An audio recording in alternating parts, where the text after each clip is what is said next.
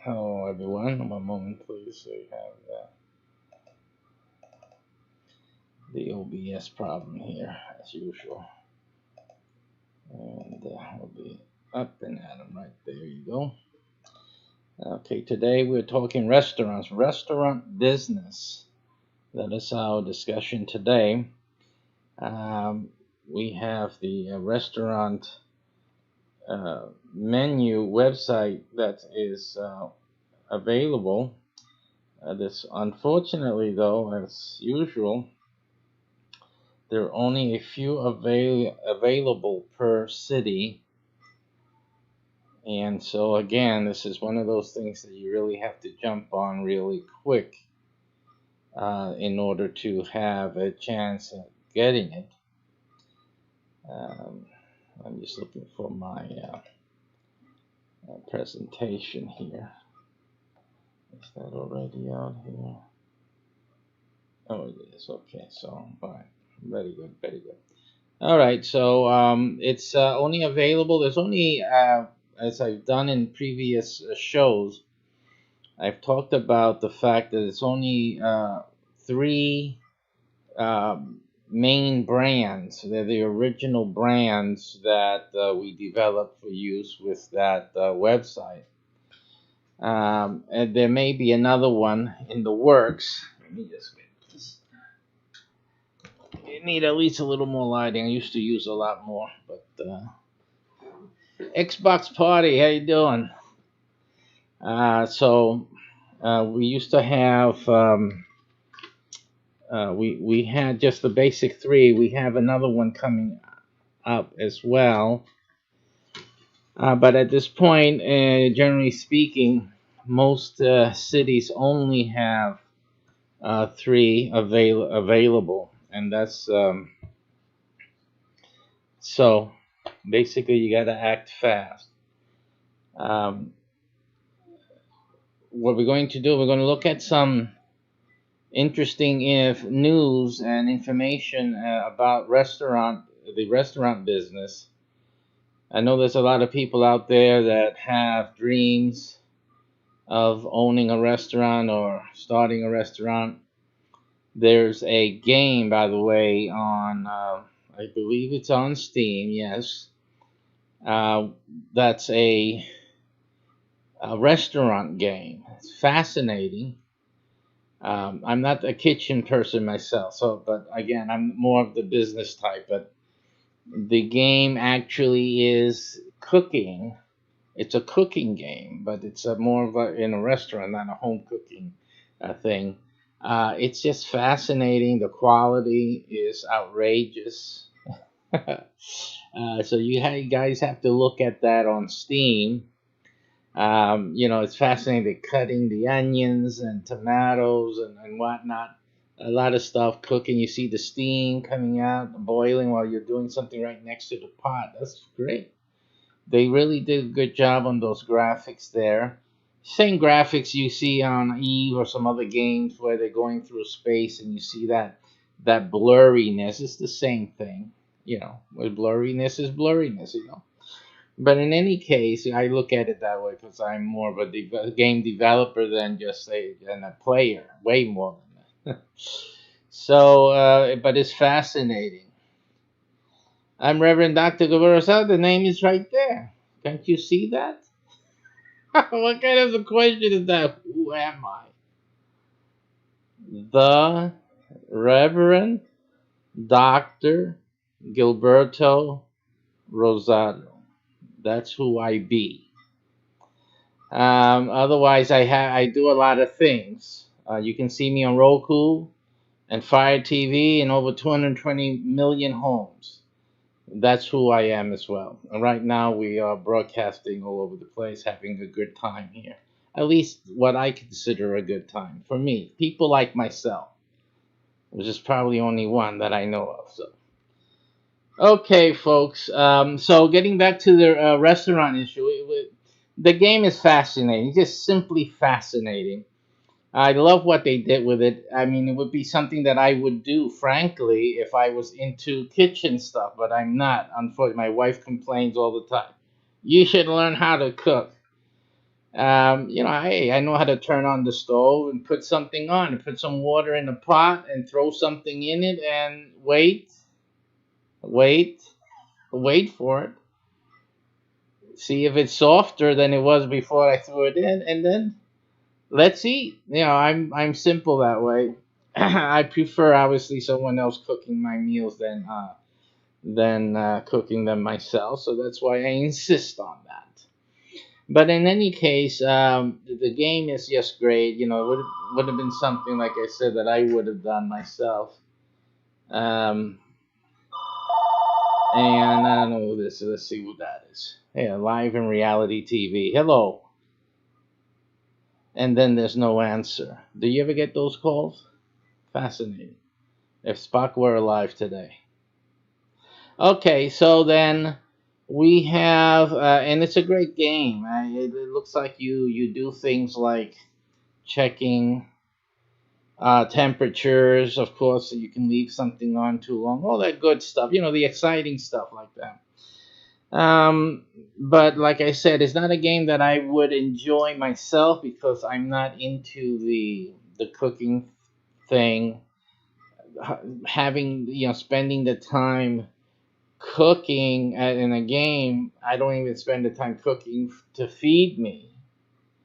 It just doesn't match me. But if they would have made the game more of the administrative, business, marketing, and opening up the business, stuff like that. That's something I would get into. Yeah, I can see myself doing that. Dealing with employees, the management type of thing. That can get exciting, interesting for like a person that's into the administrative perspective. Because you got people in the restaurant business. Now, since we're talking about it, you have staff that's just loafing off.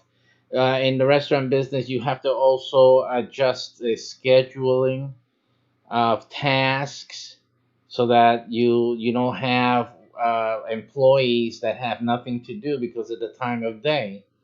You're paying a salary and they all should be doing something. So, learning how to manage the time, employees, what they're doing at a certain time, and then having them rotate responsibilities and duties, and then making sure that you have enough staff when the rush comes in. If it's for lunch, the lunch rush. You have breakfast, also breakfast restaurants. There's some here only breakfast. Period. They just do breakfast. They are doing brisk business out there. Let me tell you, they are making a killing out there. I mean, who would have thought it, right? Just breakfast.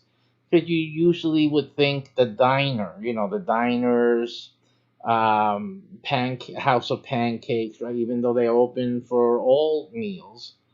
And you have that other, the Waffle House, that you can go there also all throughout the day. But since it's waffle, you think about breakfast, unless you're Belgian, of course, a Belgian. But in any case, but knowing like those breakfast restaurants, you would have to have a lot of in the morning. I mean, the morning, the guy's got to open up. The chef has to get started in the early morning, right? You think about the donut guy. What's his name? Was it the donut guy? Yeah, Dunkin' Donuts. Remember the old man? He's up there. He had to wake up 4 in the morning, and I got to get the donuts started, right? Because he would go in, you would go in and get the food started. You have people starting to go to work at 5, 6 in the morning. So food has to be ready to go. The stoves, the burners have to be up and everything ready. The home fries have to be on the hot plate. So all that has to go out there in a timely fashion. Everyone has to be awake, right? So yeah, and I think if it's a breakfast restaurant or it's a breakfast lunch, you would need to have all your staff mostly ready to go, serving tables and kitchen staff, of course. So it's all about management, and it's the food. I mean, you have to know how to order food so that you have enough for when you're going to use it. You have to know when to order certain things, monitoring the inventory. All of that has to be managed. It's not just cooking.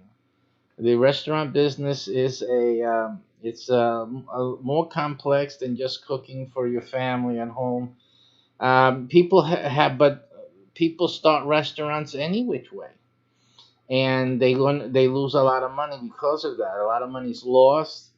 And if you're losing money, you have 3 to 5 years to survive, and money is the main factor in that. And if you're bleeding from the beginning, it's hard to recover from that. You need someone to come in and help you. There's some restaurant reality TV shows on the TV where the guy comes in and to rescue that restaurant and all that. It's fun stuff to watch, right? But you've seen the problems. All these issues with employees, waste, bad management of inventory, tracking of inventory, terrible customer service. You guys don't know what they're doing. And the other day, I walked into a Krispy Kreme. I don't know what this issue with Krispy Kreme is all about. What is it? For me, it was just Dunkin' Donuts. Dunkin' Donuts. Then this Krispy Kreme came in, and what did they do? Take over? Why? I still don't get it today. Why is it they get over? I hear about its freshness and things like that, but Dunkin' Donuts, the guy wakes up early in the morning, according to the commercial, right? And then the donuts are there from, I guess, until they run out, right? Is that the way? What do they do at Krispy Kreme? They make the donuts. I've seen them doing the donuts. So what? I mean, they got more customers than Dunkin' Donuts, or why aren't those donuts sitting there waiting to be sold? Because when I walk into a Krispy Kreme, I see donuts waiting to be sold. I don't see any difference between that and the Dunkin' Donuts, except the only difference I saw was you can see the machine making the donuts. That's it. You don't have a guy waking up at 5 in the morning to make the donuts. Now you got a guy waking up in the morning to press the button to the machine that makes the donut. That's the only difference I see and that we know about. But anyway, that's not the story. The case is I walk into this Krispy Kreme because now everybody in the family wants Krispy Kreme all of a sudden. And I'm looking at these workers there, the employees, and they seemed beside themselves. They don't look like they're happy. Now, it's not like you've been dreaming all your life to become a donut maker and in Krispy Kreme. Like, that's a good. What do you want, Junior, to be when you grow up? I want to be a Krispy Kreme employee. It's not like we hear that, But if you're working for a place, it helps if you feel good and happy that you look like it, at least the customers feel good about eating those donuts that are supposed to be so great. But these guys were dismal. It looked like somebody shot their mothers or something. It really was. It was. I said, what's wrong with these guys? They're young people, but how can these young people be so distraught? You know, the way they carry themselves. And then I was with my son who's working at some other places he's been working at, and so he's been promoted to supervisor, so he has to deal with employees and stuff like that. So we were just commenting, and and he walks up to one of the workers there and he starts talking. So what he finds out? He finds out that the workers there feel all like in prison. The Krispy Kreme, I can't talk about all the Krispy Kremes. This is, I don't know what's going on in the other. I do understand that a franchise owner can run his operation, you know, the way they run. They have a personality, even though Krispy Kreme has a standard and has training and whatnot. It's still, you know, if you have a rotten owner, you know, you people don't feel good about working, you know. So it seems to be that that Krispy Kreme, let's talk straight, has these cameras all over the place, and the what the employees have in their mind for some reason is that the owner is always watching what they're doing, and the owner is watching them to see if they are stealing merchandise or the product, or if they are stealing money in terms of not just physical money. The other way you steal money from an employee, like you guys don't know this, is by not doing your job. Because if you don't do your job, you're sitting around talking or chat typing on the phone or watching me on your phone, because everybody wants to do that, right? Then you're not doing your job. And that's a way of stealing, of course. You're getting paid for not doing the job that you're taking money deceitfully. So the owner then is always watching them, and then when he sees someone lacking off or someone doing, you know, makes the wrong move, tring, like the phone call we just got, but except he's on the other side. Yeah, we tell so and so I'm looking at him. Tell him to get up his butt and start working on. Make some more donuts. Make some more donuts. You know, whatever. And the workers, it seems to be so much that the workers, they all of them feel like they're in prison, like they're gonna get in trouble if they look the wrong way or something. It must be, you know, because one thing is for you to monitor, and the other thing is for you to be persistently on people's case and rear end. You know, being a pain in the butt. You know, you can be a pain in the butt, and I think that in this case, I doubt that Krispy Kreme as a company and a franchise would be inculcating its owners or its, you know, and its administrative training and whatnot, be implicating or inferring that owners should be this way. You know, one thing, and I've heard, there's this guy on YouTube as well. He does restaurant consulting, and I've heard him say certain things that disturb me. One of the things he said was he deals with like the Spanish. He first of all he says things like the workers, and then automatically they're always Spanish. You see, so he says Pepe or Juan. You got to go and get Juan and see what Juan is doing, because you know, and it seemed like it was a little racist the way he was. The way he was always, I've been in restaurants, it's not just Hispanics working there. I don't know where he gets this idea, but probably because they're out in the Texas area and whatnot. Well, yeah, you'll have that a lot of Mexican descendants there, and the immigration, you know how that is. It's so silly. So, chances are a person applying for a job at a restaurant down over there, it would be a Mexican more than being a Puerto Rican, let's say. But I still, the way it came out, it really sounded racist. So my, well, did he actually just say it that way? Because there's no need. When we're talking about employees, they're employees. You don't have to say if they're Hispanic or if they're Mexican or if they're Puerto Rican, if they're black. There's restaurants that, the staff is black. So what? They're people. I mean, who would you rather? You gotta talk truth. I don't want a Chinese person making soul food for me if that's what I was into.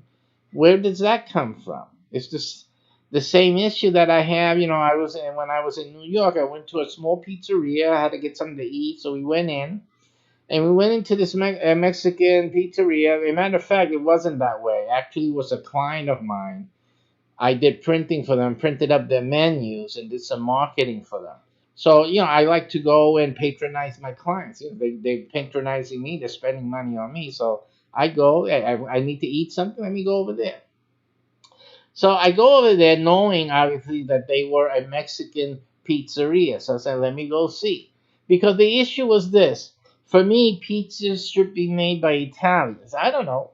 But it's just my thinking that Italian would know how to make a pizza. And it's true. Let me tell you something what's true about Italian pizzas. It's not true about every Italian place, but if you want to taste a real Italian pizza, you need to find yourself a lady. They usually call her mama, and she's making the pizzas in the kitchen. Okay? That pizza is the best pizza that you're ever going to eat in your life. Okay? Because mama's making it. Hey, listen, if you haven't had pizza by mama, you haven't had pizza. Simple. Because I've been eating pizza all my life, growing up with pizzerias and getting pizza, and there is no pizza like mama makes it. I'm going to tell you right now. And it's probably just the sauce. But the issue is that mama makes her own sauce. No capiche, huh? Mama makes the sauce. You have to understand that. You see that? That makes the difference because the other guy's Mexican or anything, Bulgarian. They get the Del Monte.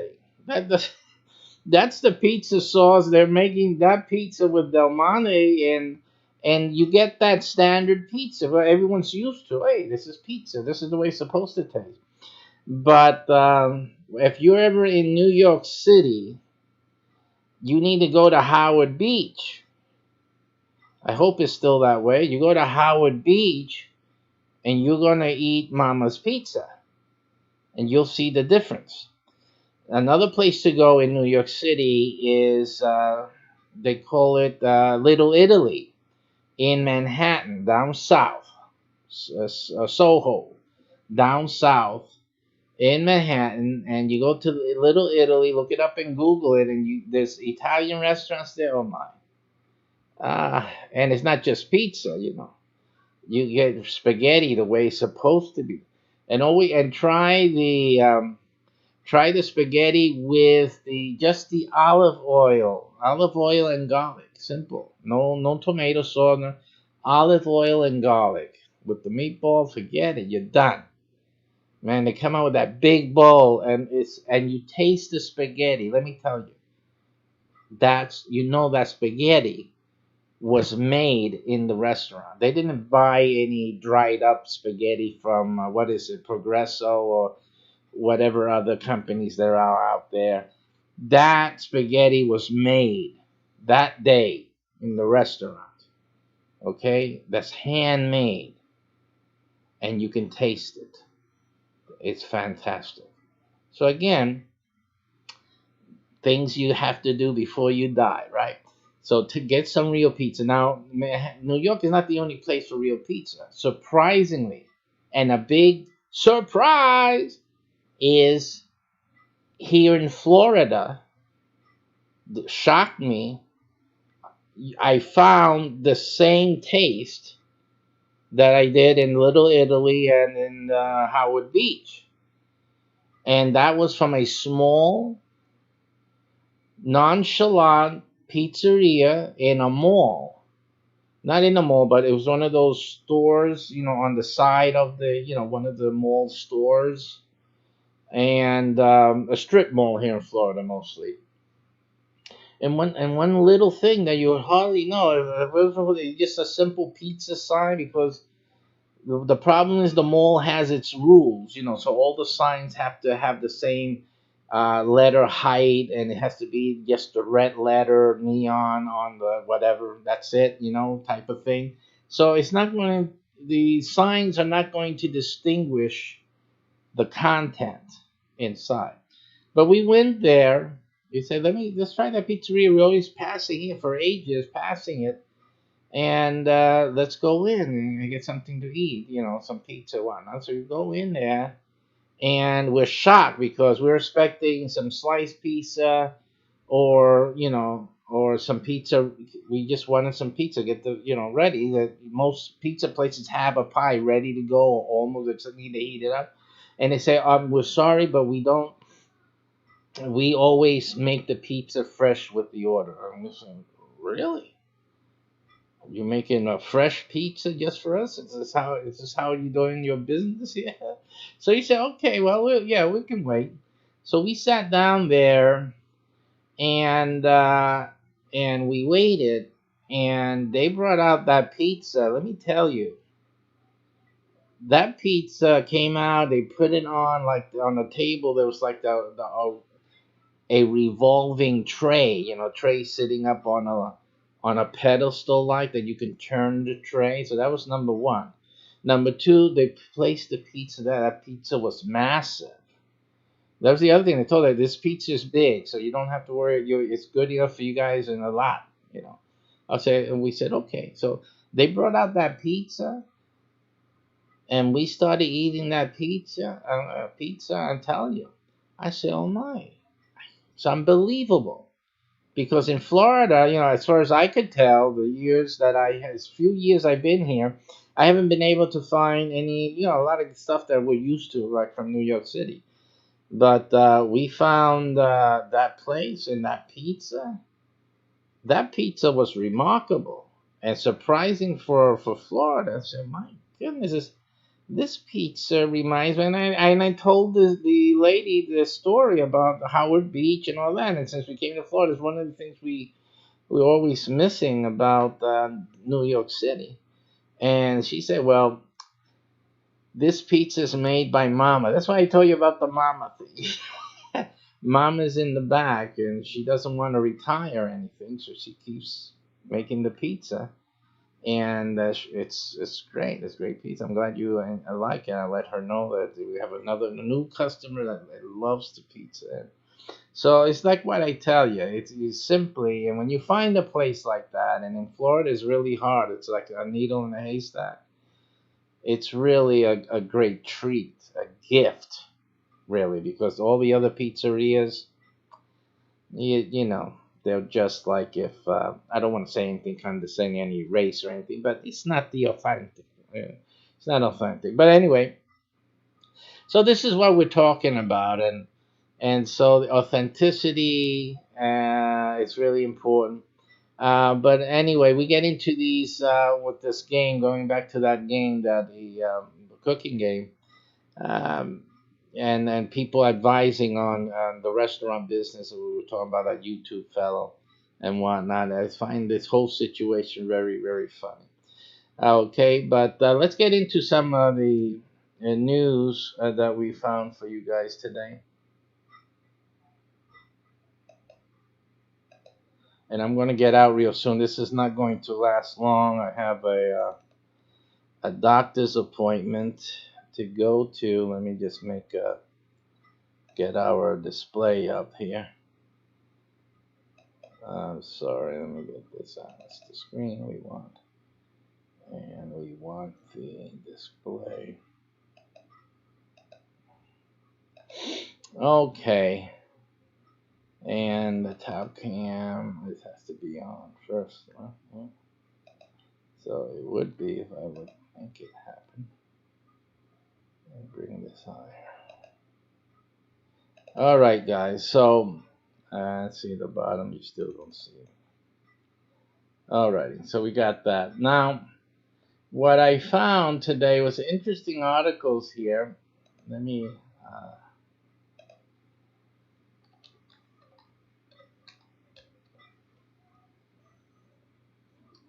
some interesting articles that we found here. It's very interesting when you think about starting a restaurant. A lot of people are.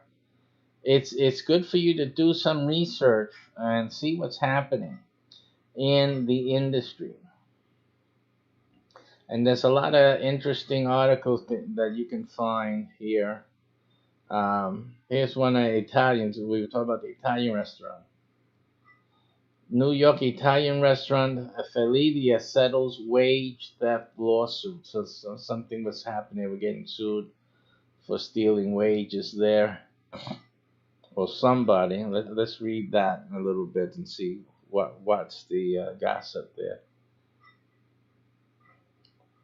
It was against them. They say that they settled for $10,000. The workers claim they spent over 20% of their shifts performing non-tip duties, and yet was still paid at tip wage level. See? Now, the guy I see on YouTube, he gives the advice that you should change the tips. I'm sorry, change the wage amount. If they're doing another job, then they should be paid that job's wages. Okay, so that's how he is consulting and telling the restaurant owners to do. These guys, though, in this what is it, Felidia, they weren't doing that. They was just paying the same lowly wage because they pay them the servants. I call them servants, but they call these servers the low wage. Why? Because they tell them, well, you're going to get the tip, so the tips will compensate for the low wage. But then they're having them to do other types of work, but keeping them on the low wage, and they can't get the tip. You see? So that was very sneaky. Of course, it would never have worked in front of a judge or a jury. Uh, okay, so that's happened with that, and that's usually the case. You really shouldn't be doing anything that will not hold water in front of a judge or jury. So you have to really think about what you're doing when you're running a restaurant, any business for that matter.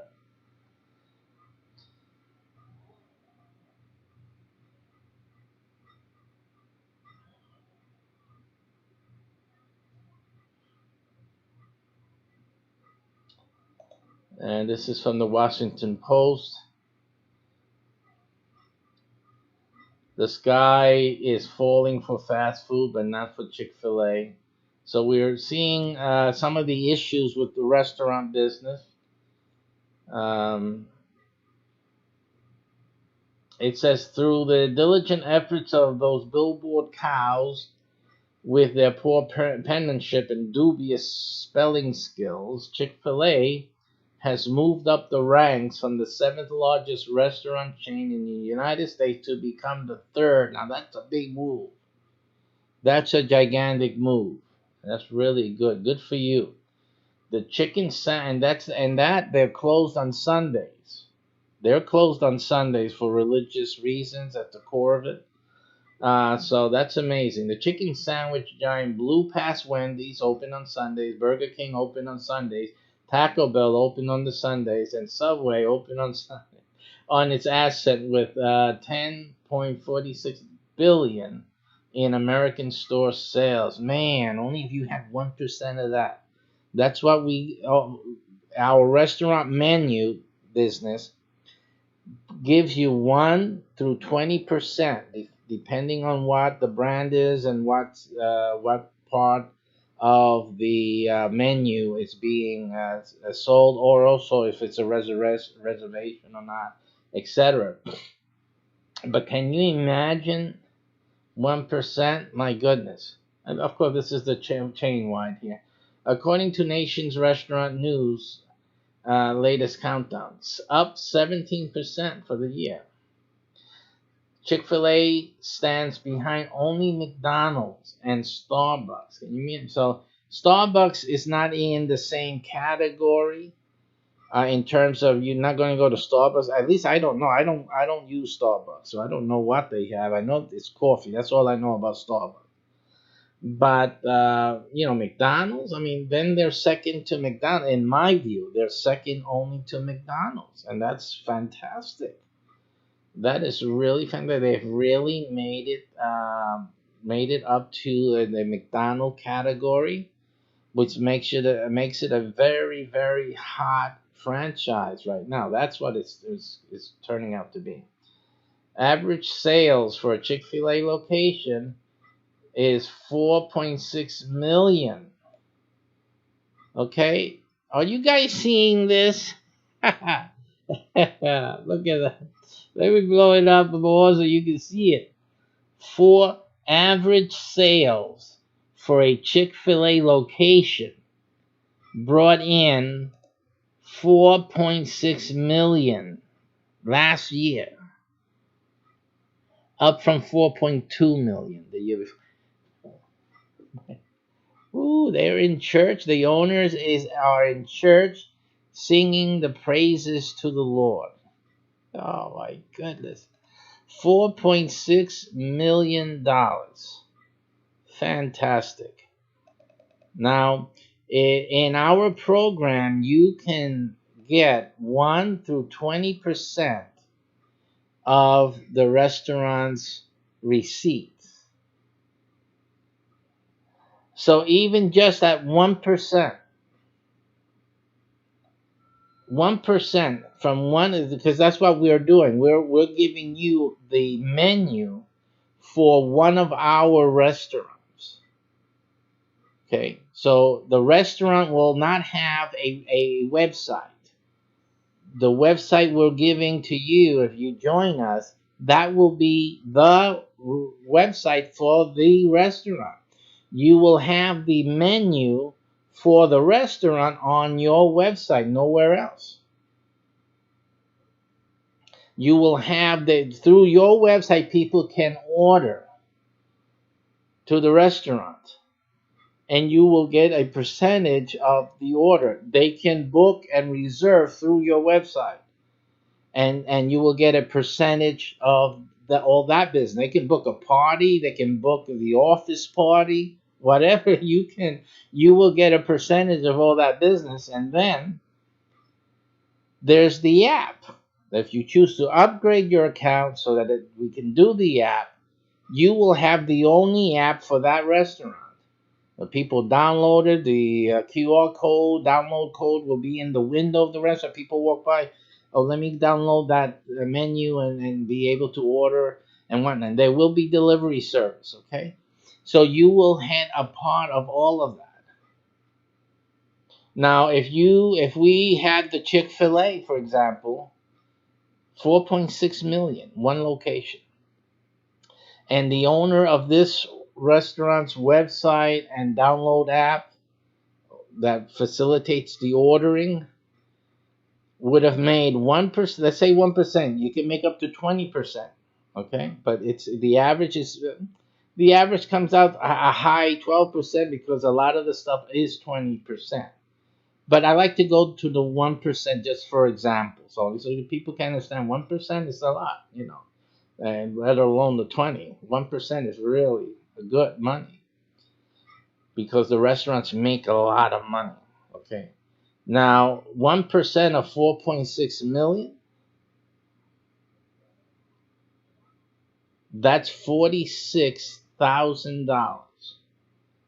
Let me see if I got that right. 10% would be 400. No, that's 400,000, and then it would be $40,000 just at 1%.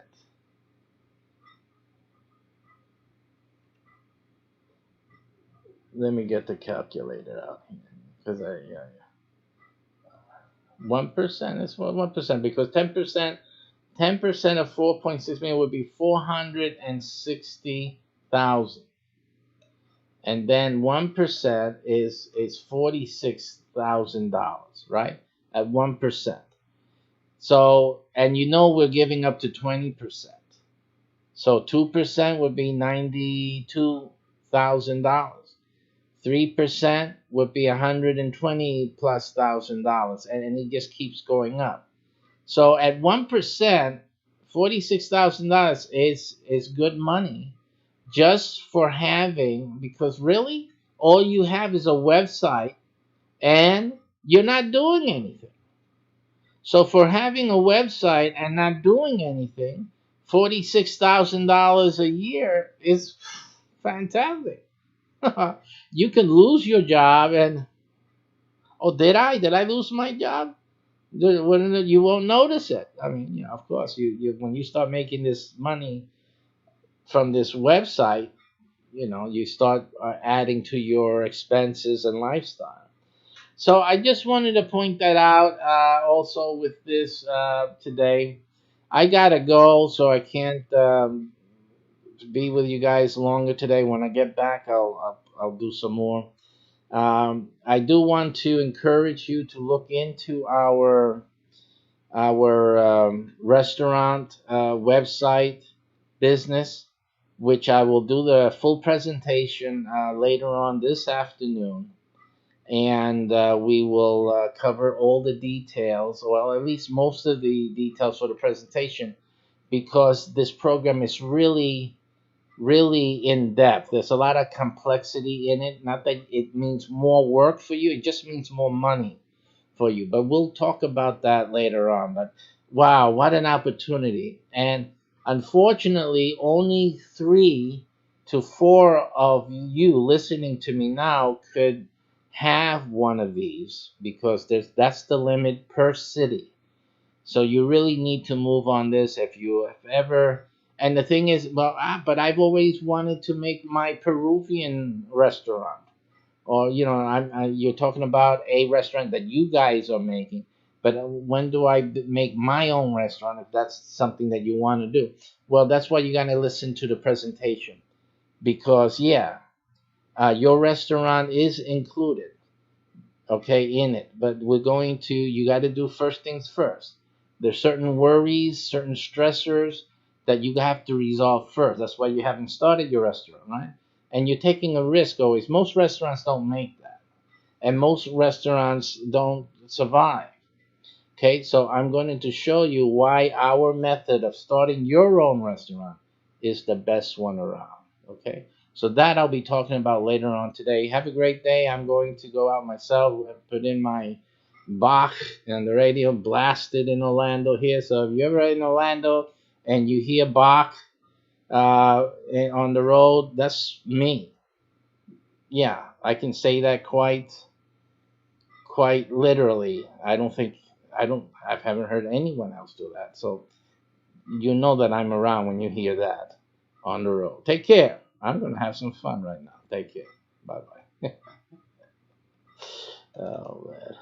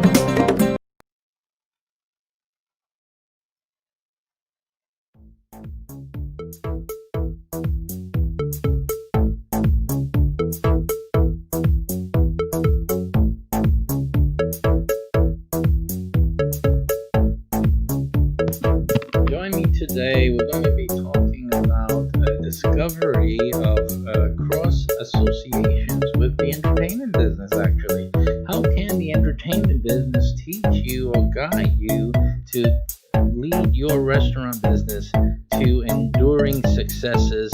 That's what we're talking today on this program.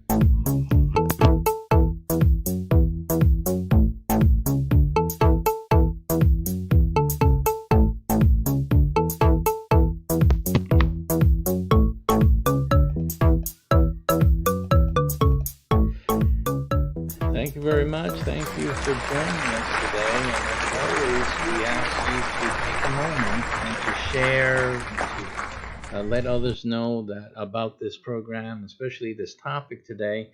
I'm sure it's of interest to many people that you may know. Anyone interested in restaurant business, any food business, food truck, anything, just even a hot dog stand. This is something for them. You know, someone that has that special recipe, that winning dish or dessert. You need to send them to this video and to all of our content, especially this URL. So I think they'll appreciate you after that. If you're interested in just making money from the restaurant business without the pain of starting and opening a restaurant, the risk, this is also something you need to look at. So that being said, with no further ado, let's talk about today's this segment's topic. And what does Hollywood have to do with food? Well, one of the issues is that when people usually go out for entertainment, it is closely related to food, because sooner or later, before, during, or after, they're going to eat. There's going to be a time where food is involved, and you have this evolving dine-in experiences now. With the dine-in theaters where people eat while watching the movie. People eat before, and some people eat afterwards. So yeah, there's a lot to do with it, and a lot of food is seen on screen. And so there's a lot of associations, and I'm sure a lot of motivation comes from watching a movie where they're having a sundae ice cream or some other culinary experience, and that says I want to go eat something afterwards. Even a pizza, even the slight connotation of food sometimes in a movie can spark the hunger pangs and give somebody the idea, we got to go eat after the movie, and let's try something new or something related to something even they saw on the big screen. But what is this of interest to us in the restaurant business? Why would Hollywood at all be any source of guidance or wisdom in any way? Well, simply how they promote their movies. The way you see Hollywood setting up the marketplace. What is the one thing they do when you're sitting at the movie? What's the first thing that happens? The previews. So what we're talking about in today's show is talking about how to warm up your customers to new items, and also your your target market, your communities. How do you get them to preview? Talk about movie previews, right? How did you get them to preview what's coming up in your restaurant? Let's go over to the other screen, and let's consider another article as our basis for today. And so here we are again. I'm using some feeds that I subscribe to. This one is coming in from Latest Media. Actually, the website is called fastcasual.com. I believe I have the main article here. Fastcasual.com, a leading publication for restaurants and restaurateurs. So you want to also look into that a little bit. This is an article by Mike Cisco, dated December the 10th of this year, 2019. Warming customers up to winter menu innovation. Of course, this is talking about winter menus, but really this applies to any time of the year at any moment, actually, where you're always marketing. Your restaurant is always going to be marketing your food business in the public. How and Hollywood really shows you how to do marketing very well. You see what they do. I remember when the Batman. Remember when Batman was starting to be promoted, and all you saw was the wings, right? The silhouette or the shadow, the dark image, and then you just saw a date. People automatically immediately recognized the shape, the Batman symbol there, the motif there, and they knew a movie was coming out. They knew that date represented a release.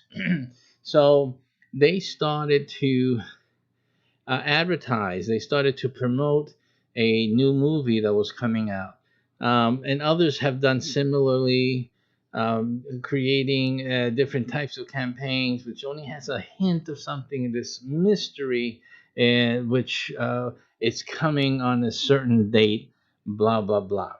In the food business, though, you don't want to keep things a mystery, actually, because people they're not coming to get surprised at a restaurant. They're coming to get fed, and they're looking for. We know the things that they're coming for, the things that a restaurant needs to supply, right? They're looking for quality, and overall, they're looking for great service, right?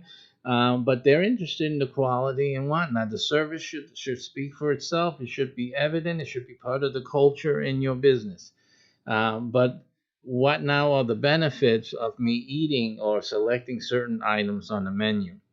And you can see here in the graphic they've chosen for this article, coming soon. They have these different choices. I believe that's based on some type of um, some type of some either it should be some vegetable matter there, some type of vegetable base, and then it comes with certain toppings, and they could be actually different dishes that are coming soon to this your restaurant. And as people come in, they'll see these things coming soon. I see. And also probably it's also could be used here, as you see, maybe a progressional campaign where one week you have just this as the coming soon sign, and then the following week you have this, and then it just changes, it evolves as the day comes closer to the release of this new menu item. All along a month or two, you have people, wow, I wonder what that's going to be. I wonder what that, oh, there's more stuff to it. And every week as they come in for their regular restaurant experience in your business, they're getting warmed up to this new thing that's going to be available, in a few weeks, and they come in and they tune in to the continual saga, which leads me to something else. At the network business that I've been showing you guys about, the URL that I keep referring to, that you see at the beginning and at the end of the show, there we talk about our network, and pretty much we do something in this similar fashion. Okay, and we're able to create this effect massively for your local restaurant or food business. So that's another thing that you need to look into as well. I mean, this is just posting it up on the screens inside the restaurant, and with our network, you're really spreading the word out, and that same experience multifold times out in the public space. Also, we have our TV factor, our TV programming, which also then takes this campaign, if you will, and brings it out onto the screens all over your marketplace, to your customers, directly to their homes. Again, a very powerful program that we have within the network that you'll learn about if you go to the URLs that we've been promoting to you. So this is, again, it's a great idea, combined with posters, flyers, the food mats, the table mats on the table, and even the having at this day and age, easily you can modify clothing and add certain messages onto clothing. You haven't thought about that yet? It's amazing.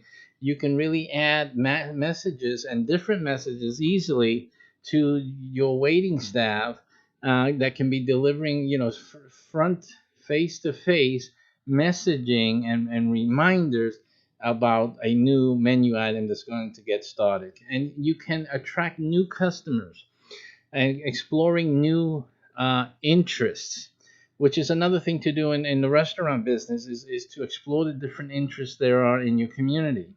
For example, there are people definitely that are health conscious.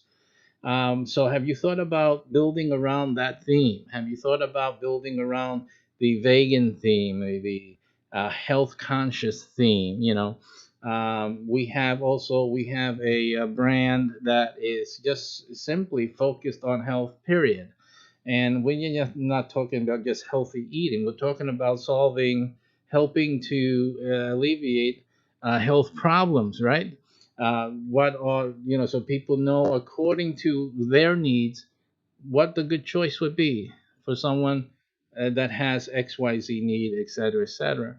Again, these are the different foci that are available to differentiate from others in the marketplace. So many choices to dine. Where would you rather dine? You have to think, well, how can I make a person, a segment of the population, choose to come to my restaurant over going to someone else, or choose to eat at the food truck rather than going to one of these fast options. By the way, heads up, food truck guys, you got to get moving because you got big players coming into the fast casual niche, and that's going to be taking away more and more of your customers. So you got to be on the ball here. Again, you need to join our network, find out what it can do for you. So I think that by looking at promoting the qualities and the features of the new items that you're bringing in to the restaurant and combining that with an outreach, which we have automatically in our network, you have a sure guaranteed way to win new customers, bring in new customers, and to retain new customers using this Hollywood style type of pre-warming your customer base as well as your market area. This now you extend your pre-warming abilities to new people. Most restaurants can't do that today. They can only do that if they can afford a TV budget for commercials, and then you can probably start doing the pre-warming, something like the Red Lobster does with its certain shrimp festivals, right? Stuff like that. You're pre-warming. That's called pre-warming. It's telling you that from a certain day, this is the season now. You can come into Red Lobster to get your shrimp hunger and the shrimp fetish, taken care of. So this is a type of pre-warming. But again, you need to be able to afford that, which most restaurants can't. But with our network, you can actually accomplish this to a great degree. Even if you're a startup restaurant, you can do like the big boys do when you join our network. So also look at that when you're looking at the URL. Take a look at that so that you can take advantage of these big boy features in our network. It says here, leaders in menu innovation and revenue effectively convey benefits to their customers rather than waiting for the customer to question the benefits. And in this case, they were talking about CBD and other types of infusion into meals. They simply offer the information how this new selection can better help your need for an alternative. More restaurant brands are partnering with Beyond Meat and Impossible Burger to expand their menus. Of course, these are vegetarian style meat alternatives. Through strategic marketing, brands like White Castle and Red Robin have appealed to new customers by sharing the advantages of these plant-based meat alternative. Building anticipation with announcements is what basically we're talking about before. And the value of building anticipation. Brands like Panetta has been using that to great effect, repurposing their animated menu content for social media. Again, that's another thing to involve in your restaurant business is sharing, making it easy for people to share. Again, as a consultant in your business, I'm able to bring in also some fantastic social media techniques to really get your restaurant humming in terms of your social media presence. These are also things available within the network. So either or, you can retain my services separate from the network or just simply join the network and enjoy all of the benefits of being in our network.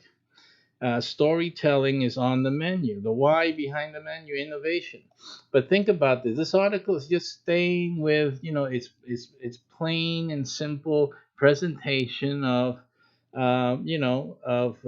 putting it on the menu or using the in-house signage to convey these messages. But remember, wherever, when you see something like this, you got to think immediately is that wherever there is a medium for a transmission of a story, a communication of a story to people, that's the medium you need to do this in. So it shouldn't be limited only to the signage or the menus in the restaurant. It should be at any medium available to you as a restaurateur to get your message out. You need to get the story out. So make the stories, create the stories. Think about the social media stories, Facebook stories, Instagram stories, right? What other areas and social media outlets do you use where you can get a story put up, where people can follow a series of developmental graphics or content where the story about the new sandwich you're introducing or the new dish that you're introducing to your restaurant is being told and can be seen. Okay, so you need to create a featured story, create some entertainment, something that's will grab the attention of people to look at the content and and inform themselves. That's what you should be doing. That's what a restaurateur has to be working on. And obviously, hey, here goes another thing I have to do. Well, you don't have to do it. You can join the network and we'll do all of that for you. That's the purpose of it. So that's the story for today. Build up your stories, pre-warm your markets, make the story, get some help in getting the story, join the network and have us do the stories. We're all connected with TV programs and all of that already set to go. Just simply get your story out and make each item a story to be told for enduring successes in your restaurant business. Thanks for watching today, and we'll see you next time.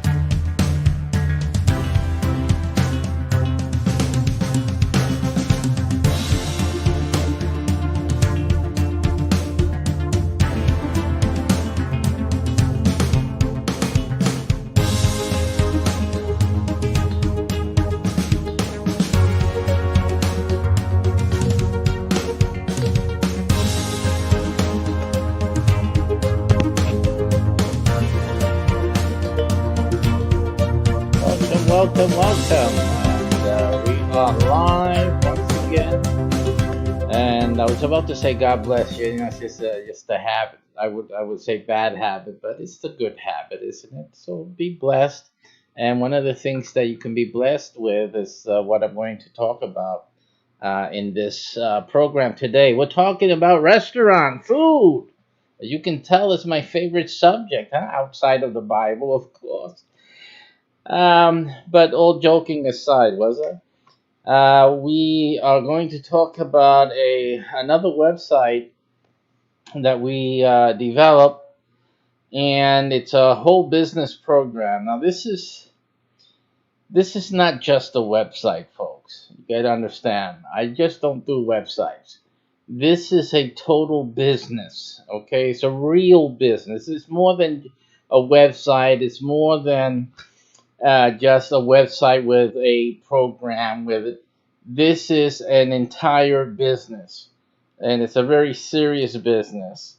The ramifications are immense. So we're going to get into this today. I gave a presentation on this a while back. This is not going to be a repeat of that, although I do need to make a new one of those. But today I'm going to focus on the money in the restaurant business. The money in the restaurant business. Now, I know that's a dream for a lot of people out there to own a restaurant or to start a restaurant. And you figure, I know how to cook potatoes and hot dogs or whatever. There's some people out there really know how to cook, some nice stuff. And some of you actually do some cooking and sell things, you make things for other people to enjoy and you sell it. So, um, you know, that's a good thing. You figure, hey, why don't I really, try to make some money out of this? Um, so I'm looking online now for for the, for the highest producing restaurants, um, so that we can get an idea. Yeah, so we can get an idea of the money that's involved in the restaurant business. Let me see if this is the same line now. This is gonna take us for a road trip, and I'm not interested in a road trip. Let me see if I can find the top 50. Um, there was an article by, I think it's Forbes, where it talks about the highest producing restaurants. So just to give us, um, let me just look for Forbes here. I'm pretty sure it was Forbes, and then yeah, the top grossing restaurants. So let's see if this is the article I was looking at. Maybe, it may not be. So, and it would give us the total amounts. This isn't it either. Let me look at my history here. I should have prepared this before starting up the broadcast. But hey, if I do everything and nothing gets done. Okay, so let me look at history. How do you find the history? Here you go. And let me look at the history. If I can get it. Where is this stuff at?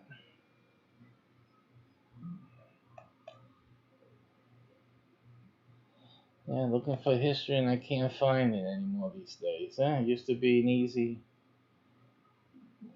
thing to find. And now you can't find it for beans. I should have the menu bar here. Okay, history. Here you go. It was up there on the top, but you can't see it. Can't see it in this screen. Let me get that for you here. Just for a moment, folks. Sorry about that. Yeah, so the top grossing restaurants. I just did that. Where was the 50 highest restaurants in America? High income, highest restaurant. Let me show all the history. And I'll find it in a sec. It has to be here. I did so much research online today that all of this is in the history after the fact. So yes, I'll take a second.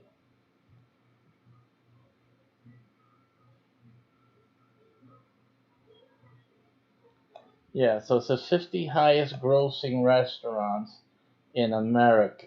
USA Today. There you go. Okay, let's take a look at this now.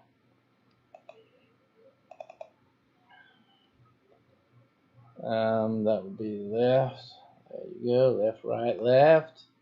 Remember those days? And that's the left. Alrighty. So here are the 50 top grossing restaurants in America. Okay. This is, it says that the restaurant business is not an easy one, but here are the top 50. Now, I want you to understand something. Understand something really important here, and that is that the websites that we're building for you are websites that are tied to a real restaurant. In most cases, your website is made first while the restaurant is begun. It's going under development, okay? But that gives you good time to prepare everything and to start the marketing process. There's a very specific strategy that we are implementing in these websites and in our restaurant businesses. Yeah, we are the ones running the restaurants. There's at least 3 to 4 different brands to date at different price ranges. There's a very high class. I call it high class. I think you would call it a chic type of restaurant, which is really, it isn't all that chic, I guess, in terms of, we're not trying to exclude any people, but it's a different restaurant. And I'm not going to talk any details about what we're planning because, of course, we don't want anybody to come and take our ideas and try to get out there before we do. But we have a very interesting restaurant concept that we are developing. And from there, it goes down to your regular restaurants, that you're accustomed to in tourist areas and main city corridors, all the way down also to some other mainstays of any community. And we have a restaurant for each of these different, I would call them genres. Okay, so your website will be tied to one of these restaurants in your city. This is a unique opportunity to own as if it was your own restaurant. You won't be involved in the restaurant. You won't have any obligations with the restaurant, but you will be making profits along with the restaurant. That is what is going to be happening. Now, here we have an example here of some of a Beauty and Exits, which is in New York City. They make $16,308,810 annually. Some of these are estimates. And one thing I have to mention, that in this website that we're doing for you, we're creating the website for you, and you might as well think of it as being the website for a restaurant just like this. The restaurant is operating, it's running independently from you. However, the website that has the name of that restaurant, the address of that restaurant, That's the website that we're offering you today. That is how you get into the restaurant business without being in the restaurant business. You will be the owner of the website. And what's great about that is that all the orders that come through the website, and with the website, there's an upgrade that you can get that you should really get, which is for the app. So people can get the app, they'll get it from the restaurant's windows, from their menus, from the door, right? The people walking by, and they can take the QR code in their phones and download the restaurant's apps, which is yours, and they can place orders through the app, and they can also reserve, book reservations. They can book the reservations also online through your website. Now, you'll be any orders that come in, all the restaurants will be delivery enabled. So all the restaurants will have a delivery aspect to it. So people can actually order, they can get things catered, a party, an event. All of the restaurants that we are developing will have that capability. So that just makes it more profitable for you. The orders through your website, orders through the app, you will gain a percent of each of those orders. Orders for reservations, when they go to book a reservations for themselves, for a group of people from work, their home, families, a party, a birthday party, or whatever, they can do it through, and most likely they will look for because people do things like that, right? They go through the easiest route. They'll go through the app or the website, and they will book their party at the restaurant, and it'll go through your app or through your website, as I said, and that you will be making a percentage of all of those orders, all of those events that come through the app or through your website. So that is the opportunity that you have with these websites.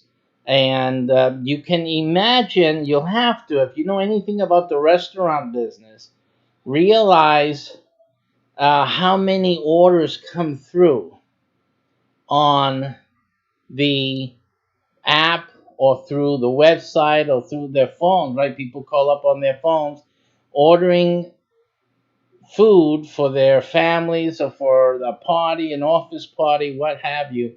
You can, a percentage of that every day, you'll be racking in some money. Now, a lot of people do Amazon type of ads on their websites and whatnot. They try to do all these other type of affiliate marketing for a few pennies and try to get so much traffic, try to get on first page of Google and all of that.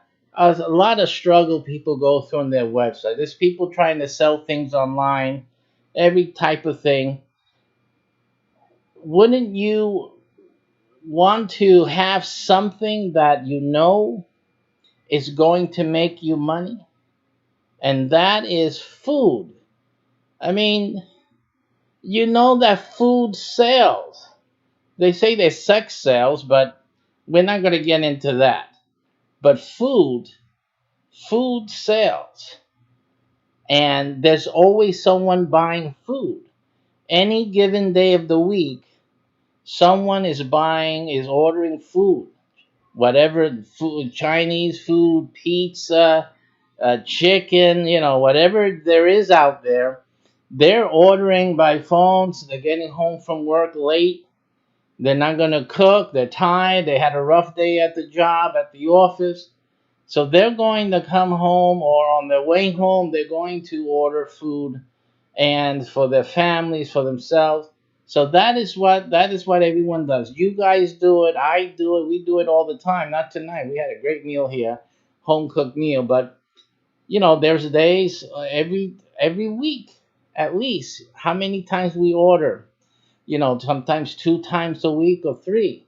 And you know that the weekends, that's a big time to order in any restaurant. Those are the big days that they make real good money. So I'm going to you make a different, with our website, you're going to make a different percentile depending on what the orders are and what department they fall on. We have percentages from 1% all the way to 20%. So with your website, you'll be making anywhere from 1% to 20%. And that again depends on the department and depends on the time of year, stuff like that.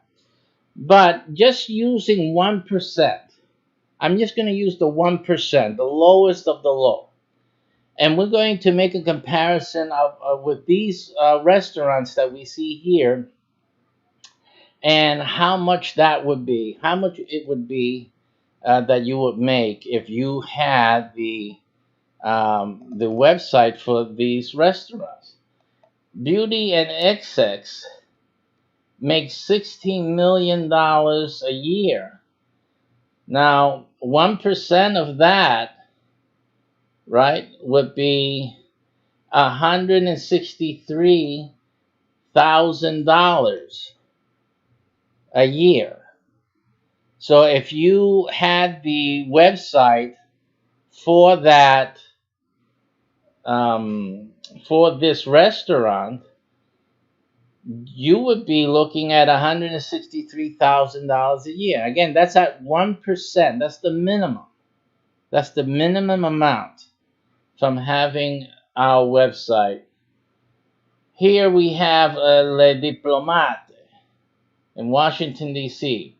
That makes $16 million, another $16 million earner. $16,377,000. If you just made 1%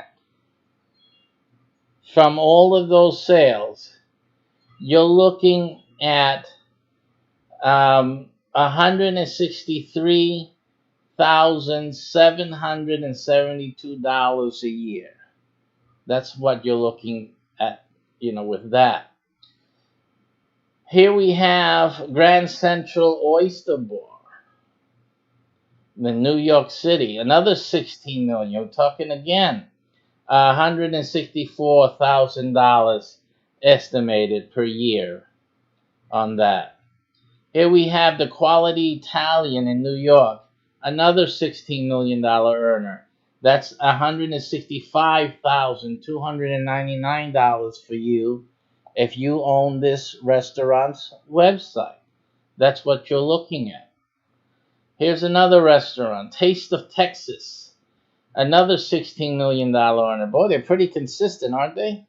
$16 million, folks. Listen, $167,209 $1,000. I'm sorry, 167,000 guys, and $209 dollars in your pocket every year.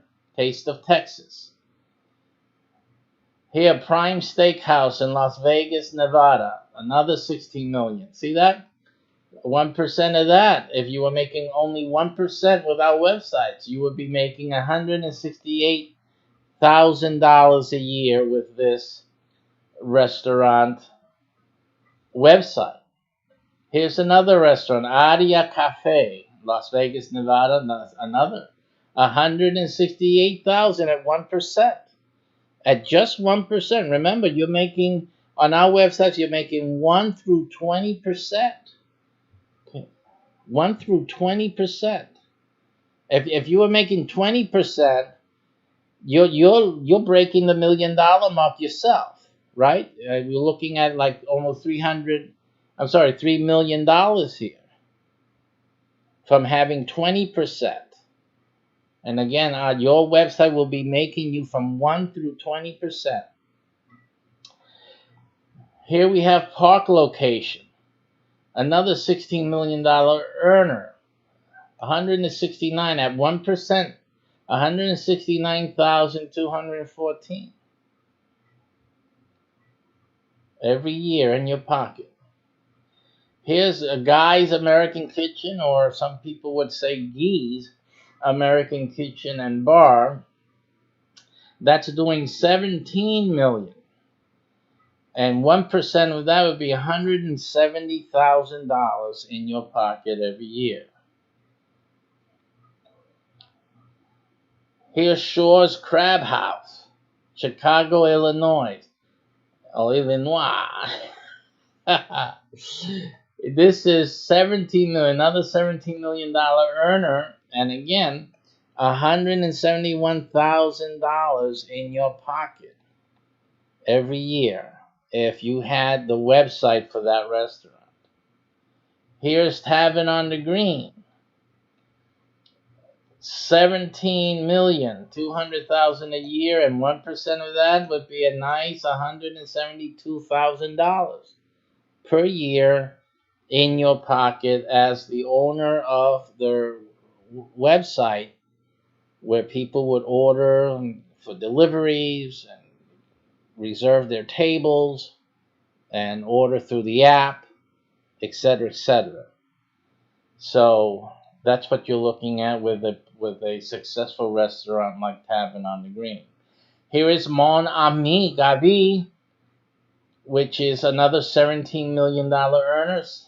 And again, $172,000 in your pocket every year if you were the proud and smart owner of this restaurant's website and app. You got to have the app. Don't forget to get the app. Okay, here we go. Chicago Cut Steakhouse. Annual sales estimated at $17,200,000. Again, another $172,000 in your pocket. That's at 1%. 1%. Founding Farmers, location Washington D.C. Annual sales $17 million. Again, another $172,000, $431 in your pocket every year, having the website for that restaurant. Here we go with number 36, Gibson's Bar and Steakhouse. Here's another $174,000 earner for you. If that was the restaurant you had with, that you had the website for. People making orders, reserving their parties, etc., because when they reserve through your website and they reserve through the app or order for delivery or for pickup for that matter, that percentage goes to you. You earn a percentage, and again, there are varying percentage rates during the year, and they range from a minimum of 1% and go all the way up to 20% of the receipts. Right? That is very significant. 174,000. If it was just 1%, just 1% across the board, 174,000 a year. Okay. And the thing is, and we can go on. Obviously, there's so many here. 33 Bluefin, 175,000, 178,000 here. Del Posto, Acme Feed and Seed. They don't have an estimate here of how much money they're making, but they serve a lot. Here's one, 179,000, Bob Chin's Crab House. That's how much you would be making. 180,000 if you own the website for Quality Meats. Here's $181,000 a year if you had Spark Steakhouse House's website, and here 189,000 if you had the Smith's website. Here in Chicago, 192,000 a year if you had the Prime Houses website. Okay, you got 199,000 there, Las Vegas Bazaar Meat, $202,000. Just goes higher and higher, folks. 204,000 Carnevino Italian Steakhouse. We can keep going, keep going, keep going. Let's see how high this goes, because I was shocked that it was going higher actually as we go down. But my goodness, these places are going higher and higher and higher. Holy Lord. Woo! 206,000, 1%. If you had 1%, if you had the Vandals website, $236,000 a year, folks. Let's go. Man, we're not even on number one. Juniors, Times Square, famous place, $239,000 in your pocket if you were the proud website owner of that restaurant. Gibson's, 247,000. Now we're going down. 9, 254,000, 1% on Bryant Park Grill and Cafe. Smith and Woleski, you would make 259,000 at 1% if you own that website. Lavo, New York, at $268,000 per year if you had their website. Old Ebbitt Grill in Washington, D.C., 326,000 a year, 1% across the board. 1% across the board. Here's Carmine's, $331,000 per year. If you had 1% by owning the website to that restaurant. Tao Downtown, $334,000, 1% of their gross annual sales. Joe's Stone Crab in Miami Beach, $372,000 if you own the website for that restaurant. And number one, Tao Las Vegas at $424,000 if you own their restaurant website. Okay? So again, we're just talking about 1%.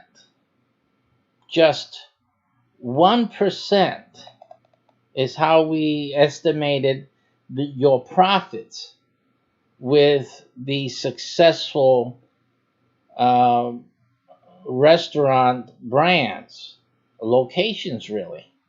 Because this is just one restaurant in that location. That's how much it's pulling in. So that's a lot of money. Even at 1%. And what do you have to do? Nothing. All you have to do is order your website today. That's all you have to do. Of course, we're building new brands, so you're not going to get any of these restaurants to give away their website. No, that's not what this is about. But you will not have to invest anything in the buildings, in the menus, in the development of the restaurant. All you're doing is securing for yourself the restaurant's website. That's what we have the agreement for. You will own the website of the restaurant. Okay? And the agreement is that you earn the profit from the orders that go through the website and through the associated app. So people make that order through the app. Ching ching, your PayPal or whatever setup you decide for yourself, that's going to start ringing. You're going to start ringing. You know how much people eat. Everybody has to eat. Okay? Every day. Every day people are ordering food to eat. So you do the math. You do the math, and all you have to do is to order this website today. Okay, you start with an initial payment today. You wait. You don't have to pay anything else until the website is finished. It's ready to go, and that's when you then start making your monthly payment. And it is it's not your regular website payment amount, but you're never going to be seeing 6 figures from any Amazon site that you could get for $100 or so on eBay. You're never going to see that. Let's be real. Even if the website that if the restaurant that you had the website for was let's just say like those little Chinese kitchens. You ever seen them? That small Chinese little thing, delivery. They probably have only chairs inside for like what, 5, 10 people. You know what I'm talking about. These guys are making a killing. Those restaurants are making mad money. Okay, you know how much? Have you tried calling that Chinese restaurant there on a Friday night? They got like 3, 4, 5 phones, and they got people one after the other. Hold on, please hold, please hold, please hold. Now, come on, you do the math. You're making 1%, 5%, 8%, even 20% from each of those phone calls coming. Come on, do the math. Do the math. Okay? That's what we're talking about here. And all you have to do is claim your website. Like I said, in every area, there's going to be a few of our restaurants. And remember, there's at least 3 to 4 different name brands, 3 to 4 different types of restaurant. They're all not the same type of restaurant.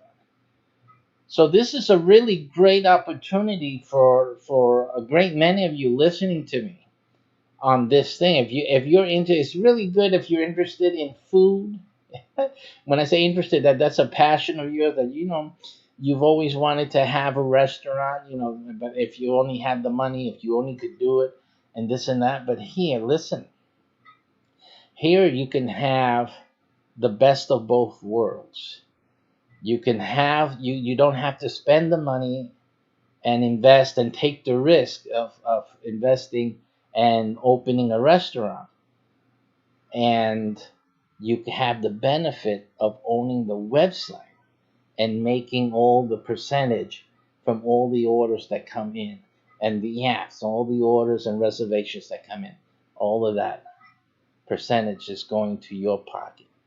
You have the advantage. Even if nothing happens all week long, every night there's business. Every day there's going to be business. But let's just imagine just Friday, Saturday, Sunday. I mean, you can. I have one restaurateur who's working with me. He tells me he's into the pizza business. His thing is pizza. Even something as simple as pizza. He tells me that he come Friday night, he's taking home $3,000. He's himself. He's taking home, and he's paid his employees. He's paid the bills. He's taking care of everything, and he's taking home 3,000 smackers, right? And that's just from the Friday business. There's still Saturday and Sunday.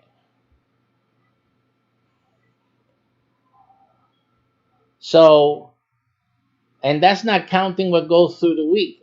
Through the week, he tells me he's made he can make another 3,000 just from the week, from every day.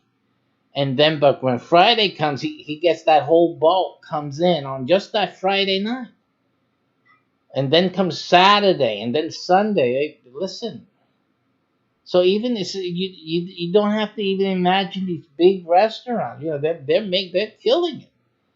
But even just a small factor, even if you had just a small thing, you could be bringing home a lot of money. Now, when you have this website, unlike all the other websites you may have or that you've had in the past, this thing's going to start ringing, ding, ding, ding. If you have your phone, your notification set, your PayPal, you're just waiting that Friday night, and that thing's going to start doing bing, bing, bing, bing all night long. All night long. Saturday, Sunday. Oh my goodness. Okay? So, this is not something for you to be thinking about too much. This is something for you to take action on. Well, who is going to give you the opportunity to own the website for a business, for a restaurant business?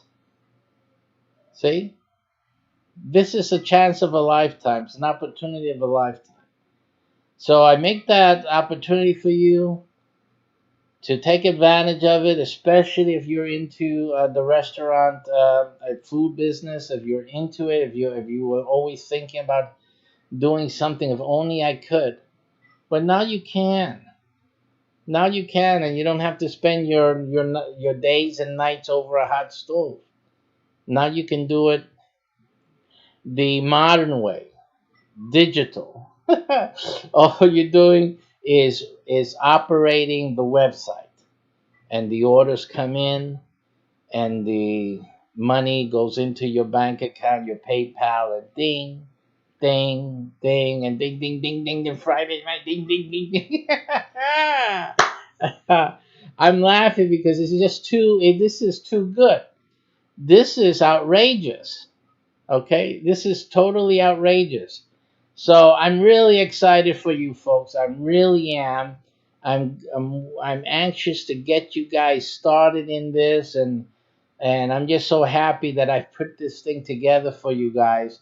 It's up to you now. It's really up to you. You have to decide if you're going to keep wasting your time or get into something that's really going to matter. A lot of people waste money doing other crazy stuff or whatever, day after day, month after month, year after year. You never get ahead. You never do anything. Here's a chance to write home to mommy and tell her, I have a restaurant business. And wouldn't it be great when you go and you're sitting in with your family or with your parents or those who criticize you all your life. You never get ahead. You're always doing this, you're always doing that. And the phone starts going ding, ding, ding, ding, ding, ding, ding. And as the night progresses, you tell them, what's that sound? He said, hello, no, that's just something going into my bank account from the restaurant. And they say, oh, from the restaurant. Oh, it's from the restaurant. It's ringing. Hey, Martha, it's ringing from the restaurant. Bob, he has a thing with the restaurant. He has the business. Every time money comes in, it makes the bing, ding. It makes the phone go that ding. The phone, it's binging, ding, ding, ding. And as the night progresses, you guys talk ding, ding, ding, ding, ding, ding, ding, ding, ding, ding. Think about that ding, ding. It's that ding, ding, ding. And by the time, it's like, 10, 11, I think ding, ding, ding, ding, ding, ding, ding, ding. It's like a Geiger counter. That is how hideous. It is. Oh my goodness. Can you see yourself? That would be just so great for you. I would be so happy. I'm gonna hear those testimonials of the dinging. That is just too much. Okay, but you know what? You deserve this. You deserve this. You and your family. So I invite you to take advantage of this opportunity and to do something. Now this restaurant type of website is not like the others that I talk about throughout the other videos, in that it's really something that you have to take it on your own. There's not really too much that you can do. I'll be covering that in a little bit.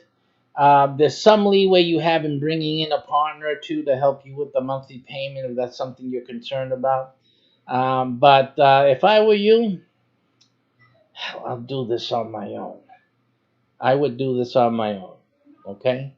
Because it's just better when you do it on your own, and all that money's coming in is just ding, ding, ding on your phone.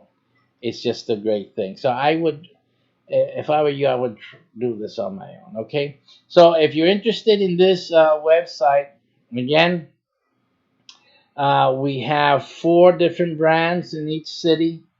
So you'll get one of the four. You get the next one available, and that's the way it rolls. Now, when we sell out on the 3 or 4 in the areas, mostly one in each city of each brand, then of course it'll be too late. So you do have a reason to get busy. Don't wait too late on this. You got to get moving on it as soon as possible, because it's not going to last too long. It's not going to last too long, and then you'll be out of your opportunity.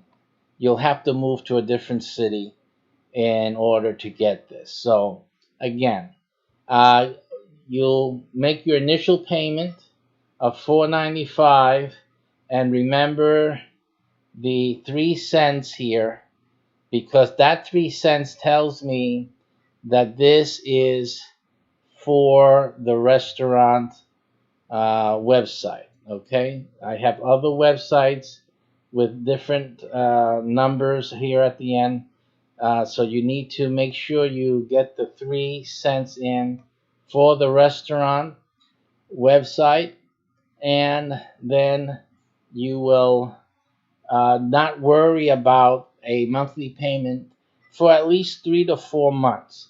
Now, you know that we have a few website offers out there, so this 3 months can easily draw out a little longer, and which is a good thing. And it means that you just don't have to pay the monthlies until the website is done. It's as simple as that.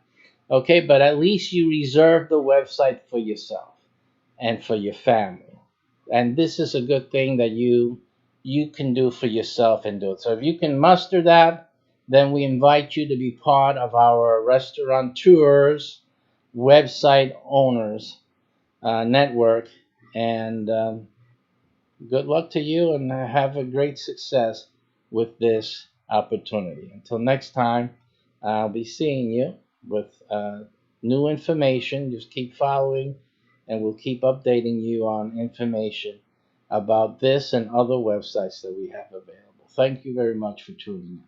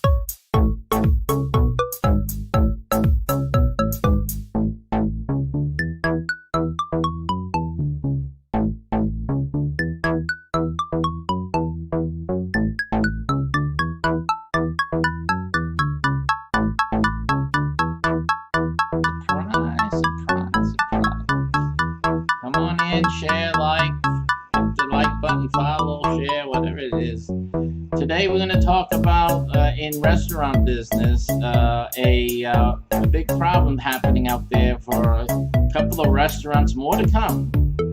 But then they seem to be blaming, what is it, competition? Really? We're going to talk about that today. I know the real reason. It's one that they're not willing to deal with. So we're going to talk about that today on restaurant business. Come on in. Come on in. We're talking restaurant food. And it's just amazing what these guys try to get away with. Let me just adjust some of the cameras out there. It just never ends. It never ends. How people try to hide the truth. They don't want to deal with the truth. It's almost like it's in that movie, right? You can't handle the truth. But I think that's one of the things happening right now in the news, in the restaurant business. So we're going to look at that today. Is it the competition, really? Is that the real reason your restaurant is failing or restaurant fails? We're going to look at that because I know what's really happening. Let's look at this article. It came out today. So this is fresh stuff, boy. You can't get better than this. Let's head out over there and take a look and see what these guys are talking about, trying to get away with. This is from Restaurant Business. Online.com is the URL. Financing, in the section financing, and then restaurant bankruptcies are increasing. You just do a search for that. Look for that. It should be on their headline page, and you'll find that easily. The title is Restaurant Bankruptcies Are Increasing and More Could Be on the Way. And so we have a Fitch Ratings report that says that Steak and Shake and Checkers are at risk. Logan's Roadhouse and Old Chicago owner Kraftworks Holdings. Go back to November, and there you have been seeing 7 bankruptcies accounting for 13 restaurant chains. And that's not including the filing by Big Sonic Drive-In franchisee SD Holdings. Others are likely coming too. According to a report Wednesday by Fitch Ratings, burger chains like Checkers and Rally's and Steak and Shake are among the names facing a greater risk of Chapter 11 filing. In addition, Big Pizza Hut and Wendy's franchisee NPC International is considering a bankruptcy filing. And in its report, and this is what we're going to focus on in today's show, Fitch cited reasons for the industry's challenges that will surprise nobody reading this post, according to the author here. It says a long period of declining sales due to heightened competition, shifting consumer tastes and rising competition from food delivery options, and the inability to maintain brand relevancy, along with higher labor costs due to increasing minimum wages. That is the reason being put out there for these restaurants for their failing situation. Now, I don't know which of these restaurants you in particular have yourself visited and have first-hand knowledge of, but I'm going to talk about the 2 that I have visited or frequented, and they're mentioned in this article. The 2 that I'm going to be focusing on, and actually, wait a minute, actually 3. There's actually 3 of the restaurants here. Let me just give a quick check again. I don't know what the other 13 restaurant chains were, but at least 3 here. Which one is still amazing? At least 3 here are ones that I have frequented and I can talk about. Someone commented that their breakfast is still amazing. Which of the restaurants are you speaking about? But in any case, and the 3 that I'm going to talk about is Wendy's. We're going to talk about a little bit about Pizza Hut and then we're going to talk about Steak and Shake, because those are ones that I have frequented, and I believe Checkers. I can't remember the name of the place, but if Checkers is like the white restaurant, small thing where you order, in small windows from the outside, mostly like drive through or something like that, and they got little checker marks alongside in their sign. If that's it, I've been there. Okay, so there's at least three or four that I can talk firsthand of what I can tell you a little bit more about what's really going on. So, and here goes. This is it. These when you have a restaurant, this is for people. Again, we're doing a restaurant business series, and people who are interested in starting a restaurant or getting into a food business. It's a lot of things that you guys have to be careful about. Again, business is as in all different areas, is tough. Business is not easy, and these guys are succumbing to things that really, when they're at this level. You got 13 restaurant chains. Come on now, what do you know? Or do you know anything? If you have 13 restaurant chains, you need to be at that level, a little expert, and be able to make some moves. Now the problem here could be that because they're so big, they are slow as well. So they're slow to make changes. They're slow to see what's happening in the marketplace and to accommodate or adapt so that they can survive, because that's on a reality of everything and everyone on the planet. You have to make changes when things are changing so you can adapt and survive or overcome.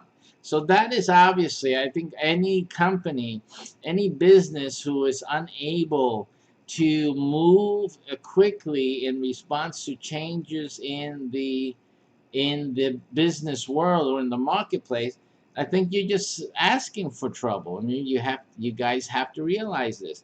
You don't have to be a large restaurant either, business, to have this issue.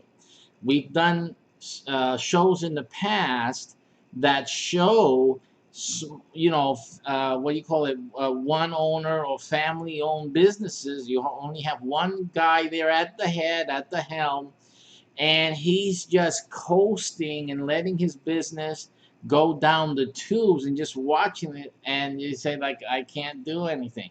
So it's like, seems ridiculous. I'm going to show you the proofing here. The evidence is that if you have a small restaurant, one location, you have the owner, the original owner, the family business, and they find they're running this thing and it's going down the tubes, and they just sitting there like waiting, like for the last brick to drop or whatever it is.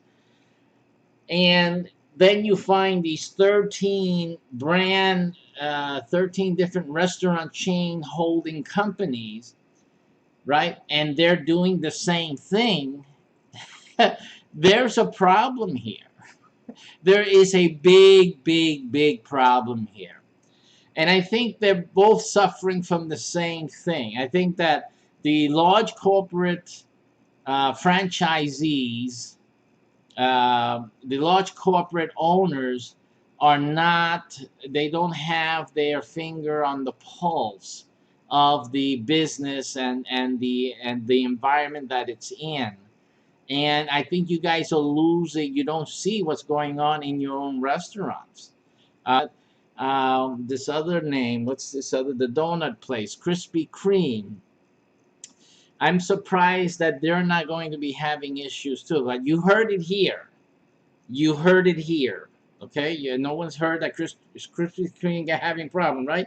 No one's heard about it. But remember, when you hear it, you'll know why, because I told you why.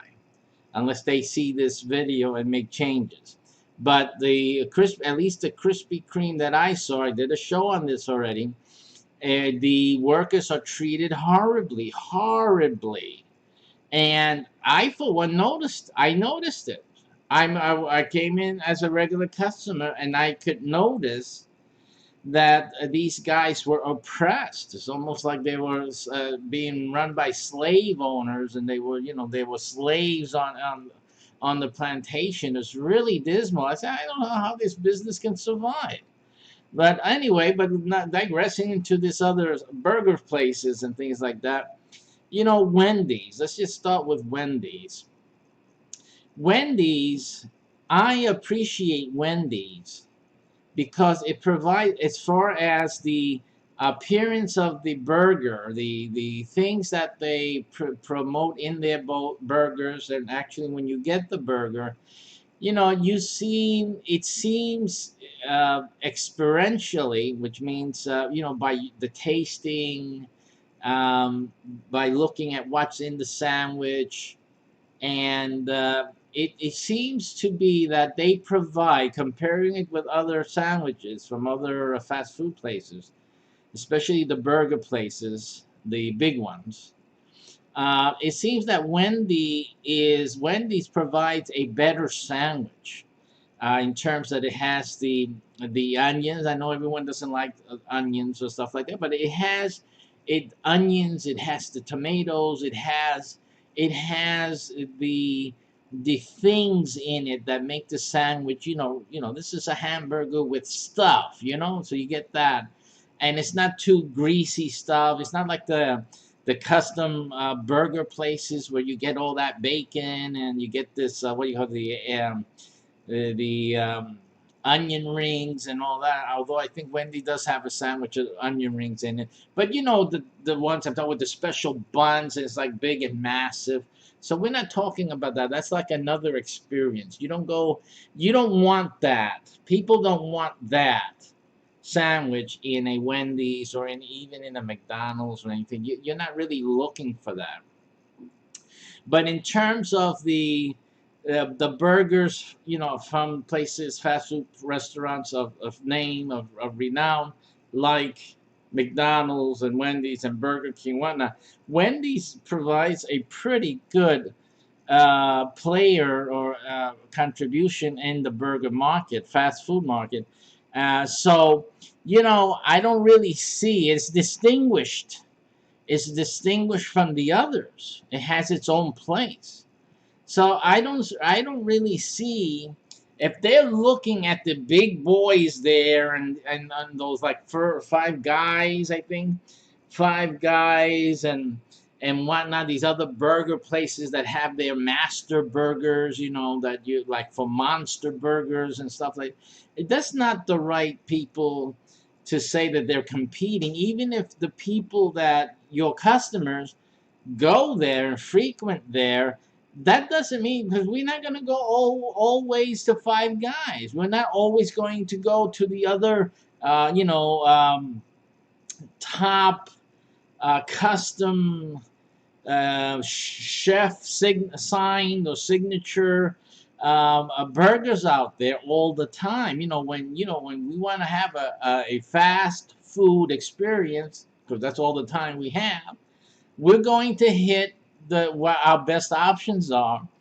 And at least for me and my family, one of them is Wendy's. I mean, if you were asking me, okay, we have a McDonald's, we have a Burger King, and we have a Wendy's. Which do you want to go to? If you were asking me, I would say take me to the Wendy's, because the Wendy's got my onions. They make their sandwich, really a good thing. Okay, so that's what I would do. If there was only a Mickey D's and a Burger King, I would always go to the McDonald's, but I would, after a while, I would say, let's try Burger King because I haven't been there. Simply, I haven't been there in a while, which is sad for them. I understand, but that's the way I feel about it. But in any case, the Wendy's is the winner in my book. But here's the problem. So you say, if Wendy's is the winner in your book, so why are you pointing out what a problem may be for them that's not described here? Because so far it sounds like, well, Maybe you're going too much to the Five Guys or to the other, Master Chef burger places. The answer to that is no. That's not what's happening, and I'll tell you what's happening. Because in every time I go to a Wendy's, what I find is that the place is unkept. Now, this may tie in to what they said here about increased higher labor costs. So if you notice that, let's look at that again. I want to point out something, especially the way people say things, but then they're not realizing what the effect on the customer. Now, look at this again so you can see it for your own eyes what it is I'm talking about, and probably what the corporate authorities are talking about. Here, they say one of the reasons, or one of the final reasons, is that they have a higher labor costs due to increasing minimum wages. But again, they're not saying, as I've been noticing. Is this? Let me see if you guys. I want you guys to see it because this is important. Higher labor costs due to increasing minimum wages. Now, I know as a business person that one of the things that we do in business is we deal with problems in certain ways. When I have to pay out more in terms of hourly wages, the tendency, it's a logical one, is to reduce employment. In other words, we get rid of one employee, and then we can divvy up the salary that we were paying anyhow, because we're not getting more sales. See, we're not making more sales to make more profit so that we can pay higher salary for everyone. If you guys want higher salary, people need to understand this. If people want higher salaries, what they're asking for is for one or two of their compadres, fellow workers, to lose their job, because that's what we're going to do. People don't understand that when they're all these union guys and all that, they want more money. Okay, what's going to happen? Okay, I can give you more money. I can give you twice the amount of money, but I'm going to get rid of half of the workforce. See?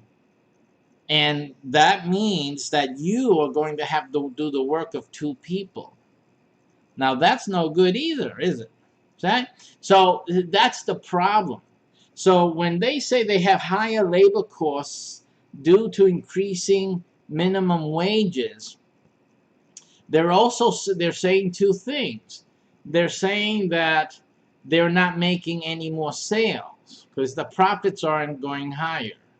So it's kind of stagnant. And then they've had to fire, because they weren't holding on.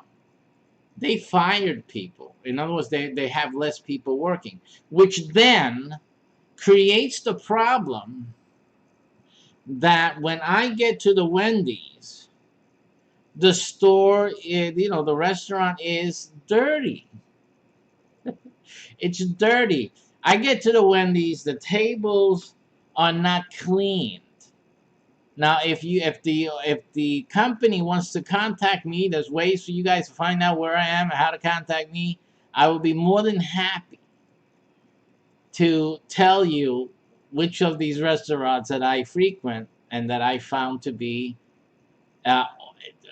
almost filthy. Not as filthy as the Burger King, but that's a different story. There's one Burger King here that is the filthiest restaurant that I can imagine walking into. But also the Wendy is disappointing as well. And we're in a tourist area. We are not in like a low income neighborhood or something where you would expect the bathroom hasn't been cleaned in a few weeks. you would expect it in a place like that. But we're in a very busy, I think in the United States, the #1 tourist area in the United States. You guys guess what that is? Orlando. We're right here next to Disney. And right next to Disney, where everyone on the planet comes for holiday, we have a filthy Wendy's. I mean, it's just filthy compared to other. If you go to a Chick-fil-A, now we talk about comparison. Walk into a Chick-fil-A, and you can probably eat off the floor. Not that you need to there, but if you had to, I mean, you wouldn't gag at the thought, because actually a Chick-fil-A place is pretty clean, that place. And they're going to come and serve you anyway, and make it nice, and put out a tablecloth, and they're going to give you some white glove service. That's the Chick-fil-A. But if you go to this like a Wendy's, and we're talking about, somebody got to get out there and do some cleaning. So, in fact, that's made me reduce my visits to Wendy's or any burger place. Anything I see that Burger King, I try to go to a Burger King, because like once in a year you have to do it, and it just can't. I'd rather avoid a Burger King here because it's distressing. And if it's not that the place is dirty, I mean, they may pass a mop on it, but it's just the place is dirty. It's not just about passing mop. Somebody got to understand the science of cleaning a restaurant. It's not just passing a mop. You have to maintain the look, the appearance. Just like you tell them about the sandwiches. The sandwich has to appear this way. This is the way you got it. Well, the cleaning of the floor has to also result in this appearance. Because if you don't have it, we got a problem here, Houston. And this is what you guys are running a restaurant. It's my restaurant rant. You guys are running a restaurant, and you're making it look like you're running it in a subway in New York City. Have you ever been in one of those? That's how it's getting now. And the way you guys make these restaurants, that when they get like older and grittier, they look just like a subway tunnel, a subway station. It just, it's just a bad thing. Because I grew up in New York City, and I know like tiles on the wall, the white tiles on the wall, those were used in the bathrooms of the subway. And not that I frequented them, by the way, just a note. One time I had a bad problem I needed to get fixed, and I needed some relief. And the one time in all my life that I needed to use the bathroom in the subway, New York City, there was no bathroom. First of all, there was no bathroom to use. There was the room, it said bathroom, but it had no toilets, it had no urinals, and yet it was full of people. I don't know what's going on. I went in, I'm sure they looked at me like, what is this guy doing? I went in, I went all the way to the back, I saw no toilets, and I just walked out because I didn't even have, I was in such a dire need to sit and let it go. Sorry about that, but I have to tell the truth. I had no time to even bother looking at what was going on, if anything was going on. I can't tell you right now if anything. I just left. I had to go out of the station and had to find a restaurant, unfortunately, that had, at least they had a bathroom that was working. But again, they let these places go, and it's just terrible. So again, I don't see why they are just talking about higher labor costs when, there's certain standards that should be maintained in any restaurant, especially branded restaurants that are a chain restaurant, because this has damaging effects throughout your chain. It's not just one location. You got various locations. And when you start having people talking bad about this, I went in there, it was like this, I went in there, the service was horrible, that's creates a ripple effect. And we're talking about where people are going to eat. You have to have cleanliness. Now we got this issue with coronavirus. And this is just the beginning, folks. This is just the beginning. In restaurants, you're going to have an issue if you do not demonstrate cleanliness and make the people feel confident that they're in a clean place and the workers have cleaned themselves appropriately. Because even if you have the bathroom says employees must wash their hands, but the place looks like a pigsty. I mean, does it matter now? It doesn't matter. Are we to believe that just because they wash their hands in a moldy old sink, that everything's okay? This is okay. Oh, they wash their hands. It's just too ridiculous. Again, so Wendy's is failing because they are not staying clean. They're not keeping the essentials at their highest. And anything where the public sees, the public engages, interacts, and your food, that has to be really up and up. And if a restaurant cannot maintain that, you shouldn't be in business. That's the reason you guys aren't in business. That's the reason you guys are losing business. That's something you guys got to worry about. Yes, indeed. Absolutely. So this is the reason. Now, I've been to a Steak and Shake as well. Now, Steak and Shake is pretty much, I can't speak to it like the Wendy's, but I don't get a good feeling in Steak and Shake either.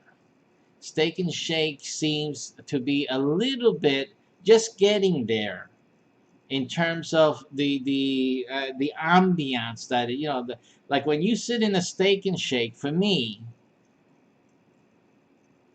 knowing that the problem with the Steak and Shake, I'm gonna tell you what it is. It's supposed to be a chain, a restaurant chain, but yet when I walk in there, I get this like local diner feel to it. Okay, that's what's happening with that. And it's probably because that's what they intended it to be. They wanted it to be like a local diner. It's probably the way it started. Okay, but again, because we're seeing all of these issues happening with other restaurants, it doesn't, to me, it does. I don't know. Let me put it this way. I don't know Steak and Shake. I don't know it like, oh, when it started back when, oh, what a great place to hang out with our friends from school. I don't know Steak and Shake. You're trying to reach people who never had those early day experiences. But when we come in, we immediately make a comparison between this and like a lot of better places, quite frankly. So that's always sitting in the back of my mind when I go to a Steak and Shake. I'm looking. The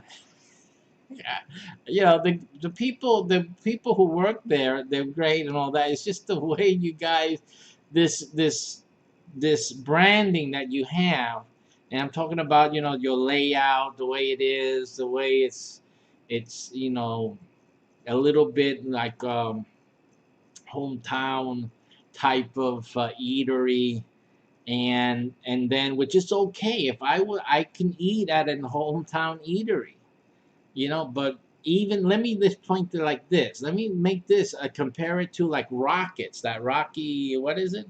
Whatever, you guys know the name of that Johnny Rockets.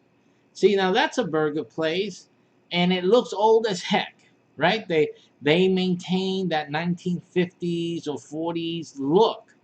Even though it's brand new. They can have a brand new store and it looks like you're walking into the 1940s. But the place is clean. The place is clean. It's bright, you know. And usually the Johnny Rockets have a lot of windows because they have that time with the diners who had it was all windows, and the place is bright, and you see it's clean. Everything's clean, you know.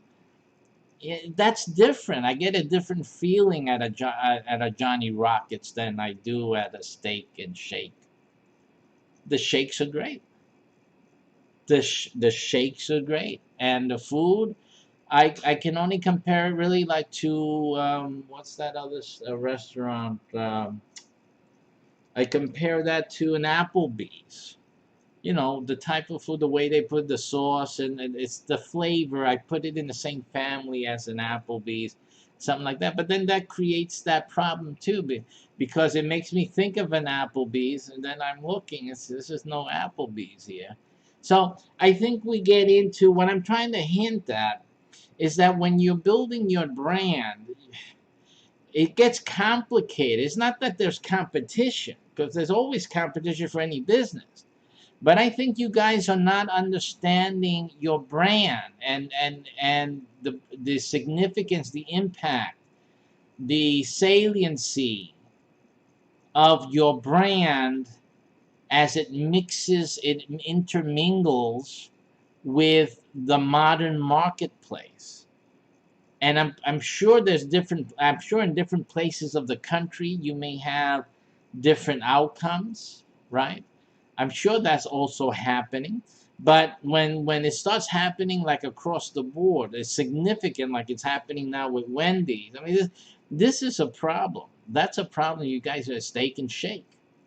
I think you guys got to do something quick. All right. Um, and this thing had to be going on for quite a while. I don't think you guys do the right surveys. I don't think you guys are really asking the right questions. I think you guys are you think you have a great idea, and yeah, it works. This restaurant works. It's working here and there. So let's go with it. And you only copy and duplicate it over and over and over again, and like you ride it like a horse until it dies. I think that's the mentality that pervades. I think it's an error. And it's no different than the small time restaurant owner who also puts everything into his restaurant and just stays with it, even though it's failing. It's going, there's no more sales in terms of increasing daily sales to do things with it, to make changes. I think you guys get stuck. You get stuck in a certain vision and or brand, or or your dream, and you get yourself and your restaurant stuck in a rut, and you really don't know how to get out of it without like trying to change the whole thing, because again, it's either this or not. It's either this or it isn't that. It's something else completely different. So that is sad. I think that it's sad that people don't prepare and develop their restaurants uh, with adaptability built in as part of it, so that you guys can continue to grow, adapting, and staying on the forefront and asking questions, like taking all the polls, get people into that, and keep on going and making adaptation like that. I think it's essential for you guys to survive. But and definitely to make sure that the quality control stays on par. It's not just food. It's how you're treating Pepe, the employees. It's how because they're the ones that, after all, they're the ones who have to clean. But they want to. I know the difference. You people, you got to understand. People cleaning because they love the place they're in. They feel good about the place they're in. They're cleaning it different than somebody who doesn't. And if you treat them like prisoners, if you treat them like mere employees, and you treat them like garbage, you're always keeping an eye on Pepe and Juan, and they know it. They know they're being watched and all that. So I know that because I used to when I started working, I worked out in JFK Airport at a freight forwarding company, and I walked in there and I started training. It was one of my first jobs, and I had to work under this other fellow in the warehouse. So this other fellow, he was the warehouse manager. So I went into that warehouse and I looked around. The boss is all proud. This is my warehouse, and this is his family business boss. So he was the owner, and that was his place. This is our warehouse, and this is what we do, and blah blah blah. He's going to show you the ropes, what he needed to be done, and blah blah blah. But I also noticed the place was like, this is a warehouse. See, they told me that this was a warehouse, and the owner saw it as just a warehouse. The warehouse manager treated it like a warehouse, okay? And I started to work there, and the owner said, "Now, when you guys aren't doing anything, you guys can go and start, clean the warehouse and start doing some file things and whatnot that they, reuse files. So they wanted the files set to be reused again with a new label, and it's available. So for someone needed a label for a new client or whatever. So, but the warehouse manager that they had, this guy didn't want to do squat. There was like two big boxes of these folders, and I asked him, "How long you been working here?" And he said what it was. It was at least 2 years or more. And I said, "How long have these files been here? These folders?" He said, "About the same time. When I came in, that was there." I said, "Really?" I said, "It's that busy here. You don't have time to do that." I just do a few. They just want you to work your bones off and whatnot, blah, blah, blah. But I said, but every time they will come in, they would say, "Hey, why aren't you doing the folders?" Why, so that peskiness and pestiness every day, I can't work that way. I don't like it. You know? So anyway, he told me, I started saying, when there was nothing to do, I said, "Let's do some files." And he said, "I don't want to do that." I said, "Okay, but when he wasn't there, I would go and do those folders, and I finished them. I was there. I don't know how many. If it took a week or two, I can't tell you. Even a number of days, I won't be able to tell you. But I finished all those folders. In comes the boss one day, and he says, "Oh, what's happening?"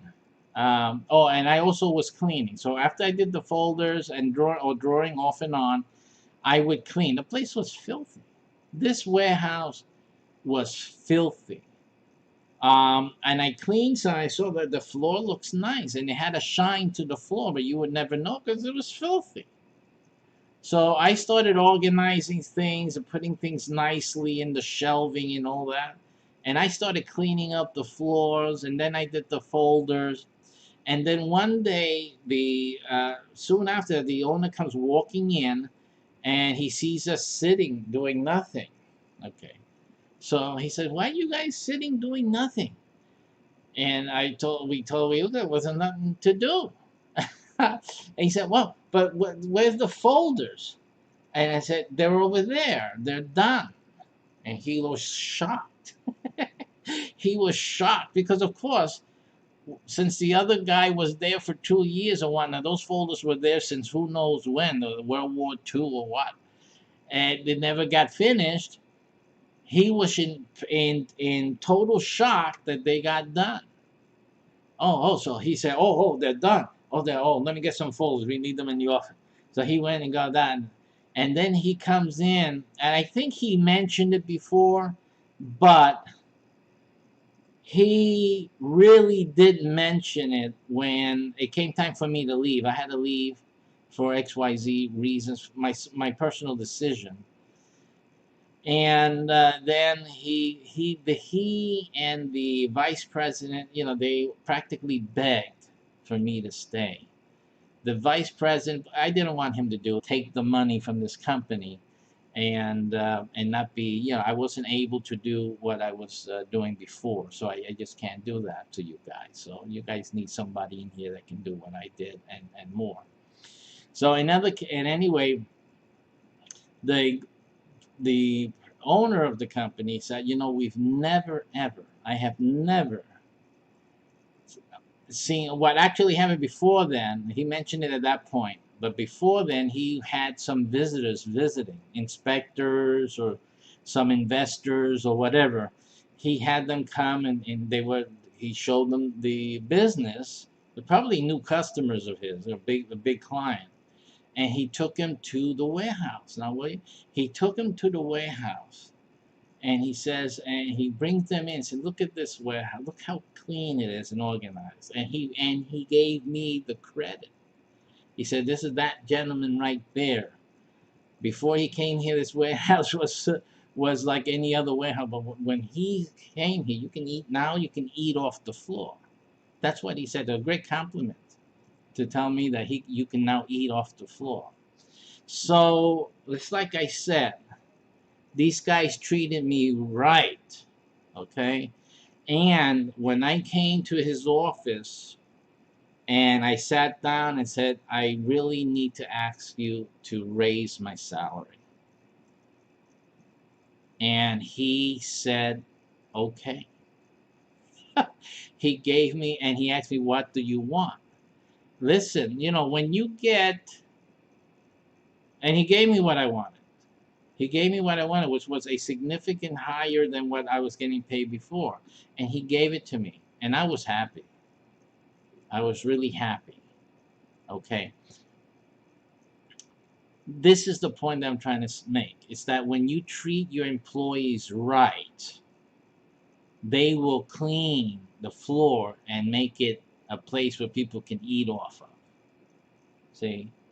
And that was before the raise. I didn't do that after the raise. I did that before any mention of a raise or anything like that. You know why? Because I like clean. I like to be in a clean. I like to feel good in where I work. I take pride. And your employees will do that. We have Spanish people. I'm going to talk in defense of Pepe and Juan. We take pride. Okay, but we have to make sure, you have to make sure that you're going to show appreciation. It doesn't necessarily mean a raise. It means appreciation. It means treat us right. Appreciate the clean place.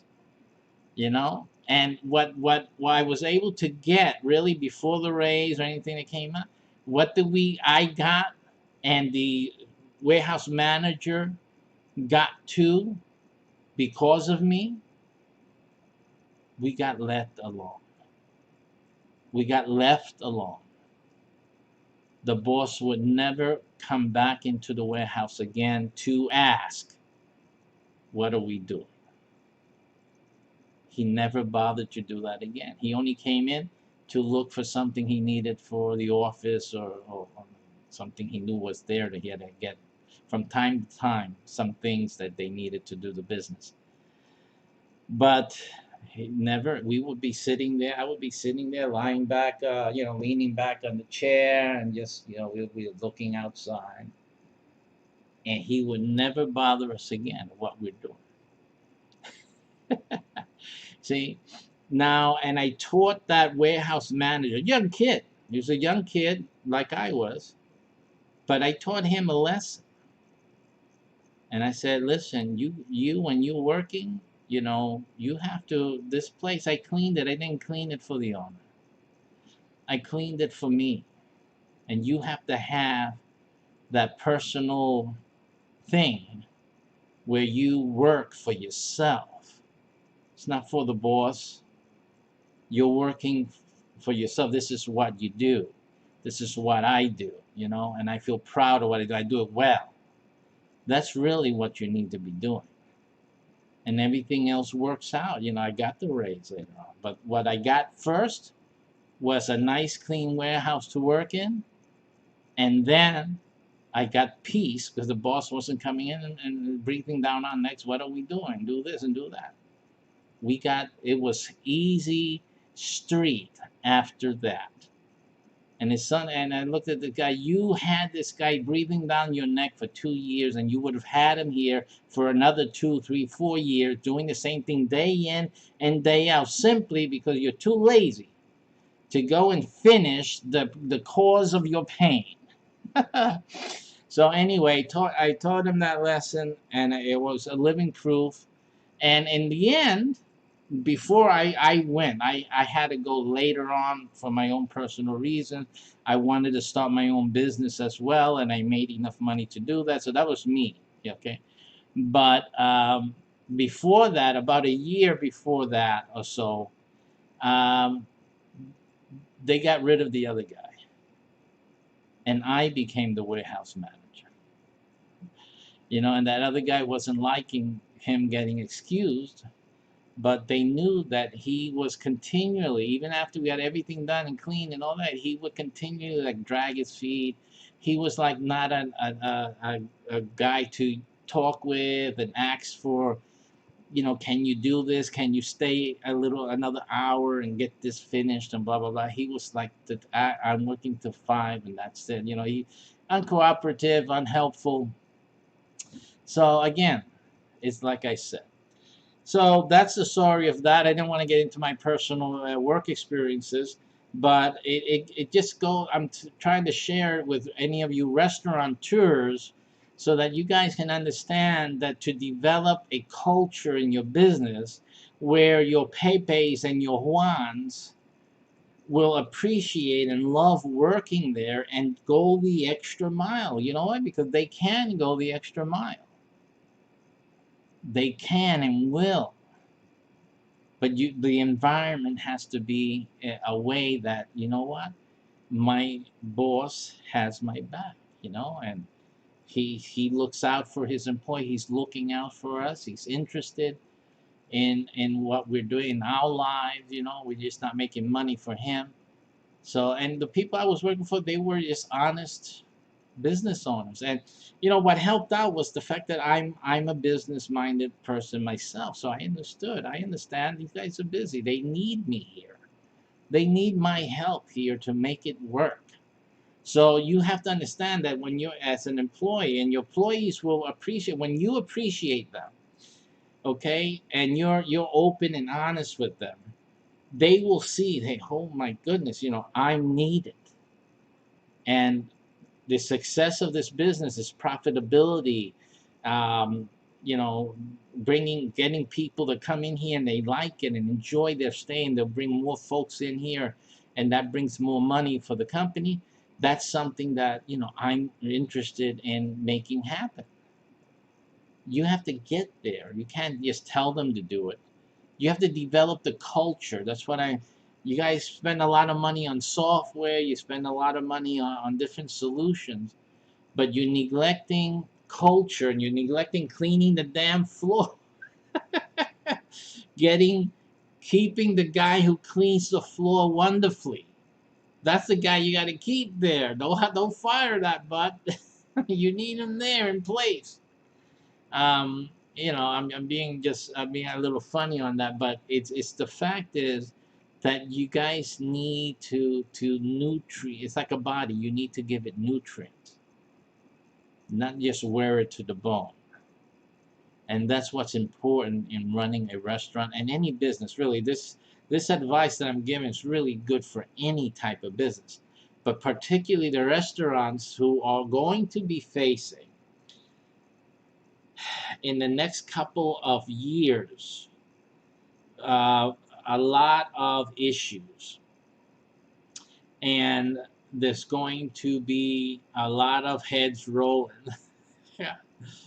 But the restaurants that go the extra mile and make sure that your branding, communicates to the marketplace, okay, and you maintain a good culture in each of the restaurants.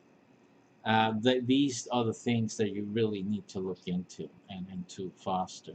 Again, we are able to assist anyone, any restaurateur. If you're an owner, chain restaurant owner, or you have a one restaurant or a few that you want to expand, you like the idea of culture and all that, and you want to retain me to help your restaurant, all you have to do really just to get the ball rolling is to go to this URL and just click through. Click through. Yeah, you'll put in a payment and you look at it as a retainer. When we communicate with you, it doesn't matter that like you're not trying to start a new restaurant. That has nothing to do with it. It's just a way for us to begin working together. Get my retainer, send me that, and then we'll start working with you and to help you develop a wonderful culture that exudes the quality and the message that you want to bring out to the marketplace. And we will help you do that, accomplish that, and then we make the arrangements for whatever regular fees and depending on what exactly you need and whatnot. But this is the way to start. It's the way to contact us. Just go through it, and that's how we start helping anyone who's interested in restauranting, who's interested in any type of food business. This is the way to get started, and I'll help you with everything else. Look through that video for others who are interested in starting in the food business, who are interested in starting in the restaurant business. Look at the video at this URL, listen to what we're doing, and see that like this issue that they're having, this would not be an issue with the restaurants that work with us. And you'll see the reason why in the video. You have to pay close attention. Yeah, you're gonna have to use your brain a little bit, but if you're the smart one that you should be if you're starting a restaurant, you will see it and you will understand, oh wow, if I was doing my restaurants with him and with this network, I wouldn't have that problem that these guys are having. These are big multi-million-dollar players here. They're having some issues, but they're not doing it the way we're doing our thing. So you need to look at it and you need to contact us to get the ball rolling for you. All right. And if you're trying to start out any food business, even a food truck, I got it, baby. You got to call me. You got to do this. Just do it. Do yourself a favor. Just do it. I like that the Nike ad thing says, just do it. Just do it. Just do it. Okay. We got a winning formula for you here. Any type of food business, and even if it's just a dream of yours, this is it. This is the thing you have to consider doing. And even if you don't want to do any real restaurant, you don't really have to, You can be an owner of a menu of a restaurant. We also have that available for you. You can choose that option as well. And you profit from the restaurant without having to deal with the risk or the problems that restaurateurs have to do when they're putting up a restaurant, maintaining a restaurant, and dealing with the competition. So this is absolutely the best URL that you will ever use and discover some information that will help you succeed in the restaurant business. And with that, I thank you for watching. Share this with your friends, those interested in have a dream of starting a restaurant. This is the best way to start it. Give them that URL. Watch it with them. And think about it. But don't think too long, because this is a limited opportunity as well. So we are doing great things, but we can't help everyone. We have to concentrate on the ones who act now. So do that, and we'll see you soon. Take care, and I'll see you guys next time.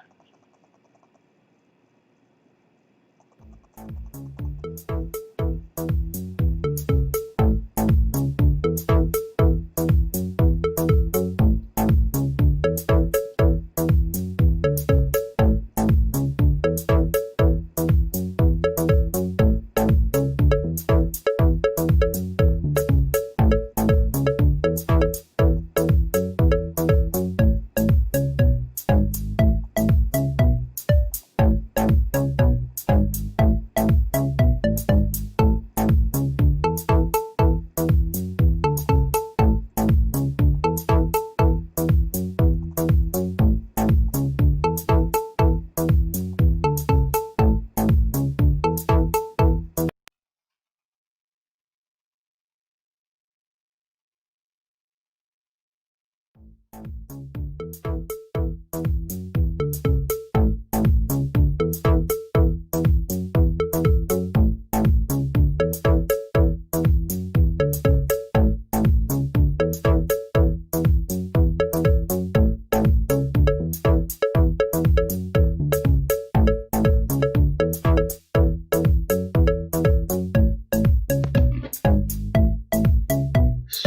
easy to start earning great profits from your restaurant business or from a new startup. This program today, we're going to learn all about it and a new trend in the restaurant business. So tune in.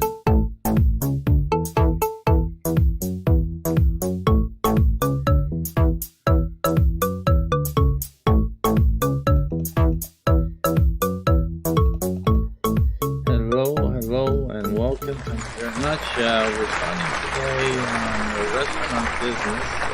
Today's restaurant business day here at Mycbh, and we're going to focus in on a growing trend. I think it's something that's been around. It hasn't been really incorporated into mainstream restauranting.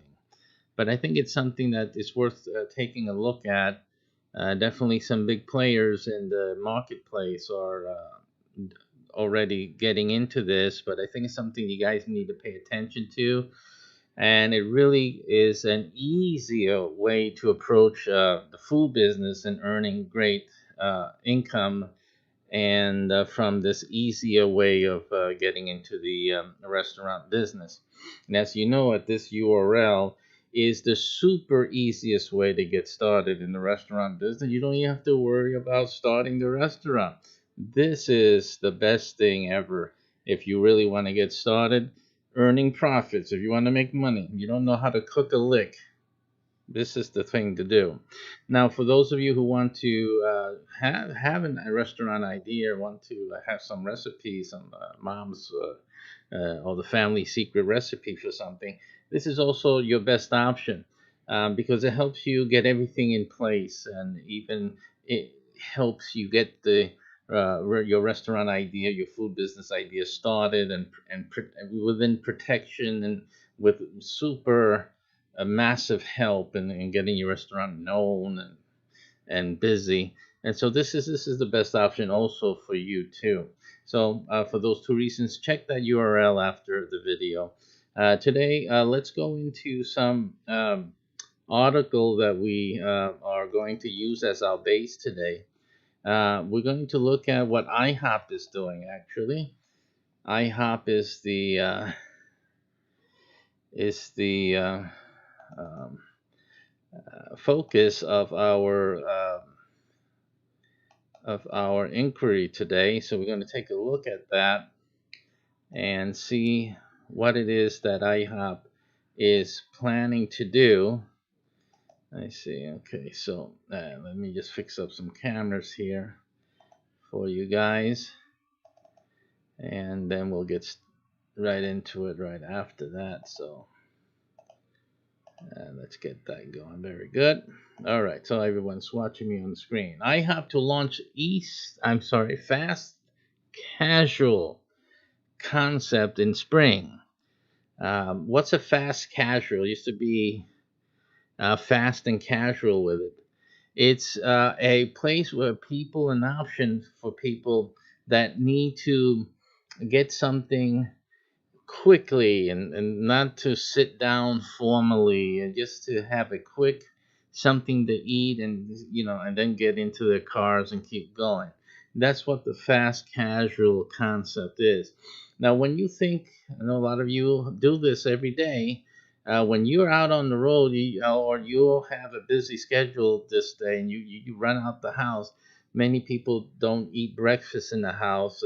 We're eating less and less in our homes, right? And we just get on into the car and we'll pick something up on the way. This is basically what the fast casual is. It's something along the way. Where do you go? What does a person usually do? Where do you guys go when you run out the house without breakfast and you want something You have to have breakfast, but you have to get it on the go. A lot of things come to mind, right? In the past, I say that was at least for me, when before the gas station places came into play, right? You had the Dunkin' Donut place, right? So you will go get some coffee and get a croissant, or do the donut thing so early in the morning, but some people like it. So, but anyway, that's the type of thing that you had mostly. Then we had these gas stations that revived the gas station store concept, but had an eatery, had some food in there. And you have that with the 7-Eleven that's been around for some time, but nothing really more substantial than that until you have now, at least here in the South, we've discovered Wawa. I believe up there north you have that too, the Wawas and other Speedway, other type of gas stations that feature a more of a eating opportunity, a fast casual opportunity where you can get sandwiches made and with your coffee or with a cold drink, or whatever have you. They got milkshakes and all of that. So that's what's going on with the Wawas. And when people want something quick to eat, sometimes the Wawa, sometimes that Speedway is the only place to go. Only place that's open 24 hours 7. You can get something to eat, a sandwich or a burrito or whatever else they guys sell there. So this is basically what's happening. People are more and more on the move, on the go, as we can say, and they need a place to stop at and get something quick to eat, wash it down with a beverage, and then move on. It says here IHOP to launch fast casual concept in spring. Flipped by IHOP will allow the iconic brand to enter urban markets. And it all starts with Atlanta. So, Atlanta, you guys have the luck. You got it starting over there in your part of the country. And so I have spent the past year developing a spin off fast casual concept. President J. John says is going to flip expectations, so much so that IHOP even put it in the name. The company announced Wednesday morning it plans to launch Flipped by IHOP next April in Atlanta, Georgia. Additional sites in New York City, Washington, D.C., Denver, and San Francisco are under exploration for 2020 as well, IHOP says. The double entendre branding refers to the obvious burgers and pancakes on the griddle, but also a hopeful category differentiator. John says a breakfast fast casual that leads with food and not beverages. So basically, what we've been seeing is the like we saw with McDonald's. What the McDonald's uh, launched their breakfast on the go type of campaign with the coffee, right? We have Mickey D's coffee, that famous coffee, for better or for worse. And then you had the breakfast with the croissants and all of this, and they have the regular drive-through experience with that. Not that McDonald's is like set up for fast and furious. However, there is a segment or a division of the franchise that does the small express McDonald's. That I haven't seen any of those here in Florida, but I know up north they have them. So that's basically one adaptation to the fast casual segment. To address that segment, the obviously the gas station was like a sure winner in terms of where people are going to get gas. They're in the car. This is a car stop, if you will. And so they ran out of the house without any breakfast. So here's the place they're going to most likely find easy to get in and to come out, right? Gas station, you can get in and out 2 or 3 different ways out of the gas station. It's it's available in the community, easy to spot, easy to get in, easy to go out, people on the move. So it's constantly turning over. Parking spaces are constantly available. So it's just like the perfect combination there for having some type of food sales. Here, IHOP is also keying in on an important aspect, as we've always discussed here in our business videos, and now also with the restaurant videos, is to be different. The key to success right now, and I think always has been, is to be different in some way that brings the benefit. So they're differentiating their breakfast offering, providing a more and also a name brand, right? Because the name recognition.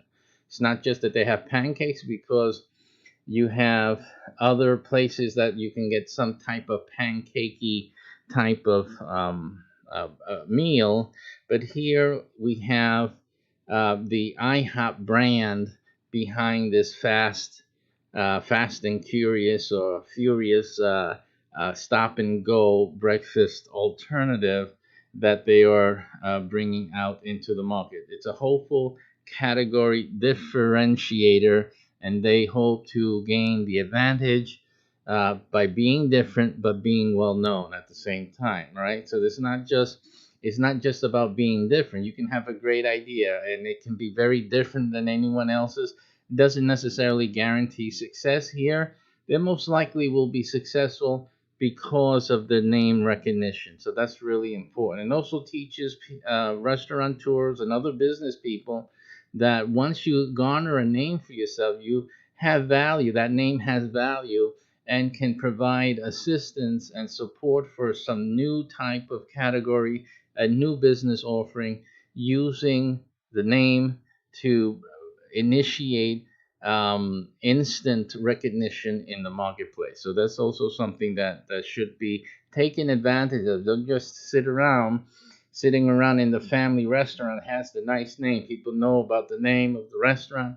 You have your family business or any other type of business for that matter of fact, everyone knows it, and you don't take that as an advantage to spin off into an adjacent a market area or other. So again, take advantage. You know, a lot of these things, it's an issue of moving in a timely fashion and taking advantage of advantages when they become advantages, and not wait around until the advantages are aged, and quite possibly the name brand begins to slow and wane in the public perception, and then you're losing one of the greatest assets that your business built, which was the name recognition. So be very keen on that. When people start to recognize the name is, people say the name, they recognize it, they respond to it. You need to start spinning off and start seeing, at least testing where else and what else we can do with this name. Okay. There's tremendous amount of people who we know go out and get their morning coffee and settle. And so this is, see, and they're looking at what happens in the morning as people settling for this or for that. They settle for the gas station because it's on the way. They get gas, they fill the tires, they get started on their day. So they will settle on the facility or the availability of having a food option right there at the gas station.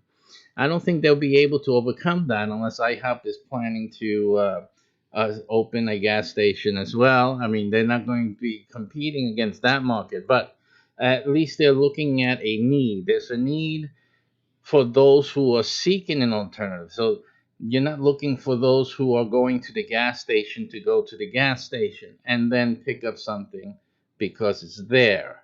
You're looking for someone who doesn't need to go to the gas station and he still needs some place to eat real quick.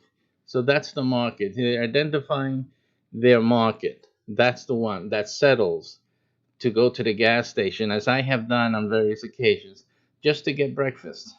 We don't need gas. We filled up the other day. So that's the market they're looking at attracting, and obviously those who know the IHOP brand. Okay, so we're going to flip that expectation in another direction, John says. For IHOP, which at 1,700 restaurants is America's largest sit-down chain, flipped will be a standalone concept with Dine Brands portfolio. The company also owns Applebee's, right? 1,667 unit Applebee's. Now, so here we go. That's quite a massive portfolio of restaurants, isn't that? Fantastic. Again, as I've expressed to you guys before, our restaurant opportunity, restaurant profit opportunity, also has the ability to allow you as a restaurateur to expand immensely, almost like what these guys have. It's very possible to be done through our network. But realize that unlike them, they are running it as a company, as a gigantic company. But realize that through our network, you can have and pretty much come close to that same portfolio, being the direct owner of all of it. That's the what's possible with our network. So when you're finished with this video today, you want to head on over and watch that other video explaining the restaurant business that you can start immediately today after this video. Okay, so how IHOP built America's largest casual dining chain. This isn't the first time a casual giant has dipped into fast casual. You have Cracker Barrel, who's converting 7 Holler and Dash units to Maple Street Biscuit Company stores, which is something they had brought recently for $36 million in cash. It's big money restaurants, folks, big money. And so they also have the Cheesecake Factory, which is another example. Not that they have it. I'm sorry, I misspoke there. It's just another example. It's the Cheesecake Factory, who debuted an Asian counter service brand, Social Monk Asian Kitchen, in February. Blooming brands tested Outback and Carrabba's Express models. Is usually the type of thing the most businesses, especially the food businesses, will try to mod into. Mod is short for modify, which I like to do mods myself. Mods are my game. I love it. But they try to reduce their concept, successful models, and make it a smaller, faster, quicker selection or offering in the marketplace. Remember, quicker and smaller and quicker is always an option, always. So that's really where they're looking at. But you also, and they're feeding off of their name brand. But is there a marketplace for smaller and quicker? So I think that the gas station proves that there is. There's obviously a smaller and quicker need out there. The issue is, how can you have growth, especially if you're not a gas station? I think that you had issue with sandwich makers. You had the Subways. You had, I think, I forgot what the other one. There's another one, but since I don't frequent the sandwich places much, I don't have it at hand in my mind. But we have the Wawas, which is able to compete out of thin air simply because they have the gas station. I think the gas station is the anchor or the drawer for these now brand names that have come into this quick service food niche, and obviously a competitor to the sandwich kings. So that is what you have. This is something that obviously all you guys are not going to start gas stations just to support a restaurant offering or a quick and easy option. But this is something to think about. This is why starting also with a network will be most advantageous to you, especially if you want to go into the quick and easy, because you'll need the support. You need the support. You just can't open up a little corner and expect to have instant success, because you have a lot of competition. It's easier to go to the gas station, get a sandwich, than to hunt you down someplace, a mile away from Main Street. and just depending on word of mouth and social media posts. So that's the thing to think about there. Again, our networking can really be a great advantage for you. So you have that. You have, after first shifting also from quick service, Buffalo Wild Wings rolled a B Dubs Express prototype in 2017, which I haven't seen yet. Well, there's one in Hopkins, Minnesota, is marked at this point. Part of Hooters' July sale to North Bay Capital and its advisor, Tri Artisan Capital Advisors, included the potential growth of Hoops. Again, shorter and faster, right? A fast casual introduced nearly 3 years ago.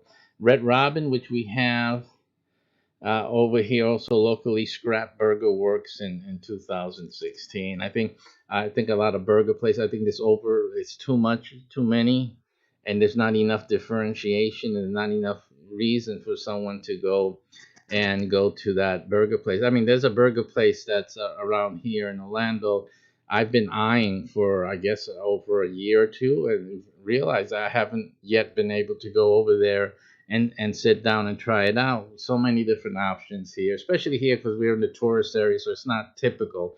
But there's so many options, and there's Wawa, So the times that I've gone out actually looking to eat something, I find the convenience of the gas station model very convenient and overwhelming, to say the least.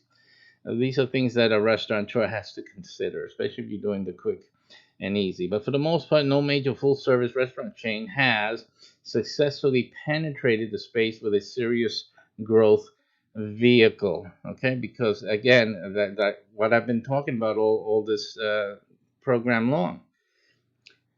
All this program long, I've been highlighting where the strengths are in this model, but really without that name brand, you really wouldn't have much. You wouldn't have much to go by in order to be successful. But these guys can do it because of the name recognition. That's very important. You understand? So it's not that restaurant business is easy. It is by far not easy. You need to have certain advantages. These guys, their major advantage is um, name recognition. In addition to that, and competing in a very narrow corridor of the fast and casual type of eatery.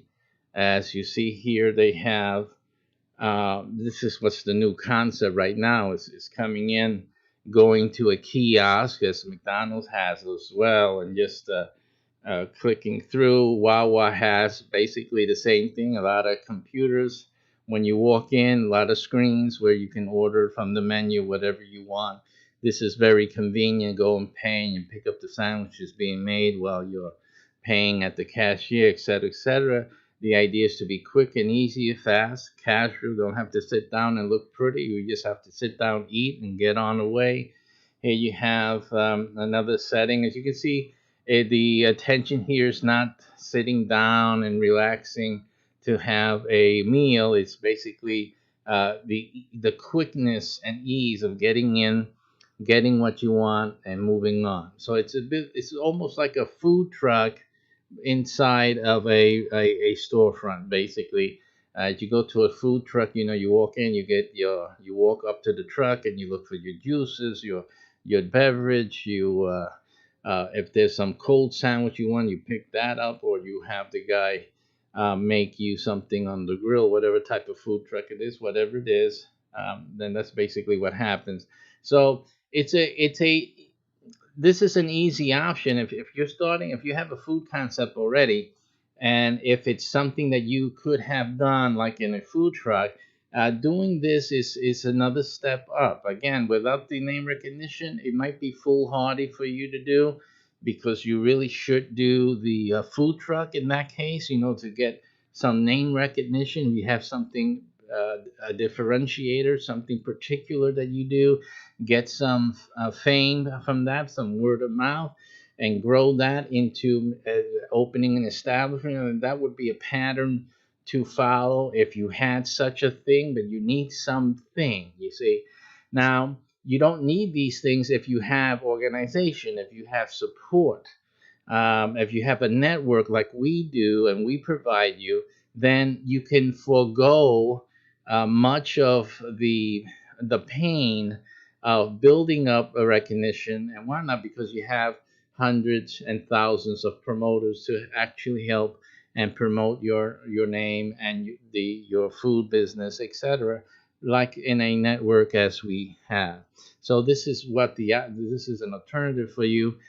We still, you still need to have some quality items. You still need to differentiate, but that's something that at least is a great help in the right direction, right? At least you don't need to be a recognized name brand just to begin to start opening up a food business like these guys are doing.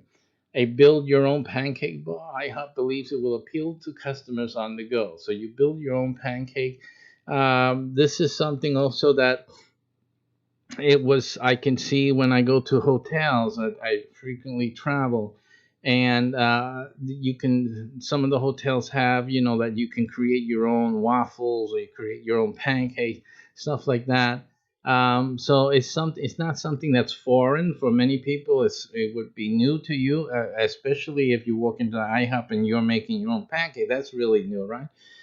um, but again, these are trends that started coming out from the culture of get up and go. See, the hotels started providing these continental breakfasts, and then you can, make your own waffle, and then make your own pancake, stuff like that, to provide more alternatives for their guests without increasing their staffing to have someone make the pancakes for you. So these concepts and ideas make sense, but they're birthed in the need to get on the go quickly, to have breakfast quickly, and to move on. So that's basically what's happening here. That's where you get the trend. Is how you capitalize on these trends. So that's what you need to do. You need to look at how people are living, because just because you have a successful business today doesn't mean it will stay that way tomorrow. There's reasons for your business not to stay successful tomorrow. So you have to always be thinking, as we covered the other day, on your feet, and be able to adapt and or increase your success by expanding into other market niches that are developing. And it says that John says, let's develop something that IHOP fans who don't have the ability to use us in some large markets can access. And that's another thing also, right? Because setting up a restaurant is very costly unless you're using our method, right, and our network. But otherwise, it's a very costly endeavor, and you do need enough capacity in the marketplace, demand, to warrant the expenses and to risk it, right? Here now they can increase their brand, increase their sales, in terms of their batter and the things they they provide the individual restaurants. So the more that they can sell, the more that they can distribute and sell to the public, the better it is on the bottom line. And so they're increasing the access of the public to their brand and to their business. And so this is the thinking in creating an easier and a more accessible venue that makes it easier. If you're an entrepreneur, you're thinking about starting a restaurant, you need to think about that. What's the easiest way? What allows you to become successful quicker? If you can spend less, you will be profitable quicker. And then if you're profitable quicker, you can expand to other areas easily and reproduce the same success. So you have to think smart. And you're going to start a restaurant, you got to think smart.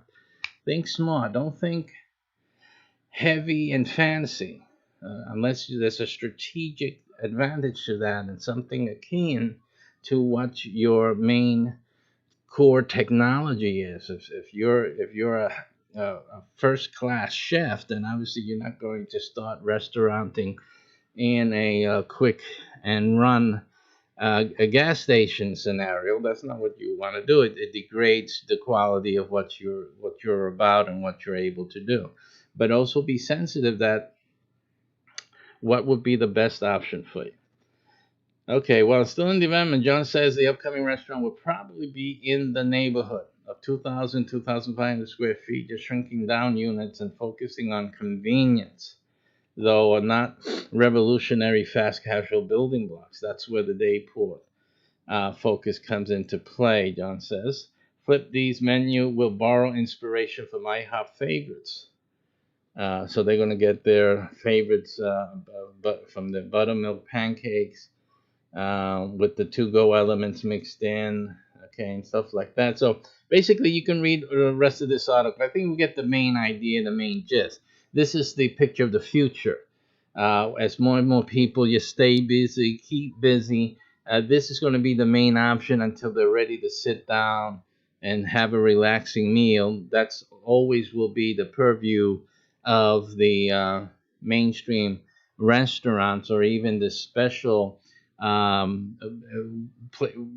places to go type of restaurants where you have that exclusivity of either the chef or the menu, something that differentiates them from all the rest. This is really what you should be thinking of in terms of fast food business in a restricted area, in a store, in a location. This is what you need to be looking at. And on top of that, you should not be considering doing any restauranting, any type of food business, without considering the opportunity at this URL. This is really the first stop for you. You need to look at this. You need to really consider that. And if you're not able or can afford the investment required to start a restaurant, if you are not, you don't cook, you're not a restaurateur, right? But you would like to earn the income because you heard it at the Chinese restaurant, you're not, right? The fast food place, they're in the fast food business, and you go there and you hear the phone ring. Even when you're calling, you hear the other phones ringing. Those are orders. They're not family calling. How's the child? How's my? No. Then this is people ordering egg foo young. Period. You gotta come. And you hear those phones ringing endlessly. You have to realize that through this network, you can be earning every time that phone rings. It could be money in your pocket, without the worries of managing or operating or starting and investing in a restaurant. So think about that. Look at the URL, look at the video, and think and take action. Thank you for watching, and we'll come back in a while with another topic in the restaurant business today. Thank you very much. See you soon.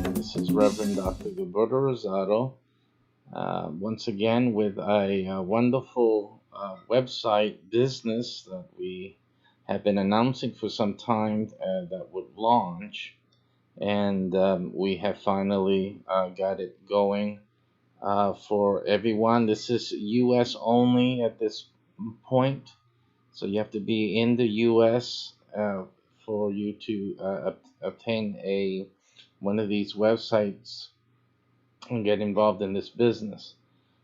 So that being said, let's just go into the presentation today. Listen, there's a lot of folks out there that have been thinking and dreaming about owning a restaurant. And some of you guys have wonderful skills, culinary skills. You have specialties that you've put together.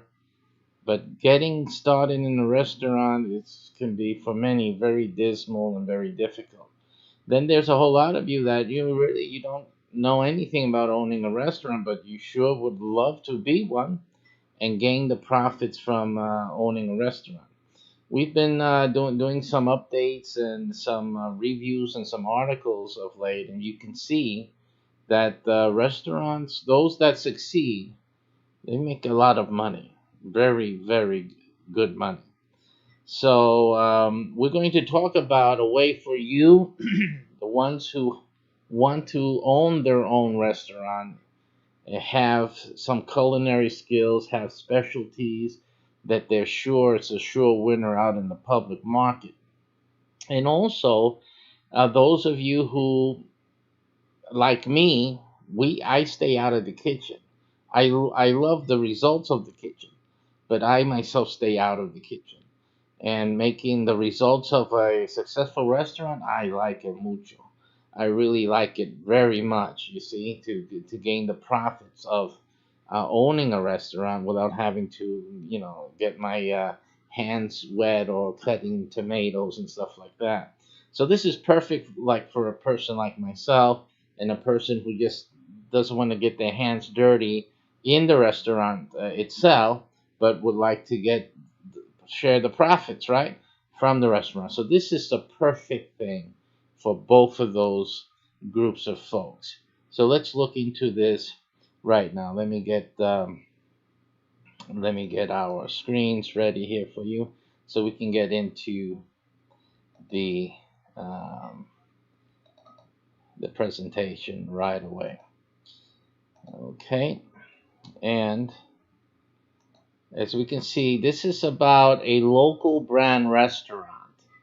What does it mean, a local brand restaurant? What it means is that this restaurant business is focused on a local brand. Let me just adjust this camera for the other crowd. It's a local restaurant. So we only have three right now. The three, there'll be four soon enough. We've already started to put that together. That is a more of a chic restaurant. We've been talking about that for some time. By chic restaurant, I mean it has a very wonderful and unique. You may call it a theme. It's really more than just a theme, but it's going to be a nice introduction to the restaurant field out there. People are going to find it novel, and that's a great thing too. So we're bringing that in online as soon as possible. Like I said, we're always in development here, research and development. We're always going to be bringing in new things, which you have to remember. Remember, I said that we're always going to be bringing in new things, because that will be a great feature for you after you hear everything we have to say here. So what you have the opportunity today of getting into is a local restaurant, actually a restaurant that is planned to be open. These are not open yet. They're in planning to be open in your city. Okay, and like as I said, we have three per city as an average. And these are not the three of the same restaurant, of course, three different brands, as I mentioned earlier. And you will also, your business is owning the website for these restaurants. In other words, the restaurants will be running that you have nothing to do with the operation of the restaurant. For those of you who are interested in having your own restaurant, just wait a moment, but we're going to get to that. But this, how you start and how you're going to start, is owning the website for a restaurant that's going to open in your city. Now, later on, if you're interested in having your own restaurant, we're going to discuss that a little later on, okay? But this is where everyone begins. If you're not interested in owning your own restaurant in the future, that's fine. You don't have to. You just sit back and go to, spend the money you make from this restaurant. It's fine. But those who want to go to the next level and actually then take the profits they've made from this restaurant and business and then put it into your own brand, that's perfectly fine. But you're going to realize why this is the best way for you to accomplish that.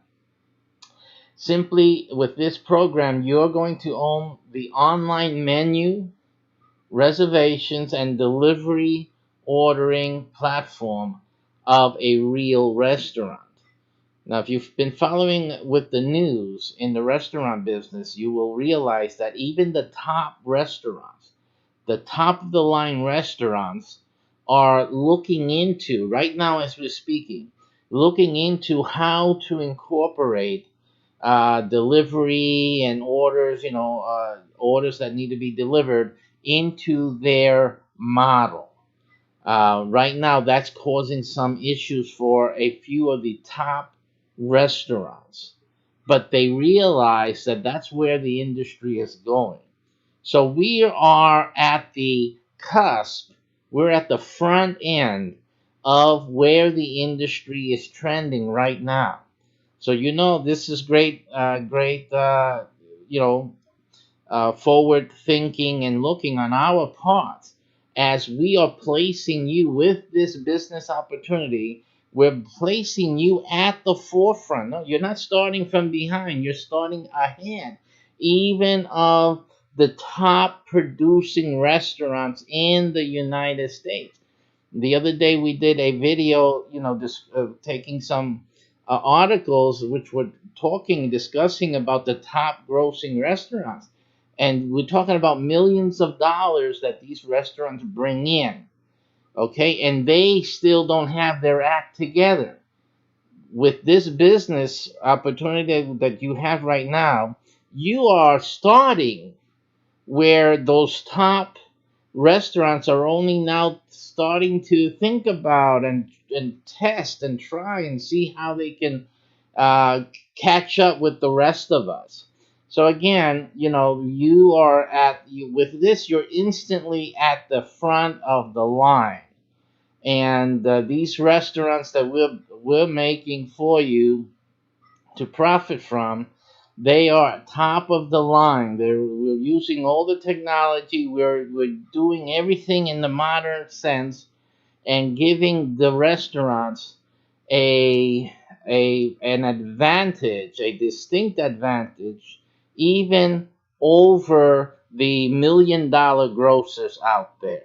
So at this rate and with this opportunity, your restaurant business, your startup in the restaurant industry looking pretty good. Looking pretty good because all of the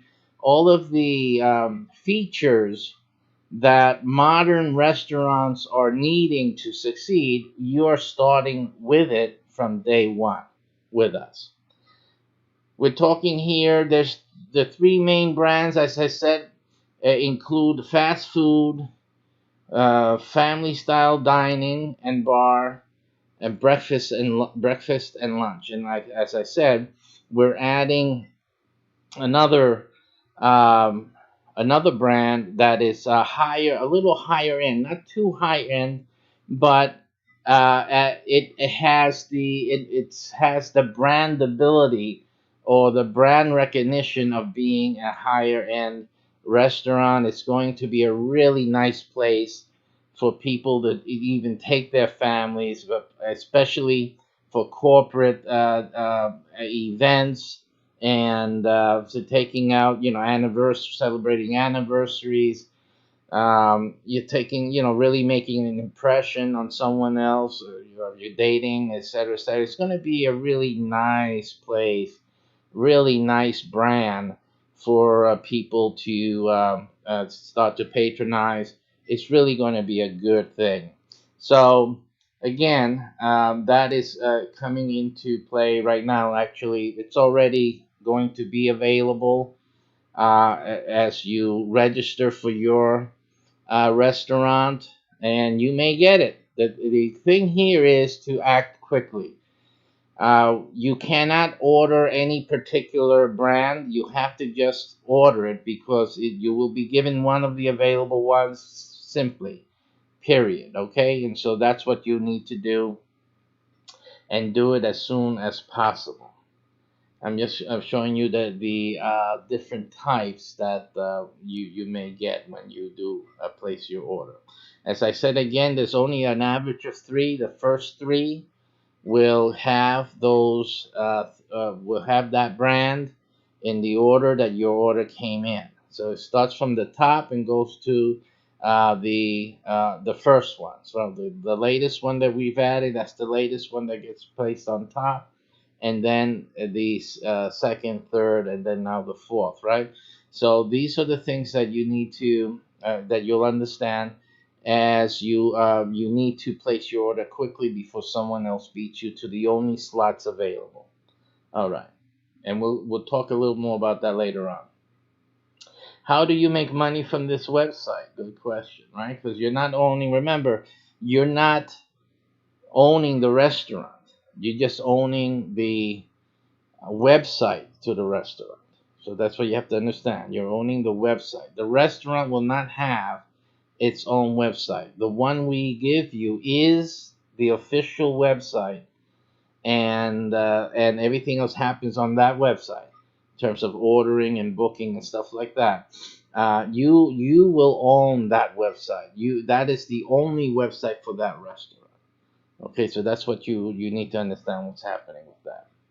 Now, what we've added new to almost all of our business packages, like this one, is the ability to get on TV. I mean, you have the restaurant that your website is featured, that features on your website. You will be able to be that website. Your website will be on TV. The restaurant will get promoted through the channels and shows that will be produced for the restaurant.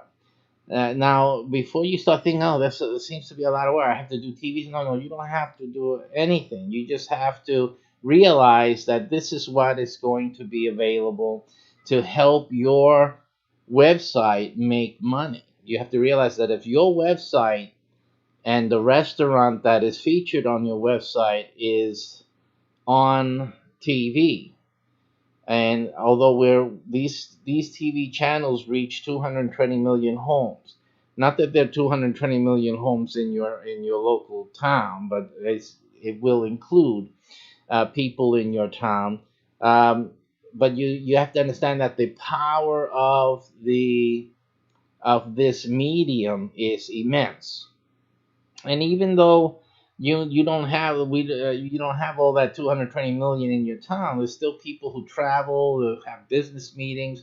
They will travel to your town. They would have had seen the restaurant that's on your website in your channel, in the channels and the shows that are featuring their ads and other things like that. And so they will obviously use your website or your app, and they will place orders or make their reservations to have their business meeting at the restaurant, etc., etc. So the having the TV channels is a great advertising and marketing plus that comes included with your purchase today.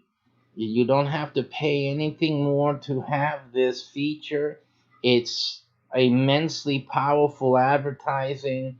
that your website and the restaurant will enjoy without it costing you or the restaurant anything else. Nothing. Just simply you, as you make your entry today and you join this program, you will enjoy the benefits of having these channels promote your website and the restaurant associated with it. Now, another thing to be talked about when we're talking about these TV channels is the following. You have here, we say how, because remember, this is how your website makes you money. And this business right now that we're presenting to you, this is a gigantic money maker just by itself. Just by itself, this is a gigantic money maker, and combined with the other things that we also add to your ownership today in your purchase, and that is that these TV channels will give anything a real shot in the arm, a boost in terms of marketing. The power of its marketing is immense. So anything that you put into a TV channel, create a TV channel around, this is going to make you money, because there's so many different ways of making money with these TV channels. So obviously, it adds, as it says, a significant marketing for your website and lucrative income streams to your virtual restaurant business. This is the way I label it. It's the virtual restaurant business, right? You can have restaurant-based shows, okay? Content, and this is even for other restaurants, not on the same channel. We can have one channel dedicated to your restaurant and the website that is featuring it, but you can have another channel and make money selling ads, selling space, featured space on those channels or those shows featuring other restaurants in town. And these guys will pay that money, a good amount of money, in fact, to be featured on these channels. Okay, because you're selling marketing. This is a marketing sale, right? You can be selling of the TV show, and again, you say, I don't know anything about this. You don't have to. We're doing it.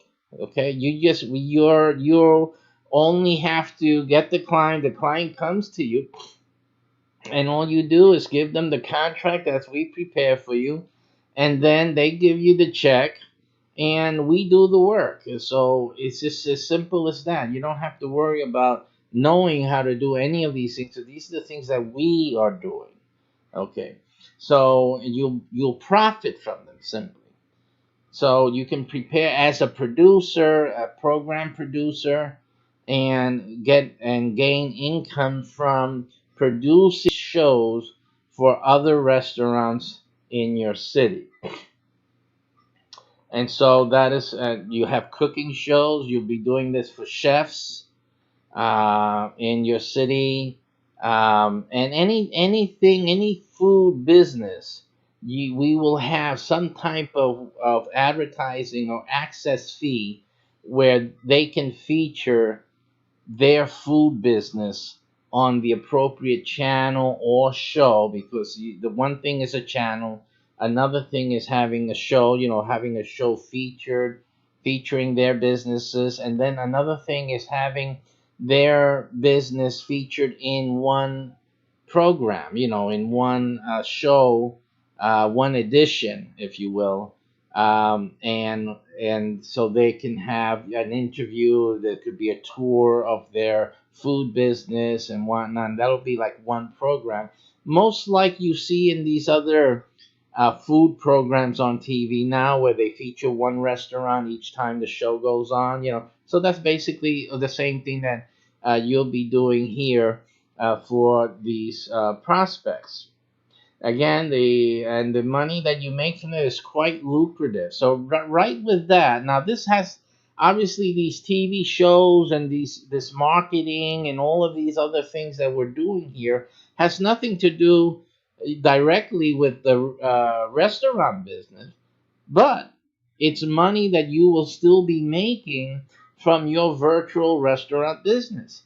This is something that you will be making a lot of money from, on top of your of the orders and the deliveries and all that reservations that come through to your website for the restaurant itself. You see that? So that's one profit area. That's your main profit area. I say that. But in many cases, your main profit area may probably even be like these TV channels and the marketing. It may easily become that, because it just depends on your city, how the city and the restaurant industry in the city, how healthy it is, how big it is, etc., etc., and other factors. Obviously, like in a city like ours, like in Orlando here, this is going to be a gigantic moneymaker. And many times, in many instances, could be more than the receipts from one restaurant location, because of the fact that this is a worldwide tourist location. So we got people coming in from all over the world and country. The restaurants that will participate in these type of programs will have an interest in attracting people from all over the world, and especially the United States. So it's a lot different depending what city you're in. Of course, the major metropolitan cities, cities which attract conventions and things like that. If you're in one of those cities, you might well overpass your receipts from the menu orders and reservations and whatnot with these types of marketing programs, which now you can do through this relationship. Okay, so that is absolutely fantastic. You also always enjoy ad space sales to commercial application network partners. So we have ad sales even within the network that will also provide you with ongoing profits. And in many of these instances, these these income streams are perpetual, because once they have a channel, that's a consistent income. Once they have their own show, that will be a consistent income. You'll always be making money from each of those show installments. And if it's a channel, again, the same thing. This is like freezing in or locking in a paying client for the rest of their business life. So these are very real things as well. If the restaurant owns these channels, they can do that. And also, if they are featured on their own show through one of your channels, then that becomes almost an asset, that when they sell their restaurant, if ever, they can always say their restaurant is featured on so and so show. The show belongs to them, and so the selling the business with the show. And so again, that's a money making opportunity there. It continues. The new owner will continue to maintain the show, seeing the value that it does bring into the show. So there's a lot of things here that you will be making money with, just on this alone, just on this ability alone. Later on, I'll show you, if I remember, to how you can connect this, connecting the TV channel thing to the other stuff that you'll also be able to provide through this association. Now, before your site is launched, there's about a 3 to 4 month waiting period while you're waiting for the website to get populated and to be ready. Now, it may be longer than that. The good news for you is that you don't have to pay anything until the website is ready. It's simple. That's the good news. So whatever you pay today is like the only payment you have to worry about until the website is ready. Okay, so that gives you a good 3, 4 months, if not more, to keep preparing to prepare other things so that you can make your monthly payments. And then also you'll be taking training. During the training program, you will be learning how to make sure you're able to start making profits from this website. In fact, you should, and the training will help you to make profits before the website is even launched. One of these things that we do is help you develop what we call the local restaurant diners club. And so with this club, there's clubs that you develop, and you will be earning before the website is ready. You will be earning $2,500 per month, up to that amount, per activated club managed.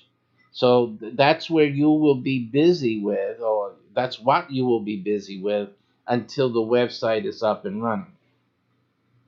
So, starting upon the first payment and through the grand opening of your restaurant and beyond, you make income as follows as well. So, on top of that, we got abbreviations for these things because these things you will learn about during your training. So, we don't put it here. We also don't want to educate any competitors on the things that we're doing. But we call these on all of our business programs RFP, and with RFP, it's a $30 per sale. The RFP is a popular thing that people buy into all over the United States. The RFP is something that should be easy for you to make and realize sales with.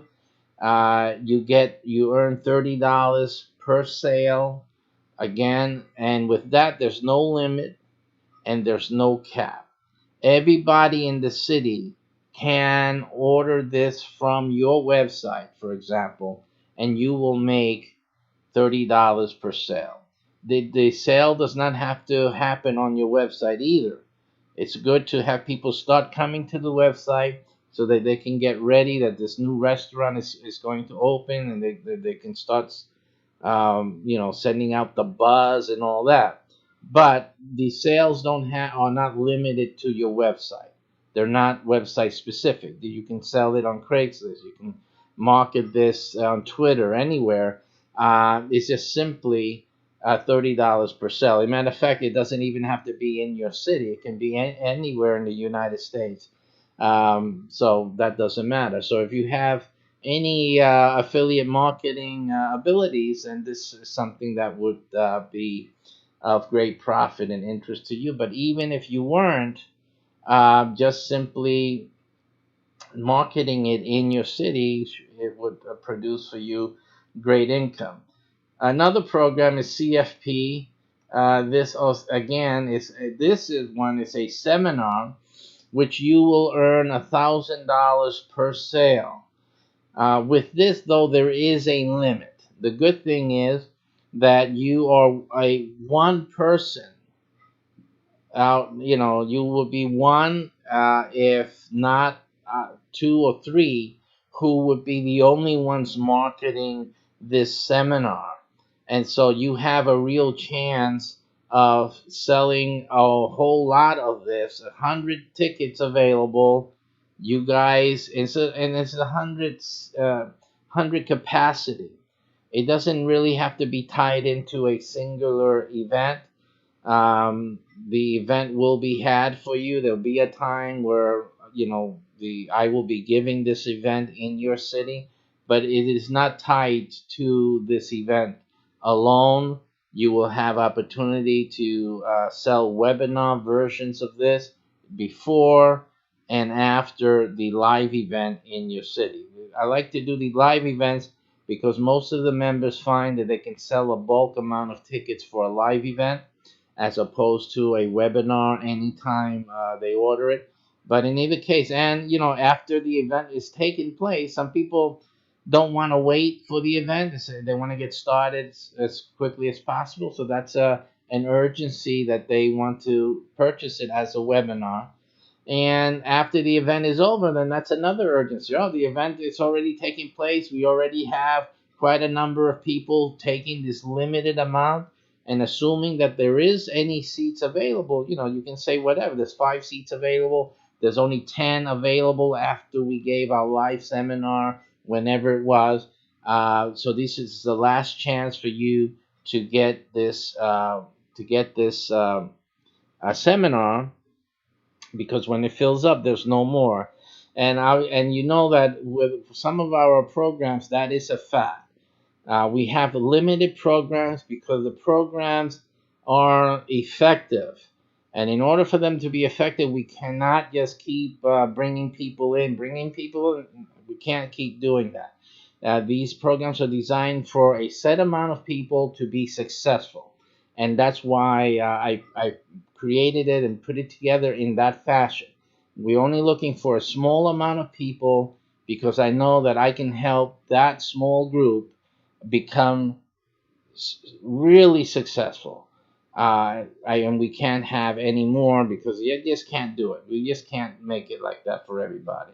And again, so that's a good thing for you, even though there is a cap. Now, the other issue with that is that each sale is $1,000, like you see, but the good thing is that you'll make it's a recurring income product.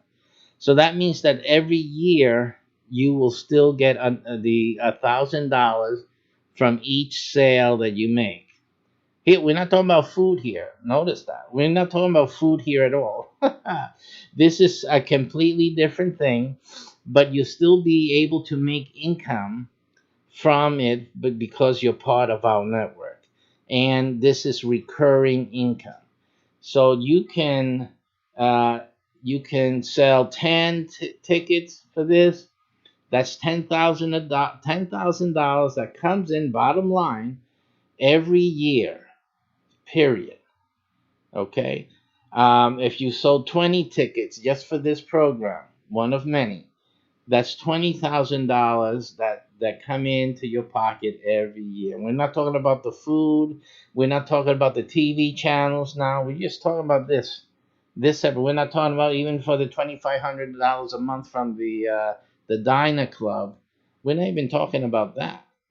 So basically, what you see here, there are multiple streams of income that you will be enabled, empowered to create simply by joining this program.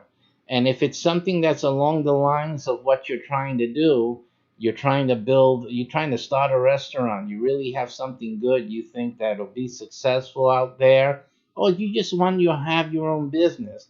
I mean, this starting this way, you can see it gives you money to work with. One of the main reasons people fail in any business is lack of income. They don't have enough money to keep something going for enough period of time to give it a chance.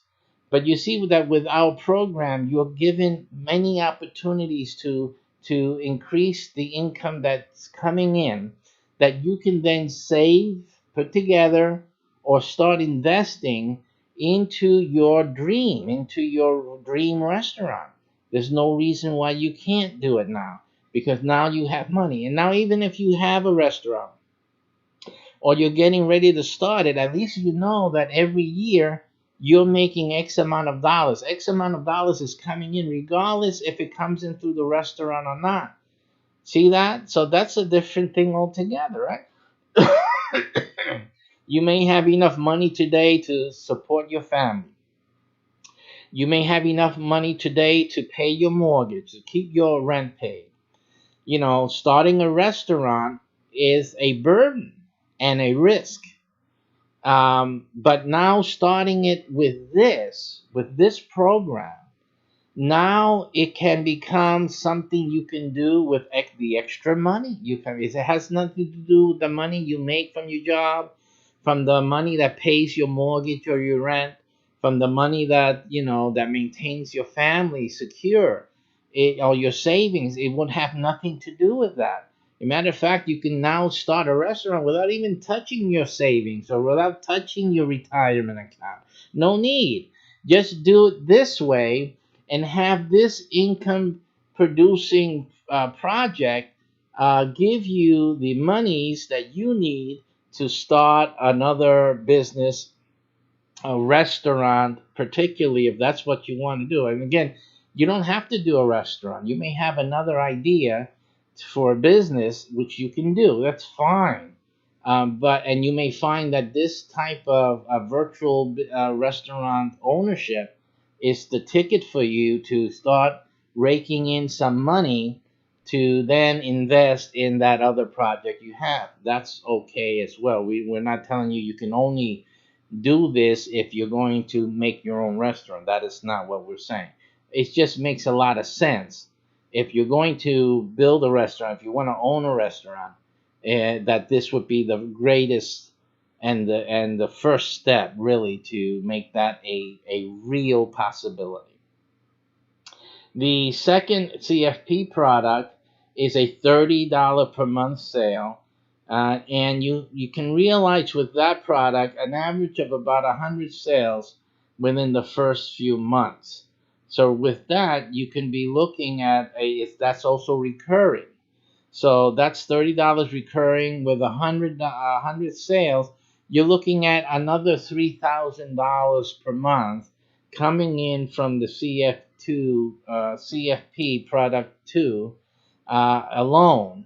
And again, combined with the other monthlies that you're getting with this program, that will really make a whole lot. I know a lot of restaurateurs that would really have been able to make it if they had another 30, another 60,000, another $120,000 coming in separately, and would have helped them maintain the restaurant, try a few other marketing tricks, because of course they didn't have us. You're pretty much on your own when you're out there and you're starting a restaurant on your own. They could have used this type of money. Many businesses could have used this type of money coming in. So we are featuring this type of money so that you can have it coming in as soon as possible. Again, we're trying for you to have this come in before the website even gets up and running, before you start making money from the website's ordering and reservation system. You can be realizing this amount of money for yourself. The training program we provide you focuses on this from day one. From day one, this is what we're trying to help you. We first try to help you to make sure your monthly payment is taken care of, so you don't have to worry about any other monthly payment after the first installment, which is what secures this program for you. So that's our first intention. Those of you who don't worry about that, who don't have a worry about that, just want to get into the business involved. So, then we go into these other projects so that you can then start making the money from this program itself. Okay, and that's all before the website gets lost. Not lost, gets launched. Now, the issue here is this. The website is really nothing outside of the tour, which we will give you once the website is ready. We will give you a tour of the website. And that tour of the website is intended to give you a greater understanding of what the virtual restaurant website and business entails. And this will help you to position yourself mentally with what business you have. Because, of course, you don't own the restaurant. You simply own the website that the restaurant really needs and the people need in order to facilitate their interaction with this restaurant. There's going to be a lot of things in your website that are very important for the restaurant and for the people who would like to visit the restaurant, who like to patronize it, and all these things. There's a lot of things that are going to be happening on your website that will really make your website very used a lot by the people who have already eaten at the restaurant, or those who are hearing about it and want to know more, or those who are visiting town and they come across your website, or the ones that are watching from across the US on TV, they will be visiting your website. That will be the place to go to find out about this restaurant and to interact with it.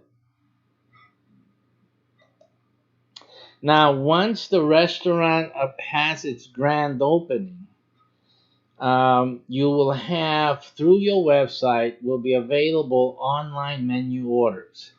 So that is where you get more income now, or the income from the virtual restaurant itself. You will get it now at this time. Online menu orders. You have also, with an upgrade, it doesn't come with what you're doing today. What we're offering you today does not come with this upgrade of the phone app. The phone app is a separate thing that you will pay separately if you want it, which I really suggest that you get it. But it is not urgent for you to have it yet, right? Because the restaurant is not open yet, so you don't need it today. But in the future, as you're making the money, you will want to invest some of that into getting the phone app. Okay.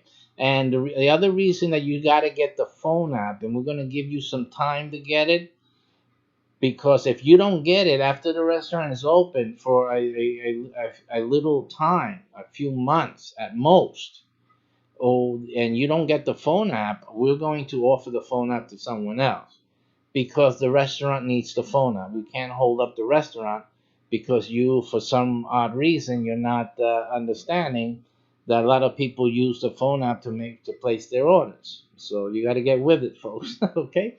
So anyhow, if we see that you're still not getting the phone app, you're making the money, you're not getting the phone app, we have to offer the phone app to someone else, and that will be it. Okay, so we advise you that soon after the restaurant is open to get the phone app. So while you're making the money before the restaurant goes open and before your website goes open and gets up there, and you're making that money, don't go spending the money. Save that money because you're going to need it for the phone app. And we'll give you more information about that during the training. You're going to need that money for the phone app. So don't just spend it. Now, because a lot of people, when they cross the front of the store, even before it is open, the restaurant should say, the QR code to download the phone app will already be available. That's assuming you upgrade it. It's an advantage, a powerful advantage, that you get the phone app sooner than later, because the sooner people start downloading the app, the more people will have it when the restaurant is open, and they'll be able to start ordering, they'll be able to start reserving space, and etc., etc. So you have to think smart. This is your opportunity of having this restaurant business, doing it virtually without the headaches and all the other stuff and the financial burden that typical owners of restaurants have to go through. You can get this without all of that, but you still need to be a smart business person. That I can't sell to you. You have to be it. So that's something you have to come with. Now, the other thing is reservations that they will be able to now make through the website and through the phone app itself. And you will earn a percentage of their check tab. Now, depending on what they are ordering and what they're doing, reservation, or they're reserving a party or an event, whatever have you, because most of our restaurants will have that type of facility, you will earn a percentage between 1 and 20%. Okay, now we did a few videos before showing you some restaurants, their gross income, and showing you what 1% was. Now 1% becomes very significant. It's really powerful when the restaurant is well performing. But in reality, 1% is not where you're starting. 1% is on only a few things. Most people will be averaging a higher amount, like 10, 15%, mostly. That's where you'll be averaging in, and you will get to 20% on certain items or certain parts of a menu order. So, uh, with an average of 10 to 15%, that's a lot of income. Even like if you have a $500,000 a year restaurant site, that 10% becomes 50,000, right? 15% becomes 75,000, right? So it becomes very significant. So you have to think about that. 20% is $100,000 per year, and the restaurant can only grow. Now, we have a great advantage here, and that is that our restaurants are part of our network. So, as you'll be seeing, there's a lot of people involved here they're going to talk about your restaurant. They're going to really highlight the features. Again, it's part of a national chain, so it's not just that little restaurant in your town. That little restaurant in that town is part of a national chain, and then there's going to be a lot of people talking about it, and a lot of things going on. You have sales, you have contests, you have a whole bunch of other things that we will be doing on the national level. That's really going to make your restaurant, the one associated with your website, really be well known in your community. People are going to come out. They're going to come out and find out what all the hoopla is about. So your website is going to be a very hot place to be at, and it's going to produce. It's just simply going to produce. So you can think about those percentages. The percentage, they add up. We did a explanation. I had uh, one of our consultants here, restaurant owner, he tells us that the weekends you can make. He was making a small. We're talking about one of the small fast food dollars. A Friday, Saturday, 3,000 just take home. That's after paying bills, paying the costs of operation in the restaurant. When you have even a small restaurant, I mean, that thing can make you a lot of money. These people are making a lot of money. Okay, so uh, don't be afraid of that. Afraid of what your profit margin is going to be, because your profits, you're going to be making profits. But one thing, and even he says that he never had, and he had times where he would have really needed it, and between you and us here, he had to go borrow some money sometimes even to get a new place together. He still had a bar because taking it from the first place would have been too much of a strain on the first place. You got to be careful when you're doing business.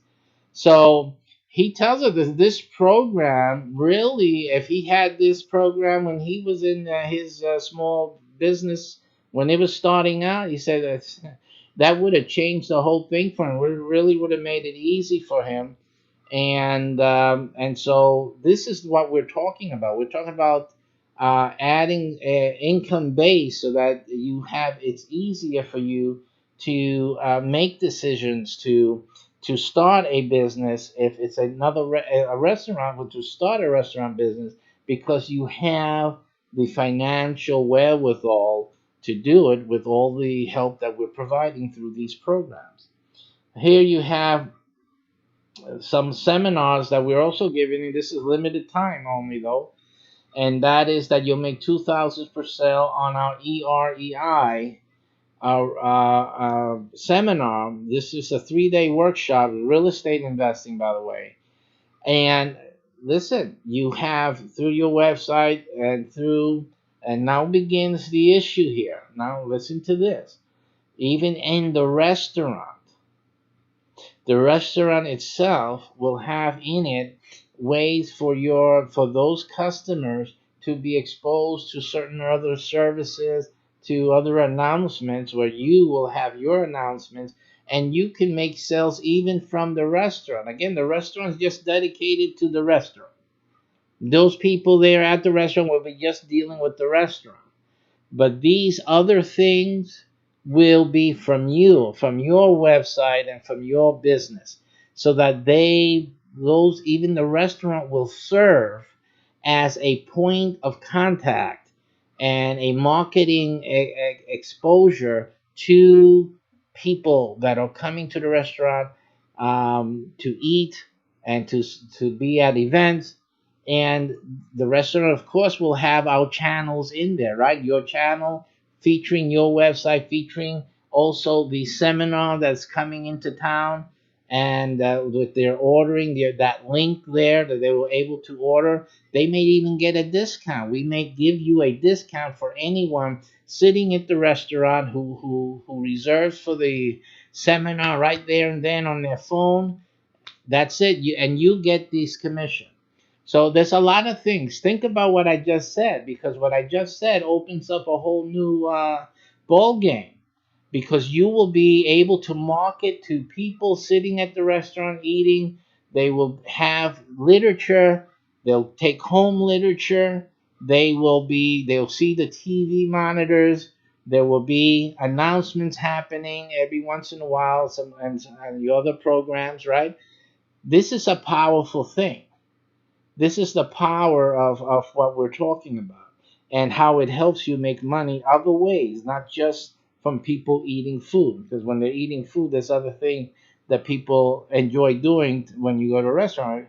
I haven't seen any restaurant people not ignore the TV screens. They're always looking at the TV screen. One time or another, there's something on the TV screen that they're interested in, and they'll look. And obviously, they all like to take home something.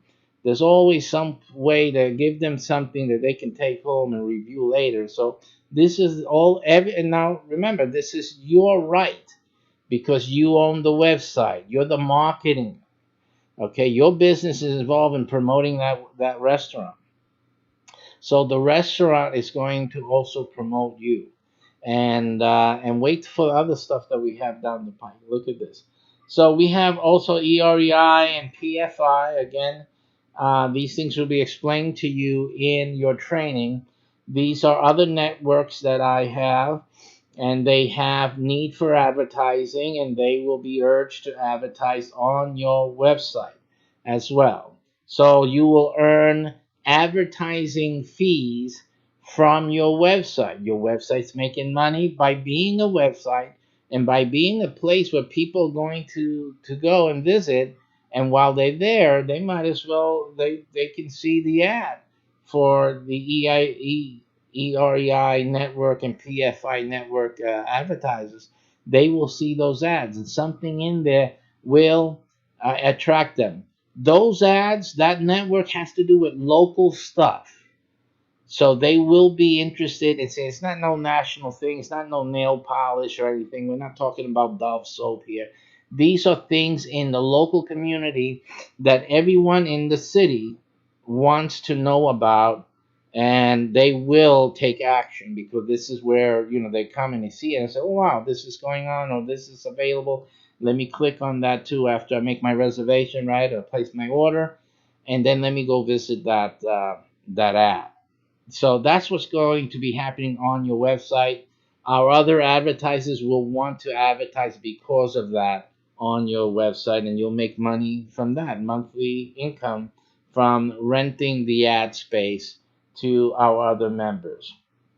We also have a card and food truck membership also, and there you will also get advertising fees from them, because they are closely associated to the restaurant. The restaurant itself will have a delivery factor. Someone's making the deliveries.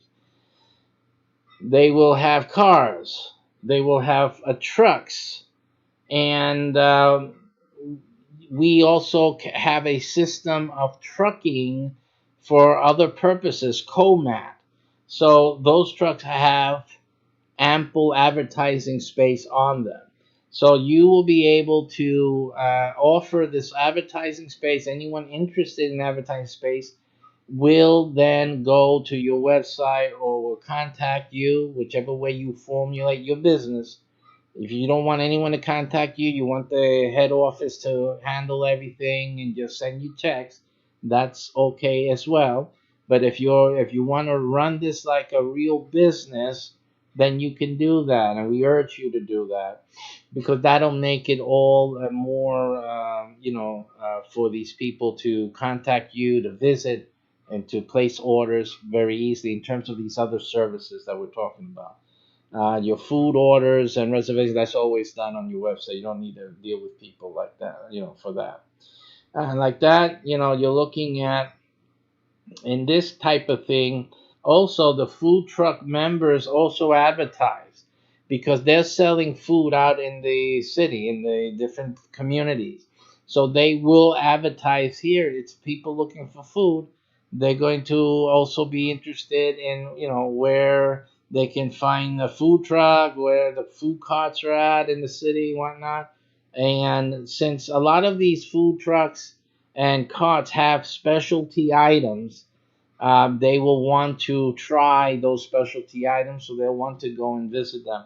This is the way that they will be able to find where they are in a city, so they will advertise here. You can look at about $20 a month. It's fair for a food truck to pay for a placement on your website. And with 100 of those food trucks, it very easily can happen, is about $2,000 per month just from that. That's one segment of an ad space. That's all we're talking about here. One segment, one group.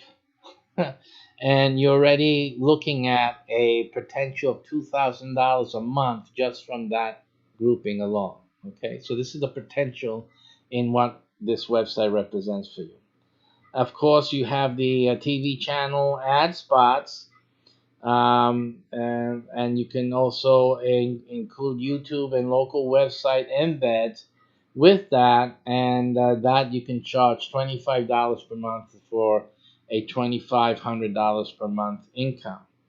And then, of course, as we already mentioned, the CFP seminar, which is $1,000 per sale, and that is a recurring income per year.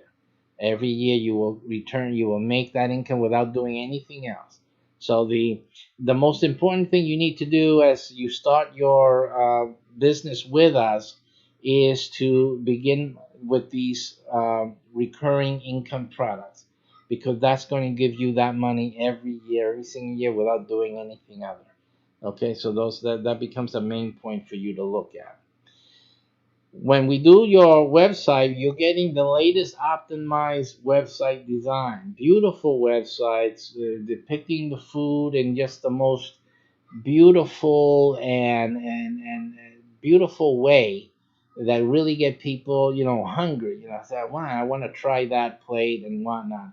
And another feature about our restaurants, by the way, we're not just creating another hamburger place. It's not going to be just another this or just another that. Our restaurants, each of them, all of them, are special. They have and they will feature unique plates, unique foods. Okay, so, and I dare say in many cities, they will be the only ones offering that type of food in the city. Okay, so you have an exclusive, quite potentially exclusive, unshoppable food at these restaurants, at your restaurant that you will be your website will be associated with. So that's another plus, because then of course everybody's going to want to try the new thing. So they'll be doing that. Plus, our chefs will always be creating. We have creative chefs. They're the ones that will be creating nice menus, new plates, new menu items from time to time. And that will also bring in more new people and also bring back some of the regular people that tried the restaurant before and got busy and whatnot, but then bring it back to them. Oh, they got this new thing. I want to try that out, and that always works. The other day we were at a tropical cafe where we were talking about restaurants, and they had that free tropical cafe, the free smoothie for wearing your floppies, right? I always wear my flops, so I went over there and got that free Slurpee. Hey, it works. The place was packed. The place was packed. So that type of thing always works. So, and then you have also, we're waiting for the cow day just in a few weeks here.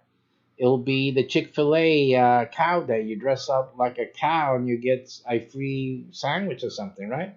So, or free meal. I think it's a sandwich, but in any case, whatever, it still brings the people. So, in not these type of special things not only bring people out to the restaurant, but they come out doing silly things.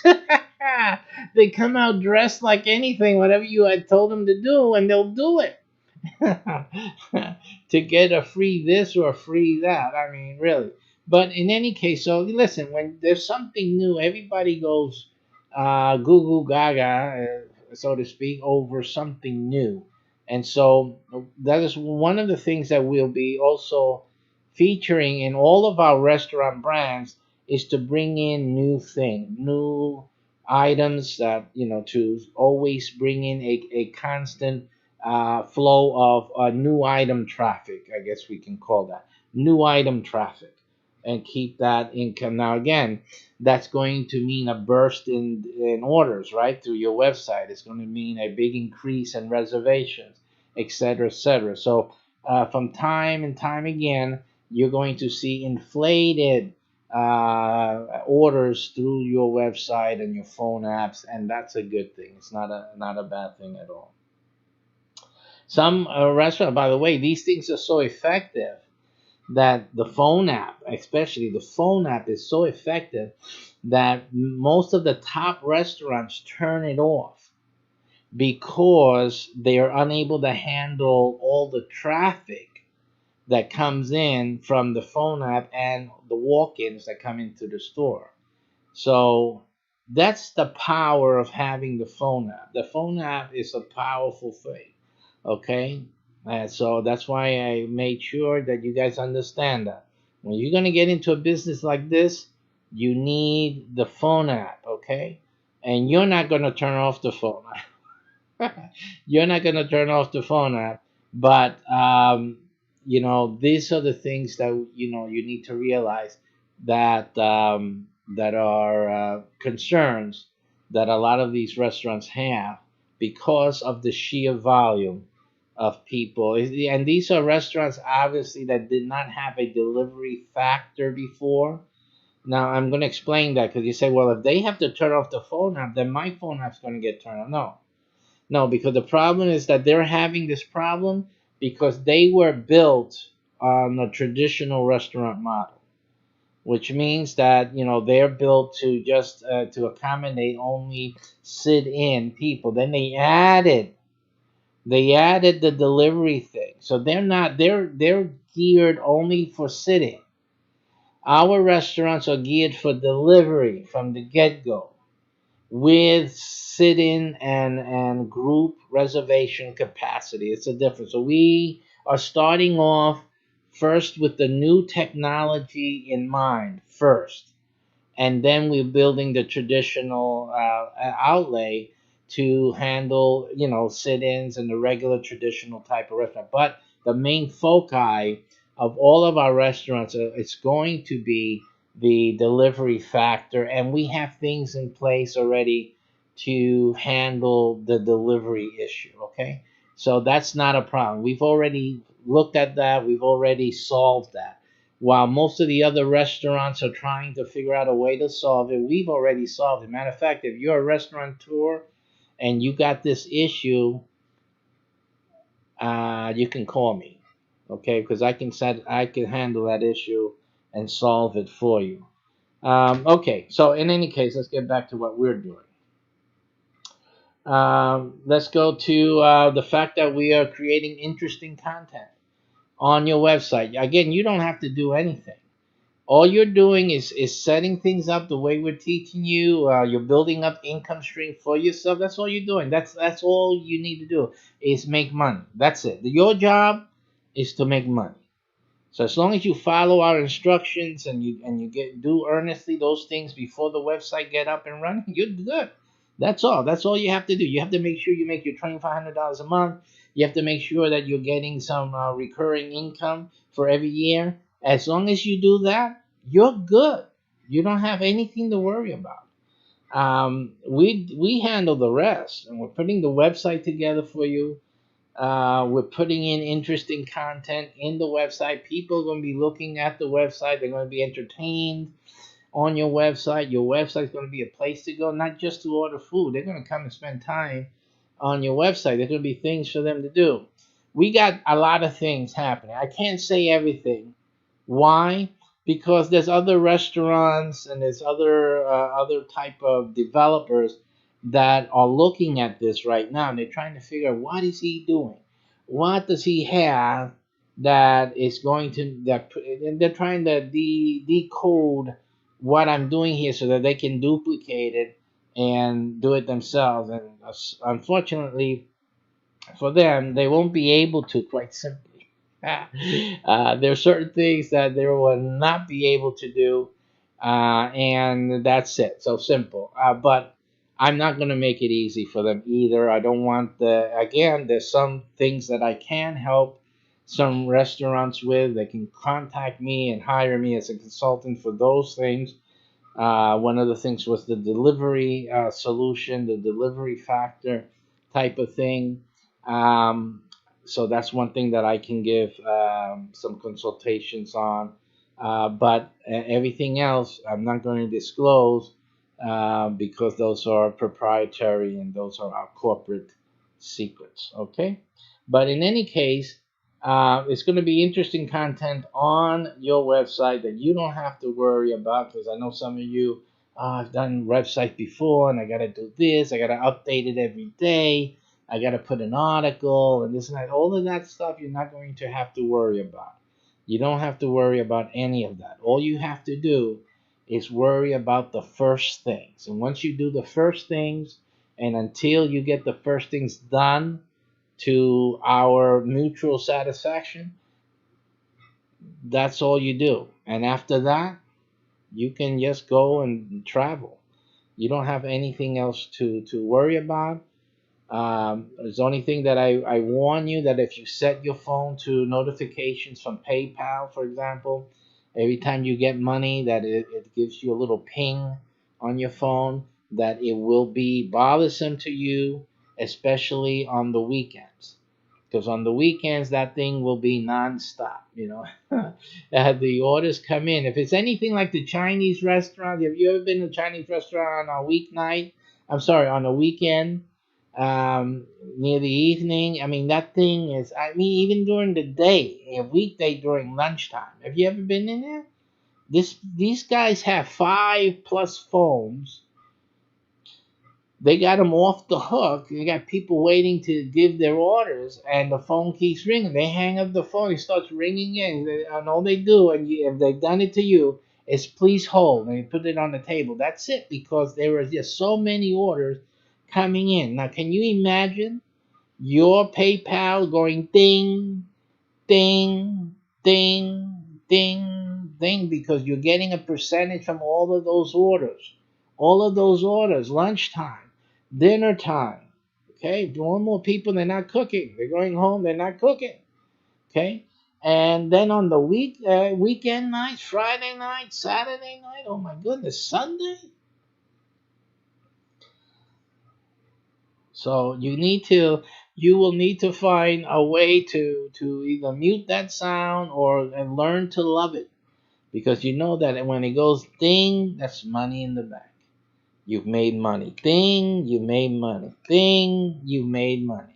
That's it. And there's no other beautiful sound, I'm sure that you'll agree, that you want to hear. This is up to now, you have to understand and know. If you know anything about websites, affiliate marketing, and what have you, this is totally different. This is a game changer. You've had websites before did nothing. You were waiting for a sale, 3 months, 4 months, five. This is a daily thing, ladies and gentlemen, a daily thing. Okay, this is real business here. Okay, so what I've done was sneak you into a real business. That's all we've done here. Sneak you in to own an asset of a real business. Okay, and that's it. So that's what we've done. And your phone will be ringing, dinging, I should say, with all the orders that come in. Now, did you have to pay a rental for the restaurant? Did you have to pay for food stuffs for the restaurant to cook? Did you have to pay for employees so that the restaurant can operate? Did you have to pay for marketing so that the restaurant can be marketed and promoted? Okay, did you have to pay for equipment to be moved into the purchased and placed in the restaurant? Did you have to pay to fix up the restaurant, the decor it, to replace the floors, to make it into an operating business? You see all the things. Are you paying utilities? Are you paying the other things involved with the operation of the restaurant? You see all the things involved, and there's still more. I can keep going down the list. There's a lot more. The answer is no. All you're doing is taking care of your monthly fee with this website. That's it. If you get the phone app, that's an added cost. But other than that, that's it. Okay, so up to now, you have seen before the website got started for you and launched, you could make $5,000 plus a month. Okay, you could secure already before the website got launched and the restaurant opened. You can secure between a few $1,000s and up to that's 100, and then you're getting to up to actually $200,000 if you do the real estate thing. The that seminar, the 3-day workshop, that's a one-shot deal though, unfortunately. But that'll give you $100,000 if you do it all. If you sell out all the 100 tickets, you're doing that. Um, and so that does, and I will correct myself on that. That's actually not true. It isn't a one time. That is actually also a recurring. So that would be if you did the whole seminar workshop. Its capacity is 100. If you did that, you're doing 200,000. That's 200,000 in commission that's recurring every year. So again, you have that potential. Okay, you don't do the whole thing. You did 50,000. Yeah, but still, any part of that is really good. And this again is before the website gets up and going. You have the other thing there, which is 1,000, and if you do 100 tickets there for the CFP, right? If you do 100 tickets there, again, you're looking at $100,000 recurring. So you can make 100,000 from the CFP. You can make 200,000 from the EREI. If you're the one that sells all the tickets, the limited tickets that we have, you will make that amount of money. That's 300,000 just in those two things alone, yearly. Every year comes into your pocket, without even the restaurant or the menu even being online. Okay, so again, this is what else do you need? I mean, this is perfect for anyone wanting to. Of course, you have to sell those things. You have to market the tickets. You have to promote like everyone else. No one's giving this to you. This is not too good to be true, because I've heard a lot of people talk like that. It's ridiculous. This is absolutely all the products and services. I've been marketing this stuff from a long time already. This is not too good to be true. This is what's happened. Is that the problem is you guys are out of the loop. You guys are not realizing what's happening in the marketplace. So what I'm talking about is nothing like it's out of at least my ordinary. I know these things. These things we do all the time. Okay, and people are making money with these things. So the issue is that you are not aware of it. That's all. And I'm bringing it into this package so that you can profit from it. That's all that's going on. Webinars are always being given. You see this rich man poor dad, even though he does He gives you the free thing before he gives it to you with the premium one. They're still selling premium webinars. They're making money at that. There's a lot of money being made with these seminars, workshops, etc. All that we're doing is bringing it in here where you can make a profit as well. Why not? Okay, and why are you able to do that? Because you're dealing with a local market. That's really the reason you're able to offer these products, because these products are for local markets. That's why it's available. If not, it wouldn't make sense to even give it and offer it in this package. That's why you haven't seen it before. But because our products, a lot of these products are locally based, then you have it available to you. And then because we're associating with other businesses and other networks in the local area, you're able to offer those products as well. That is the reason that you have that. So again, now look at this. You have also with your website and virtual restaurant business, you have added income streams even with that. So you'll be able, since the restaurants are branded, and they're going to be a special brand, they got their logos, right? They're going to have merchandise. There's other things happening. Remember the TV channel show? Remember that? Remember that? Don't forget that. Because the TV channels and all that is creating a lot of the things that's going to make you a lot of money. One of those things is merchandise. You'll be able to have merchandise not only of the restaurant but also of the TV channel. If you have a show, think about this. If you have a show that's popular, a lot of people are watching that, they love it, you'll have the merchandise. They're going to want to buy the t-shirts and jackets, things with the logo on it, and some things that, that are featured in the show. They're going to want to buy those things. And who will they buy it from? Well, the only one, because that has the right to sell it, which is you, your website. So this shop will be on your website, and in this shop you will have specialty items. And my brother, let me tell you, can we talk? Think about it. Have you seen what's the name of that company? Bob Evans. Bob Evans is a restaurant out there. And they're not the only one. I believe Nathan's. Remember Nathan's? Some of you know the restaurant formerly. They used to have. I think they still have some open, or if not just one. I'm not sure where they're at in that sense, but I do know they have products in the supermarket.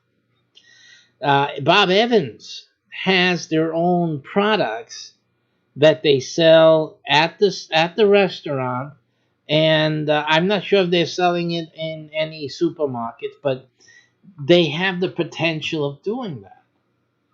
So think about that. The products that you have, that we're going to have for each of our brands, and that we're going to create for all the channels and the shows that we're producing, we're going to have a lot of merchandise, and they're going to be sold through your website, and you're going to be making that profit as well on top of everything else.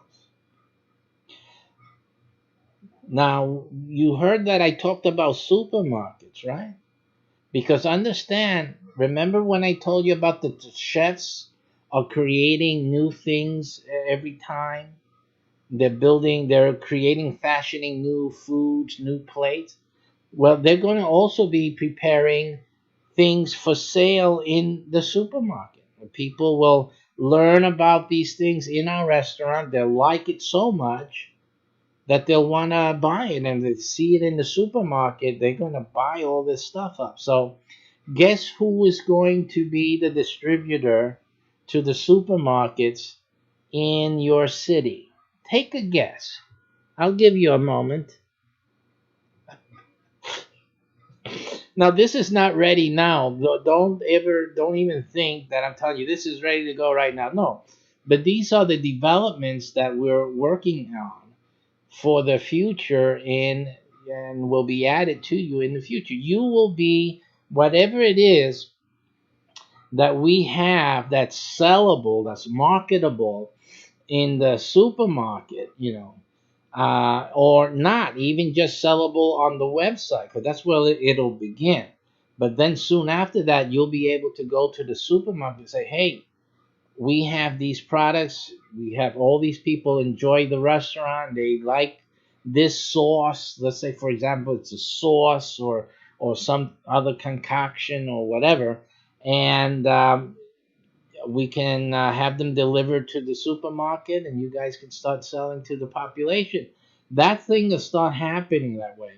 But even if it's from the main headquarters here, and we do a national distribution through a national supermarket chain, you will still be included in that deal. So again, you guys again are included. You'll see a percentage of those sales come into your checks, and you'll see it in a national supermarket chain distribution. You'll see it on the check and you'll see the amount, whatever it is, it'll come to you. Any deals that we do, and of course, any deals that you do on a local basis is really something that you will add to your bottom line. There's a lot of small shops, a lot of small grocery stores and whatnot, and you can approach with this special product, a food product that we made available, and you can just rack up on those sales as well. So again, the future doesn't stop with your purchase here, it just begins. And the added things that we're going to be adding, and believe me, we have a few things already planned that's going to add to your bottom line. They're quite fantastic and unique. I mean, you got to admit now, even now, that you have never ever been presented with such an opportunity as this, because basically they're just not thinking. They're not thinking, and they don't have the experience and the expertise that we have, that we're able then to bring these things in and to make it work. Because see, the thing is to make it work. The top restaurants right now is just still trying to figure out how to get delivery to work. Can you imagine that? The Chinese got it down pat. Come on. But that's the state of the world. Don't say this is too incredible to be true. No, because the Chinese prove it can be. They're doing it every day. The issue is that the other restaurants, since they're not based on the delivery model, they just don't understand how to make it happen for them. And so, yeah, obviously to them, oh man, that would be good, but how can it be done? It just can't be done. There is a way to be done. Somebody has to, like always in life, someone has to be the thinker and to make it happen, to find the solution, to find the way to make this thing work. And so that's all there is. It's not that it's too good to be true. It's that there's always one person that is innovative and introduces innovation into the industry. And that's what's going on right now. They're still looking for their guru to bring in some sense into the industry. I'm already here, but I'm doing my own thing.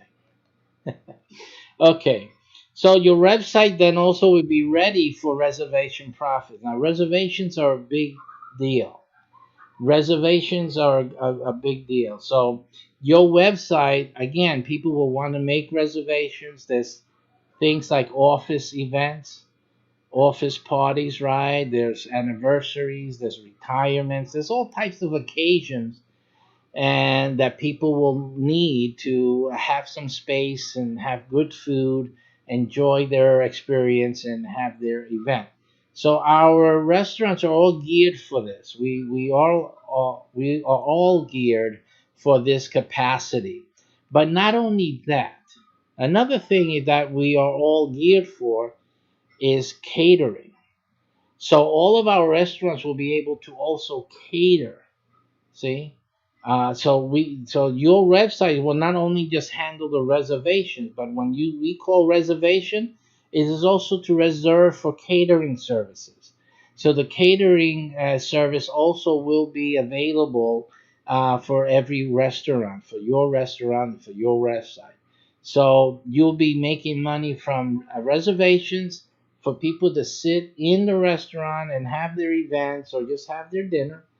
And then you'll have also the income from catered events, events that the catering will be had from this website. Now, let me tell you something else. It's not food will come not only from this restaurant but from the others as well. Is depending on what they order. So here's another occasion where your percentile or the things that you will earn will change, because if they order things that come from another one of the brands, and like two or three items come from your brand, well, you get the commission on your 2 to 3 items. The other website owner will get the commission from their 2 to 3 items. And that works in reverse, right? Also with you, so that somebody's placing a reservation, a catering order for things on the other brand's website, but those may include some things from your website. So in either case, you will make that sale as well. You'll make that profit. So in this sense, you have all the power of actually the 3 to 4 other websites and their marketing pool to gain commissions from and earn that income. So that is very powerful. So remember, it's reservations, events, and catering. Those 3 things, they're big money makers. Remember that there are companies that all they do is cater. All they do is cater. They don't have a restaurant. They just cater. And they make great money. So you have to understand that. They make great money just catering. So you will have all 3 functions and will earn commissions on all 3 of those business models. It's just amazing. It is fantastic, in fact. Okay, so that is what this website is doing. It's really pulling in. Now you say, how can all this be done? Because we have a network. That's why. As people say, it's too good to be true. No, it's just as simple. It's called people power. It's called having a network. It's called starting your business not alone, having others helping in your business, having other entities already set up that will do this job and that job for you and cooperate with your business. That's what no one else has. That's why they say it's too good to be true, because no one helps anyone else in their business. But this is a way that you can get started in the restaurant business and get help and have the network support. Our restaurants will be able to do things that no other restaurant's able to do. So therefore, we will be able to outcompete. You're going to outcompete and dominate every market. That's as simple as that. And the restaurants that are making it out there, as you saw in our previous videos, they're making multi-million dollars per year. And we have everything incorporated, and they're working alone, by the way. Those are just restaurants by themselves. They have a single location, and some of them have single locations, and they're pulling in millions of dollars per year. And that's without having a network to support them, without having the delivery system, without having the merchandise, without having a catering. So we have all of these things together because we have the network that will handle all of the extra things. Now, how is this website promoted? It's like every other website. Do you need to promote this website? Sure. The differences is, I'm only going to talk about the differences because you already know how websites are promoted. Remember that the website itself is we're managing it. So anything that comes from the website, it's just simply available for you can post it into your social media. If you do anything, it's just simply getting the URL of a new article that came out, or a new item on the website and just posting it on your own, social media, on a page you may have created for the restaurant, which you can do as well. And that's it. Basically, it's letting other people know, those around. But you also have other ways and other parts of your development. When we go through the training, a lot of the things you're doing, like remember that with the restaurant website, before you get started, we're teaching you how to start the clubs. Those clubs are a good way to get things promoted. New article comes out, and why not you send it out to the club members, and they'll share it on their Facebooks and their Instagram and things like that. You can go to have a meeting with your clubs in the restaurant once it's open, and everybody shares, hey, I'm here at our meeting at the so and so restaurant. This is great. We got delivery, catering. Just go to such and such a website to order. That's what they'll be doing. That's what you'll be doing. That these are simple ways of creating, some more advertising and promotion of the restaurant above and beyond what is already being done and what other network members will be doing. So there's a lot of things going on with the promotion of these website with the restaurant, I should say. What is different also about this is it's the clubs under management. Again, like I said, um, the TV is also promoting, as I told you before, virtual assistants, and not just from your network, from other networks as well. We have around I didn't bother to count, but it'd probably be 9 or 10 other business licenses like this one, and they all will be promoting. Each one has their clubs and all that. They all will be promoting your website. So all of them, there's a lot of people. There's a lot of people that will be promoting your website.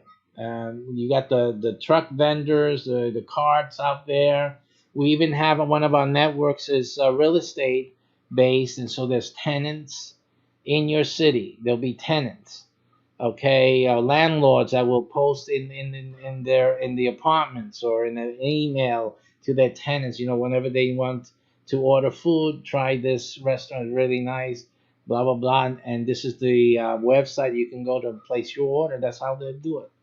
That's how they'll do it, and that's how you'll be promoted all over town, really. And you'll have our other websites and internet assets that will be promoting your website as well. So comes the question how to get yours. It's simply you have to act right away before someone else. I always emphasize this because I get some people who are going, oh man, I wanted this, I needed this, and I'm warning you again that you have to take action before someone else beats you to it. I can only, like all the other things that we're doing, there's a limit because we can't simply just handle more. I can't handle more. I cannot come here to you and present this to you and tell you, yeah, everyone come in, come in. I can't do it. It's not going to work. There can only be one restaurant of this, one restaurant of that in most cities of the U.S. Of course, there are certain cities which you can name on the top of your head that could probably handle more, but we are only offering one at this time. And until the one restaurant is up and running and producing and all that, I'm not going to add another. Okay, that another can be supported. That is something that will come down the road. But at this moment, I can only accept 3 to 4 purchasers right now. Okay, and that's that. Um, but the good thing for you is this: another benefit of you joining today and grabbing one of those 3 to 4 websites is this. When it comes time to add another one in your city, you will have the option. And that's the greatest thing I can give you, is that if we do see that we're ready to open a new restaurant in your city, either another one of the same type that you have already, or we are adding a new restaurant brand. That means a different type of restaurant, different menu, etc., then you will be offered that first choice to take that restaurant, the website, obviously, not the restaurant. Restaurant, we own the restaurants, but you will have the opportunity of owning the website for that restaurant when it becomes available. That's the only thing that I can offer to you. And if you reject it and the others in your group reject it, you can't do it, or you don't want to do it, then I will open it up to the public. But until then, you get first dibs on any new opening when it becomes available. So that is, and that's a great thing, because how much more easier, it's like almost having a few like McDonald's franchises, right? You get, I know owners that have more than one store, and if you take a close look at some of the plaques inside a restaurant, I saw this in Panera, I seen it in the McDonald's, and I do know the owners in McDonald's. I knew them in New York, I know some here, and then the Chick-fil-A. Ah, these guys have multiple locations. It's not just one. They brought one. They went so well that they opened a new one, because what happens is there's new malls open, new places, and then there's another opportunity to put a food restaurant there, and they open it. That's it. There's another location. So you're going to have the same benefit of being able to open multiple locations. Of course, it's just a website now, but you're still a part of that business one way or another. You're still a part of it, but you'll be able to be a part of new locations of the same brand that you have, or of another, as they become available. So that is one way. So it's kind of like, if when you order yours today and you get your restaurant, and then someone else gets the other, and then the other, and then the other, and then as we get together, because you guys are going to be coming together, meeting each other anyhow in the future, and then you're going to find out about their restaurants and this and that. You can say, oh man, I like that idea. Yeah, that restaurant is really interesting. I would like to have an opportunity to own one. Well, if there's one available in a town like near you, then you can do that. You'll be able to do that, and it'll be offered to you. Or you can wait until another one opens up in your area. Now, I will be able to tell you off the bat if another one is possible in the area or not. In some cities, it will be impossible in the near future, in our lifetimes, to add another restaurant of the type that you have. But in some cities, it could be possible. You just have to just let me know of your interest, and I will tell you. Again, because there's certain factors involved. One of them is population, of course, and the population in the environs. So these are some factors that are involved in that. But once we do assess that, you're ready, you want to do it, you'll be making money. It doesn't matter. So you want to open up another place? Is there any place that I can open and have the website? Then we'll talk, we'll look, we'll see. I'll offer you another location, and then you can go from there.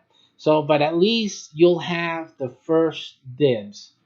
Your group will have the first dibs on something like that. One of our groups, by the way, they are working as a consortium of types. So what they're doing is that they're getting together, 3 or 4 of them, and they join together, and each one takes one of the restaurant brands. So what they do is that when the new brand becomes available, or another restaurant of the same brand of one of them or more of them become available in their city, then they actually go and purchase that license, and then they do it as a group, right? So they'll split the profits three ways in that sense. They also pay that monthly in three ways instead of just one person carrying the burden. It makes sense because it's the same thing you have to do for each of the websites. And since they're already doing it for their main website, it's just a little thing to add on a third of that activity for the other one. But then they have that increased profits and whatnot that come in from that other website. It can be significant. It's significant incomes here. And so you guys can actually do that. So what I've done here, as you can see, is that we've made it everything that the rich folks are enjoying out there by owning these restaurants. They have to outlay all this money. We're making it super, super, super affordable for the average guy to get into this restaurant business and not lose his shirt. Okay, so that's what this is all about. You have to send today, make your initial payment, $4.95 with 3 cents. The 3 cents tells me that what you want is the restaurant because we have other businesses, right? So the 03 tells us that you want the restaurant business, and that you make that payment and you don't have to worry about another payment until the website is up and running. Okay, and so the rest, what you'll start doing is the training, and you start developing the income for yourself before the website even gets up and running and adds that income to the whole mix. We want you to get started with a good amount of income coming in, okay? So that when the website gets started, then that's just extra. And it could be fantastically super, super extra money for you. But also realize that what we're doing now for your first 3 to 4 months in the training program, that could be a significant income as well. It's designed to be that way anyhow. So hey, listen. So you look at it as a double opportunity here to really be successful one way or the other, or both. And this is the opportunity that you have right now. So again, like I said, if you are a person. Oh, and then what I didn't say yet, I'm sure you guys have been waiting for this, especially the guys who want to start a restaurant, your own brand, your own name. You want it up in lights there, and you have this great idea for a restaurant. Guess what happens after this restaurant is up and running? You have this income coming in, and you have enough to get your thing started. Guess what happens? You can do that, and we will help you. Everything that we're doing for our own restaurant, we will also then go and help yours. And the other thing about that is if your restaurant is hot, it's really good, then we're going to sit down and talk. We're going to talk about spreading that restaurant around the nation. And you can't get anything better than this deal. I'm going to tell you right now, starting your ideas with us is the absolute best thing that you can do. I'm going to tell you something else I didn't mention for you guys doing, and it's not here, unfortunately, to have reminded me. Let me see. Where is the place that it should have been mentioned? And I think it should have been mentioned here. Could have been a mistake when I was doing the slides. I could have deleted it because I know the other slides in the other business programs we have it, and I don't see why this one doesn't have it. So what was supposed to be here could have been added is the following thing I'm going to tell you. And in one of the methods that we have our members do is you start this program that we have in the food industry, in the field of foods, to help people. This is what I wanted to say. Even with the TV channel, and we have another group type of program that is to help people who know how to cook, who have some type of specialty, to have them get started in a restaurant type environment and business. So we have a system that starts them off actually in starting a business and a restaurant, an actual restaurant. And you will have those of you who are into this or into getting your hands wet, or into just making the money. You guys are going to make some big money. I mean, you have a program that actually helps people get their restaurant started. This is one of the little things that I didn't mention because, again, there was no reminder of it for me here, because I told you there's so many things that in any of the things that I explained to you, there are so many factors that it's impossible for me to remember everything. But it is one of those things in there where you can have a virtual different restaurant places. This is outside of your own of the restaurant your website is connected to, that you will be able to start anyway, and you can be making money from these locations, from people training and being participative in a real restaurant environment. And actually, these will be like incubators. I was going to say real estate, but it has to do with the real estate stuff that we're doing.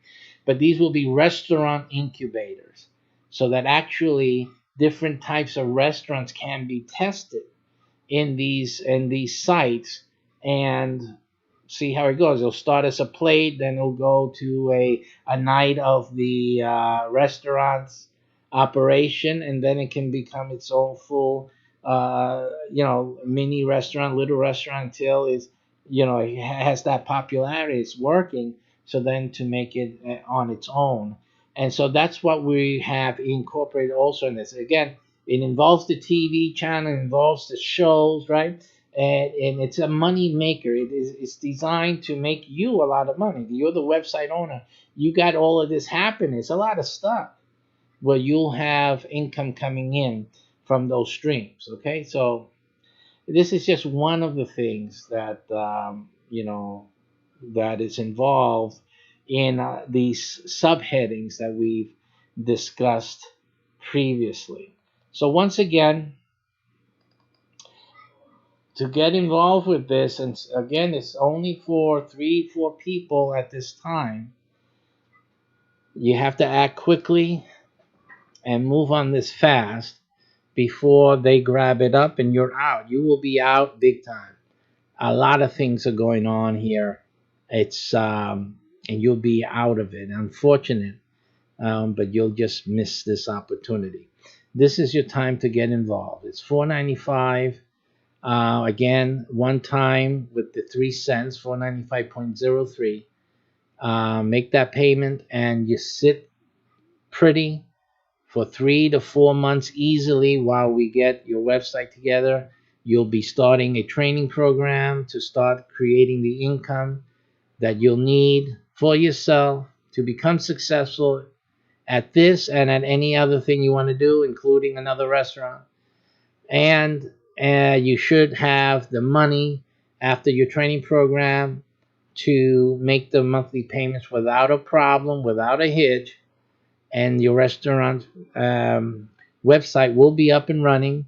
You'll still be making money, and when the restaurant itself opens, then that is it. You are running. And again, with all the things that we've talked about, all the other ways and strategies that you'll have with this website to create income, this is a very, very good package. So that's it for now. Thank you for watching. Take the immediate action of taking action and having this for you and your family. You deserve it. They deserve it. Do something now. Be proactive. Get your restaurant started. Get started in the restaurant business. Food sales. Everybody got to eat. This is a way for you to get started at a low entry point without the pain, without all the stresses, and the problems of running and managing a restaurant. If you've seen any of those programs, you know what I'm talking about. This is the easy way to do it and the most profitable, because all you have to worry about is that monthly payment, and we take care of that in the first few classes of our training program. So that's it. The rest is up to you. Take care, and thank you for watching.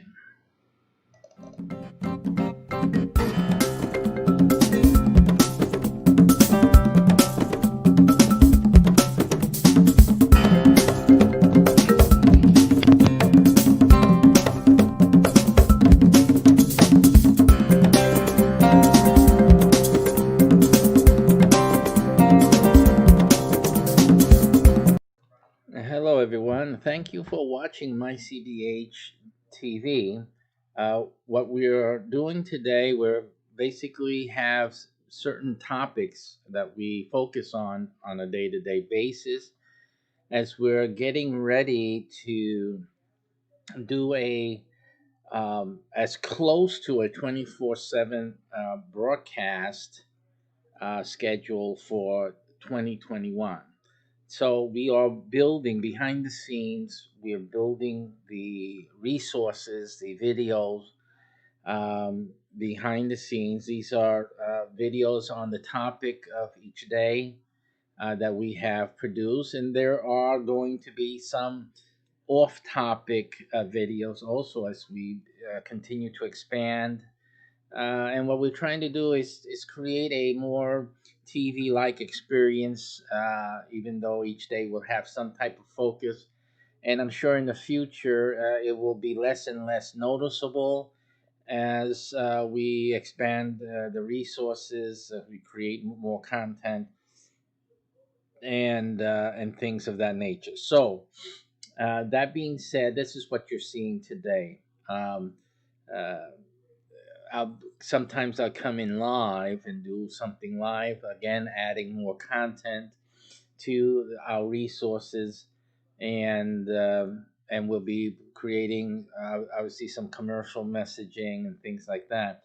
Although a lot of the videos we show are commercial in nature, they're based on the activities of our network, not just the TV network, just one of our companies, but we also have other things that we're doing, and they are business related, commercial related, some sort. I'm always doing business, even with the gaming. I mean, I have my own gaming development venture going on.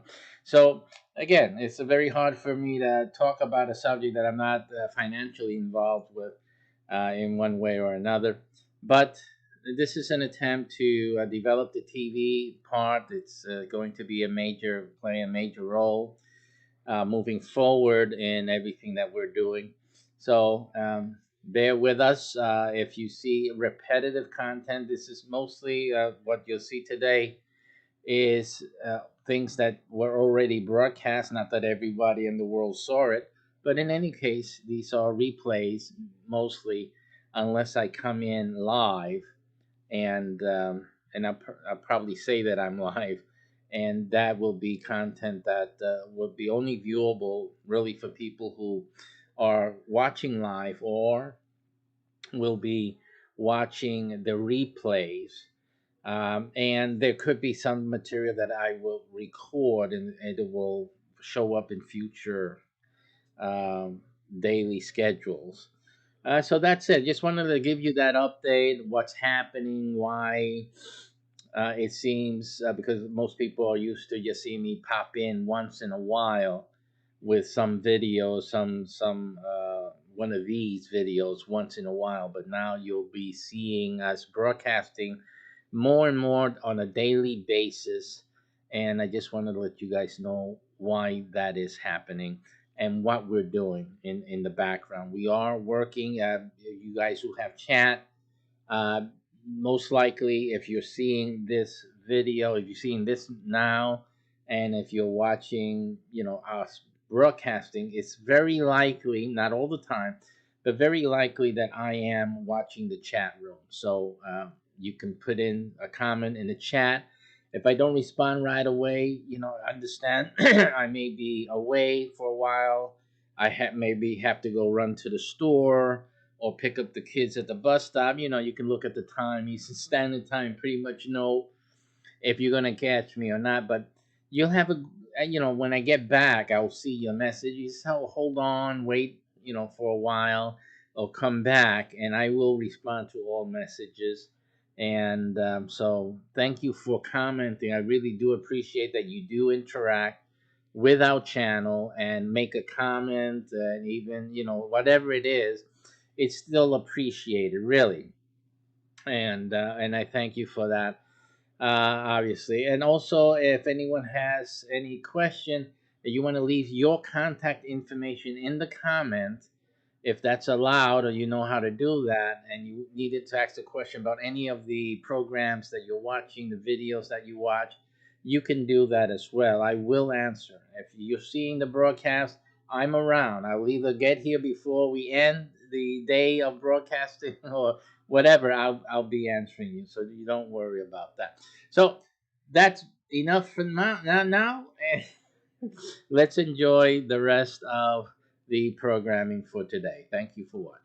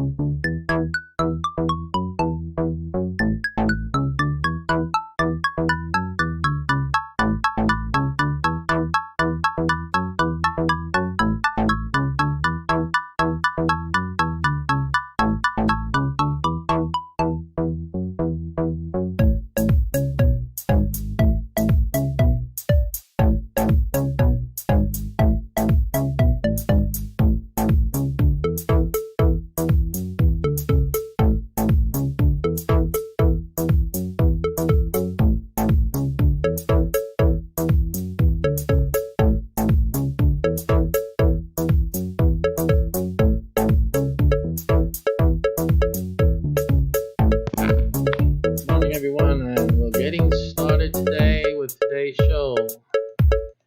Thanks for dropping in. Thanks for dropping in for today's show. Thank you very much, everyone. Thank you for coming by and watching today. Today we are focused on the restaurant business. Mycbh network has a great network spreading across the United States on building restaurants and giving you the opportunity to get into the restaurant business an easier route than having to wait and get all the money together and then try to put the pieces together to make your food business a reality. We have prepared this easier path so that any one of you with great talent and you have some great ideas can realize your restaurant dreams. And we have the same thing can be done by anyone. Yes, I wish I owned a restaurant. I wish, you talk about myself, obviously. But yeah, you can make money from the restaurant business without even owning a restaurant. And we've made this possible with this program. It's fantastic. I mean, you don't have the risk, you don't have the outlay that you would have to have when you think about owning a restaurant or opening a restaurant. Try that. And we all know, listen, food sells. It's almost like sex. Not that sex sells, but yeah, I guess so. I mean, people, when you see the nice girl next to the car, they attract the eyes. Even Madison Avenue knows that, right? So, yeah, and food, everyone needs to eat. And more people are eating out or bringing food in to avoid the kitchen at night after a hard day's work. So yes, restaurant business is a fantastic business, and now it's available to anybody who's watching this right now, and is smart about things. So this is your opportunity to get into that. You can go to this URL and you can learn all about it. I do the whole presentation at this URL, give you the details, show you how you're making money with this opportunity. So you have to look at it. If you're interested in earning money from the restaurant business without going into a restaurant business, you need to look at this. And you can imagine on a Friday night, Saturday night, how a restaurant, a fast food restaurant, takeout or delivery, right? How those phones are ringing off the hook. Think about your Chinese place, Think about that, the phone ringing the way it does, how busy it gets. And if you can make a few dollars every time that phone rings, how much money would you be making just over the weekend? We're not including during the week. Just over the weekend. Just think about that. This is the opportunity you have, and you'll learn about when you go to that URL. Otherwise, if you're interested in owning your own business, opening your own restaurant in the future, but it's a daunting enterprise for you, even financially, this is the way to start, because that money that's coming in, you can already start making restaurant money, building up what you need to get yourself started, but also, and this is key, having us helping you to get things together. So you can't beat that. This is a win-win deal for you. So take a look at that while, after this program today. What we're going to talk about today is we're focusing on restaurant business, and we're going to look at how other people are going about restaurant thing. So let's take a look here on screen. A very interesting article that came out. I did a search on Google search for an article for us today, and we see that even there's so much money that is to be made. Think about this.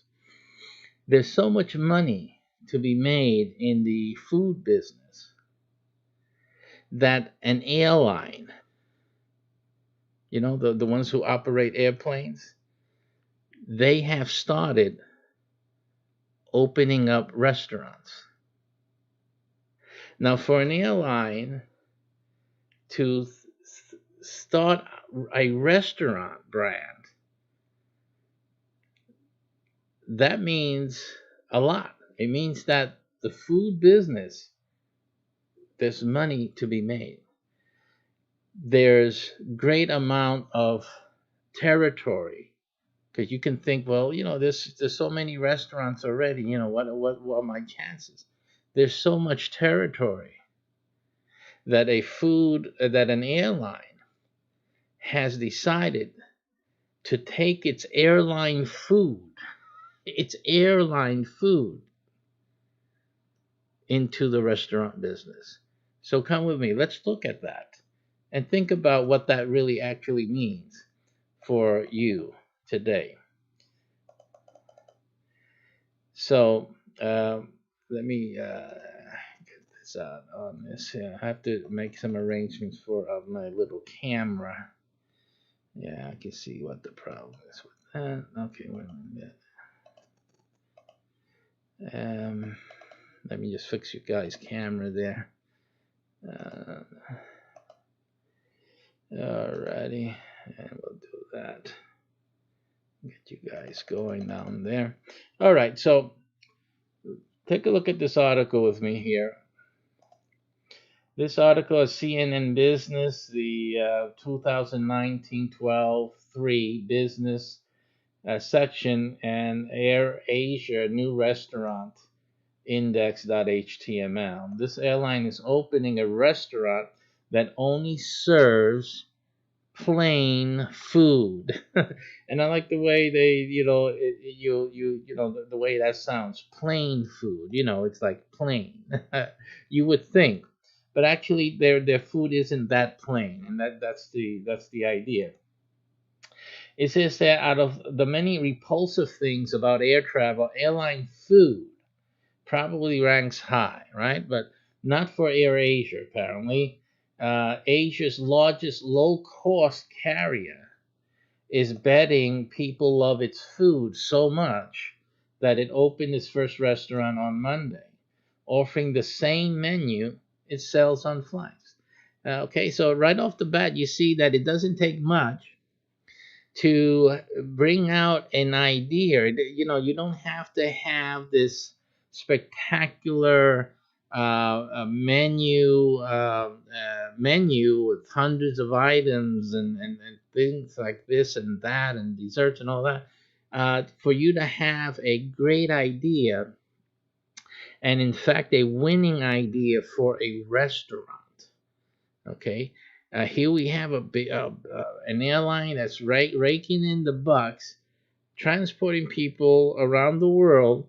They're making money. These airlines are not like, they're not, it's not a business that someone without money and that's not making any money is going to get into. So these people are making their money. They're making money.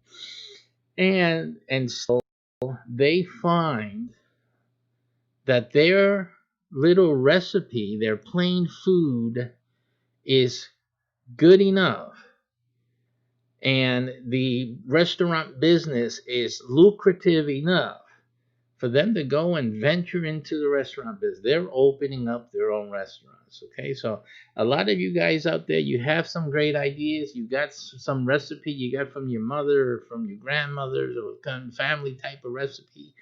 You guys are sitting on a gold mine. You're sitting on a gold mine.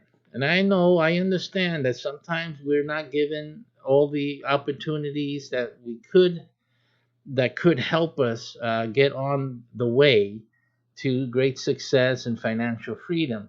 But this is it. You're complaining you don't have an opportunity. This is your opportunity. So after this program, go and check out the URL and learn about the program that we have. It's going to help you establish you in your own business, the restaurant business in particular. AirAsia, based in Malaysia, said it plans to open more than 100 restaurants globally. Let me blow that up so you guys can see it. 100 restaurants globally. So they got the idea. They got the big picture here. This is the big picture. How would you like to have the ability to open 100 restaurants? Because you can figure, most of you think that opening one restaurant, that'll make things different. You can make a living. I mean, there's chefs making 6 and 7 figures from one restaurant alone. Now, and we showed you that in a previous broadcast, previous episode where we featured the high profit restaurants in the USA. So we showed you that. We showed you one location restaurant making millions of dollars a year. Okay, so you can imagine what the take-home money is with that is. Here we have an airline that's planning to open 100 restaurants globally. What would you say if I told you that you're able to open 100 restaurants with us right here in the US? Easily. What would you say? You don't believe it. Well, if you look at the video at our URL, you'll see as we go along in this broadcast, you will see exactly, well, not exactly, you guys who are already in the restaurant business can copy. You need us for it. But the whole point is that you understand that working with us, bringing your idea with us, and working with us, we can have you up and running in your first restaurant and expand easily throughout all the 50 states in the United States, all continentally, and into Hawaii and Puerto Rico, and have your restaurant be successful in each and every one of those areas. That's what we're able to deliver. But we can't do it with everybody. You got to get in. You have to get this in and get going. You have to be join this group, which is very limited, very limited. So you have to get in now, okay? So that this is your opportunity. It's literally your opportunity.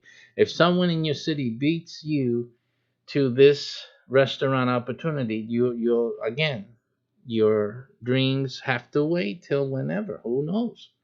But this is someone's opportunity right now in your city to have this happen to you, and it should be you. It shouldn't be. You shouldn't leave it for someone else.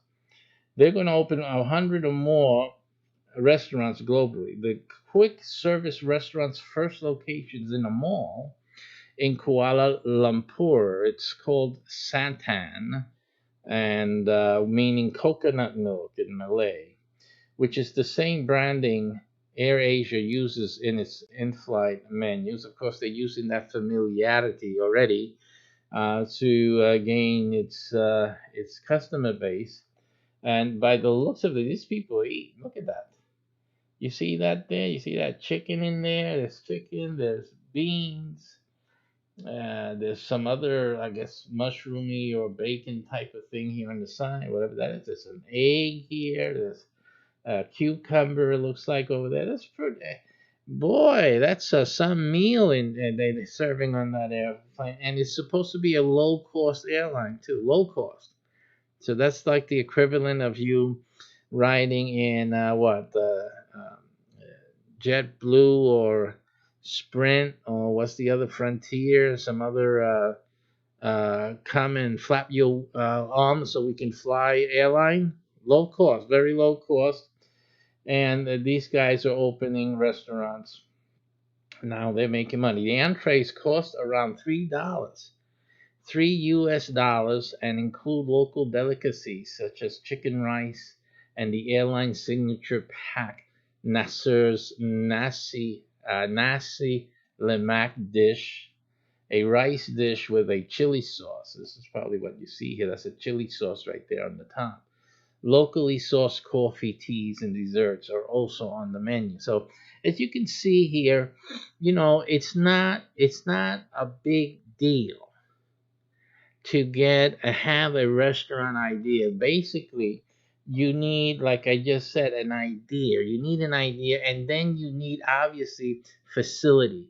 Why is this airline able to bring out this restaurant idea? A very plain idea, the relationship intended. It's because it has backing. It has its backing. It probably has network already in all of these cities. It's probably cities where they have an airline presence. Wouldn't doubt it at all. And so obviously they're utilizing their own network to make these restaurants a reality. Again, the idea of networking to establish multiple sites for a business, in this case, the restaurant business. If you've seen any of my broadcasts and our business packages, you know that we use networking very heavily. One of the main features of our business model and the support that we provide business people, the entrepreneurs that join with us, is in fact this idea of networking. It makes things a lot easier, especially for expansion purposes.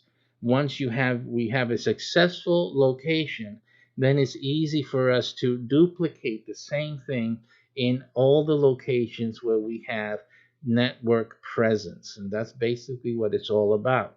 This is why getting involved in this today, getting yourself started with us today, is of paramount importance, because it secures for you not just your local restaurant dream, if having and owning a restaurant is a dream of yours, but it also secures the opportunity for you to expand into all our market areas. Plain and simple. Those of you who would, who don't have a restaurant idea to in your mind, but you would love to make the restaurant money in your pocket, this is also a great opportunity for you. And it's actually the competition to those who have a restaurant idea, because actually someone who's just interested in making the money, they will be able to get the license, and the one who has the dream for the restaurant, since you're waiting so long, you've lost that opportunity. And that's that. So this is not, it's just not a waiting game. You don't want to wait on this. You have you have a dream of owning a restaurant yourself. You want to have this help and this opportunity for network expansion. You need to act on this right away, because someone else who's just interested in the money, they're not interested in opening a restaurant or expanding any restaurant. They don't know how to cook for beans. They're just interested in making money from the restaurant business. They're going to take this and they're going to beat you to it and lock you out of your dream. So, and vice versa. You're just in it for the money. You need to hurry up and get this now before the guy who actually wants to build his dream restaurant chain beats you to your money bag at this point. So this is what you're up against. The race is on. We have seen significant appetite for our in-flight menu offerings beyond our flights across the region, and this is our answer to that demand. So basically what they're saying there is that they already have a market. They're opening with market already in place. People who have tried the food, who enjoy the food in flight. These are the first customers, and I'm sure that these customers are going to be their referral base. From these customers are going to bring other people. They're going to talk about, you can have this meal. I've had it on the flights. Now we can go down into Main Street and we can have the meal. I enjoy that meal so much, so they'll go and bring their friends and whatnot. It's a sure win, absolutely, a winning deal for them, because they have already the networking, and they have recognition already. They have a following. Air Asia hopes its Asian Pacific food will attract people over its Western competitors, and they're talking about the restaurants that we know about here, right? It's also part of the company's broader plan to become a lifestyle brand. See, so that's what they're trying to do.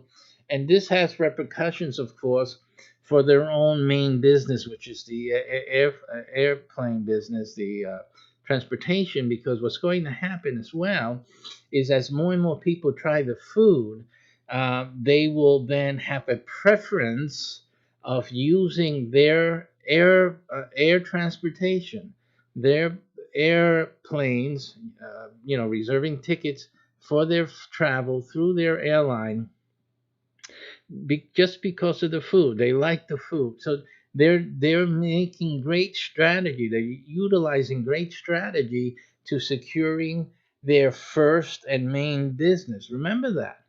This is a big teaching. This is a great idea, and they're showing some great marketing savvy in opening relational type of businesses and services that not only reach out to their previous customers or their steady customers, but also to new customers, and locks them in, if you will, through the familiarities, through appreciation, quality, product, and services into their main business route, and that is their airline business.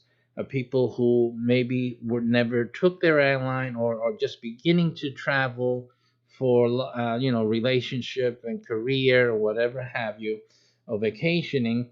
They are going to say, let me get let me and probably they'll probably have promotions for the airlines in the restaurants themselves, probably give offer a discount. That's it. It's a killer. It's really a great idea. It's things that we utilize in and implement in our business networks, and all of our business networks, since we're all tied in together. Our networks help each other businesses and business type to promote their business, to share clientele, and to help each other grow. This is they're using a very good strategy, and it's exactly what we're doing in our business lineup. So that is it's great to see big businesses doing what we're already doing here at our networks. Malaysia and neighboring Southeastern Asian countries are increasingly attracting American restaurants. Okay, so that's the other thing.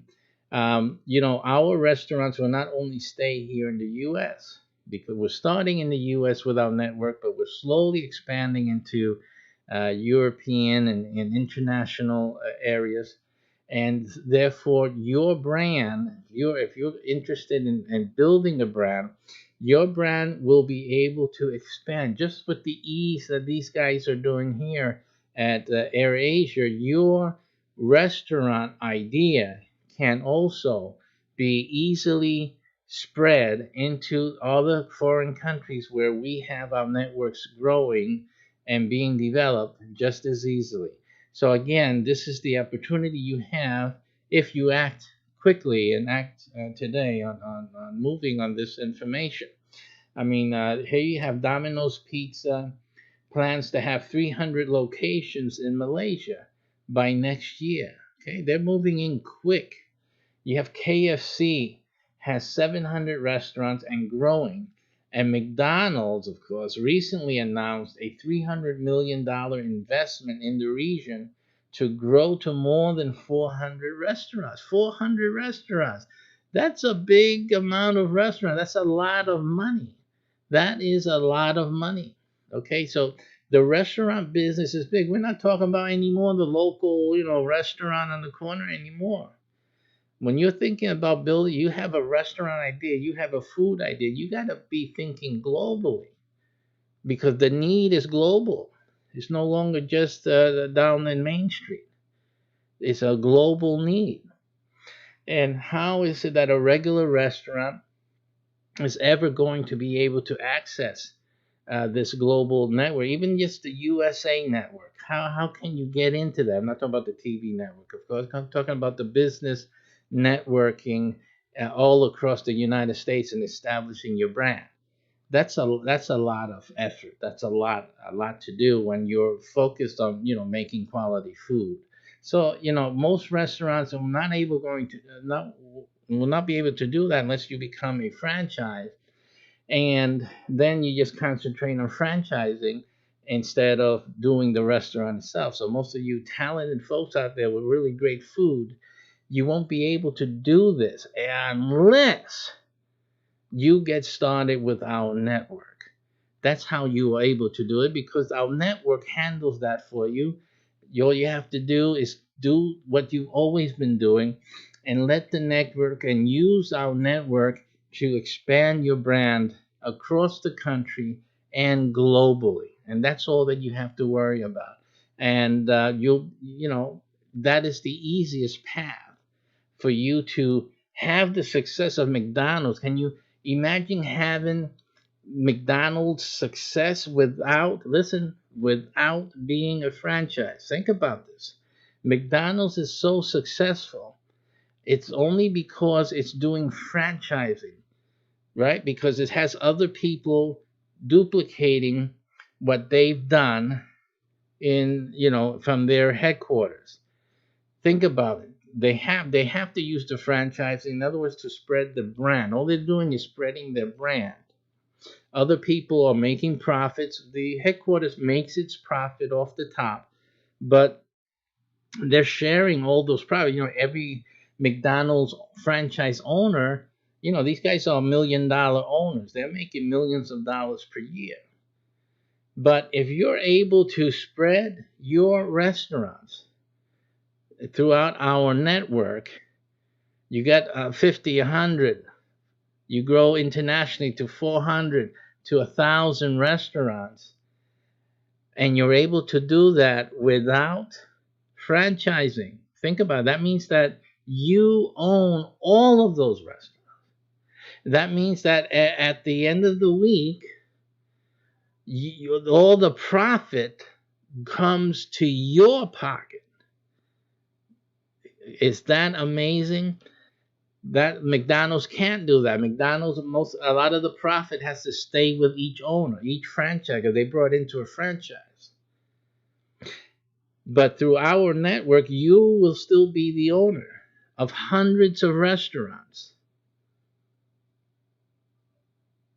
See that? That's the difference. You don't have to franchise. You don't have to just settle for franchise fees and making just a little bit off the top from each patty that you sold. You're able to make the full profit from each and every single restaurant location. That is the opportunity you have and that we're talking about in our food business network. And that's it's only one. There's only one person listening to this in your city that can have this opportunity. And it should be for you. So click the button, join it.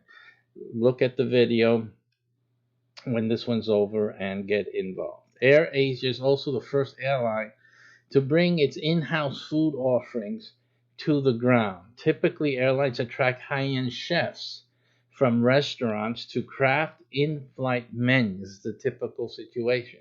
For example, JetBlue partnered with New York-based Saxon and Perot for its meals. British Airways offers from regional retailer Marks and Spencer. So these are just a few ideas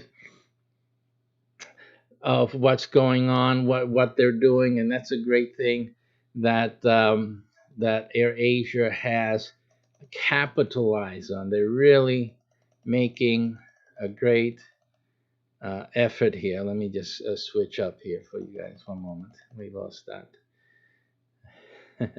One moment. Let me just switch over if I can. It looks like there was. Okay, there we go.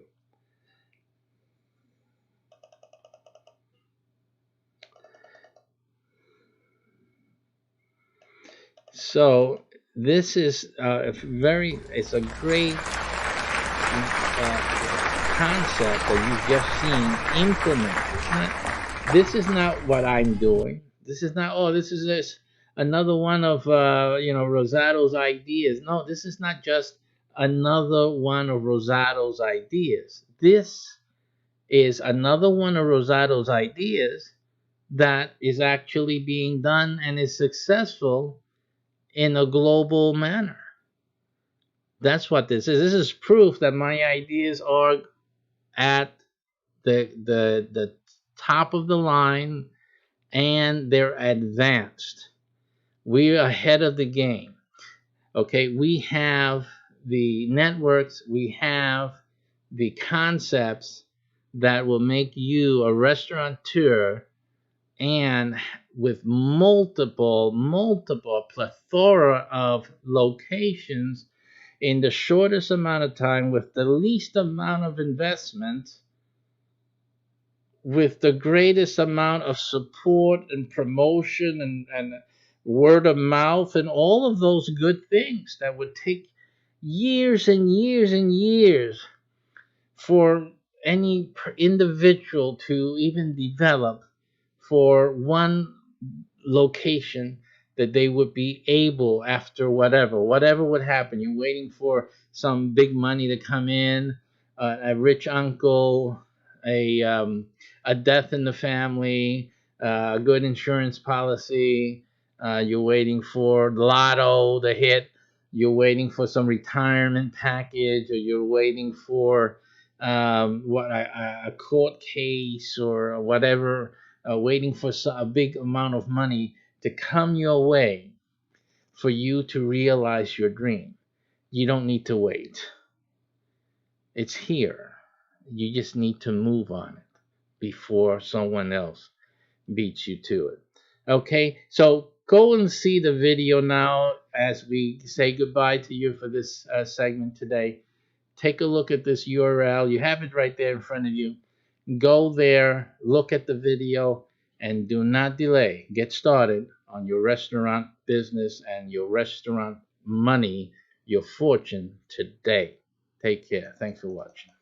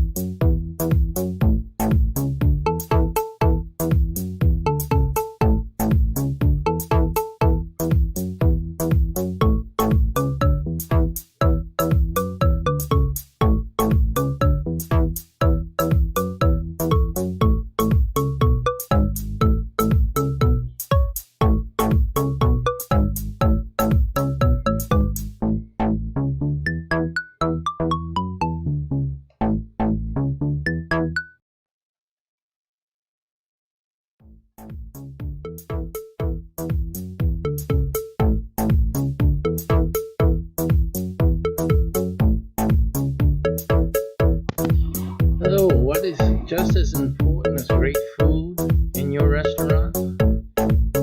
You'll learn what's just as important, if not more so, and why in today's broadcast. Join us to learn the secret to success in the restaurant business.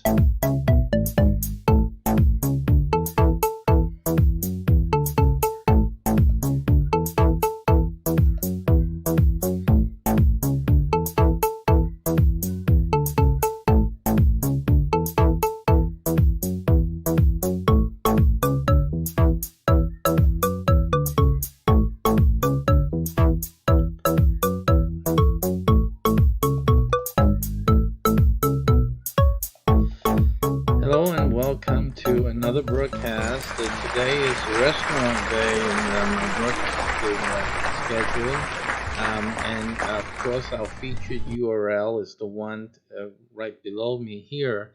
After this video, if you go there, you will learn a lot about our Mycbh business network and particularly our restaurant network. And you'll learn how if you're dreaming of owning your own restaurant, you have a spectacular menu items or wonderful recipe, you'll learn here what our network can do for you to ensure your success. And you'll realize how easy and how it's the best way for anyone to start a restaurant. Even if you have one already, it may be an option for you if you're looking at expanding into other areas and regions easily. Check this out.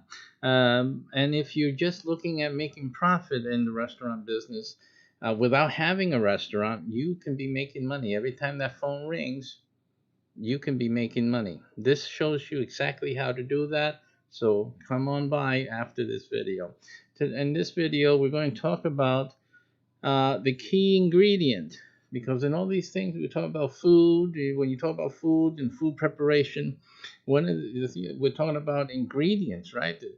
And we know that your food can only be as good as the ingredients that you're using, right? Quality goes in, quality comes out. If you don't use great quality ingredients, you can't have a great dish that people are going to be talking about or raving about. So given that you know what you're doing and you have the best recipe ever created by man, What else is needed? Well, for this we'll go to some experienced people out there to give you that extra ingredient, that extra something that'll make your restaurant a success. So let's go there now.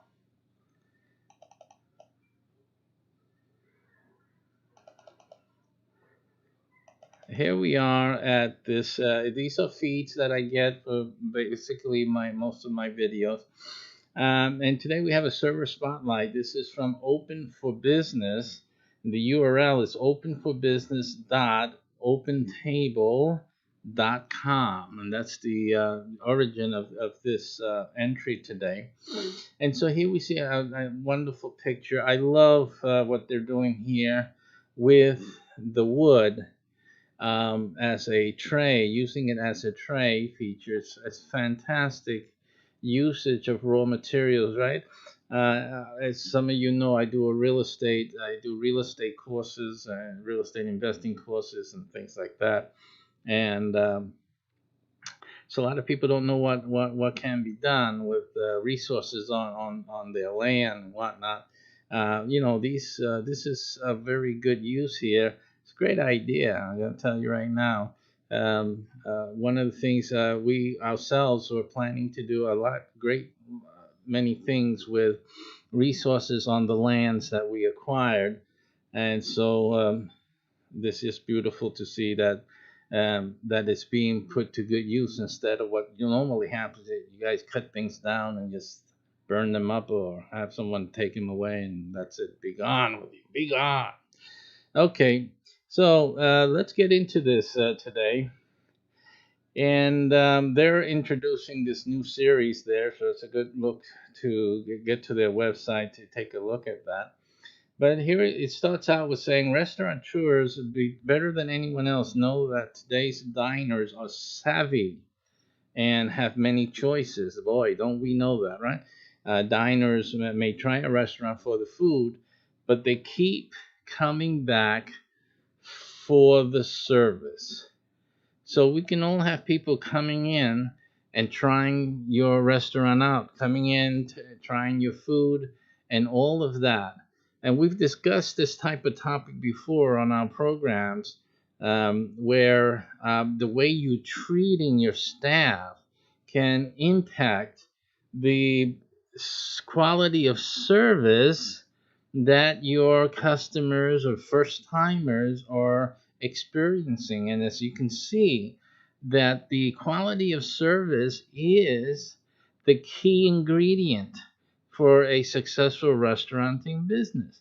You cannot have a successful restaurant where you oppress your staffers, especially, but all of them in total, because all of them have something to do. They're handling the food, they're preparing the food. You don't treat these people well, what reaches the table in terms of the handler and in terms of what they're bringing to the table will be greatly affected by what you're bringing to the table with your staffing. So please pay attention to that, guys. You really need to treat your staff as you would your customer.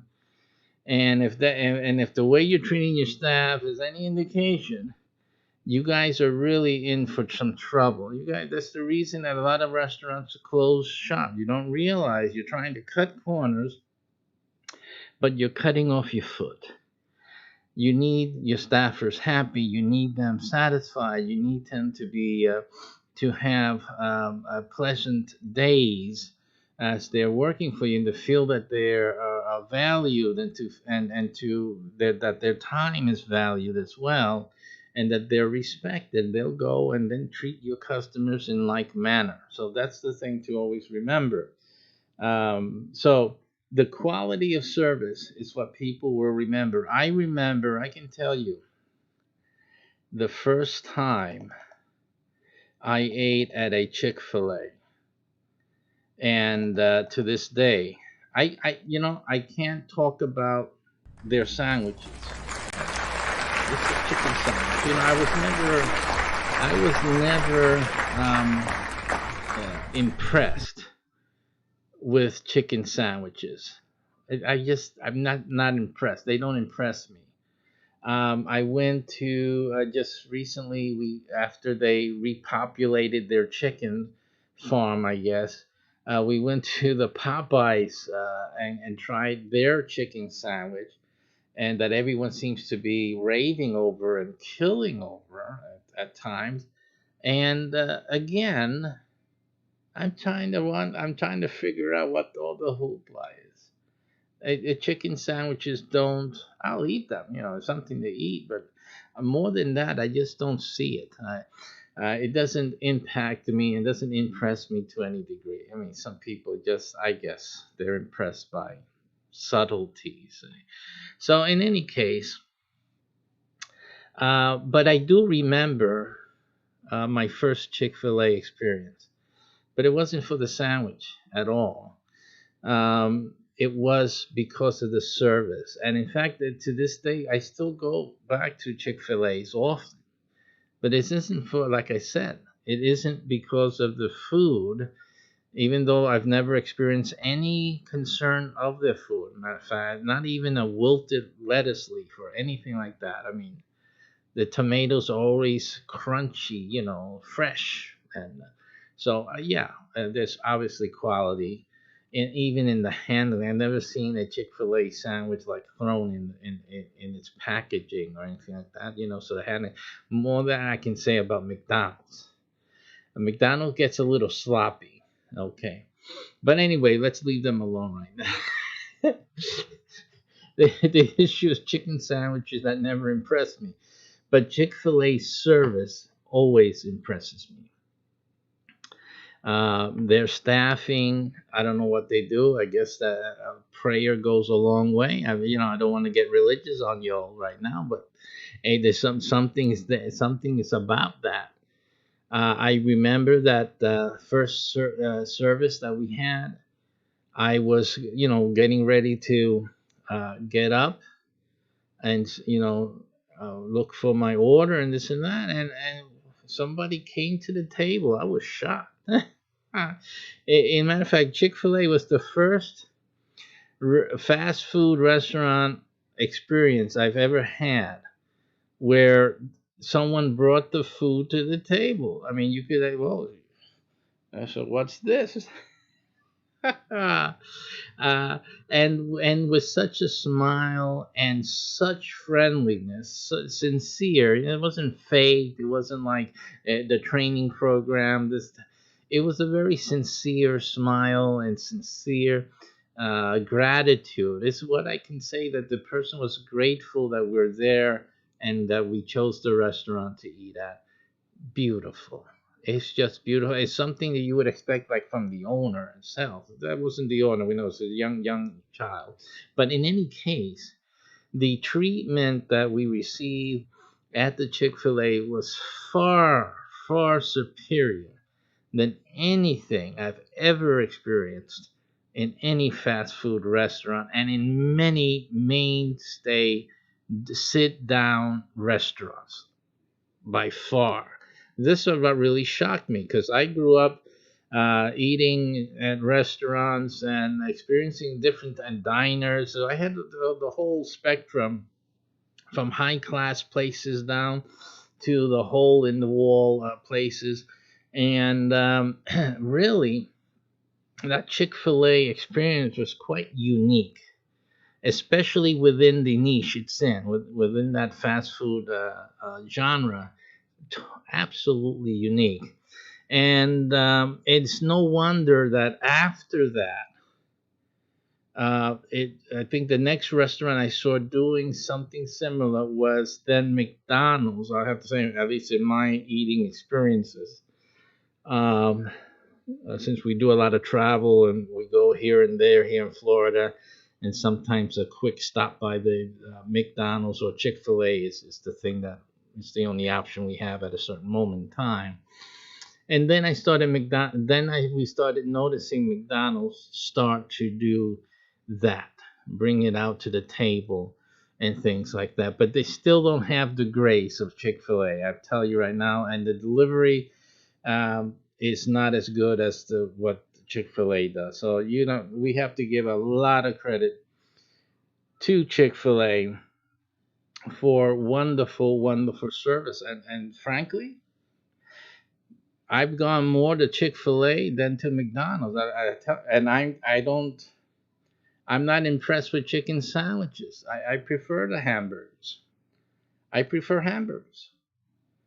But I'll stop at a Chick-fil-A more often than I will at a McDonald's, even with their direct-to-table service, because it just does not compare. Really does not compare. I think they need to pray a little more. But in any case, but it goes to show, what happens is that the culture in the kitchen, the staffing culture is very different in from the between the Chick-fil-A and any one of the other competitors there. I think the main reason they're so successful is because of that culture. The culture of a business has a lot to do with its success. I mean, any business, if you advertise enough, you can get customers in, you can transact business.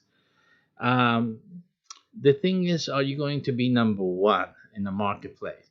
And the thing is that if you're going to grow, you want to ensure success while others fail, you really need to differentiate. Differentiation is a key to success.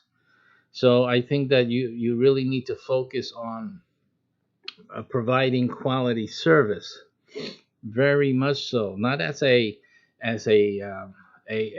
goal of the corporate office, but as a genuine product of your employee treatment and culture of the company with its employees, its relationship with its employees. You need to foster a different type of corporate atmosphere that will have the end product getting very close to that Chick-fil-A thing, because that Chick-fil-A thing is a good one. It really is. The experience is fantastic. It's phenomenal.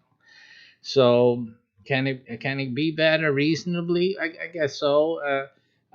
There's always room, but in the stark universe of other competitors out there, they're sitting pretty much at the top. So it'd be nice to see if they get some competition out there.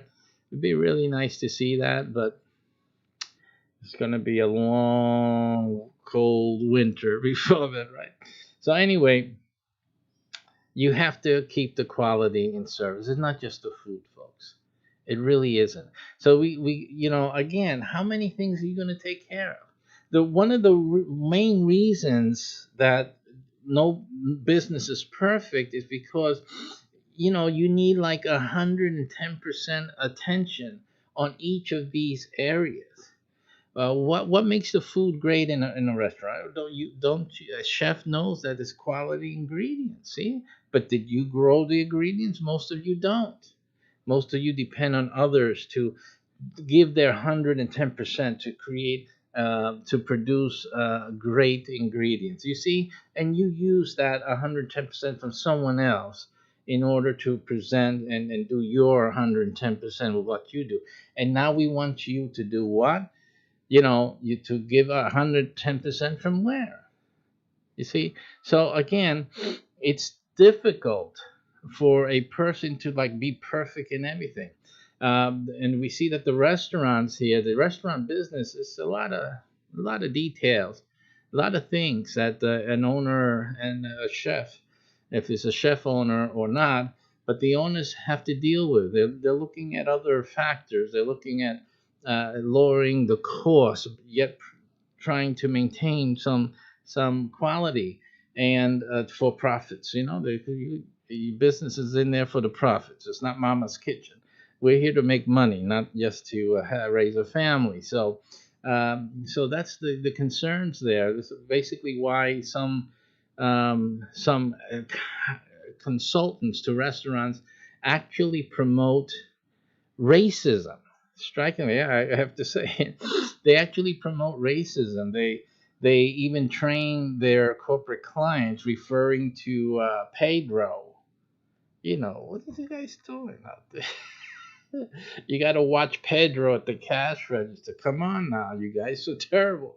That's horrible. Now, if we already did a video on this one franchise location, which was really oppressing its staffers, its workers. It was dismal. It's terrible. Now you guys are consultants. You guys are paying these consultants six-figure income to tell you to be a racist, to treat Pedro, keep an eye out on Pedro. You gotta be what you gotta watch that. It's really sad. It's really sad. You can find YouTube on video, a video on YouTube. Look how it makes that one up, where you can actually hear the consultants say that. Outrageous. Anyway, so this is the conditions. You have to not treat your staffers in such a way. You need to build culture. How do you deal with this? See, the easy way to do it is like Chick-fil-A does. It builds a culture. It's not building a business in that sense. It's not building the business to be like that. It is building a culture so that the business can be that way. So you need culture developers. You don't need business consultants. Most restaurants, you should have a culture developer that works with the business developers, with the corporate guys. You need a culture guy so that you can work together to build a great atmosphere that when people come in, they receive the service and they sit in this ambiance of happy workers, friendly, serviceable, come and they bring and partake, because they're partaking with the client in the meal. They're part of the meal.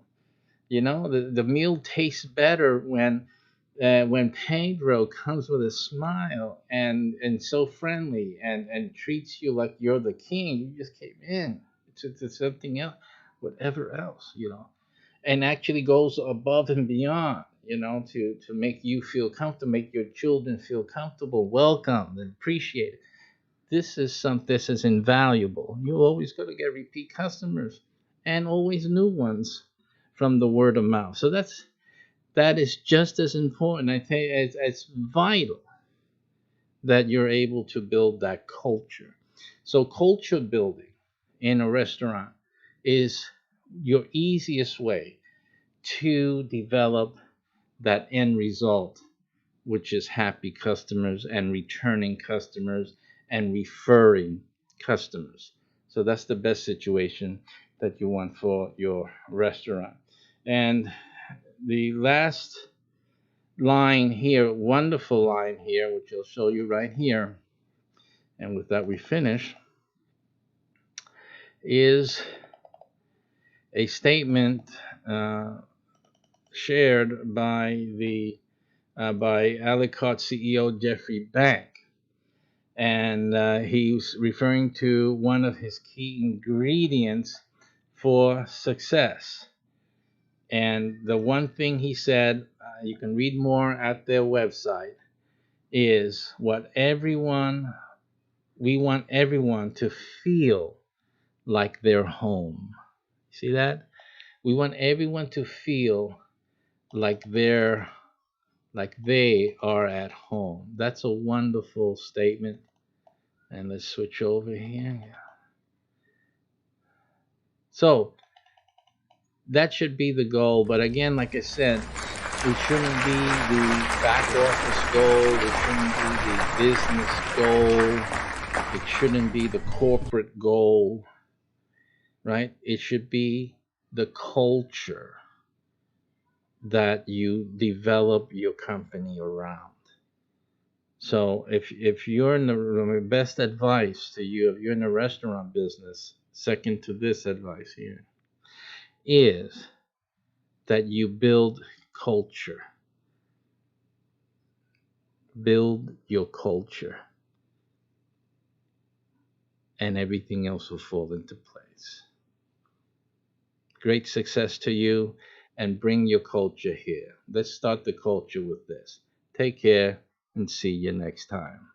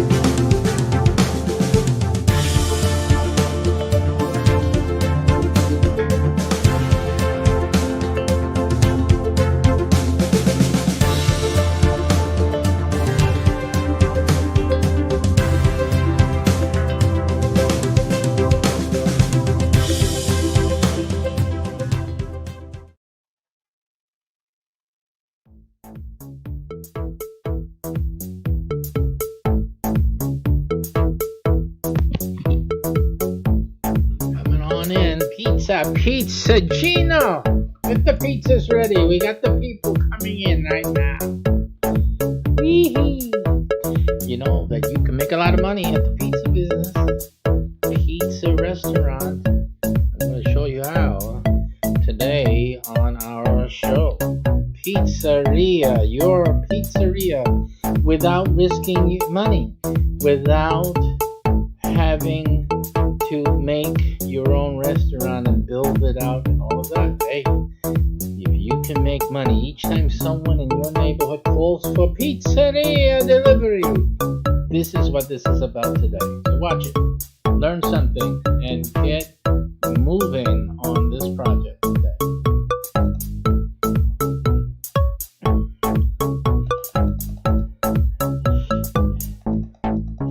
Hi and welcome everyone. Welcome. Again, we're busy today. So good.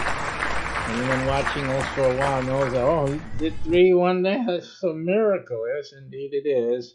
And so, like I said, it's like one of those times where it's good news. Everything is good. Praise God for that. Listen, we're going to talk about food today. Again, this is the URL. Anyone interested in starting your own restaurant or not starting a restaurant but making the money,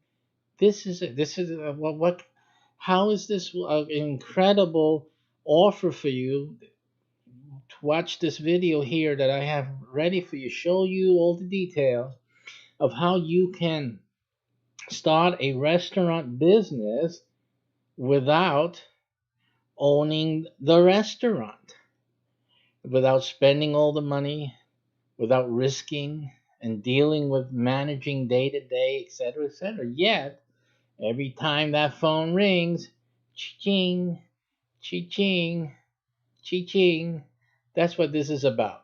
But it's also great also for you if you're interested in starting an actual restaurant. So many people want to start a restaurant and it's just the money issue and it's the time and it's how we're going to make sure it works, and possibly is it possible that we can expand also later on. Well, this also makes that a reality for you. And it's also good for someone who already owns a restaurant. You're already in the restaurant business, and maybe whatever situation is, some of you guys are doing well. A lot of you are just holding on. Some of you are just wondering how long you're going to stick with it. This is the URL to come to, because sooner or later you're going to need to either expand or grow your market, go into other locations. Sooner or later, it's a do or die. And expanding, gaining new business, and keeping your business growing is really the option that you have to opt for. Whichever situation you're at, for good or if you're in a bad situation, this is your solution. It is the best solution, even if things are well for you. Why? Things are well for you, so you have to splurge, you have to do it the big way. This way is much smarter, saves your money. Saves the money. Keep the profit. Don't stress out your operations. Use your brain, right? And this is the best way to do it. So there's actually 3 good markets for this offer, really suitable for all 3 of you. However, in any one market, any one city, it's really only one of you that will be able to do this. It gets locked out after that. So the advice is, after this program today, head on over there and click and join. Simple as that. Today, we're going to talk about how anyone can make money with a pizzeria business. Now, as you just heard, I'm not suggesting that you open up a pizzeria business. Nothing wrong for that. But there's certain issues you got to be careful of. This is what we're going to talk about in this scene. Now, let's talk about this. Let's go to, I said scene because it's the TV talk here when we're switching from one scene to another. And then here you go. Nice pizza pie. You know, who wouldn't want to get a piece of the action? You know that each of these slices is money.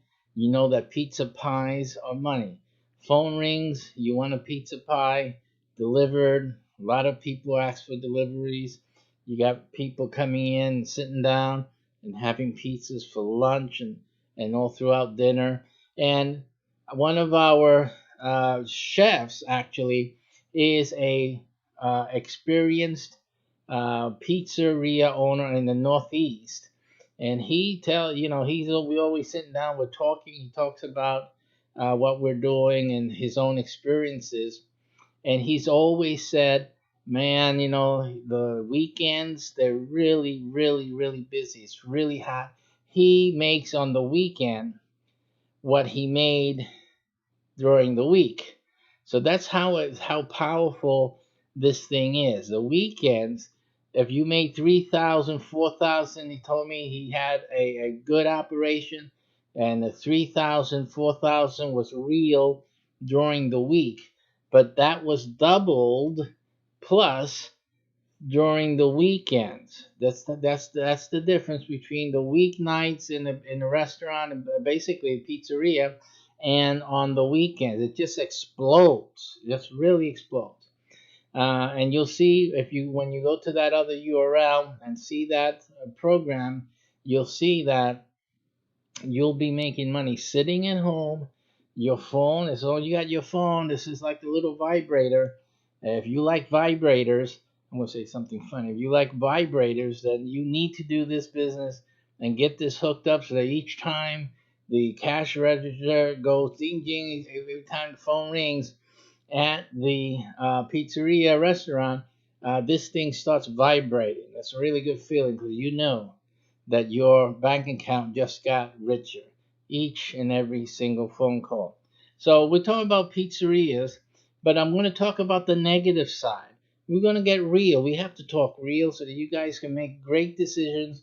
You can really see the value in what we're talking about. We're here at the Arizona Central, AZ Central.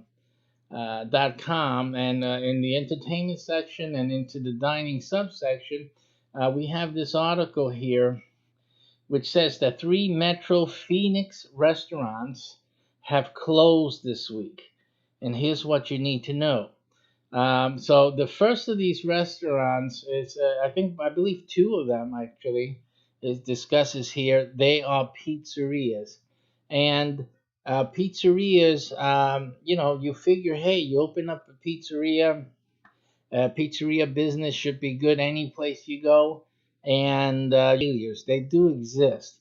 And what we're going to look at is what possible reasons for failure this pizzeria suffered from, and obviously what you can do about that. It says here December has only been here a few days, but it's already been a tough one for 3 Metro Phoenix restaurants that are now closed. A long-standing Metro Phoenix pizza shop and another much newer pizzeria have both closed along. So even a new one, and the new one had only like a year. They've only been open for a year. Can you imagine? This is the point I'm trying to make. When you're trying to open up a business, you open up a pizzeria or any restaurant, it takes a lot of money. It takes money. It takes a lot of preparation. It takes all that, the buildup of inventory and marketing and getting things ready, equipment, all this stuff. You have your regulations and if you don't have the health license yet and whatnot, any requirements in your local area that has to be had and obtained, you got to get all those. If you're selling liquor in the store, you need the liquor license and all of that. A lot of stuff to do, a lot of preparation. You got to prepare the place and the seating and all that. A lot of details here. There's a lot of stuff. I don't blame anyone wanting just to sit home and just collect get the vibrator thing going, and every phone call, every dollars come in, you're making your dollars right there, ching ching ching ching. You don't have to worry about that. That's the best way to go about this because you don't have to deal with this. And really, unless you have a real passion for food, a passion for pizza in this case, you really shouldn't be thinking of opening a restaurant. But with our program, you don't have to do that. You'll still make the money that that comes in from a real restaurant. People are ordering, people are asking for deliveries, and you're at home, you're sitting at home, you're doing whatever you want. You want to have fun, you're with your family. Simply, this phone will be busy telling you you got money, you've got money, you've got money. Someone's eating in that restaurant, you've got money. Someone's calling to make an order, you've got money. That is what our program does for you. You don't have to worry about having to close your business because it wasn't successful. These guys take risk, and these guys actually are national brands. Some of them, that's the new one. It's amazing, astonishing to me. So here you have two pizza restaurant closures are the latest in the decline of Chicago pizzerias, or at least the Chicago type of pizzerias, right? Because this is Arizona. Again, these are, if anyone is into pizza, you know that the Chicago pizzerias, the famous ones, well, usually are the deep dish pizzas, and they are very well liked mostly around the country. For some reason, though, over here, in Arizona, it didn't fly, at least for these locations, particular locations. And what that seems to indicate is that really, they're opening up. You got a lot of brands that are opening up just in like where someone else is. If someone else is there, they figure, well, this place can support another competing pizzeria. Not necessarily so. What they're learning is it's not necessarily so. It could be that these guys opened up, and let's see here. Let's see if it says this is. They're in one place, I believe, Metro Phoenix area, these two restaurants. So these are two restaurants. Obviously, the area is not able to support any more pizzerias, at least not any more like the typical ones. They already got a deep dish pizzeria, or it's not something that location is really supporting. These two guys are out of business. This says that one of them, many opened in 2016 across the country. You have Geno's East, a chain loved in Chicago, closed its doors after about a year. It's just a year of business, okay? And now locations of Rosati's and Giordano's are closed as well. So it's talking about three different places there. Giordano's, we have one down the street over here. It's a touristy area. It's always busy. People frequent the area, so yeah. Hey, there's a Giordano, so they recognize the name brand. So that's one of the important things. Also, you have to consider is what is the name brand, because people, they're looking for pizzas. They really would want an experience that they know about, that they've had previous experience with. And so if it's a name brand, it should work, right? It should be something that people will support and go and to patronize. It's worse if you're just starting up your own pizzeria. You're your own man. How can you compete when these big guys can't even keep open for a year? You know what? That's really something. So that's telling. So who's going to risk losing their shirt now? Some of you out there know how to do pizza. You do a mean pizza, but you're going to really risk it. In the environment that you see, that some restaurants, some pizzerias aren't pulling through. Um, and then we see here, conversely, for this is another type of restaurant, seafood restaurant, really not having to do with pizza. I wanted to focus on pizza in this stream itself. So that is what's happening out there. Again, um, is it possible for someone to start a pizzeria, have success at a pizzeria? And the answer is absolutely. Just because these stores are closing, it's just these stores are trapped.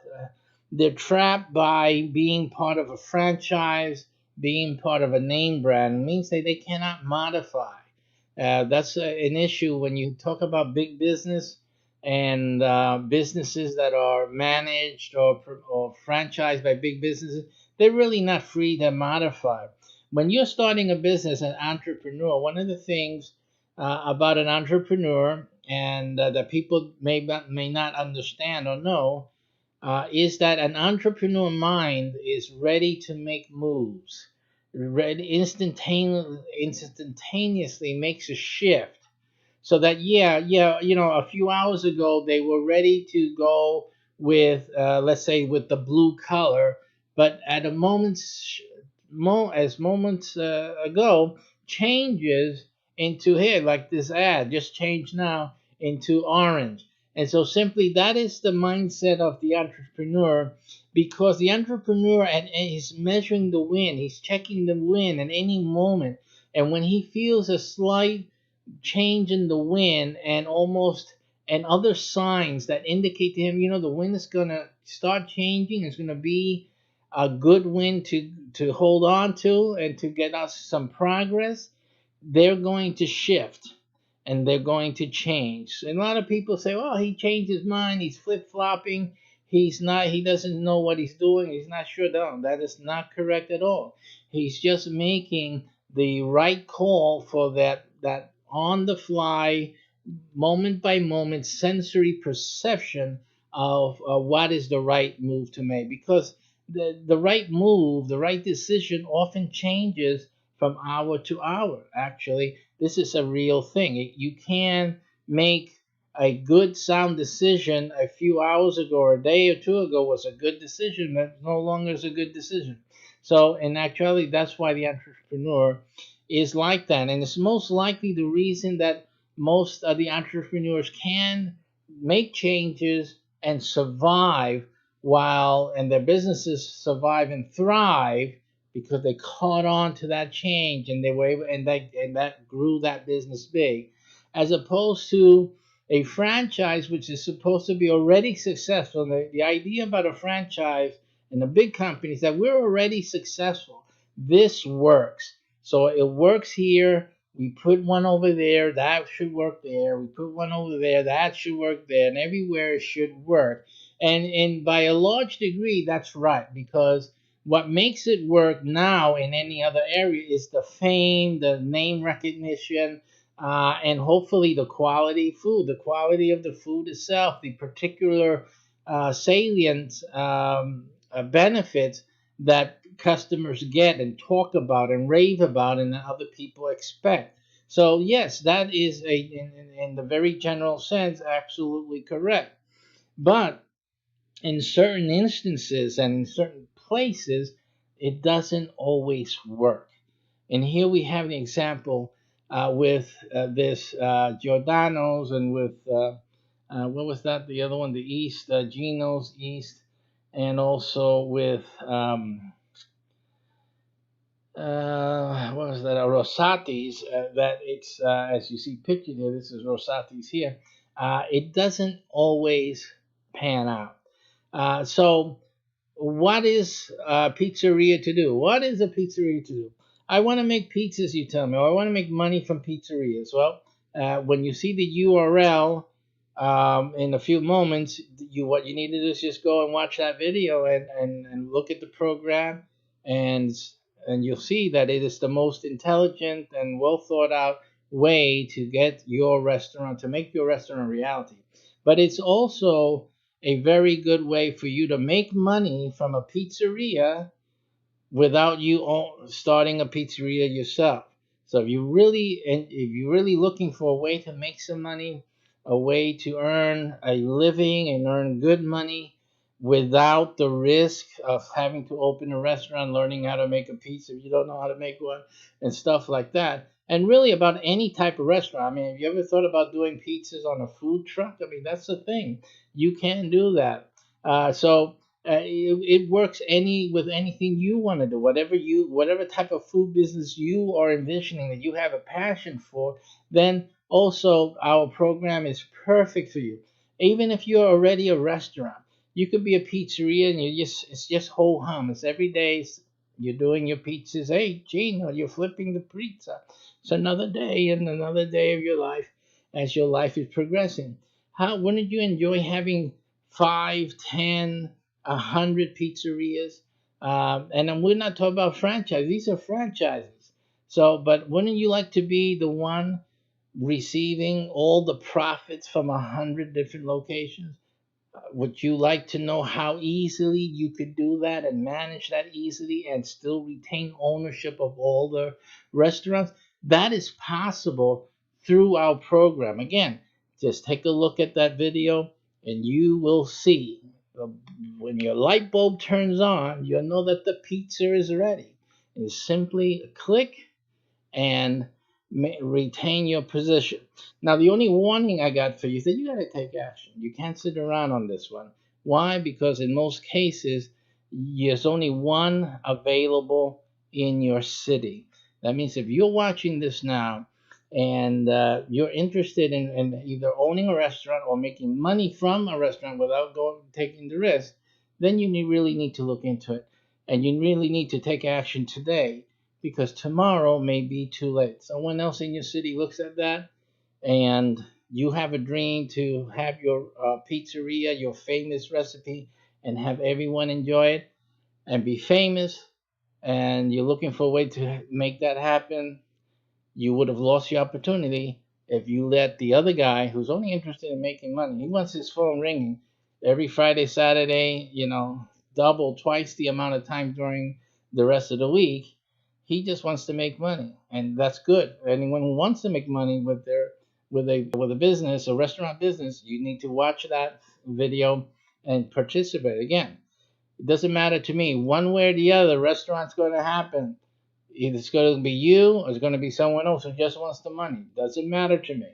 Simply, there's only one available. So get moving on that as soon as I'm finished with this video. So one of the big things, though, that our pizzeria, it's only one. We have a few brands, by the way. We have a few types of restaurants. Pizzeria is just one of them. And so with it, though, you have to understand that all of our brands have a very particular wow factor to them. I wouldn't suggest a restaurant at this point in time without it. You need some strategy. You need something that makes your pizza stand out from all the others. At this point, that's really the only thing that you should be looking at. Right now, you have the markets with this deep dish peach is pretty much all done already. I don't know how much more what these guys are doing. These guys are planning to keep opening a few more restaurants in other places. Let's see. This says that Rosati's signature deep dish pizza is served at dozens of Arizona locations and was sold at its 10th location for decades.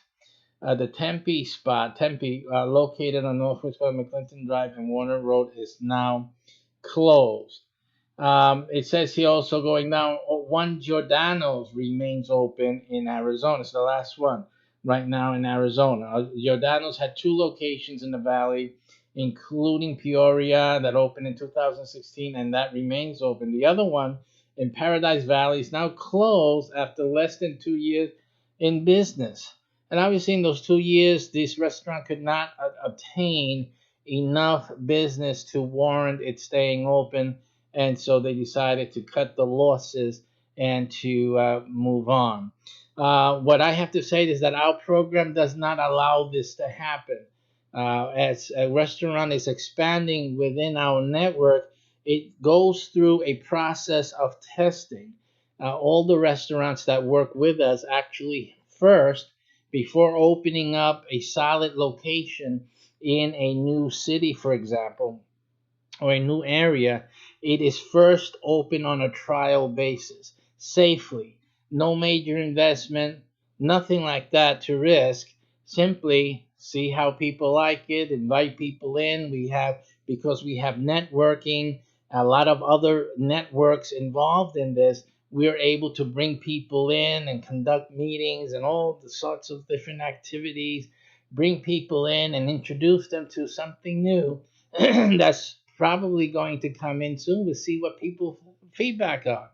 And depending on that feedback and using that feedback to start announcing a grand opening and one that makes a place better able to survive. We measure the acceptance of it, the We listen and get feedback, and we make modifications if we find that that's what's needed, and we check and we wait for more, and we start getting the ball rolling before committing into opening a spot. And even when these spots are open, basically it's always going to be within the safety net of one of our networks. And what happens is there, it reduces the risk to the restaurant owner, to us, especially if within our network we have our own restaurant brand, so we're safe.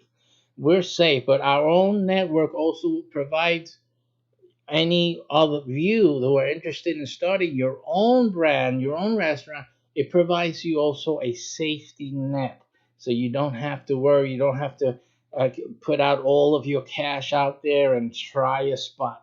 This is not about trying a spot. Business is not about you taking chances. For that, you play lotto. Take your chance at the horses, right? When you do business, business should be always strategic. Strategic decision making should never be something like a game of chance. And so we've eliminated the game of chance with our network program. So that's very important. Again, like I said before, if you already own a restaurant and you're just like stagnant, you're not seeing any pathway to progress, to expansion, to success, you should really take a look at this real quickly before someone, a new guy who don't know nothing, who only wants to sit home on Friday night and get hundreds of chings in their phone and their bank account.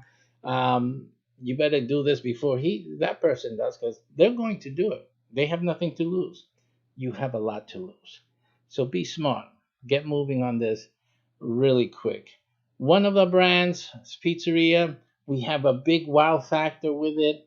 A lot of stuff that we're putting in, and the same things that we're able to do with our brand, we can help with yours. It's a significant benefits, significant marketing strategies that you can have working for you by joining our network.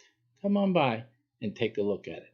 Refer this to a friend who's been hoping, dreaming about starting a restaurant, or to a friend or family member of yours that's already in a restaurant, is a little bit having some difficulty or not getting anywhere anytime soon, holding on, just making their living. They say, hey, Gino, you ever thought about growing the business? Oh, it's not that easy. I say, what? I think I found something for you that'll make it easier for you. Look at it. Let's talk. Do him a favor. And you know what? You can tell him, right? I'm going to do you this favor. You go with it. You open up this restaurant. Let me get something. Get me part of that. Be grateful, right? And he's a good friend. He'll take care of you. But take care of him first now. Take care, and thank you for watching. Get to this URL. Give it out there. Let them come and learn what they need to find out in the restaurant business.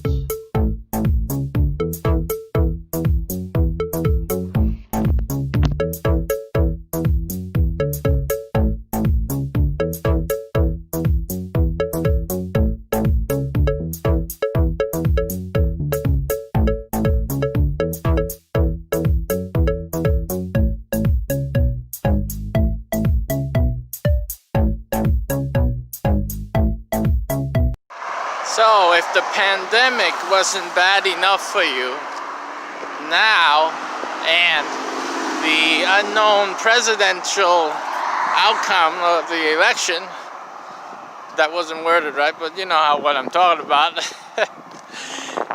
If that wasn't bad enough, now that apparently that solar activity on the sun is getting ready to potentially knock our power out. That's it. So y'all with your crypto, you better lock that bad boy up someplace, wrapped in lead. And everyone else, you've got some issues. I've been telling you guys, even if it doesn't happen, I'm not gonna frighten you guys, but you should be ready by now, aren't you? Don't tell me. I don't want to hear it that you are watching this and you are not ready for an emergency. After all this already, come on. Okay. So listen, I mean, we have our programs, our Emergency Owners Association program. We have our farm owners program. I mean, if you're not farming right now, you don't have a farm, that's another thing. You're really, really risking it. Even if you live in a studio apartment in a big city, you can have a farm. Our program shows you how you can do that, and you can be receiving, when there's no food in the supermarket, you can be receiving food in your home, okay? Receiving food, staying alive, all right? While other people are scavenging and whatever to survive and dying, you will survive, you and your family. Again, if you don't have these things in place, there are just a few spots available, especially for that emergency program. Don't fool around with it. A lot of people like to troll my videos and say negative things and call me a grifter and scam artist and all this, all these false accusations. But the bottom line, when the sun solar flare hits the fan, that's going to be the end of all of that BS. Okay, and those people who took my advice, those are the ones that are going to survive. Make it you and your families. Stop the silliness, stop your stupid thinking, and take some action. So, I'm going to give you guys, and I'm praying that this solar thing is nothing right now, but one of these days it's going to be. One of these days something's going to happen, and you know that. You guys got to feel it in your gut, but then it'll be too late. You got to get started now. So what's good about the restaurant business is how successful and full of cash you can get relatively easily. I say relatively because, frankly, you got to know how to cook or get a team together that can cook and get the recipes going. And then, of course, there's the business side of it, marketing and problems related to having enough cash to having a place, and then there's fixtures, paying the rent, until you're able to open up, and then simply having enough customers to get your rent paid and, get back the money invested. And most people use family members to invest, and partners and stuff like that. I remember helping a little bit one of the brothers in church when I was a teenager. He opened up I think it was a luncheonette, breakfast lunch type of place out there in Queens. And he knew what he was doing. He had it before, so he knew how to get it going, where to go, things like that. And he did it together. Now, he put it together, of course, he had the help of people in the church that provided him a lot of help. Usually I think he saved easily a couple of $1,000 in getting the help in fixing up the restaurant. He didn't buy a place that was already a restaurant. I forget what it was before. It may have been something, I don't remember. I don't recall if it was food related. But he did. They did a lot of work in there. I remember the furniture had to be done. You know, he had to get things and make them. And he had help from brothers in the church to put it together. And the furniture and stuff like that. So, but he made that.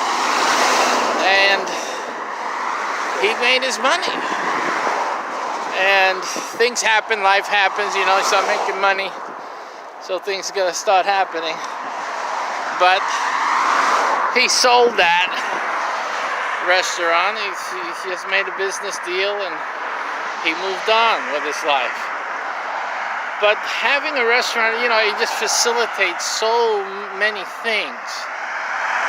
I mean, it's really a good business to get into if you have a reasonable chance of succeeding, you know? So, I think that if you look at our network, our restaurant menu business, I mean, we made it easy for you to start a restaurant without starting a restaurant. Simply owning the website of a restaurant. I think it's brilliant. It's the best thing since sliced bread or pizza for that matter. Do you know what it is to own the website and the ordering process? You understand what I'm saying? With people calling for orders, to place orders, to reserve a table, and you're getting, just think about the Chinese places, think about the pizza places, right? Think about it, Friday night, the phones are off the hook, they're off the hook. Every second, the phone is ringing. Somebody wants some chicken wing and pork fried rice, whatever. Can you imagine if you had a part of that every second, every minute? You know, 3-4 orders coming in, and on Friday, Saturday night, this is rapid succession. Okay, and I got it from a former pizza business owner, restaurant owner. He said, man, you know, he made good money during the week, but he told me that Friday, Saturday night, he doubled that money and more that he made during the week on those at the weekend. So, and you've been at the Chinese place on the weekend, haven't you? On a Friday night, that phones are ringing off the hook. They're ringing off the hook. Now, can you imagine getting the notification on your cell phone? Bring. You know, every time the order goes in, you know, all week long, but especially that Friday night, that Saturday night, come on. So that's what we talk about. You don't have to worry about building the restaurant, paying rent, none of that. You own the website and the ordering process. They make the call, they make the orders, you make your money. Beautiful. This is the easy way to get into the restaurant business. So I want you to take a look. If you're watching this on our TV broadcast day, or you on otherwise, go to the landing page and see the video. Get some popcorn ready, because I give you a lot of details, so you gotta get your pen and pad ready. And head on over to mycbh.com/LP/food. Plain and simple, food. Now this also is great for people who want to get a food cart or even a food truck. It doesn't have to be a restaurant or catering business for that matter. So you don't have to go the full restaurant route. There's other types of food businesses that you can start with this. Now, how can I start a business, you ask, when you're talking about owning a website of a restaurant? Well, you'll be making the money, and then we'll help you build your own restaurant. If you're into it, or if you're into getting a food truck, we'll help you with the food truck. If you're interested in having an empire of food carts around town, well, that's also, you can do that as well.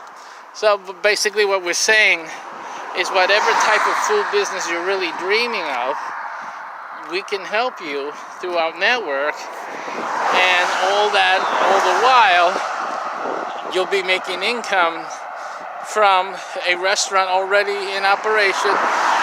You'll be making the money from all the orders that come in. You'll already be in the restaurant business without having the restaurant, and you don't have to build a restaurant. You don't need to have a restaurant if you don't want to. You just want to make the money. Then that's fine too. I can't imagine any better type of website to own than a restaurant website, and everyone's making orders and sending you money. I can't imagine anything better. So that's a really good opportunity for smart money out there. Take this opportunity. It's limited. It's very limited. So I believe we only have, I think, 5 brands in major cities. So you really have to move it and claim your restaurant/website right away. So head on over there, mycbh.com/LP/food, and hit the button. Place your order.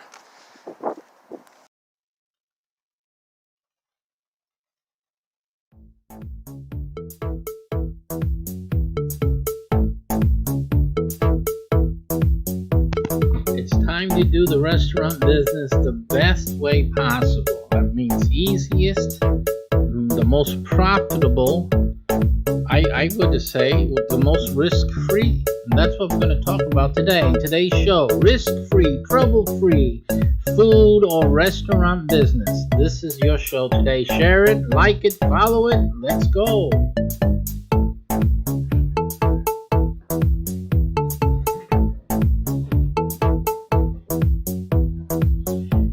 I just got a great idea, folks. Hello, everyone. Welcome. I just thought of a great idea to add to the show. I'm going to pick up the Who's Ready bell.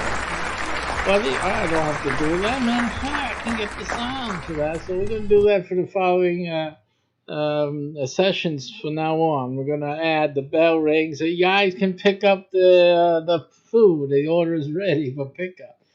Hey, listen, you can tell I'm having fun. I just ate, so hey, I'm even more giddier than usual.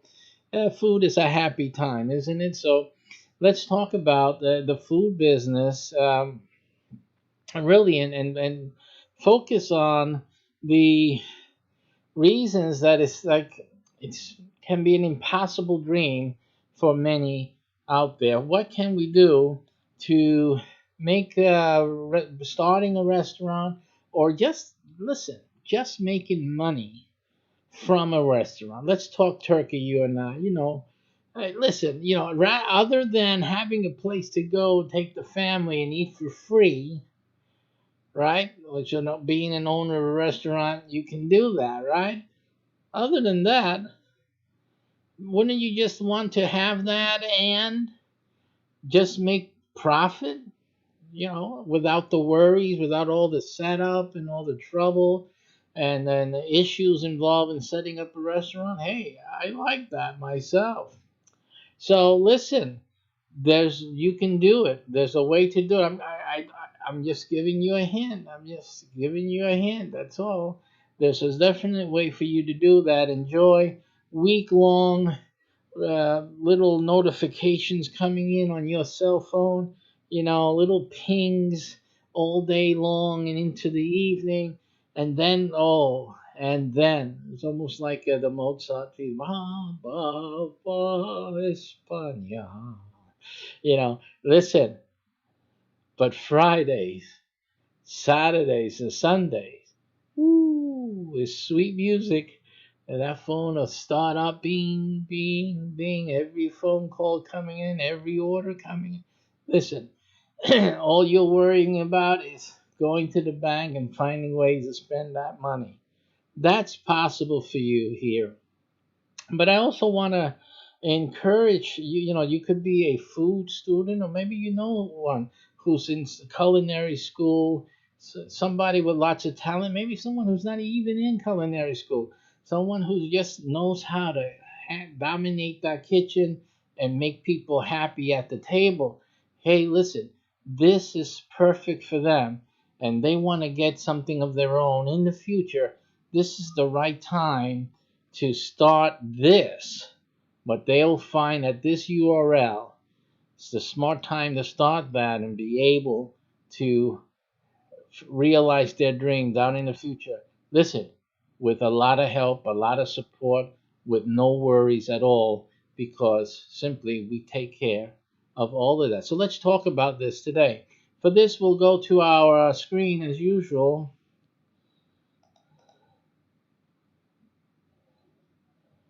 And we got the wrong screen up there, but no, we'll correct that. We're going to talk about one of the problems in the restaurant business. A lot of them are having this issue more and more. It says here food service is grueling work. So more and more workers are organizing. And a lot of this is a game changer, can be a game changer for a restaurant. It can be just a killer. So we're going to look at this at eater.com. Look more into this article. You can see the rest of it there if it isn't already over here. But anyway, it says from basic safety issues like non-slip mats in the kitchen to better salaries and benefits, the fight to create a more just industry we've ramped up this year.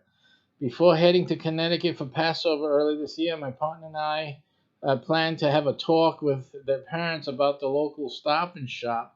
It was the closest grocery store to their house, big and convenient, most likely place they'll be getting groceries to host over 20 people. But on April 11th, over 34,000 Stop and Shop workers across New England, members of the United Food and Commercial Workers International Union, went on strike.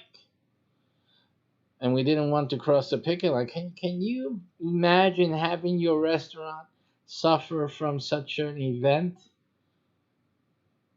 Think about what the ramifications are here. I mean, if wasn't bad enough to get your restaurant idea, get your food business idea off the ground, then you have to deal with this. Come on, that's like really it can be the straw that breaks the camel's back. Absolutely. But this is not just a straw. This is a very serious issue. So there's ongoing unionization of fast food and other food production companies. In 2018, employees at Burgerville, a fast food chain in Portland, Oregon, pushed to unionize, making them astoundingly the first federally recognized fast food union. And so Little Big Burger followed 2019, as did Anchor Steam Brewery. Already unionized grocery stores and airline caterers either went on or threatened strikes, and so did Instacart workers, though they were not formally unionized, and McDonald's workers in the UK. So again, you have a lot of difficult days ahead when you're thinking about the restaurant business. So these are things that you need to really consider. You have the fight for increased wages, obviously, and multiple presidential candidates are on board with their message. Again, and more restaurateurs are experimenting with eliminating tipping altogether, a system that has its roots in slavery and classism. So they're trying to eliminate that. Remember, elimination of tipping was something we started seeing as you travel to certain countries. They told you not to tip at certain countries because it was considered offensive, of course, because of the history where that it comes from. And so, if workers are as scarce as the unemployment rate and many other measures suggest, employers should be raising wages to compete for them. Again, uh, this goes to the points that we've been bringing out in terms of how you're treating your employees. So, listen, You guys can go over there and read this article. It's a really good article talking about this main gigantic issue of starting and building your restaurant brand is something you're really going to have to deal with if sooner or later in your restaurant business. But I'm going to talk about here is how to avoid this altogether. One of the things that we were looking at in the previous broadcast was a trend in the restaurant business to eliminate the whole sit down table experience and just concentrate on food preparation and even leave the delivery to third party, basically turning a restaurant into a loaded pizzeria style of receiving phone calls, orders online or by the phone, and then getting it delivered to the home. And so this is basically where a lot of restaurateurs are heading towards, especially with these types of threats to your success as certain unionized workers, even though you're going to have kitchen staff. But, you know, when you have this heavy leaning and dependency on a lot of staffing, and on top of that, you don't treat them well. So this is causing this situation that we keep seeing. Again, the consultants told you to treat Pedro with an eye open on what he's doing at the cash register. Keep an eye out on Pedro and Juan. Because these gurus gave you these great consulting advice, you created an atmosphere where your employees, your staffers are not delivering the quality of service that they should be, and then they feel insecure. On top of that, insecure. Their wages are not sufficient. Their prospects of permanency of employment, of steady employment, is questionable. Do they even want to keep working for you as someone is always on top of them and always observing all the things they do? And of course, you come back at me and say, "What?" But there'll be waste, and there'll be loafing off, waste in many different types of ways. And so again, if you change the culture, if your business, a lot of that can be mitigated or even eliminated altogether. So I think you're not giving, or you haven't heard anyone talking about your restaurant's culture. You really need to develop that. At least get my information and get my consultation, because basically I'm the one talking about that. That is really what you should be developing in your restaurant business. But for you that who are thinking only about starting a restaurant, you have some talent, or you just don't you have any talent at all, but you like the idea of a phone ringing in a restaurant, local restaurant, and you making money from that phone call, then you really need to look into this video that's on this URL that you see below me here, and you'll see it again at the end of the program today. How about if I told you that you can be in the restaurant business without worrying about starting up a restaurant, getting space, getting staffing, dealing with suppliers, worrying about decor, and dealing with these issues, labor issues, and the future of it, that risk, putting risk into play. Is this going to work out? And are we going to get enough customers? All the issues here, eliminating them all for you. Even if you're interested in opening your own restaurant in the future, the issue of making enough money, of having enough money to put into a venture like that, and still have that expanse in marketing, the reach into the marketplace, your target market, to have your restaurant become a success.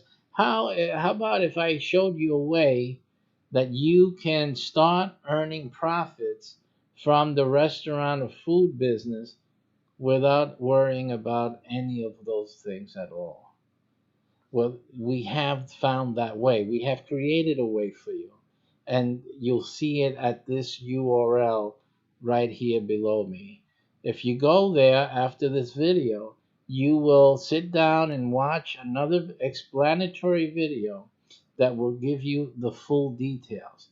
Basically, with that video and with the information on that video, you will be able to call your mom and tell her I'm in the restaurant business. And how what cockabrain idea did you come up with now, Junior? Whatever. If people say, "Ah, come on, you're pulling my leg, you're pulling my leg," and you say, "Listen, just it's okay, just watch."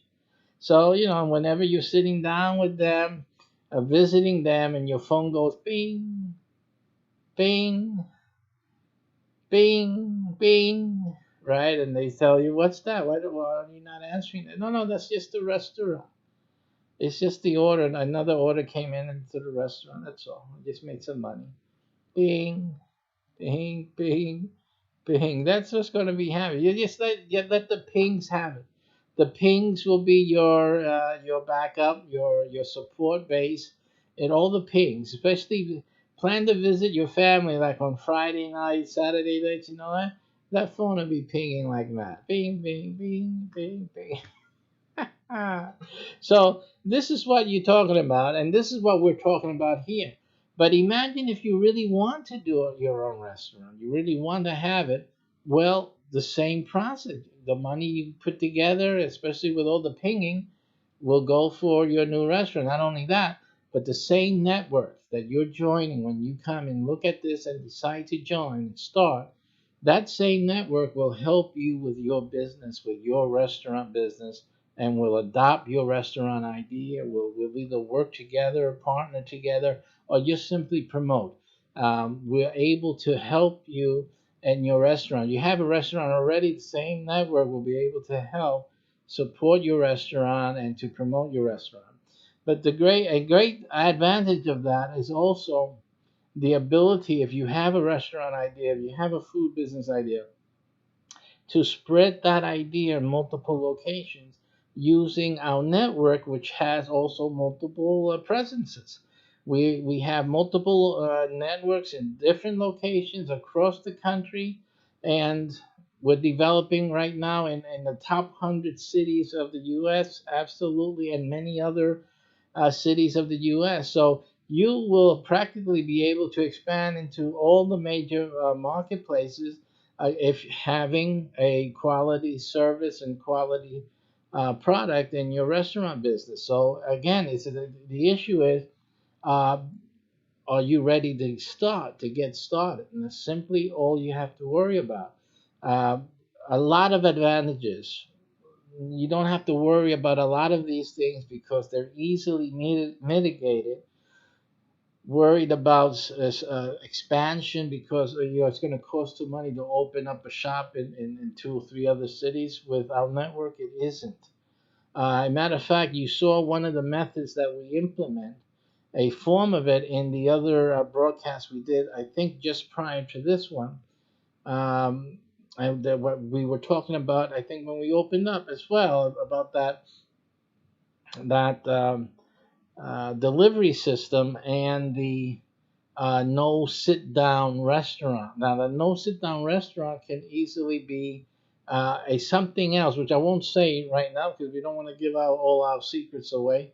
But we have a way for you to introduce uh, your brand and introduce your food to new markets, to try it out, to test it out, to see how people like it, to see the response, to see the repeat business, and to slowly, and through that method, slowly introduce your brand to a new area, to a new city, to a new area in that city, and we can just keep going on and on like that, spreading your brand and growing your business. It's as simple as that. So we've made it simple. We've cut all the extra fat off of that, and we just made a streamlined, lean operation where you can just experience solid support and solid growth.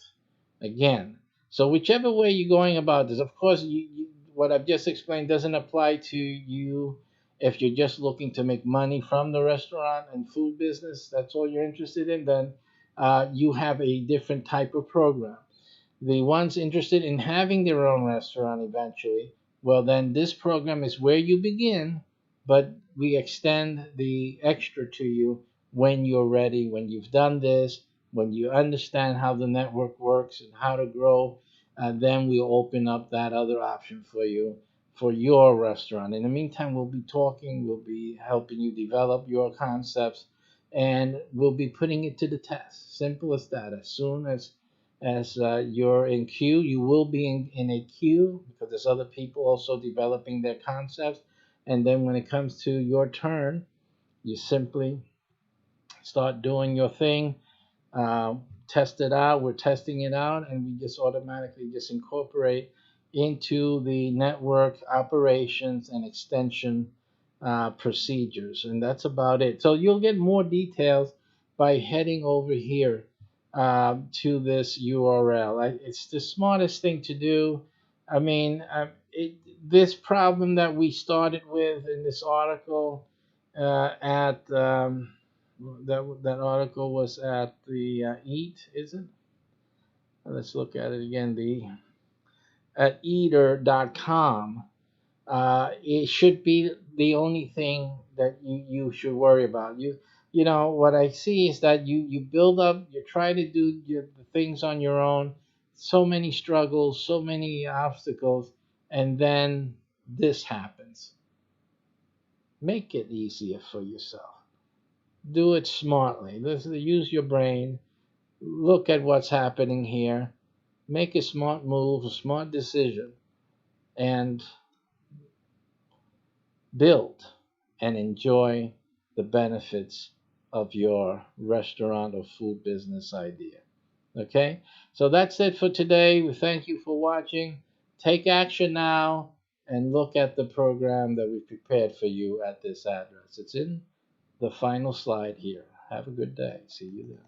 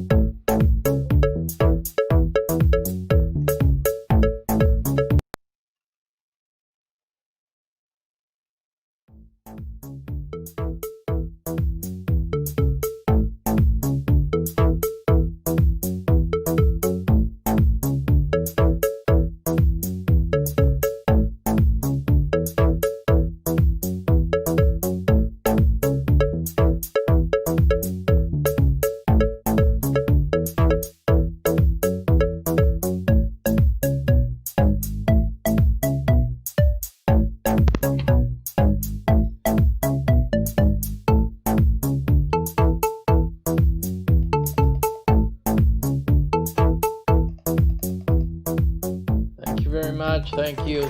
Welcome. We're talking about starting a business, a restaurant business, and providing tips. This is the business tips for starting a restaurant and preventing failure risks. This is what we're going to talk about today in today's program. Again, below you can see the URL of our very unique and successful way to start your restaurant dream. If it's your dream is to open your own restaurant, you have this great, fantastic food business idea. It doesn't have to be a restaurant. You can be thinking, hey, a food truck thing, you want to get started. It has to a business of food, frozen food, whatever. This is the best way for you to do that. So I want you to take a note of that URL right now. And also It's great for someone who just wants to, you went to the Chinese food store, you were there waiting for your Chinese food on a Friday, Saturday night, and you noticed that phone is ding, ding, ding, ding, ringing off the hook every darn minute, 3, 4 phone calls. The guy has 3, 4 people always on hold, taking their orders one after the other, boom, boom, boom, boom, boom, boom, and you're saying, look, that's 25, that's 40, that's $30. That's every few seconds, everything's going like this. And if you ever said to yourself, "More, I would love to have a business that's ringing off the hook like that," you can do this because you don't have to open a restaurant with this program. You can own part of that restaurant. You could be making money every time the phone rings. So take a look at that video after this one. Right now in this video, we're going to talk about preventing restaurant failure. And I'm going to bring your attention to an article here today. So let's take a look at that right now.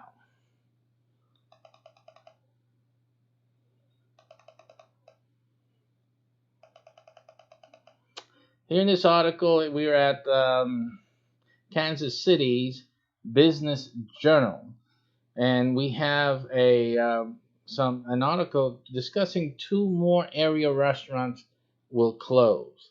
Okay, so a lot of times in our program, we're talking about business success, restaurant success in particular in these series, but now we're going to focus on failures.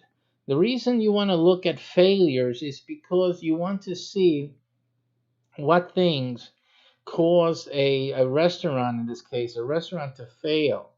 And the reason you want to study stuff like that is to help you prevent failure yourself when you have your own restaurant business.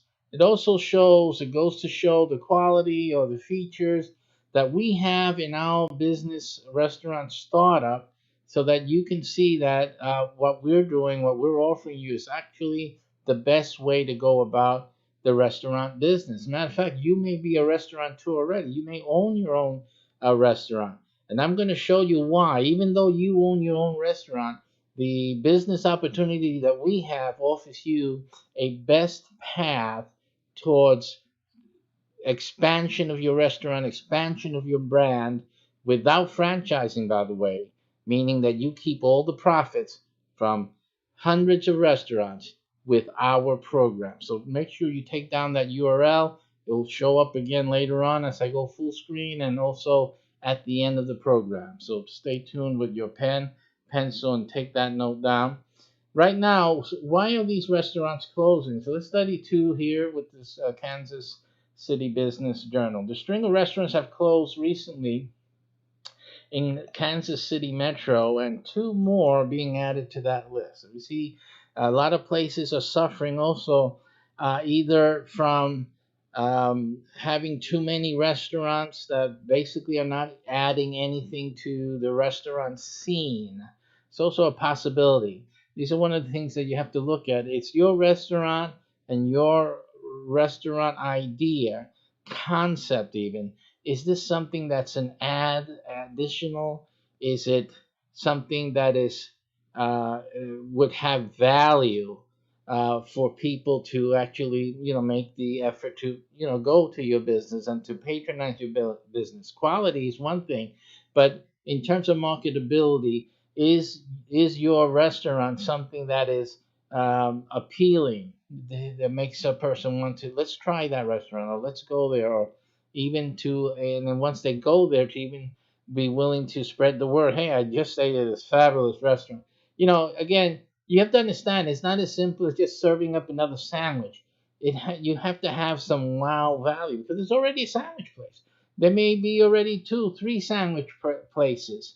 One of them or 2, they're usually national brands. So when someone comes in with a national brand, it's like a automatic, oh, we have one of these now in our city, but that can be easily overcome. That can be challenged. It can be at least met with a restaurant brand, a restaurant offering that has some wow to it. And this is a very important aspect that you have to consider. Does your restaurant's menu have that wow factor? The menu and the actual delivery and presentation. Is it a wow of the taste? Everything is it's involved with that. Does your restaurant have that wow value added to it? We have here the Food's Fabulous Cafe, which opened 13 years ago in Leeward, plans to close for good at 4 p.m. on Christmas Eve. What a sad thing for Christmas Eve. The doors will be closing right there before Christmas. Thanks so much to everyone. It's a quote who has supported our little our little family owned and operated shop. Okay, we would have been gone long ago were it not for the support of this outstanding neighborhood. Again, though, isn't that an obvious statement? I mean, what other neighborhood are you depending on for you to survive? You see a statement like that, and it kind of makes me cringe because what it tells me is that this was a restaurant that it was just there to support a family. It was there to give them something to do every day. You know what? And that's really sad. I mean, you don't go into a business just to as an excuse not to go to work. You go to a business because you want that independence and you want to be financially independent. There's a reason behind that. So you always want to see growth. You want to see expansion. And right here we have no ideation is hinted at any attempt to expand, any attempt to grow. It's just simply we started this little thing and we've been surviving on vapors all these years, and it's really just sad. When you open a business, any business, doesn't have to be just a restaurant, but you don't want to be just riding on vapors. You want to have success. You want to grow successfully. You want to have a sure initial success and build upon that. So that's what you want to do is building. And once you lose the vision of building, then it's done. You're just waiting until you just can't breathe anymore. This is basically what happened to this restaurant. There has to be progress, expansion. I did a previous show prior to this where you have McDonald's, you have the likes of what was the other one?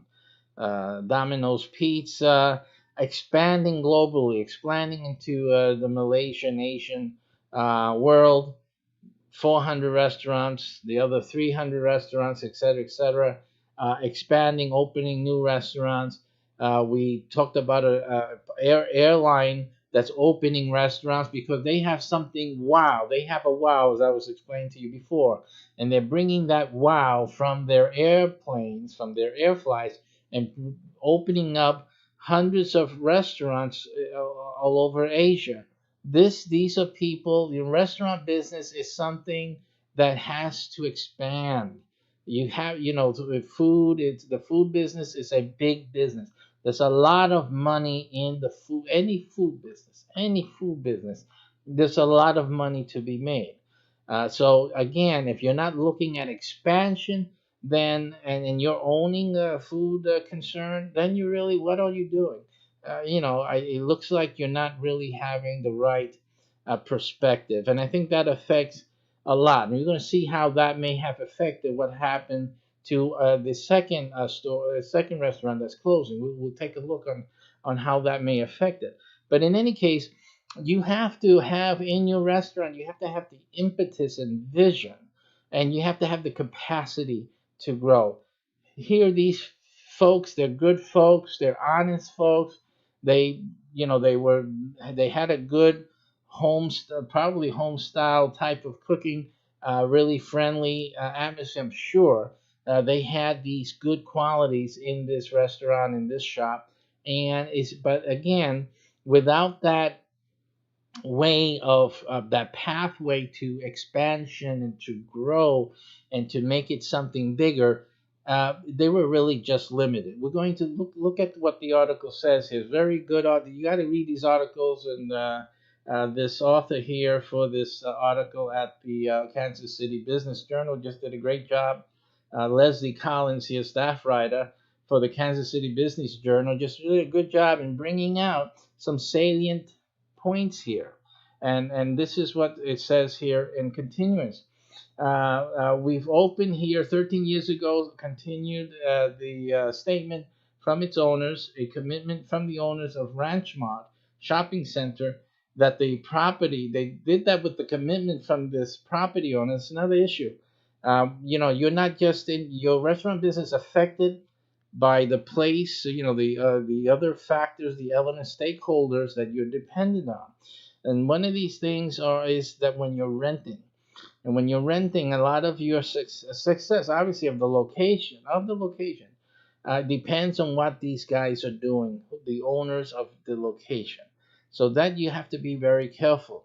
Of course, not every restaurant can own their own property or have a long-term non-consequential lease option, which is what most of the brands have. They look for land. They look for commercial land where they can be this either the sole or an anchor in a mall. They want to have certain features and certain guarantees when you sit down and negotiate that lease. Most of these franchises, they tend to do it alone. In other words, they want that commercial lot, and they'll build on it and whatnot, and you get the owner gets lease rentals, and they don't have to worry about anything. The franchise company comes in, builds, puts it up, and they have X amount of years. These are usually long-term leases, and everyone's happy. The owner has nothing to worry about in terms of the property owner. Nothing to worry about. Doesn't have anything to concern himself with. They're just getting a check every month, plain and simple. And the franchise is the one that built the place and whatnot. And when time goes, when their lease is up and they don't wish to renew the lease, which rarely happens in these successful brands, right? But when they don't want to renew the lease, they just simply leave. And the owner has a commercial lot that's developed now. It has a former restaurant, branded restaurant, sitting on it and waiting for someone else to come in and do something with it. So it's a win-win. Everybody wins in that type of situation. But again, the lease owner or the franchise owner of this restaurant enjoys having their own place, not bothered by anything that the landlord is doing elsewhere or alongside the property, because they're basically running the shop there. The landlord has nothing to do with anything. There's no reason to bother. And so that's like the best way to do it. But when you're starting out a restaurant, you just don't have that opportunity. You don't have the money for that. And so you really shouldn't be doing that in any case. But unfortunately, we get into situations, into scenarios where the mall owner in this case is not keeping up with promises. These are promises. One thing about promises is that you have to make sure that there is a capacity from the person making the promise to fulfill those promises. We opened here 13 years ago with a commitment from the owners of Ranchmont, it's a shopping center, that the property would be remodeled within a year. Now, after hanging on in half-vacant, outdated center and patiently waiting for that to happen, we've been informed that our space has been leased to a national tenant. So here again, you don't have that situation that I described, right? The other situation was that the tenant is the one who decides when they're going to go or they want to stay. They just have to pay the agreed upon payments. Simple as that. Again, a preferred scenario. Here, you're really a victim whenever you're renting normally to whatever a landlord wants to do. Sometimes they have a better deal with a national client like this. It's probably a national chain. Wants that location, is offering big money. And do you know what the key is here? I want to know if you guys are thinking business wise. Why do you think that Ranchmont is kicking this restaurant out in favor of this national tenant? Why do you think that? because that national tenant is going to do what? Going to do what Ranchmont promised they would do, but couldn't deliver. Now they have this national tenant's going to come in, and that national tenant's going to do what? He's going to fix up the whole place. I wouldn't be surprised if it fixes up the whole mall, wherever that shopping center is. I wouldn't be surprised if they fix that whole place. I wouldn't be surprised. But in any case, they don't have to, because all they have to do is just put up their sign. It's a national brand, remember. And that will automatically become a quality feature of this mall. The mall will be able to claim that, and probably, absolutely truthfully, that more people are now coming to the mall. There are now more customers coming to this mall, and the mall is getting better, and they'll be able to charge more rents with this better environment and better mall because of this brand, national branded restaurant that's coming in. Not that it is a restaurant, I'm just saying. If they didn't have a McDonald's, if they didn't have a Chick-fil-A or something like that, um, before in that area, now it's coming into the Ranch Mart. Wow, so everybody in the community is going to know that that's happening, and will start coming to the Ranch Mart again, making the mall more attractive, making the value of having a business at the mall more valuable as well, and worth more higher rent. And this is basically what they've done.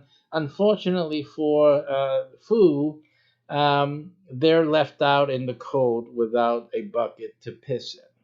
So simply, in the Facebook post, Fu's owner Jeff Stottle said the family-owned restaurant, always a family-owned restaurant, had hoped to relocate and search for a space, but nothing met their needs. See, unfortunately, they're unable to find suitable space, and because again, they're trying to do a restaurant the traditional way. Again, we offer a different way of doing things, a different perspective. And so that's why we're doing these shows, so that you guys, restaurant owners, you may already have a restaurant, and you're trying scratching your head. How do we grow? How do I get out of this little trap? Because I know there's a lot of you restaurant owners right now that feel that you're trapped. You can't do anything.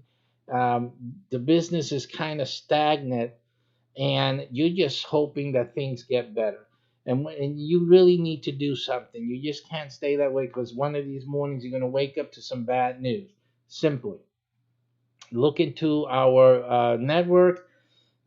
Think about joining us and getting something moving. You need to start your escape plan, and our program offers you the best option at a cost that is just ridiculously low, lower than probably what you're paying your waiters right now in your restaurant. Absolutely. So you got to come and look at that program for yourself after this show ends. Ranchmont North Shopping Center near 95th Street and Mission Road is planning a $47 million renovation that includes replacing the facade, adding a plaza area and more parking aisles, and replacing a former bowling alley on the northeast side with a two-story office and retail building. Big plans.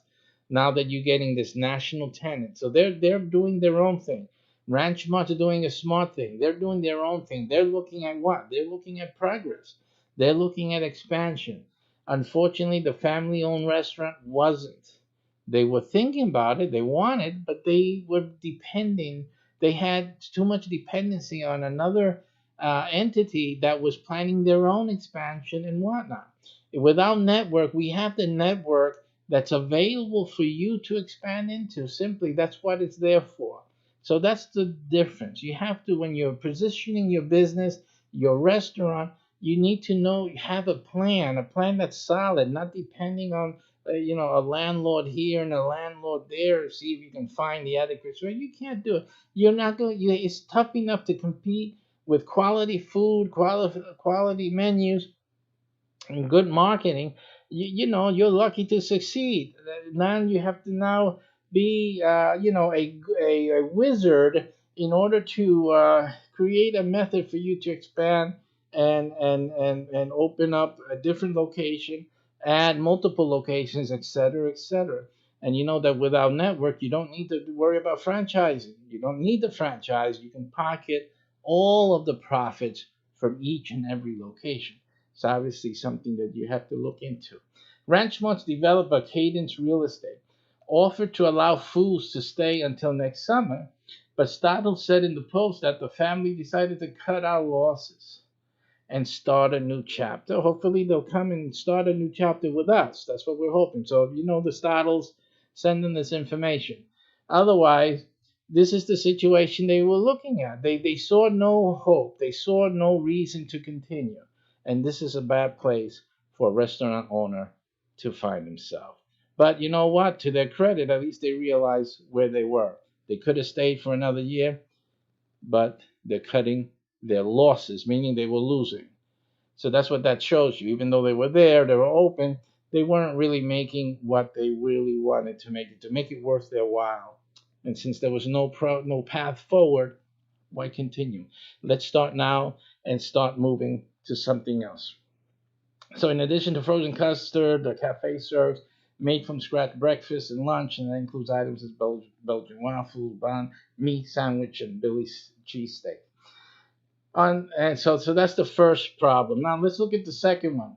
On the Missouri side, we have Rockstar Burgers. It plans to shutter its West Bottoms restaurant at 1611 Genesee Street.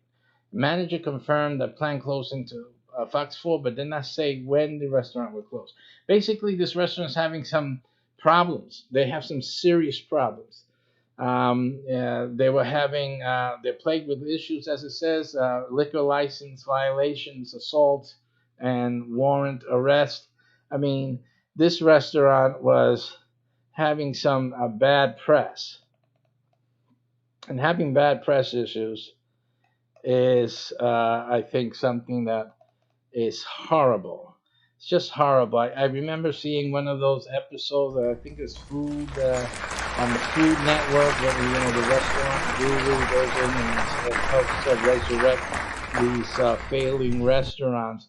And because the restaurant owner was having great difficulty making profits at his location, um, or having financial troubles. We don't know what the issue was. Was it the owner who wasn't making profits, or the result of his the way he was managing, was mismanagement that created the ambiance that fostered, reduced clients, customers, and therefore created his financial woes.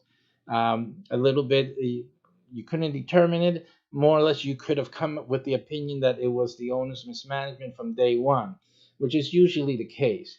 When you don't maintain a good morale in the restaurant with your staffing, if you get too much, there's a lot of advice about how to check on Mario or Juan out there in the back office over there in the kitchen. Some of you guys in the restaurant business, you gotta be careful how you treat your employees, because the way you treat your employees is they're the ones that are dealing with your customers. I mean, you guys want to talk about shooting yourselves in the head or in the foot. These guys are working with the client directly. That's your face. And if you are oppressing your face is going to look depressed and sad, and it's not going to give the client any good vibes. And when the client has an issue, the face that you have put there in front of them is going to tell them, listen, I got problems of my own, so if you don't like the food, then you go someplace else. That type of attitude is just really, and you can't blame Juan because you guys are oppressing him in the kitchen. And you guys who are restaurant owners know what I'm talking about. I've even heard a restaurant guru, you know who you are, refer to the staff in a very low and condescending sense. You guys got to be kidding me in this day and age. So again, Treat your staff, okay, to as you would treat a customer, because they are treating your customers. Show them how you want the customer treated. Treat them the same way. Don't do not oppress your staff members to the point where they're going and getting off their fumes, or transferring their pain and their trauma onto your customer, because that's your business on the line. So that's one of the big things. This guy is closing because he just has a fighting parlor there. Matter of fact, that's a better business that he should have started, not the restaurant business. Again, those people dealing with the public, you really need to treat them well. I got another story for you from a very famous name brand. I will not say the name, because the brand wasn't at fault. It was the franchise owner who owned that particular store. His When I walked into the store, I we were looking at what they had available, and while I was watching this, I was looking at the employees. Of course, it's one of those stores, one of those food places.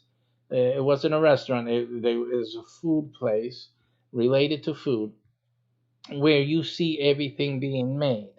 So you seem to see the machines making whatever it is that they're selling, and you see the employees there, taking things out, putting stuff in, whatever it is, doing the work that they have to do. But one thing that struck me immediately was the sad faces. Everybody had a sad face on. There was not one smile in the lot. And I'm looking at them and trying to see who the manager is or whatnot, and this and that.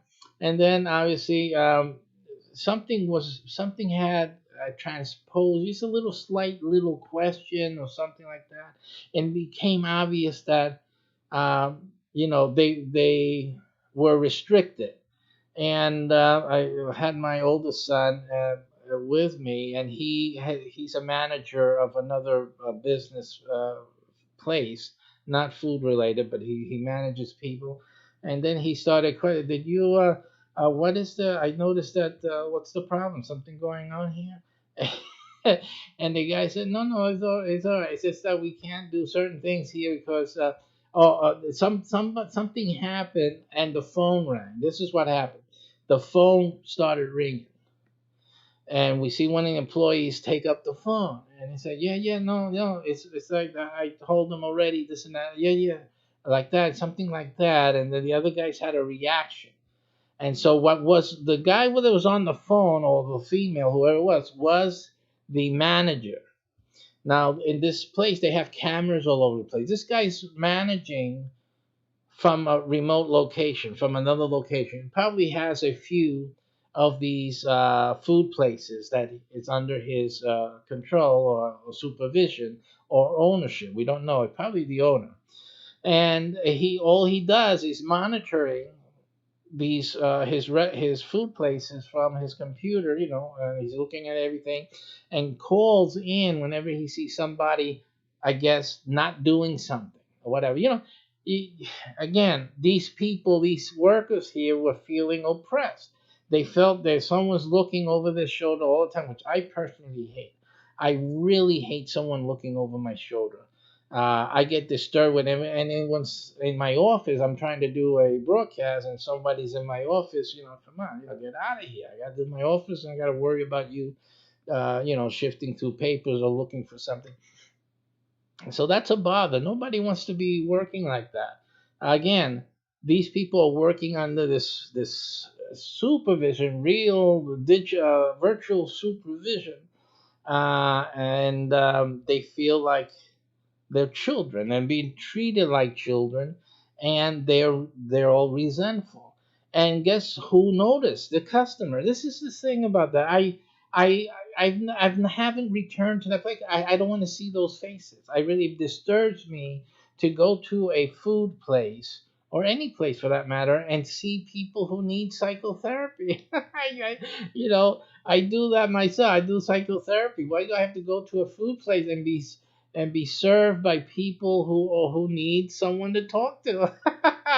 I go to take a break, and I have to deal with the what I call the inmates. It's sad. It really is sad, and to see this going on in this day and age. So obviously, that's an example of what I'm saying. You're turning off customers. You're trying to run this ship shop operation, and you're going by the great guru advice out there, but you guys are just killing yourselves. You're really killing yourselves. You're losing a lot of profit because people like me, we don't go and patronize. We're not going to go and pay. It's not a fun place to go. It's not a place that I want to go and eat, knowing that they're being oppressed because they have it on their face. The guy didn't have to tell me. They didn't have to tell my son. They told my son. They told me. I said, I thought so because I can see that these guys are really not happy here, and I don't want to eat when people are unhappy. It's just simple. I mean, uh, again, you guys want to make money in the food. If you're only interested in making money in the food business, just come to the URL here. Okay, you don't have to oppress anyone. You don't have to risk all your money. You don't have to do that. You make money from your ching ching every time the cash register goes, and you want to make money, then this is for you. Stay home, watch YouTube videos, make money in the food business. Okay, leave the restauranting to people who love their customers and love their employees. Simple as that. You stay home, make money. Okay, so that's what you need to do. Now, if you are interested in owning your own restaurant and building a successful restaurant that you can expand easily into other markets, then you too come here and treat your staff well. Those are your real customers. You cannot get closer to your customer than through your staff. Love them. Take care and see you in a few minutes at the restaurant URL. Success to you.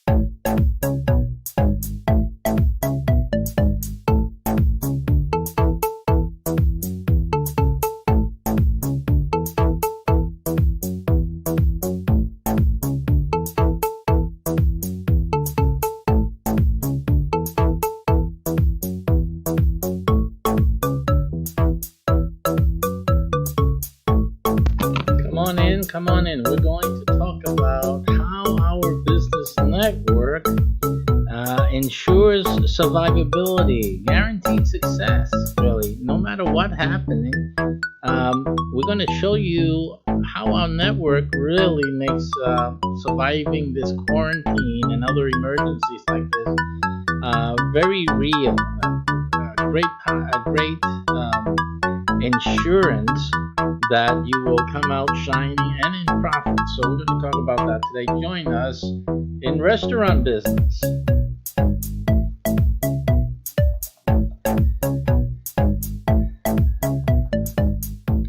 And welcome. Thank you for joining us today. We're in the middle of all of the things going on. That's right. Our business is going straight forward, And we're going to discuss why that is right now. A lot of things going on with the happenings with this quarantine going across the nation, across the world.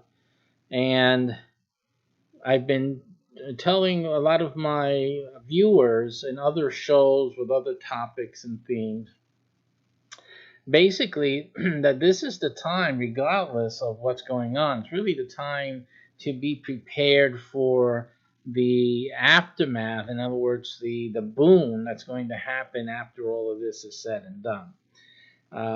But most of us, most of the people in business are suffering right now. So we're going to talk about how my business network, the things I've been talking about for such a long time, and focusing my business on in these broadcasts, we've been focusing on the details of our business, the features of it, and now we're going to talk about the benefit in light of what's going on around us. Now, I don't know how many of you are really having a rough time now. You should be having a very rough time if you can't be, serving the same amount of food that you did before. You don't have the customers coming in most instances. What do you do? What is it that you do? A lot of you guys had to reassess the way you run your business. And that's unfortunate because that takes time. It takes time to get things changed over into a new way of doing things, to adapt. So when things happen and come to fruition, and then we have to make changes. Those changes can be stressors. Do you have the budget to make the changes? Do you have the staffing to make the changes? Do you have the connections to make those changes and to continue? What happens to marketing?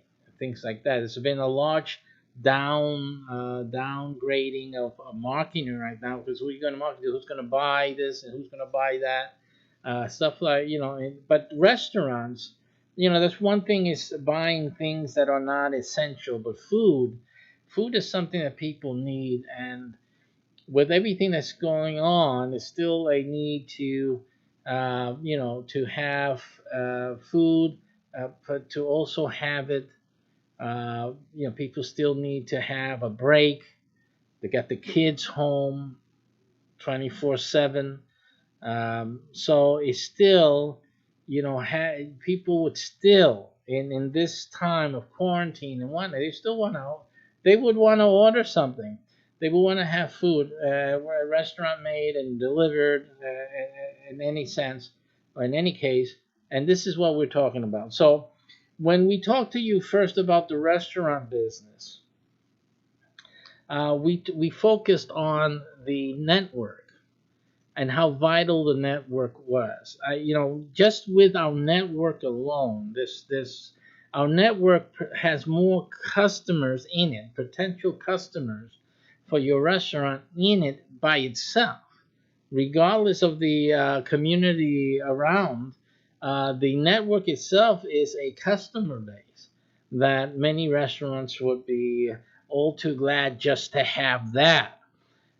So you have a steady customer base with our network. Again, before I keep going, this is not just for restaurants starting up. It's fantastic. If your restaurant is starting up, it's the best way to get your restaurant started. But also, if you already have an established restaurant, to associate yourself with our network is a no-brainer. And so the benefits are tremendous, especially they're highlighted in situations like this. Now, I'm going to deal with certain things I'm seeing in the news feed so that I can address how our business network, our food network, answers these needs that are evident and prevalent in our society during the quarantine, during this emergency. One of the first things here that I see is the issue with paying the rent to the landlord.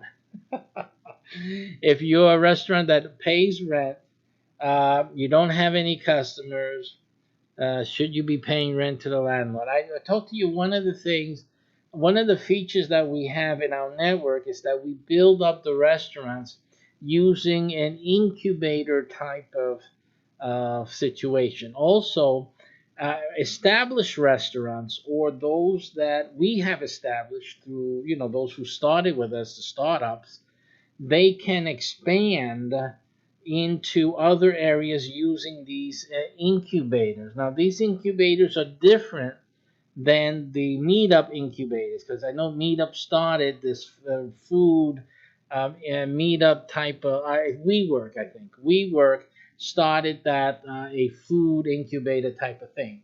But the problem with the way they're doing it, obviously they're doing it in the standard fare. You still, you're paying the rent for the space. You're doing they're just facilitating your equipment and space and stuff like that. But they don't do anything else for you in that sense. What we do is that we are connected with a real estate network, and through that real estate network, we're able to provide spaces and a hub space, in fact, especially for the startups, so you can test out your ideas, you can start building up a customer base, etc., etc. And this is a good way for you guys to spread into different cities, different markets.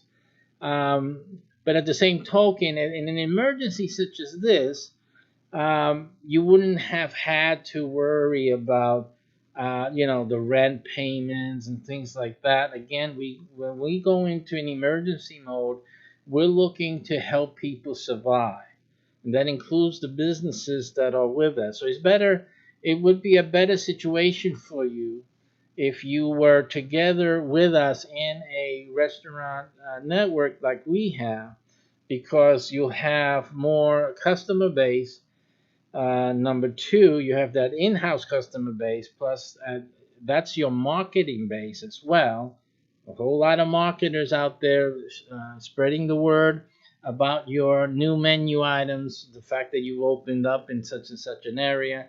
And there's a lot of marketing goes on. I'm not going to tell everybody everything we do, because then everyone's going to start to copy. They usually copy from what we're doing. So we're not going to give you all those details out here right now. But the issue is that we have so many ways of marketing and making your restaurant brand, into something that stands out, something that word of mouth in the communities more better than what you'll probably be able to muster for yourselves. And then this issue with the rental payment, if you're going to pay rent, conduct your restaurant activities. So that would have not been an issue for you at all during this emergency. Assessing.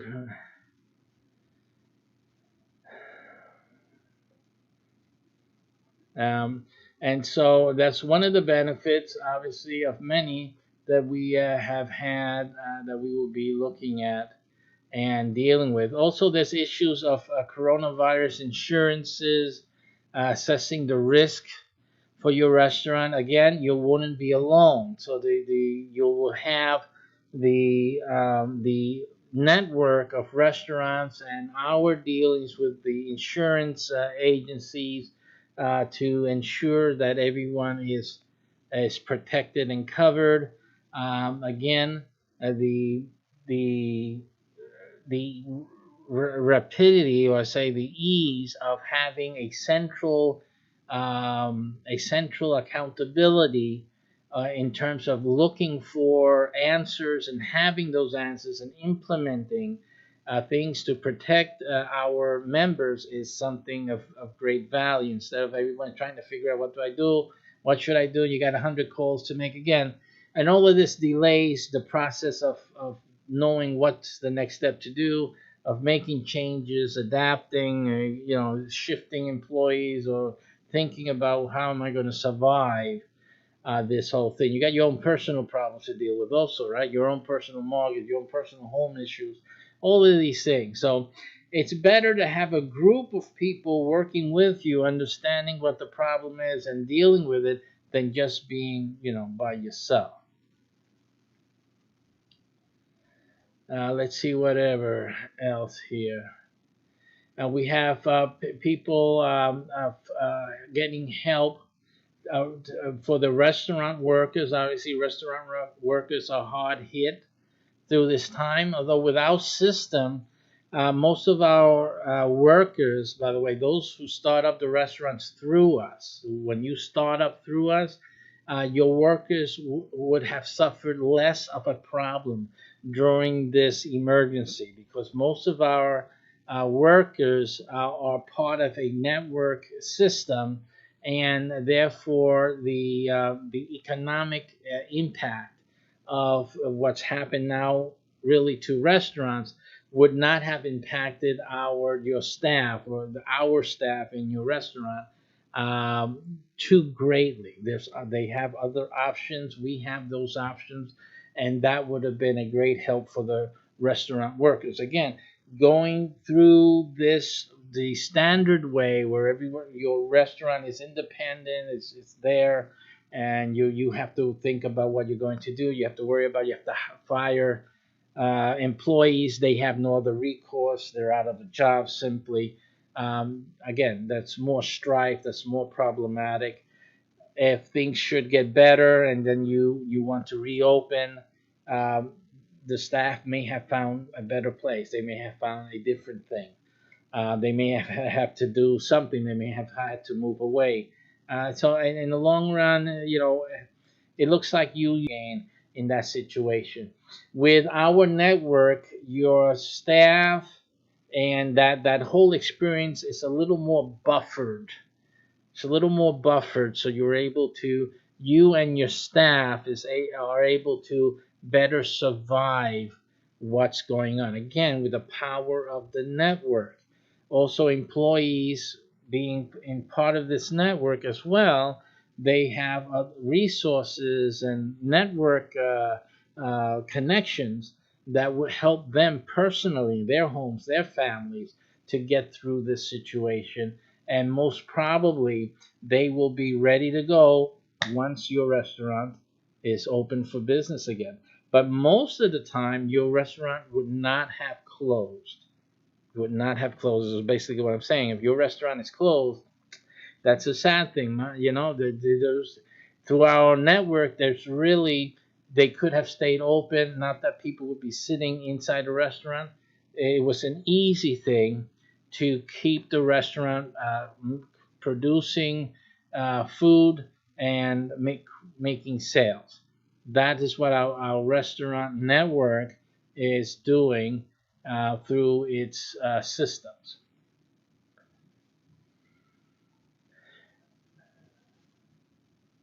So let's see.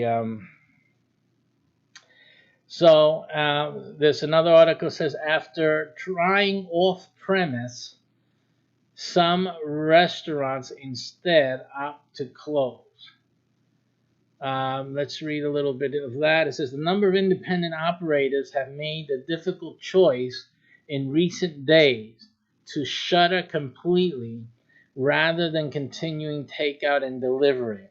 And why is that? Because of all of the added logistics which were not inherent with the restaurant originally. See, that is the reason. If you could continue operating your restaurant just like you did the week prior to this quarantine, why wouldn't you? You know, why are you closing the business? You did the restaurant so you can see people actually eating the food. It doesn't make any sense, because that's what this article is saying. These restaurants couldn't stay open because they needed to see people eating their food. What you need to do, your restaurant, you need to make food in the kitchen, and that food has to reach to the customer, and the customer has to pay money, and that money has to reach you. Period. That's it. If you can maintain that, you don't need people to eat inside the restaurant. But many restaurateurs just don't know how to operate. if everything isn't like normal, everything isn't, they're not able to add that extra mental and capacity or that mental stress, and also to have their staff reassigned to accommodate for a different way of doing business. With our restaurant network, you didn't have to worry about those things because the network is the one that handles that. All you had to do is go to the kitchen, whatever your routine was every day, is go to the kitchen, and the network would have taken care of all the other stuff. Are we going to close? Are you guys going to close? We're going to do change over to delivery. You have no problems. We're handling that. We have delivery. Um, just this is the way we're going to work it, and just that's it. Keep cooking, keep making money. This is what would happen to you if you were part of our restaurant business network. Your restaurant will continue making money. You continue doing your work as normal. You impose, of course, in-house health screening and protections for yourselves and also for the customer. That is laid out and straightforward, but you continue doing business, and your customers can continue to patronize the restaurant when they want to. Of course, some restaurants are going to see an effect still, because it's not like normal. People are stocking up. They're going to be home, and then it depends how much money people are keeping and stuff like that. You can offset that with a few, quarantine sales, and reduce the price here and there, make it up later on, later when things get better. So there's other options that you can play with, but at least you can keep the flow going, and keep your name out there, and keep some semblance for people that we're going to get through this. And it's a great time to add into your restaurant delivery things inside the bag or whatnot, a positive note direct from the owner, stuff like this. Really, it's a great moment for things like that and to do great things. So again, we can all shrivel up and shrink and fade away, or we can just keep ourselves as strong, as fortified as possible, and to strengthen the communities that we serve by maintaining ourselves as much as we can. And with a network such as ours, you can do it more than most. And that's why it's sad to see some of these restaurants, or most of them, are closing their doors. This article is at Restaurant Business Online under Operations, and it says that it's by Heather Lally. Let's see that article here for a moment. See if we can get that in on the screen here for you guys. It says, as the coronavirus pandemic continues, a number of independent restaurant operators that had pivoted to takeout and delivery options are making a difficult decision to close completely with the hopes of reopening once the crisis passes. Right? So they're doing the turtle shell thing. Let me also down here.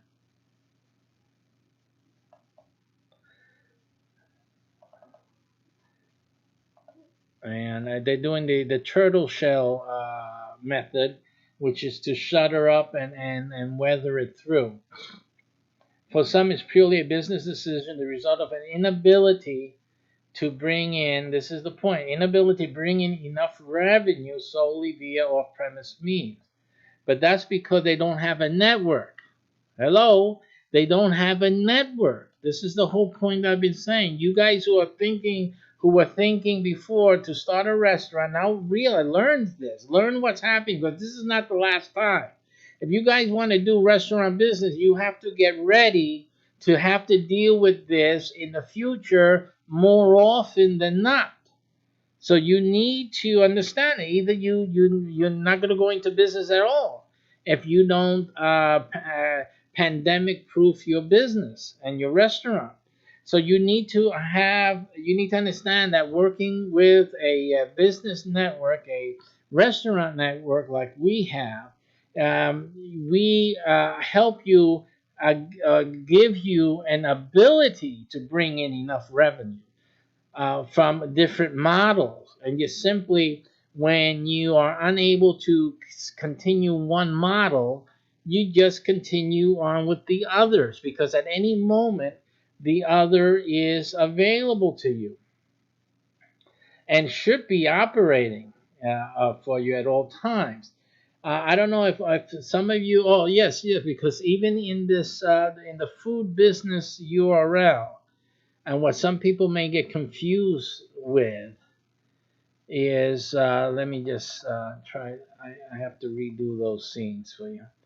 What some people may get confused with is that the the things we talk about in the food business video at the URL that you have to look at that we sent to you, that video is talking mainly about about owning the menu of a restaurant. It's like for people who want to start up in the food business, but maybe they don't want to or don't have the money to start up the restaurant.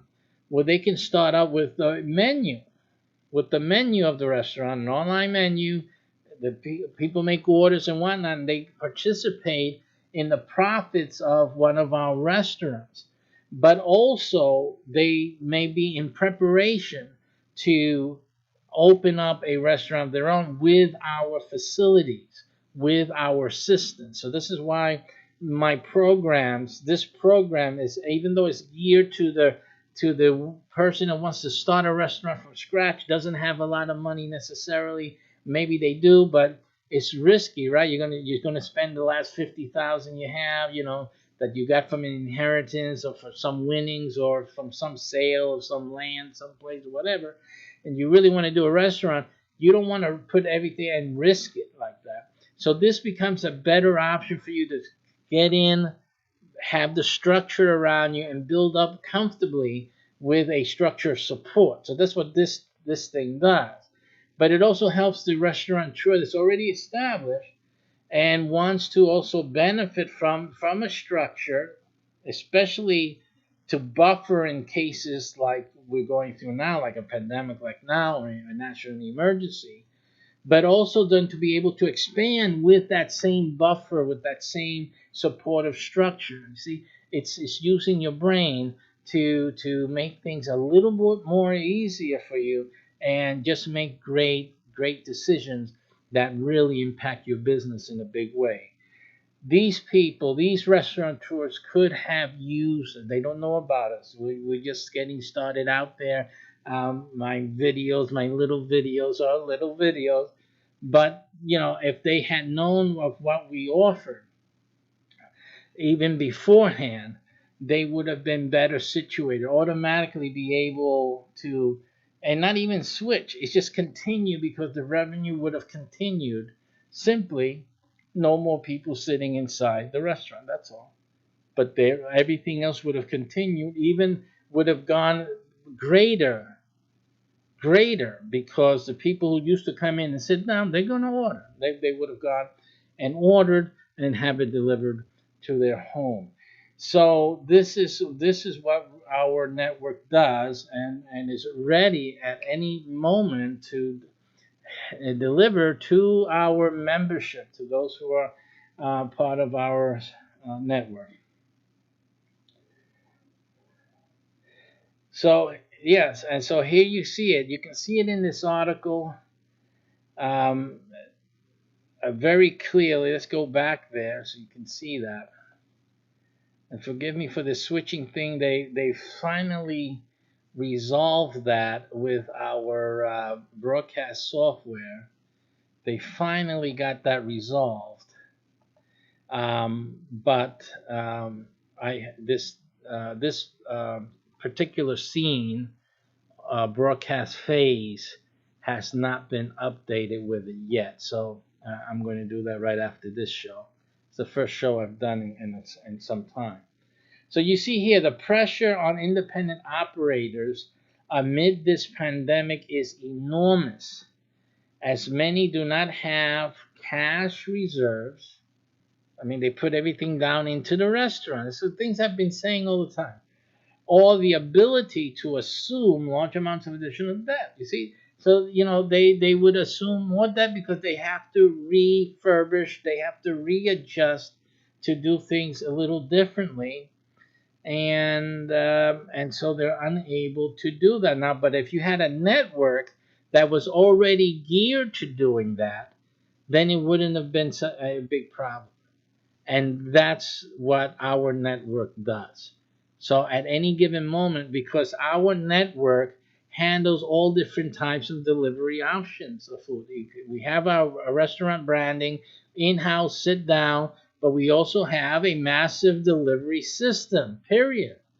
Okay, so we have, again, our network focuses on various features that would help a restaurant survive a pandemic such as this, and even an extended period of time, and gain market share. Because while these other guys are shutting down, we would be expanding your market share, because then people will be looking for an option, looking for something, and you will be the one able to deliver and bring it there, and they will discover your restaurant, your menu items, wonderful, and your great messaging during this event, during this time, and positive notes and things like that we recommend that you do. Like I do these videos, I'm going to tell you guys, listen, we have, you should be drawing up a little piece of paper that says XYZ. We'll probably send it out to you, make your printer print them out, put them in every package, and people getting these positive messages. This is great time for good word of mouth, sending out some great food, doing some great things, great press releases, really taking advantage while others are shut down in their homes, moping and wondering when they're going to come out of this, and how they're going to come out of this, and how they're going to get started again in their restaurant. You guys will be gaining territory and expanding your customer base. This is what our network really allows you to do during times like this. Here's one person, one chef says, I wanted to keep working because this is my only source of income. This is one of the workers. I was basically begging him to keep the restaurant open. See? And right now, if you start with us, if you had started with us and your staffing is composed or comprised of our staffing, your staff would not be saying this. Your staff is happy with us, okay? Because again, I'm not going to give out the whole secrets here, but your staff is not suffering this when you're getting them from us. Okay, this is not happening. And so you have all of this. It's a lot of things going on, folks. Listen, I'm not gonna belabor this point. This is just one of the things that our network, you wouldn't be suffering with our network at all. Let's see what else we can find. Here we got $15,000 in aid payments to small restaurants. Swamped. So it shows you where the urgency that these restaurants have for cash. This is the reality. This is why I know that my restaurant network is the best solution. That's the proof. It's the absolute proof right there. You would do far better with my restaurant network than you will going alone. These guys are out there doing it alone. They're in deep trouble right now. We got the big guys getting credit downgrades. I don't know why anyone is bothering giving anyone any credit downgrade. This is the problem with that system, right?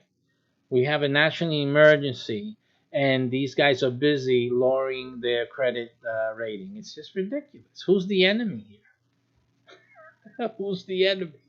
Uh, okay. So let me, before I go on trying to look for other stuff, let me just deal with the big elephant here in the room, okay? Which isn't me. Uh, the big elephant in the room, and that is how exactly could you have gotten started again back when the pandemic started going strong and the quarantine happened, no one could go into the restaurant.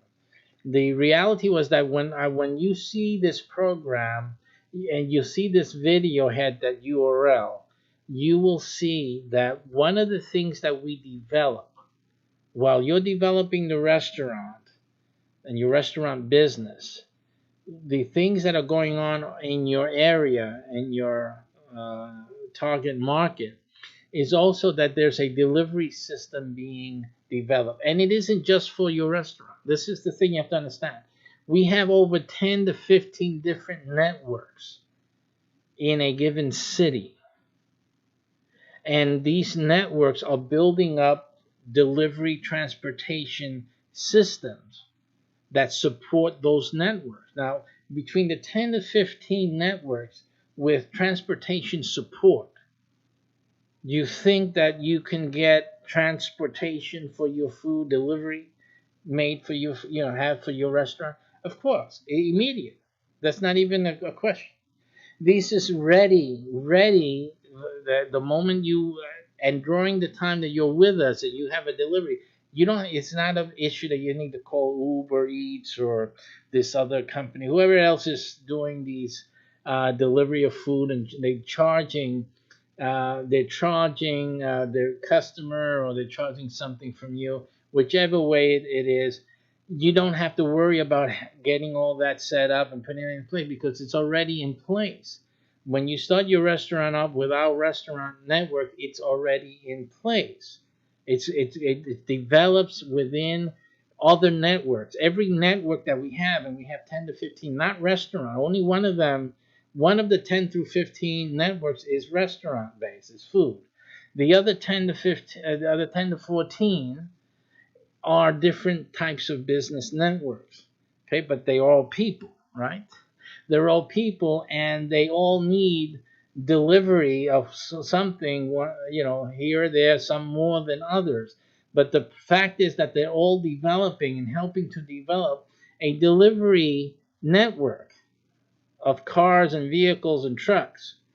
So this delivery network is always available to the restaurant. They are your delivery network. Okay, so this is all of our restaurants in our network enjoy having automatically delivery service. Automatically, it's built in. Nothing else to worry about. With that delivery service is marketing. These are the guys who are marketing as well, and the others in the other network. Not just the transportation guys are marketing your restaurant, but the other network partners are also marketing you and calling. The other one's calling for lunch. They'll be calling your restaurant. You're in the network. You're going to get calls. You're the one going to bring the food to the office. So this is simple as can be. So the restaurant, when you start your business with our network, your restaurant is servicing our networks, 10 to 15 other networks full of people. And on top of that, all of those people are promoting your restaurant. And on top of that, they're all developing your delivery system. So that's why our restaurants don't suffer these issues that all these other restaurants are suffering. They have to change over. Now we have to see how we can do and make profits via delivery only. And again, you weren't known for that because part of the delivery thing is to be known to deliver. If you were a sit-in restaurant, you're not known to deliver. I mean, There's some restaurants, I can think of right now that I would never think they have someone available to do that, and probably they do, but I wouldn't think of it. I wouldn't even know about it, and you're not advertising it right now either, right? So this is the issue. That's why it's better for them to close. But none of our restaurants have that issue because our restaurants, all the customers know they can get this delivered. Simple and period. And so that is the great difference. So now that we've eliminated the money issue, we've eliminated the lack of income due to the pandemic and inability to shift over to off-site servicing of clients. That's resolved because our system is based on off-site. I'm sorry, it's geared, not based on, but it's easily geared for the off-site premise of the restaurant. Matter of fact, we are geared to help kitchen-only restaurants. These are restaurants that don't have any place to sit down. They're just a kitchen, and it's purely 100% delivery. So that's where our delivery system and delivery network is already built there. It's already set up for that. So any of our member restaurants would not have suffered that. Our marketing is just right on ball. Right now, people are playing, staying home. They're playing games. They're doing other things. And I can tell you, if you were in our network, they would know about your business, your restaurant. They would know that you're able to make deliveries, and they would call. You would be making sales. So that's the bottom line. And there's a lot of people who are still making income. When you say people losing their jobs, well, that's true. A lot of people are losing their jobs, but also a lot of people they have money. They still have money. There's still people making money. They're not all the private jobs may have gone down, but there's other jobs that have not. They're still getting their checks. And so there's still customers out there to be had. But and since the other restaurants are closing down, the other restaurants are not able to compete because we have the network, we have the folks. You will be gaining those customers. And after everything is over, you would have more customers. You would have the customers, these guys who are going to be starting up after the pandemic, start opening. They might as well have to start they have to start from ground one, from block one, first step, because you would have won over their customers during this time. It's a very important time of great opportunity for your restaurant to prosper. But most restaurants, as you see, are unable to take advantage of it. In terms of being successful in business and successful, especially in the restaurant business, not easy. Having the advantage makes the difference. And this is your advantage. So take advantage of it. I hope you all keep yourself safe and you all come out of this, well and able to get back to your businesses. And those of you thinking about starting or restarting your restaurant business, get an advantage, because this is not the last time something like this is going to happen. And you need this in your corner. Have a good day and see you guys soon. Take care.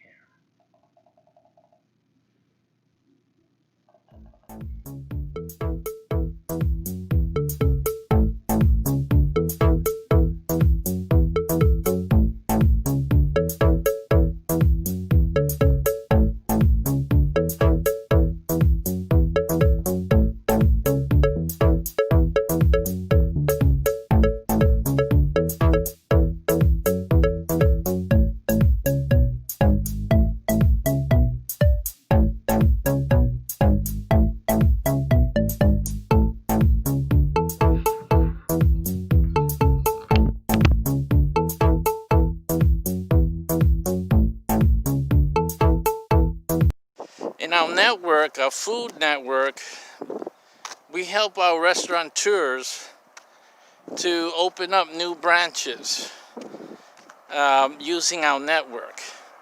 So we have network elements all over the United States.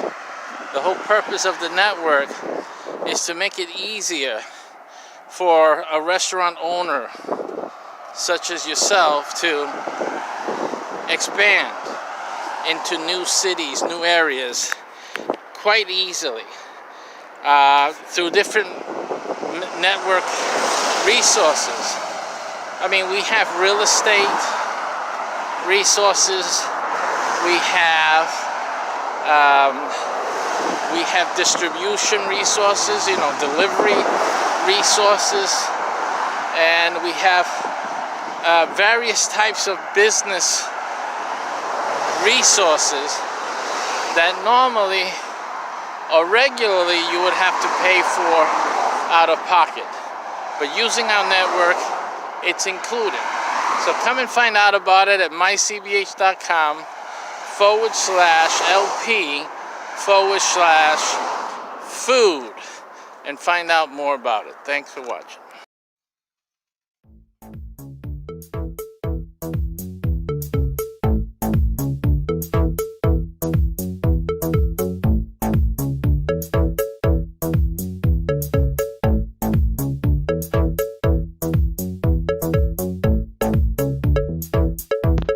We're looking into the future. What's coming up that really will affect your restaurant, or at least you should consider to include in your restaurant business. Let's take a look at what's coming up.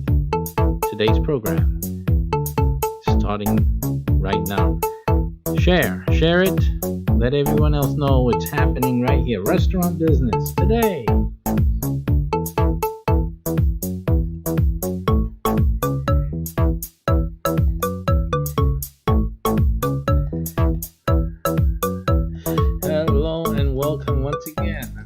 There's so much news, so many things to talk about.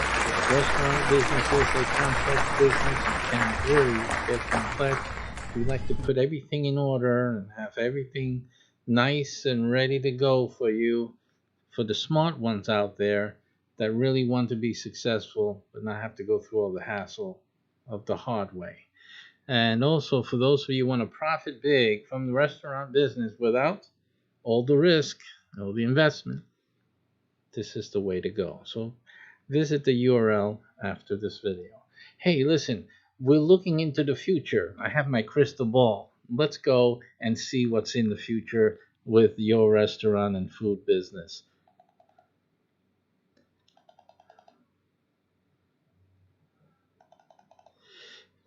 All right, and here we are. We're again looking at our feed streams, and this thing caught my attention. From restaurant hospitality, cannabis, ghost kitchens, plant-based proteins, and more food and beverage trends from our editors for 2020 and beyond. So these are the guys looking in to say, well, look, these things are at the doorstep. These things are what restaurants, big and small, should be looking into, dealing with, making decisions about. Should we do it? Should we include it? Should we address it? Or just feature our other strengths? And so these are the decisions that can make or break you, and here goes. The first thing is consumers will eat for better brain health.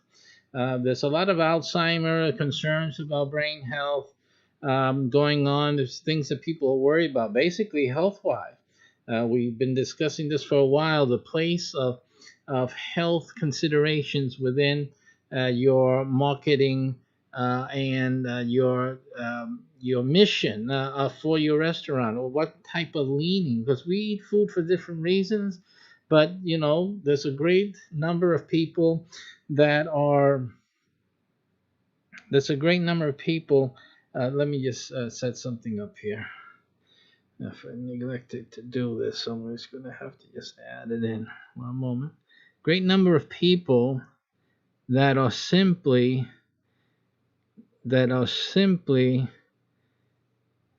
let me try.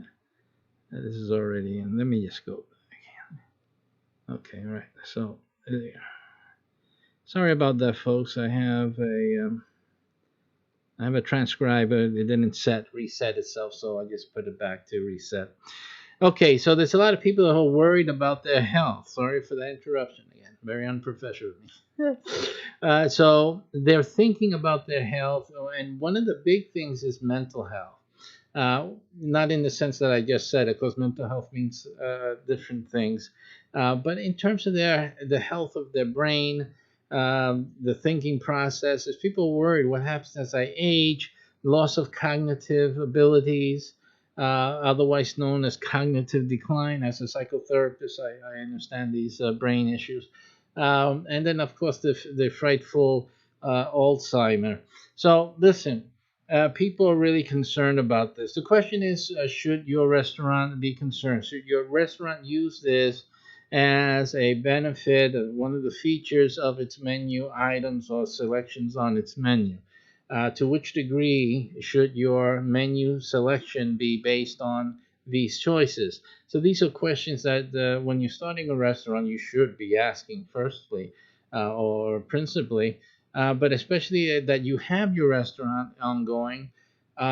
Should you be introducing new items? Number one, and I always say yes. And then the second thing, should this be part of your consideration? A lot of this also has to do with the community that you're servicing. So you have to look at your community and maybe uh, doing a poll survey of the present customers and what things would they like to see? Would they like to see things that help improve their brain functioning or help to strengthen their cognitive strength so that try to avoid issues in the future, maybe even Alzheimer's. Is this something they're interested? Blah blah blah, things of that nature. So you just get a sense and feel of what's happening in the community, being aware of other organizations in the community, and the things that they're concerned about. A hospital, visiting the hospital would be a good idea as well. If you have a major hospital, usually they produce a newsletter, and the newsletter usually starts indicating certain concerns that the hospital is addressing. So you may want to see what's happening and inquire with some community liaison at the hospital to get an awareness of things that are happening in the region, so that you can make a suggestion and at least consider that in your decision making process. Of course, I guess most people should recognize the cannabis leaf. Also, that becomes an issue. These even though it's really too new to even seriously consider this in a widespread way or manner, but it is a factor. Some things, even though there's still federal regulations, there's problems with employees showing a positive on their tests. Should there really be more food items available with this ingredient in it? It's a quagmire, and it's also a legal minefield. But there are certain states that it's clear, and again, depending on where your food business is leaning toward, this may or may not be an option that you should consider as well. And the another thing happening also is the ability to custom make your liquor based beverages, adjusting the amount of alcohol content within the drinks is a big money maker, because there's people, of course, that are not drinkers like that. There's people who find drinking high alcoholic content not something they're amenable with, but a great many of them would take a small amount if that was an option. Of course, nowadays it is. So you may want to consider having slight or custom amounts of alcohol by volume in the drinks that you are offering in your restaurant, we predict that softer liquors will become more popular on the restaurant menu. So again, that is an option. A lot of people do not want to incorporate a bar feature.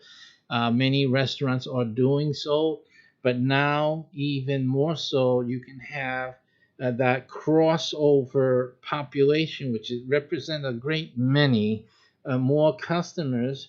And personally, I think they would pay the same amount personally because it's as simple. They're getting the fun, or and the feeling of having a an adult drink without suffering the need and the repercussions, perhaps even just within themselves and their own moral compass of being of drinking a full powered alcoholic beverage. At least this way, it's more like a little bit of a spiked juice, just slightly, and a little less, or even to the same degree as some over the counter medications for the common cold, which is commonplace. So simply, I think that's a big money maker, frankly. And again, it's in another area where the restaurateur can differentiate, not only in the fact that he's offering this as a choice, as an option, but also in the types of drinks, the creation, because most of this is about creating that fancy looking drink, and again having the rave about it. Again, another, as we did in our previous program, talking about previews and warming up your clientele and also the marketplace. This is another option of something coming up, something coming soon, and the building of the drink itself, the beverage with its different ingredients on a week to week basis, whatever. The saga continues as you're preparing this expectation of this new entry into your menu. I think it's a great deal in terms of the marketing power in and of itself. It's just a fantastic thing to incorporate. Absolutely. We also have the issue of plastic bags and things like that that are used for your, uh, you know, utensils, the plates. Some certain restaurants and food trucks and other food businesses are incorporating or have traditionally used. These are becoming more of a no-no in our as days progress, as people are very highly sensitive to environmental issues. This is becoming more and more of your market base, so you really need to pay more attention, because especially because other restaurants are doing that, and they're taking care of not using plastics any longer. So you're going to have to, as the people become aware that yeah, that's a thing, you're going to have to be able to just move on from using plastics. There's many different ways, making sure that what you're using is reusable, recyclable, for composting. The more green you can make it, the better. In other words, you're telling your customers, we don't use plastics here. We're preserving the nature and helping it with using materials that can be composted and returned beneficially back to nature. That's a wonderful line. It's a wonderful feature, and you get a lot of thumbs up in the community for that one.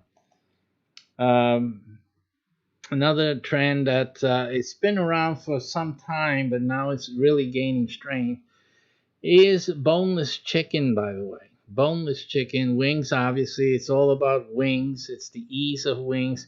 I think the what's good about the wing, personally, I'll share a little bit of my personal opinion on that, is that it's like having a drumstick and a wing, right? Because it's like it's two pieces.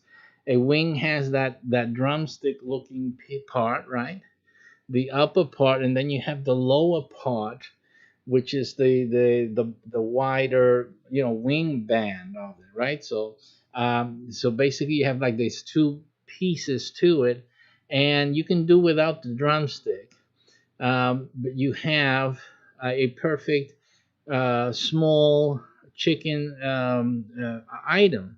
But more and more of these kids today, we see it here in my own home, and so that those chicken nuggets, what McDonald's did to chicken is permanent damage.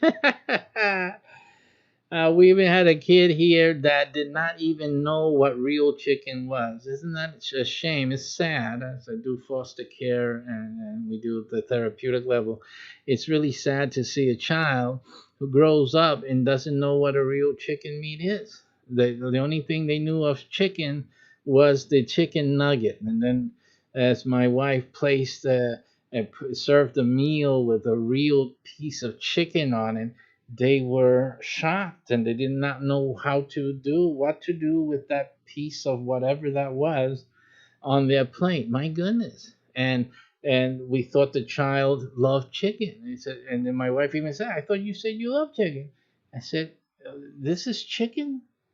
That's a sad thing, but it's what's happening. It was an indication of what's going on more and more in society as they don't appreciate the real thing anymore, and they want to have the ease and the fingerness of the chicken nugget, which is of course sans the bone. Without that means without the bone for all you English speakers out there. So again, this is the way things are changing. So you're going to want to think about if your restaurant business is incorporated, has the culture and part of its mission, its appeal, its design to incorporate something uh, as a boneless uh, finger food that a boneless chicken would represent.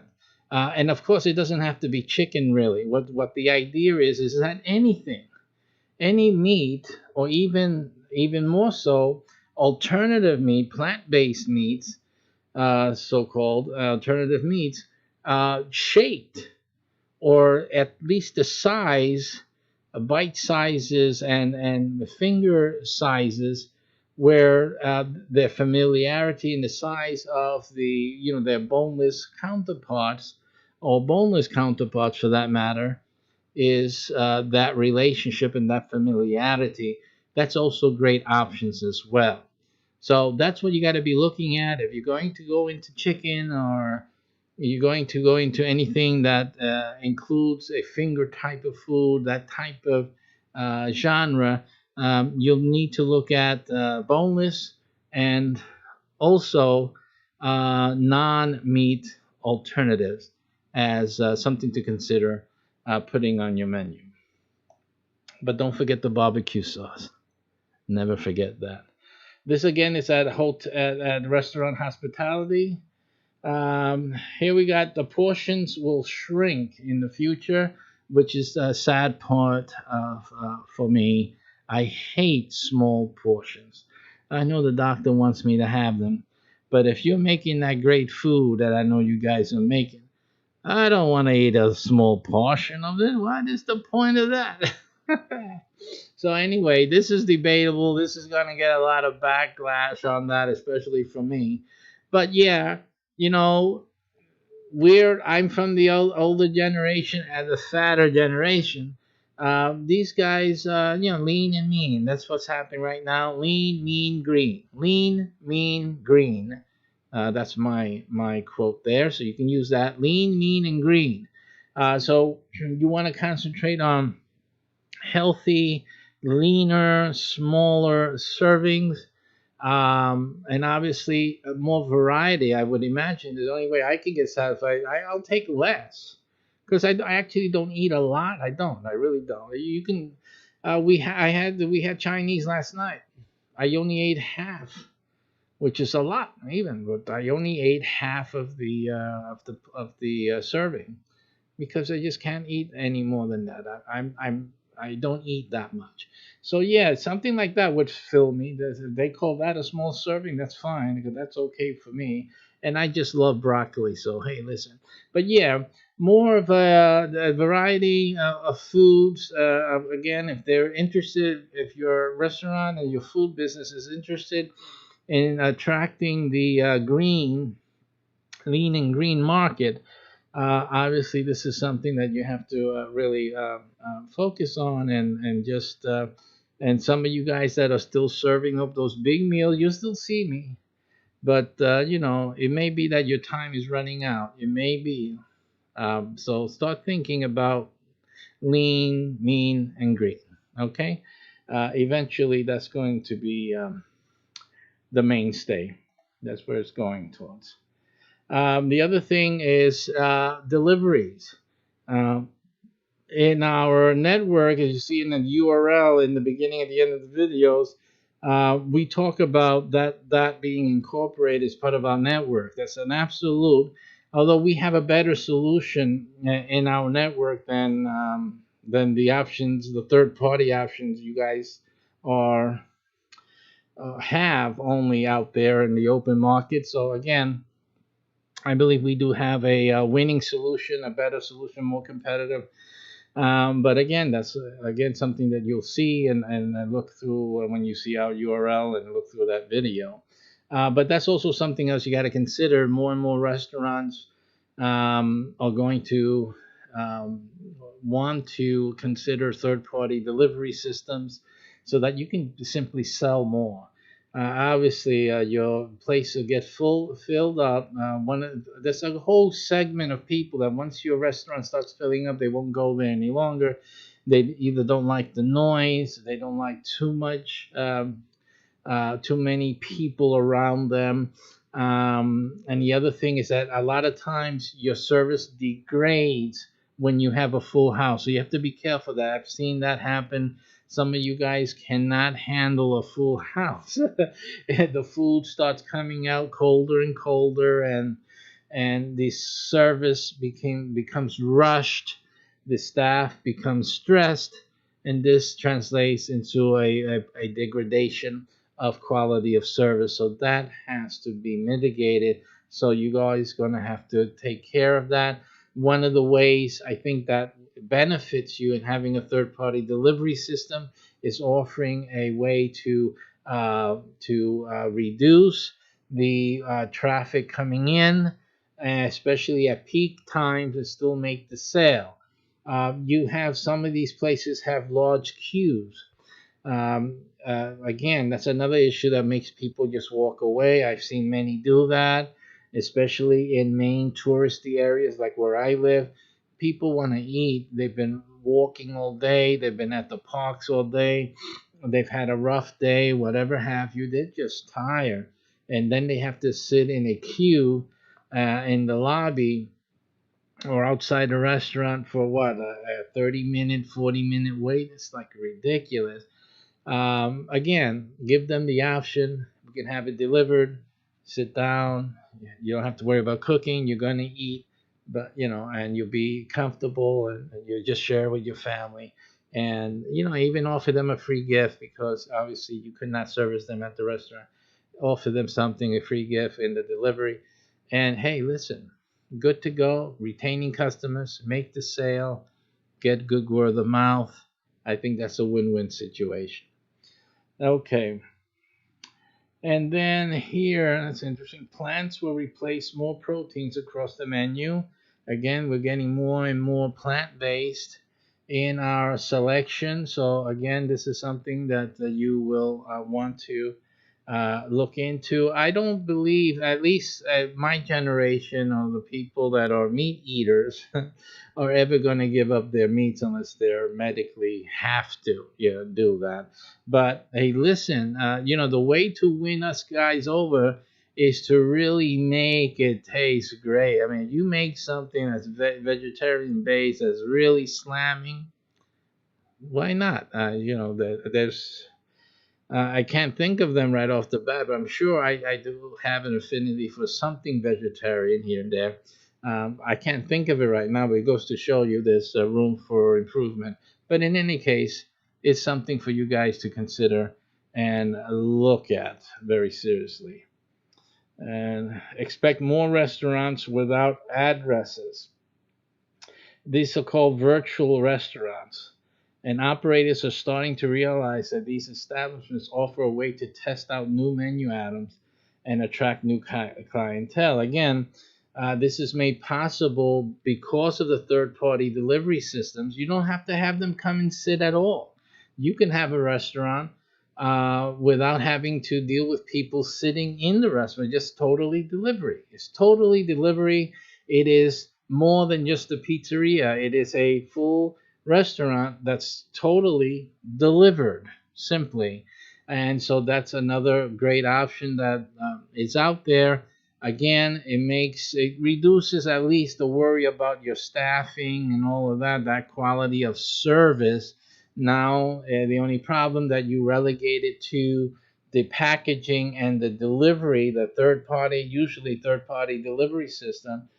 So that may make or break the operation for you, but otherwise, if you're kitchen intensive and just want to focus on quality food preparation, then that is a definite.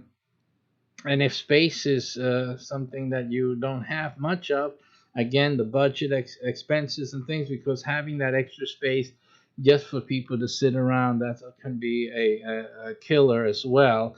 I know that some fast food Chinese restaurants, they just keep it mostly the kitchen and maybe one or two tables are out there, but mostly it's to take out.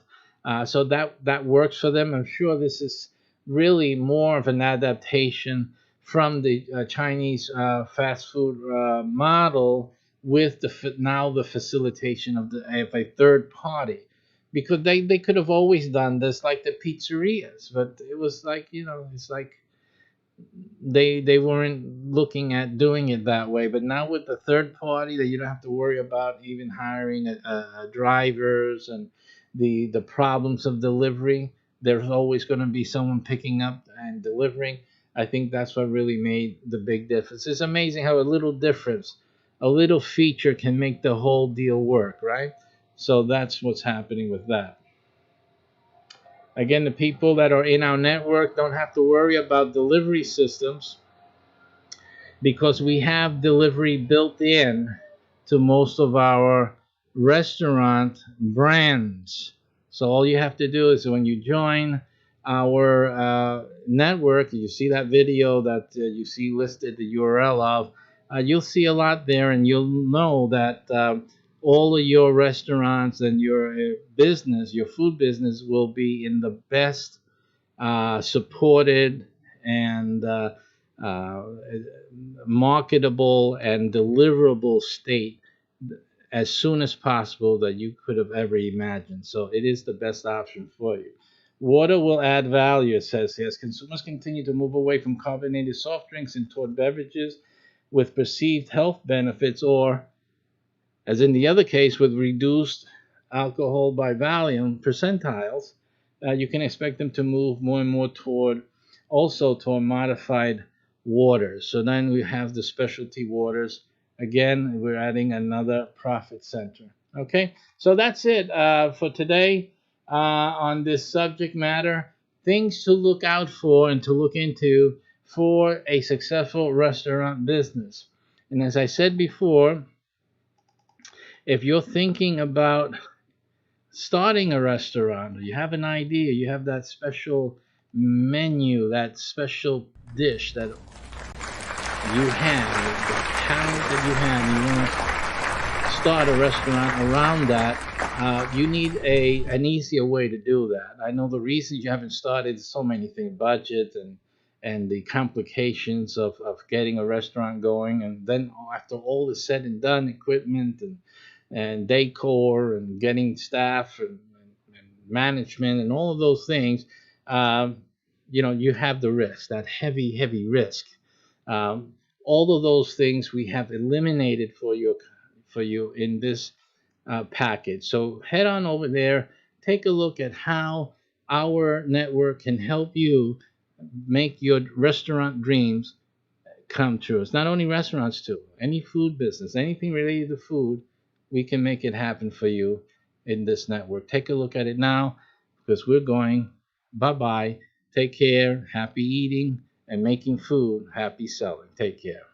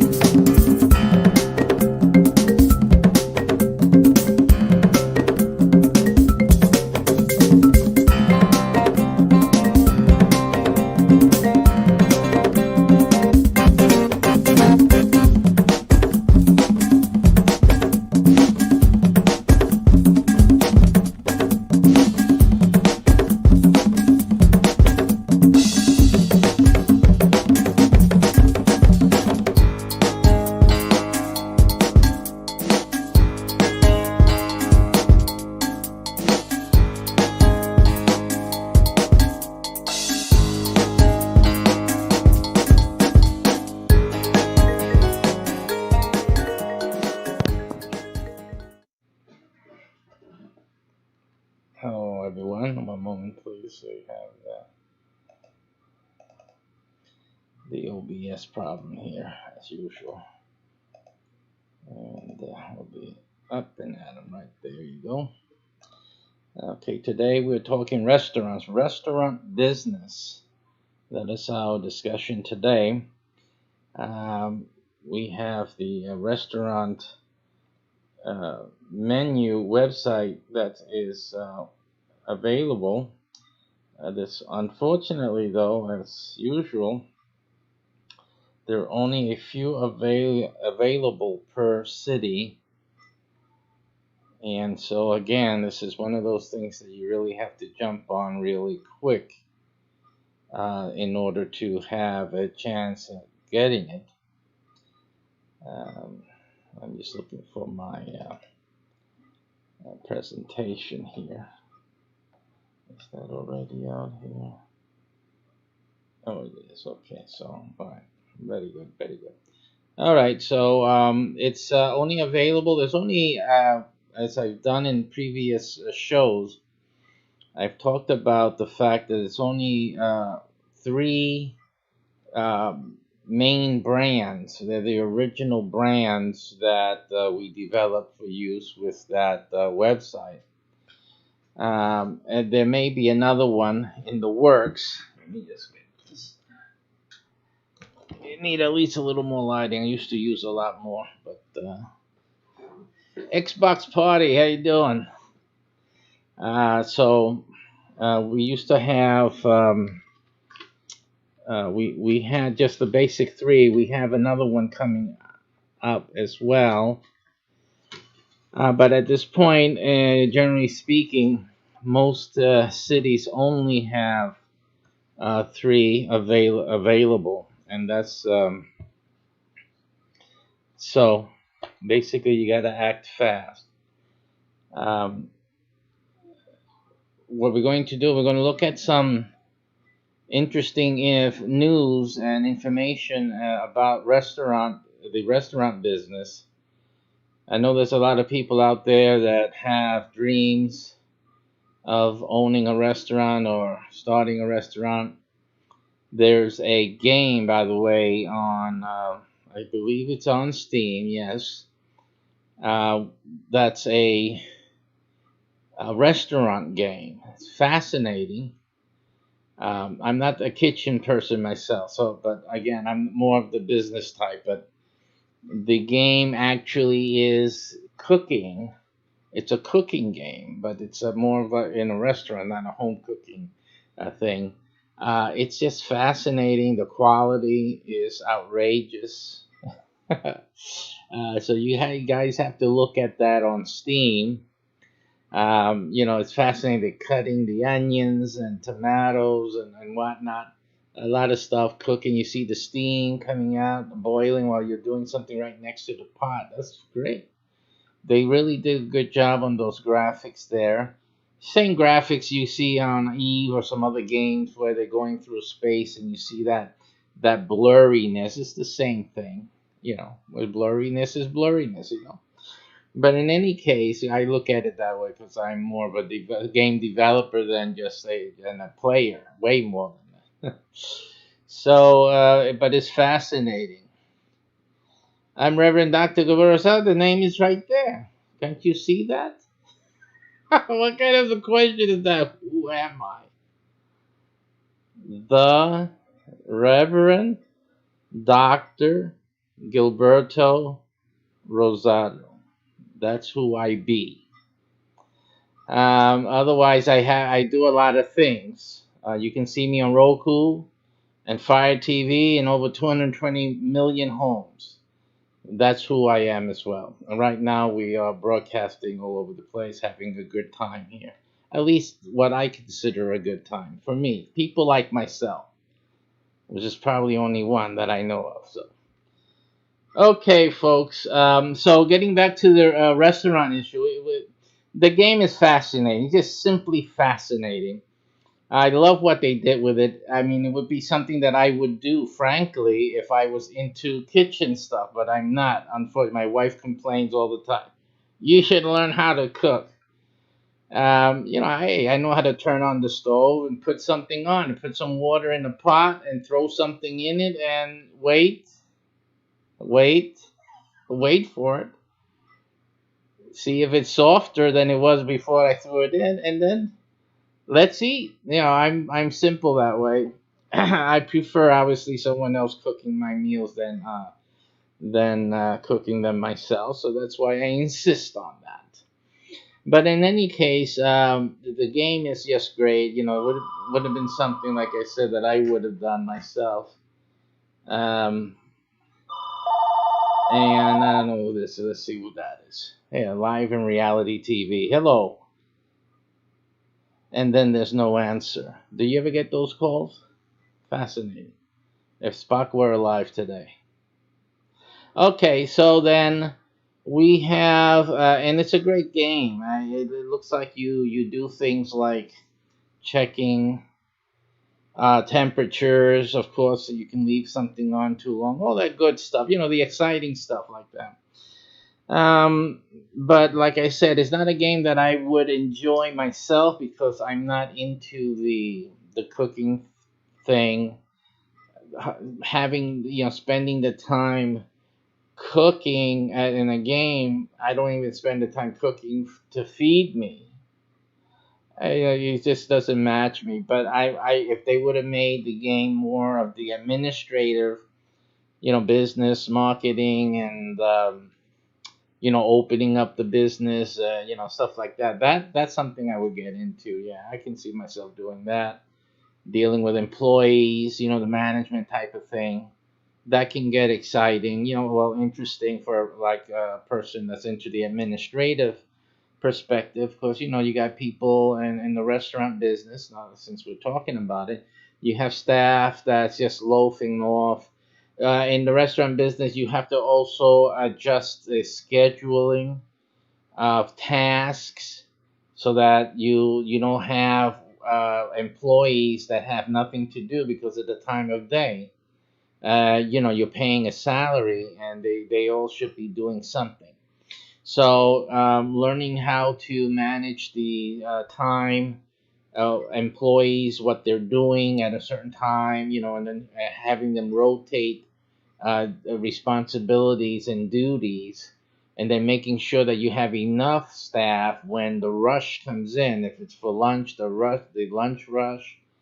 You have breakfast also, breakfast restaurants. There's some here only breakfast. Period. They just do breakfast. They are doing brisk business out there. Let me tell you, they are making a killing out there. I mean, who would have thought it, right? Just breakfast. Because you usually would think the diner, the diners, house of pancakes, right? Even though they're open for all meals, and you have that other the Waffle House, that you can go there also all throughout the day. But since it's waffle, you think about breakfast, unless you're Belgian, of course, a Belgian. But in any case, but knowing like those breakfast restaurants, you would have to have a lot of in the morning. I mean, the morning, the guy's got to open up. The chef has to get started in the early morning, right? You think about the donut guy. What's his name? Was it the donut guy? Yeah, Dunkin' Donuts. Remember the old man? He's up there. He had to wake up 4 in the morning, and I got to get the donuts on started, right?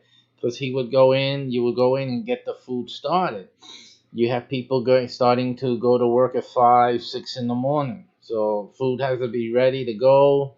The stoves, the burners have to be up and everything ready. The home fries have to be on the hot plate. So all that has to go out there in a timely fashion. Everyone has to be awake, right? So yeah, and I think if it's a breakfast restaurant or it's a breakfast lunch, you would need to have all your staff mostly ready to go, serving tables and kitchen staff, of course. So it's all about management, and it's the food. I mean, you have to know how to order food so that you have enough for when you're going to use it. You have to know when to order certain things, monitoring the inventory. All of that has to be managed. It's not just cooking. The restaurant business is a more complex than just cooking for your family at home. But people start restaurants any which way, and they lose a lot of money because of that. A lot of money's lost, and if you're losing money, you have 3 to 5 years to survive, and money is the main factor in that. And if you're bleeding from the beginning, it's hard to recover from that. You need someone to come in and help you. There's some restaurant reality TV shows on the TV where the guy comes in and to rescue that restaurant and all that. It's fun stuff to watch, right? But you've seen the problems. All these issues with employees, waste, bad management of inventory, tracking of inventory, terrible customer service. You guys don't know what they're doing. And the other day, I walked into a Krispy Kreme. I don't know what this issue with Krispy Kreme is all about. What is it? For me, it was just Dunkin' Donuts. Dunkin' Donuts. Then this Krispy Kreme came in, and what did they do? Take over? Why? I still don't get it today. Why is it they get over? I hear about its freshness and things like that, but Dunkin' Donuts, the guy wakes up early in the morning, according to the commercial, right? And then the donuts are there from, I guess, until they run out, right? Is that the way? What do they do at Krispy Kreme? They make the donuts. I've seen them doing the donuts. So what? I mean, they got more customers than Dunkin' Donuts, or why aren't those donuts sitting there waiting to be sold? Because when I walk into a Krispy Kreme, I see donuts waiting to be sold. I don't see any difference between that and the Dunkin' Donuts, except the only difference I saw was you can see the machine making the donuts. That's it. You don't have a guy waking up at 5 in the morning to make the donuts. Now you got a guy waking up in the morning to press the button to the machine that makes the donut. That's the only difference I see and that we know about. But anyway, that's not the story. The case is I walk into this Krispy Kreme because now everybody in the family wants Krispy Kreme all of a sudden. And I'm looking at these workers there, the employees, and they seemed beside themselves. You know, they don't look like they're happy. Now, it's not like you've been dreaming all your life to become a donut maker and in Krispy Kreme. Like, is that's a good? What do you want, Junior, to be when you grow up? I want to be a Krispy Kreme employee. It's not like we hear that, you know. But if you're working for a place, it helps if you feel good and happy that you look like it. At least the customers feel good about eating those donuts. They're supposed to be so great. But these guys were dismal. It looked like somebody shot their mothers or something. It really was. I said, what's wrong with these guys? They're young people. But how can these young people be so distraught, you know, the way they carry themselves? And then I was with my son who's working at some other places he's been working at, and so he's been promoted to supervisor, so he has to deal with employees and stuff like that. So we were just commenting, and and he walks up to one of the workers there and he starts talking. So what he finds out? He finds out that the workers there feel all like in prison. The Krispy Kreme, I can't talk about all the Krispy Kremes. This is, I don't know what's going on in the other. I do understand that a franchise owner can run his operation, you know, the way they run. They have a personality, even though Krispy Kreme has a standard and has training and whatnot. It's still, you know, if you have a rotten owner, you know, you people don't feel good about working, you know.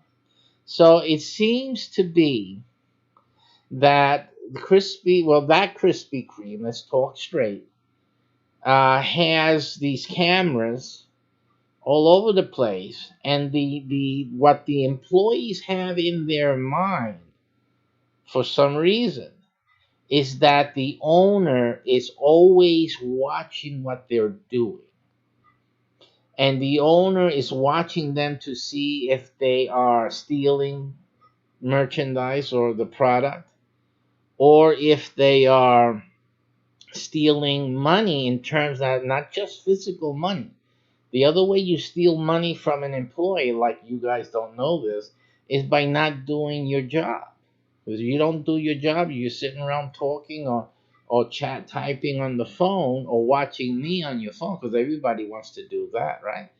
Then you're not doing your job. And that's a way of stealing, of course. You're getting paid for not doing the job that you're taking money deceitfully. So the owner then is always watching them. And then when he sees someone lacking off or someone doing, you know, makes the wrong move, tring, like the phone call we just got, but except he's on the other side. Yeah, we tell so and so I'm looking at him. Tell him to get up his butt and start working on. Make some more donuts. Make some more donuts. You know, whatever. And the workers, it seems to be so much that the workers, all of them feel like they're in prison, like they're going to get in trouble if they look the wrong way or something. It must be, you know, because one thing is for you to monitor, and the other thing is for you to be persistently on people's case and rear end, you know, being a pain in the butt. You know, you can be a pain in the butt. And I think that in this case, I doubt that Krispy Kreme as a company and a franchise would be inculcating its owners or its, you know, and its administrative training or whatnot be implicating or inferring that owners should be this way. You know, one thing, and I've heard, there's this guy on YouTube as well. He does restaurant consulting, and I've heard him say certain things that disturb me. One of the things he said was he deals with like the Spanish. He first of all he says things like the workers, and then automatically they're always Spanish. You see, so he says Pepe or Juan. You got to go and get Juan and see what Juan is doing, because you know, and it seemed like it was a little racist the way he was the way he was always. I've been in restaurants. It's not just Hispanics working. That's the way he gets this idea. But probably because they're out in the Texas area and whatnot. Well, yeah, you'll have that a lot of Mexican descendants there, and the immigration. You know how that is. They're so silly. So you know, chances are a person applying for a job at a restaurant down over there, it would be a Mexican more than being a Puerto Rican, let's say. But I still, the way it came out, it really sounded racist. Oh my God. Well, did he actually just say it that way? Because there's no need. You know, when we're talking about employees, they're employees. You don't have to say if they're Hispanic or if they're Mexican or if they're Puerto Rican, if they're black. You know, there's restaurants that, you know, the staff is black. So what? You know, they're people. I mean, you know, who would you rather? You gotta talk truth. I don't want a Chinese person making soul food for me if that's what I was into. Where does that come from? It's just the same issue that I have. You know, when I was in New York. I went to a small pizzeria. I had to get something to eat, so we went in. And we went into this Mexican pizzeria. As a matter of fact, it wasn't that way. Actually, it was a client of mine. I did printing for them, printed up their menus, and did some marketing for them. So, you know, I like to go and patronize my clients. You know, they're patronizing me. They're spending money on me. So I go, I need to eat something. Let me go over there. So I go over there knowing, obviously, that they were a Mexican pizzeria. So I said, let me go see. Because the issue was this. For me, pizzas should be made by Italians. I don't know. But it's just my thinking that Italian would know how to make a pizza, you know? And it's true. Let me tell you something what's true about Italian pizzas. It's not true about every Italian place, but if you want to taste a real Italian pizza, you need to find yourself a lady. They usually call her mama, and she's making the pizzas in the kitchen. Okay? That pizza is the best pizza that you're ever going to eat in your life. Okay? Because mama's making it. Hey, listen, if you haven't had pizza by mama, you haven't had pizza. Simple. Because I've been eating pizza all my life, growing up with pizzerias and getting pizza, and there is no pizza like mama makes it. I'm going to tell you right now. And it's probably just the sauce. But the issue is that mama makes her own sauce. No capiche, huh? Mama makes the sauce. You have to understand that. You see that? That makes the difference, because the other guy's Mexican or anything, Bulgarian. They get the Del Monte. That's the pizza sauce. They're making that pizza with Del Monte, and you get that standard pizza where everyone's used to. Hey, this is pizza. This is the way it's supposed to taste. But if you're ever in New York City, you need to go to Howard Beach. I hope it's still that way. You go to Howard Beach, and you're going to eat Mama's Pizza, and you'll see the difference. Another place to go in New York City is, they call it Little Italy in Manhattan, down south, Soho, down south in Manhattan, and you go to Little Italy, look it up and Google it, and there's Italian restaurants there. Oh my! And it's not just pizza, you know. You get spaghetti the way it's supposed to be, and try Try the spaghetti with the olive oil and garlic. Simple. No tomato sauce. No, olive oil and garlic with the meatball. Forget it. You're done. Man, they come out with that big bowl, and you taste the spaghetti. Let me tell you, that spaghetti was made in the restaurant. They didn't buy any dried up spaghetti from what is it, Progresso or whatever other companies there are out there. That spaghetti was made that day in the restaurant. Okay, that's handmade, and you can taste it. It's fantastic. So again, things you have to do before you die, right? So to get some real pizza. Now, New York is not the only place for real pizza. Surprisingly, and a big surprise is here in Florida. Shocked me. I found the same taste that I did in Little Italy and in Howard Beach, and that was from a small, nonchalant pizzeria in a mall.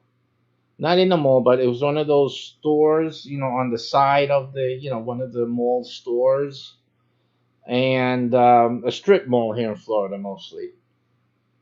And one little thing that you would hardly know, it was just a simple pizza sign, because the problem is the mall has its rules, so all the signs have to have the same letter height, and it has to be just the red letter neon on the whatever. That's it, type of thing.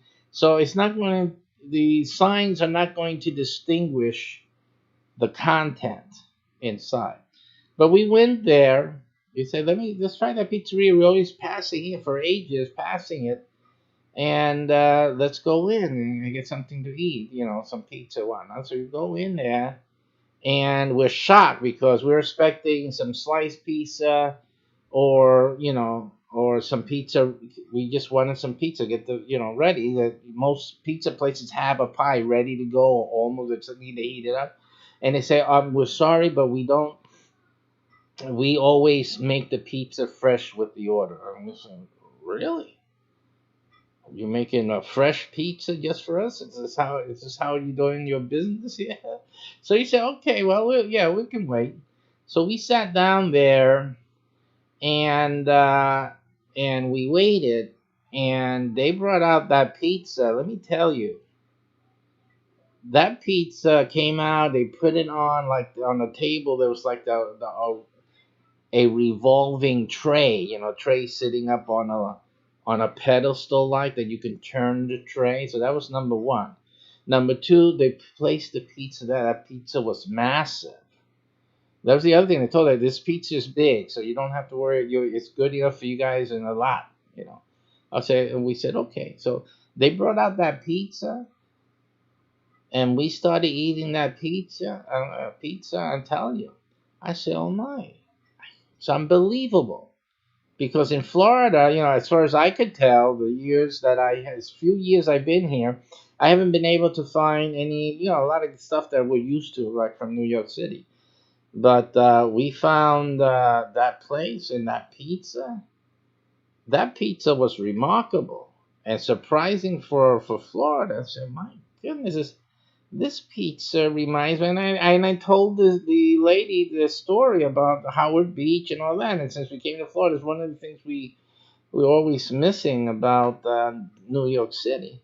And she said, well, this pizza is made by Mama. That's why I told you about the Mama thing. Mama's in the back, and she doesn't want to retire or anything, so she keeps making the pizza. And it's great. It's great pizza. I'm glad you like it. I let her know that we have another new customer that loves the pizza.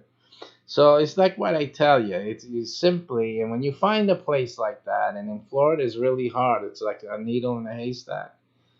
It's really a great treat, a gift, really, because all the other pizzerias, they're just like, if I don't want to say anything condescending, any race or anything, but it's not the authentic. It's not authentic. But anyway, so this is what we're talking about, And so the authenticity is really important. But anyway, we get into these with this game. Going back to that game, that the cooking game, um, and people advising on the restaurant business. We were talking about that YouTube fellow and whatnot. I find this whole situation very, very funny. Okay, but let's get into some of the news that we found for you guys today.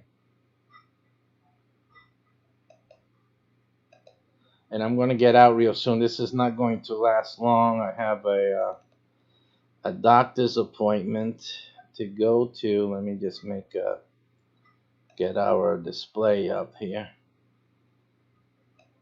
Sorry, let me get this on. That's the screen we want. And we want the display. Okay. And the top cam, this has to be on first. Huh? So it would be if I would make it happen. And bring this higher. All right, guys. So let's see the bottom. You still don't see it. All righty. So we got that. Now, what I found today was interesting articles here. Let me.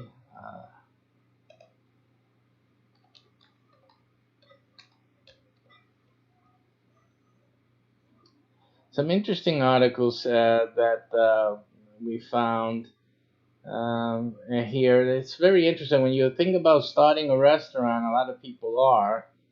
It's good for you to do some research and see what's happening in the industry. And there's a lot of interesting articles that you can find here. Here's one of the Italians. We were talking about the Italian restaurant. New York Italian restaurant Felidia settles wage theft lawsuit. So something was happening. They were getting sued for stealing wages there. Or somebody. Let's read that a little bit and see what's the gossip there.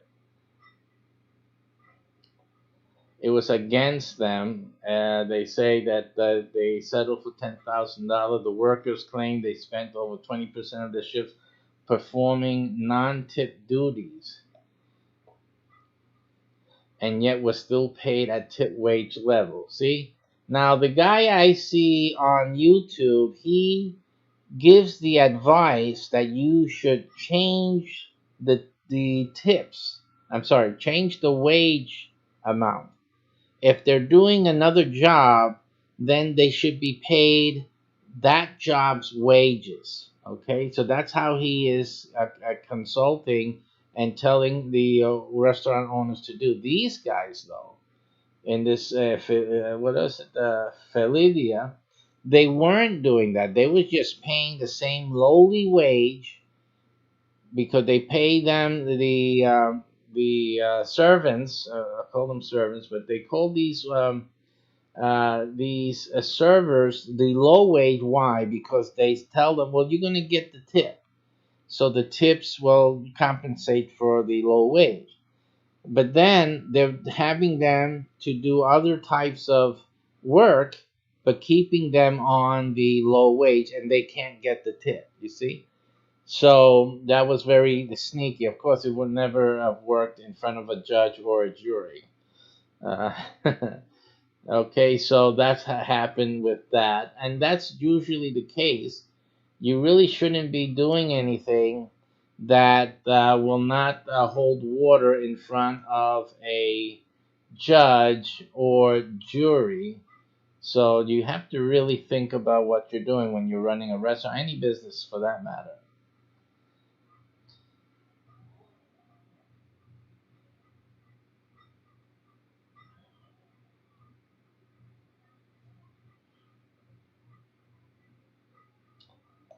And this is from the Washington Post.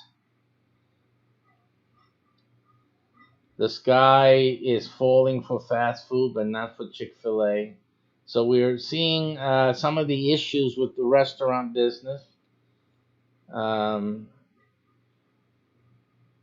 it says through the diligent efforts of those billboard cows, With their poor penmanship and dubious spelling skills, Chick-fil-A has moved up the ranks from the seventh largest restaurant chain in the United States to become the third. Now that's a big move. That's a gigantic move. That's really good. Good for you. The and that they're closed on Sundays. They're closed on Sundays for religious reasons at the core of it. So that's amazing. The chicken sandwich giant blew past Wendy's, open on Sundays, Burger King open on Sundays, Taco Bell open on the Sundays, and Subway open on Sunday on its asset with 10.46 billion in American store sales. Man, only if you had 1% of that. That's what our restaurant menu business gives you 1 through 20%, depending on what the brand is and what part of the menu is being sold, or also if it's a reservation or not, etc. But can you imagine 1%? My goodness. And of course, this is the chain wide here. According to Nation's Restaurant News, latest countdowns, up 17% for the year. Chick-fil-A stands behind only McDonald's and Starbucks. Can you mean so? Starbucks is not in the same category in terms of you're not going to go to Starbucks. At least I don't know. I don't use Starbucks, so I don't know what they have. I know it's coffee. That's all I know about Starbucks. But McDonald's. I mean, then they're second to McDonald's. In my view, they're second only to McDonald's, and that's fantastic. That is really fantastic. They've really made it up to the McDonald category, which makes it a very very hot franchise right now. That's what it's turning out to be. Average sales for a Chick-fil-A location is 4.6 million. Okay, are you guys seeing this? Look at that. Let me blow it up more so you can see it. For average sales for a Chick-fil-A location brought in 4.6 million last year, up from 4.2 million the year before. Ooh, they're in church. The owners are in church singing the praises to the Lord. Oh my goodness. $4.6 million. Fantastic. Now, in our program, you can get 1 through 20% of the restaurant's receipts. So even just at 1%, 1% from one, because that's what we're doing. We're giving you the menu for one of our restaurants. Okay, so the restaurant will not have a website. The website we're giving to you, if you join us, that will be the website for the restaurant. You will have the menu for the restaurant on your website, nowhere else. You will have through your website, people can order to the restaurant, and you will get a percentage of the order. They can book and reserve through your website, and you will get a percentage of all that business. They can book a party, they can book the office party, whatever you will get a percentage of all that business. And then there's the app. If you choose to upgrade your account so that we can do the app, you will have the only app for that restaurant. The people downloaded the QR code, download code will be in the window of the restaurant. People walk by, oh, let me download that menu and be able to order and whatnot. There will be delivery service, okay? So you will have a part of all of that. Now, if we had the Chick-fil-A, for example, 4.6 million, one location, and the owner of this restaurant's website and download app that facilitates the ordering would have made 1%. Let's say 1%. You can make up to 20%. Okay, but it's the average comes out a high 12% because a lot of the stuff is 20%. But I like to go to the 1% just for example, so people can understand 1% is a lot, and let alone the 20. 1% is really good money because the restaurants make a lot of money. Okay, now 1% of 4.6 million. That's $46,000. Let me see if I got that right. 10% would be 400. No, that's 400,000, and then it would be $40,000 just at 1%.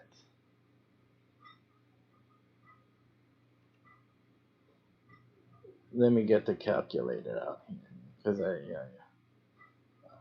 1% is 1% because 10% of 4.6 million would be 460,000. And then 1% is $46,000, right? At 1%. So, and we're giving up to 20%. So 2% would be $92,000. 3% would be $120,000+, and it just keeps going up.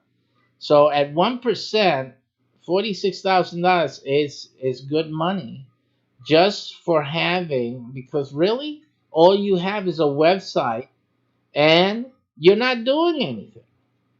So for having a website and not doing anything, $46,000 a year is fantastic. You can lose your job and did I lose my job? You won't notice it. I mean, of course, you when you start making this money from this website, you start adding to your expenses and lifestyle. So I just wanted to point that out. Also with this today, I gotta go, so I can't be with you guys longer today. When I get back, I'll do some more. I do want to encourage you to look into our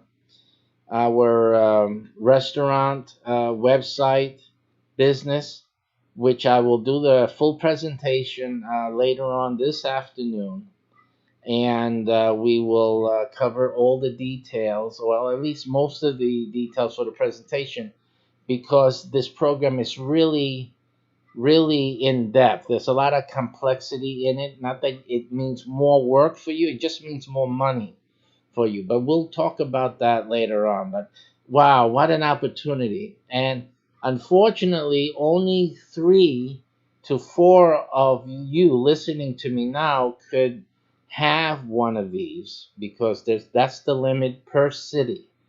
So you really need to move on this if you have ever. And the thing is, but I've always wanted to make my Peruvian restaurant, or you're talking about a restaurant that you guys are making. But when do I make my own restaurant? If that's something that you want to do, well, that's why you gotta listen to the presentation, because your restaurant is included, okay, in it. But you got to do first things first. There's certain worries, certain stressors that you have to resolve first. That's why you haven't started your restaurant, right? And you're taking a risk always. Most restaurants don't make that, and most restaurants don't survive. Okay, so I'm going to show you why our method of starting your own restaurant is the best one around. Okay, so that I'll be talking about later on today. Have a great day. I'm going to go out myself, put in my Bach on the radio, blasted in Orlando here. So if you're ever in Orlando and you hear Bach on the road, that's me. Yeah, I can say that quite literally. I haven't heard anyone else do that. So you know that I'm around when you hear that on the road. Take care. I'm going to have some fun right now. Take care. Bye-bye. Oh, man.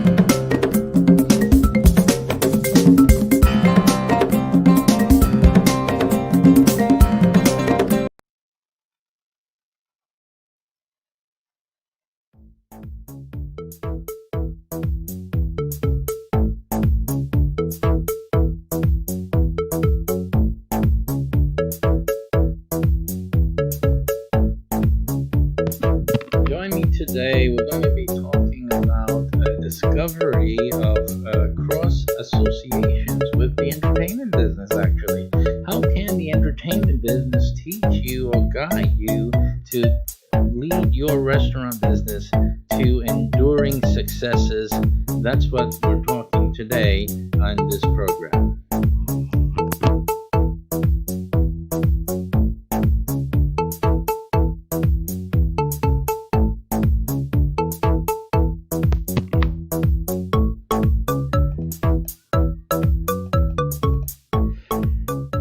Thank you very much. Thank you for joining us today. And as always, we ask you to take a moment and to share, to let others know that about this program, especially this topic today.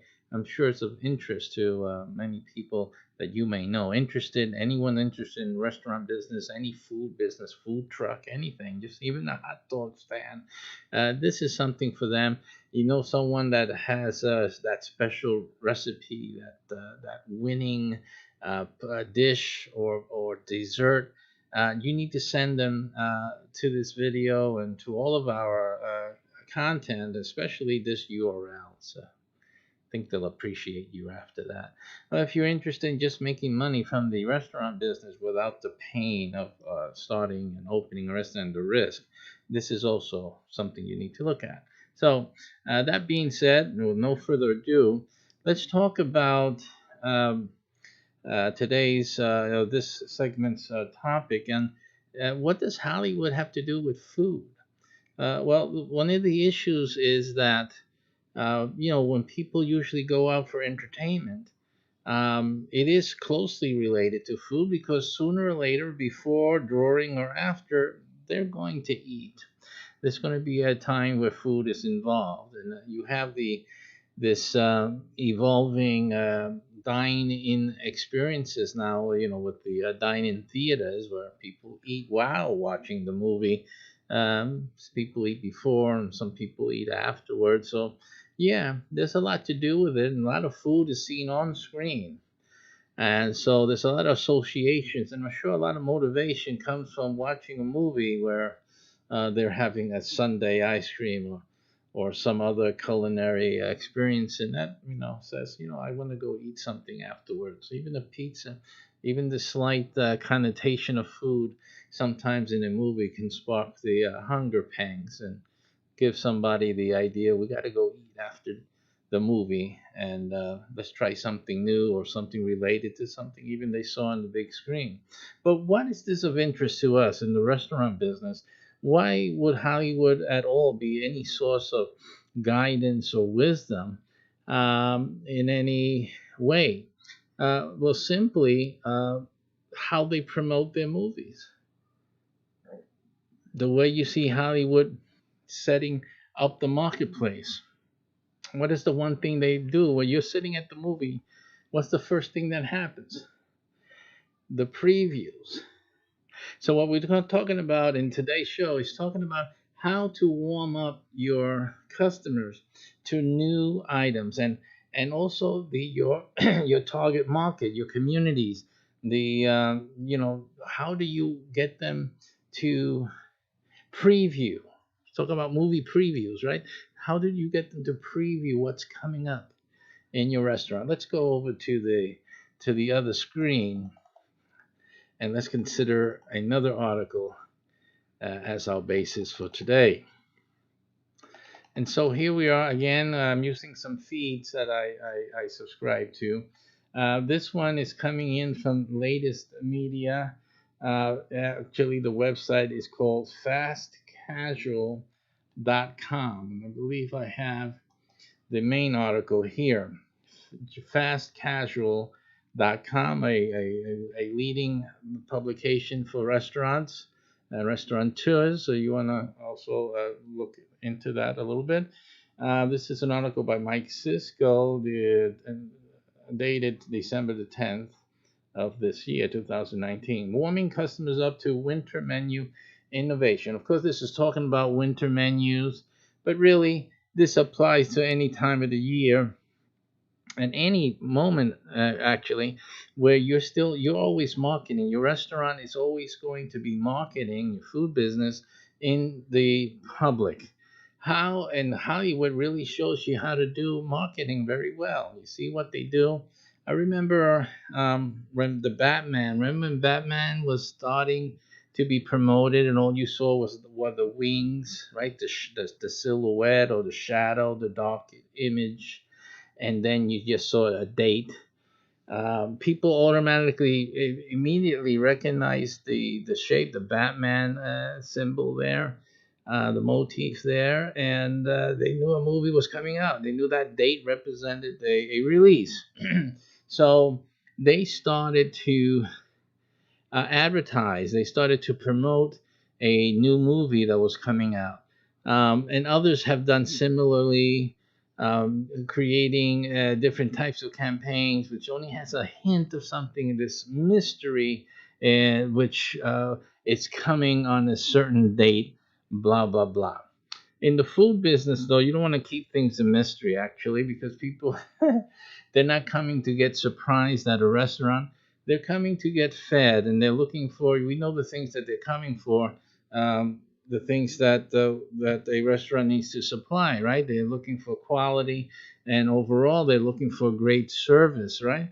But they're interested in the quality and whatnot. The service should speak for itself. It should be evident. It should be part of the culture in your business.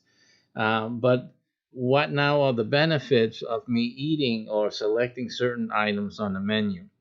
And you can see here in the graphic they've chosen for this article, coming soon. They have these different choices. I believe that's based on some type of um, some type of some either it should be some vegetable matter there, some type of vegetable base, and then it comes with certain toppings, and they could be actually different dishes that are coming soon to this your restaurant.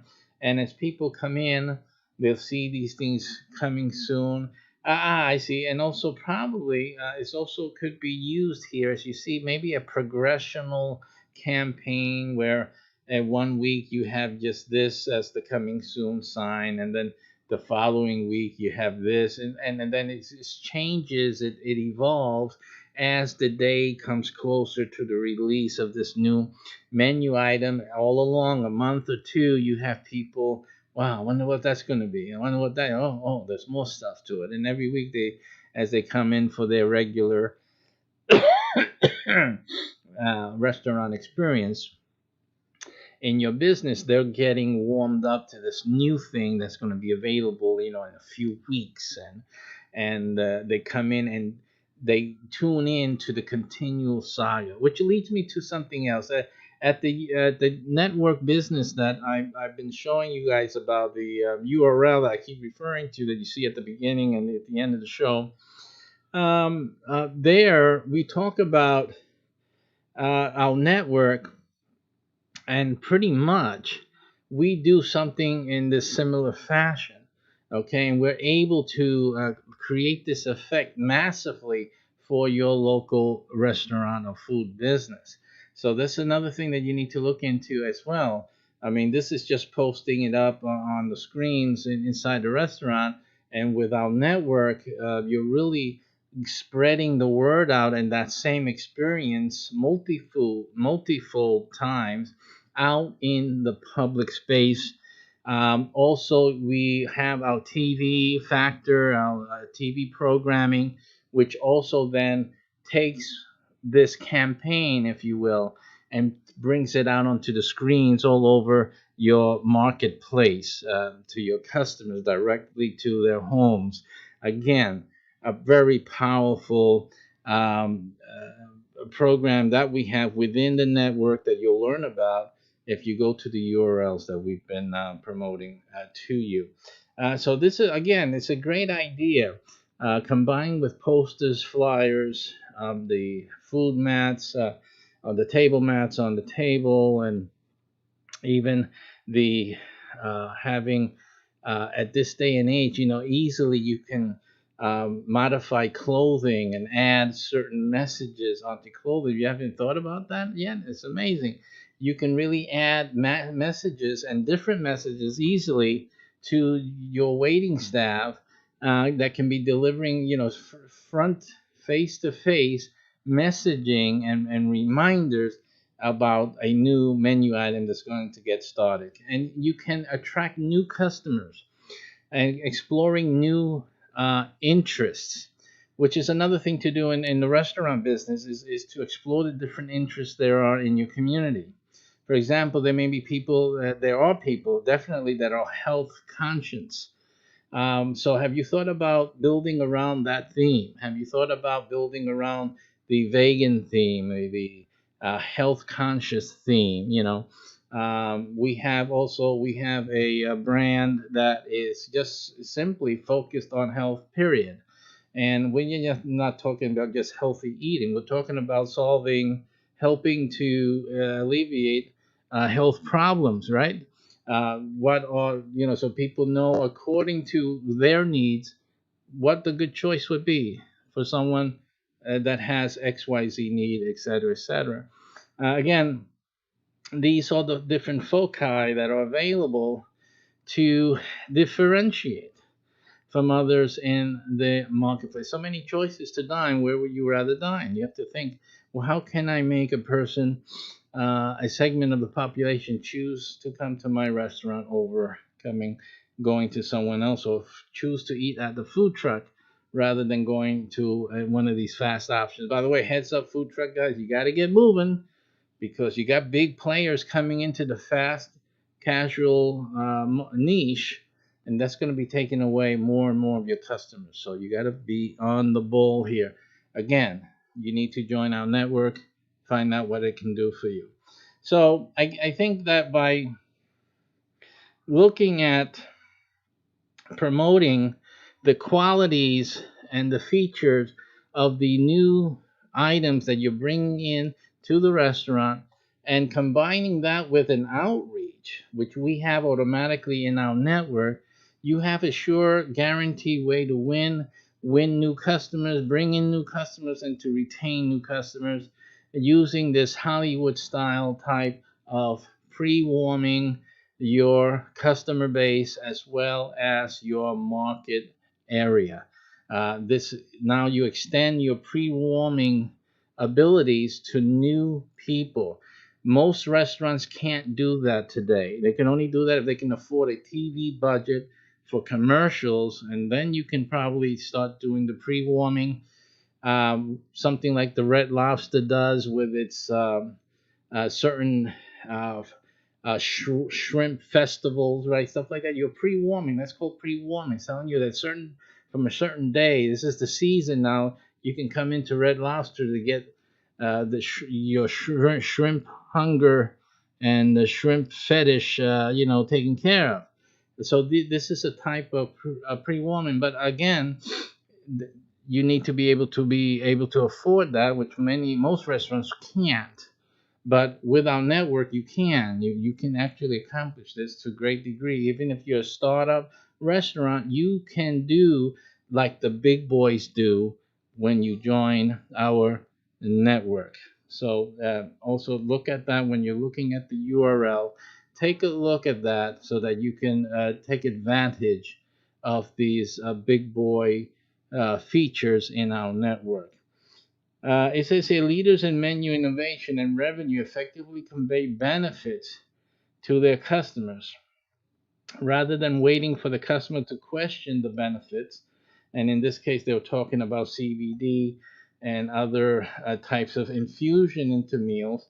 They simply offer the information how this new selection can better help your need for an alternative. More restaurant brands are partnering with Beyond Meat and Impossible Burger to expand their menus. Of course, these are vegetarian style meat alternatives. Through strategic marketing, brands like White Castle and Red Robin have appealed to new customers by sharing the advantages of these plant-based meat alternatives. Building anticipation with announcements is what basically we're talking about before. And the value of building anticipation, brands like Panetta has been using that to great effect. repurposing their animated menu content for social media. Again, that's another thing to involve in your restaurant business is sharing, making it easy for people to share. Again, as a consultant in your business, I'm able to bring in also some fantastic social media techniques to really get your restaurant humming in terms of your social media presence. These are also things available within the network. So either or, you can retain my services separate from the network or just simply join the network and enjoy all of the benefits of being in our network. See something like this, you got to think immediately is that wherever there is a medium for a transmission of a story, a communication of a story to people, that's the medium you need to do this in. So it shouldn't be limited only to the signage or the menus in the restaurant. It should be at any medium available to you as a restaurateur to get your message out. You need to get the story out. So make the stories, create the stories. Think about the social media stories, Facebook stories, Instagram stories, right? What other areas and social media outlets do you use where you can get a story put up, where people can follow a series of developmental graphics or content where the story about the new sandwich you're introducing or the new dish that you're introducing to your restaurant is being told and can be seen. Okay, so you need to create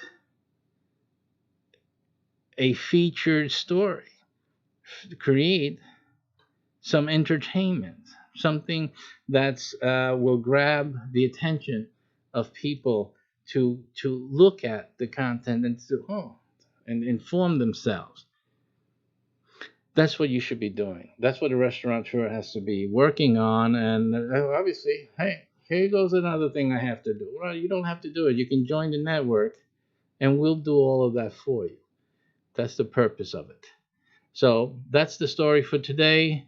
Build up your stories, pre-warm your markets, make the story, get some help in getting the story, join the network, and have us do the stories. We're all connected with TV programs and all of that already set to go.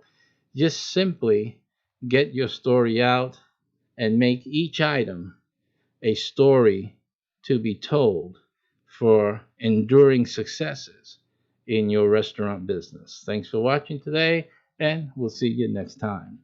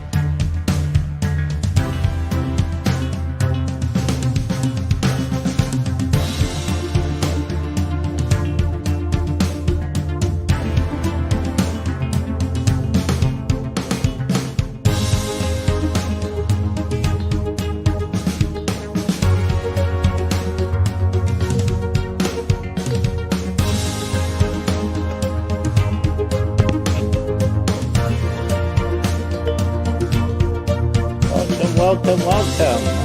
And we are live once again.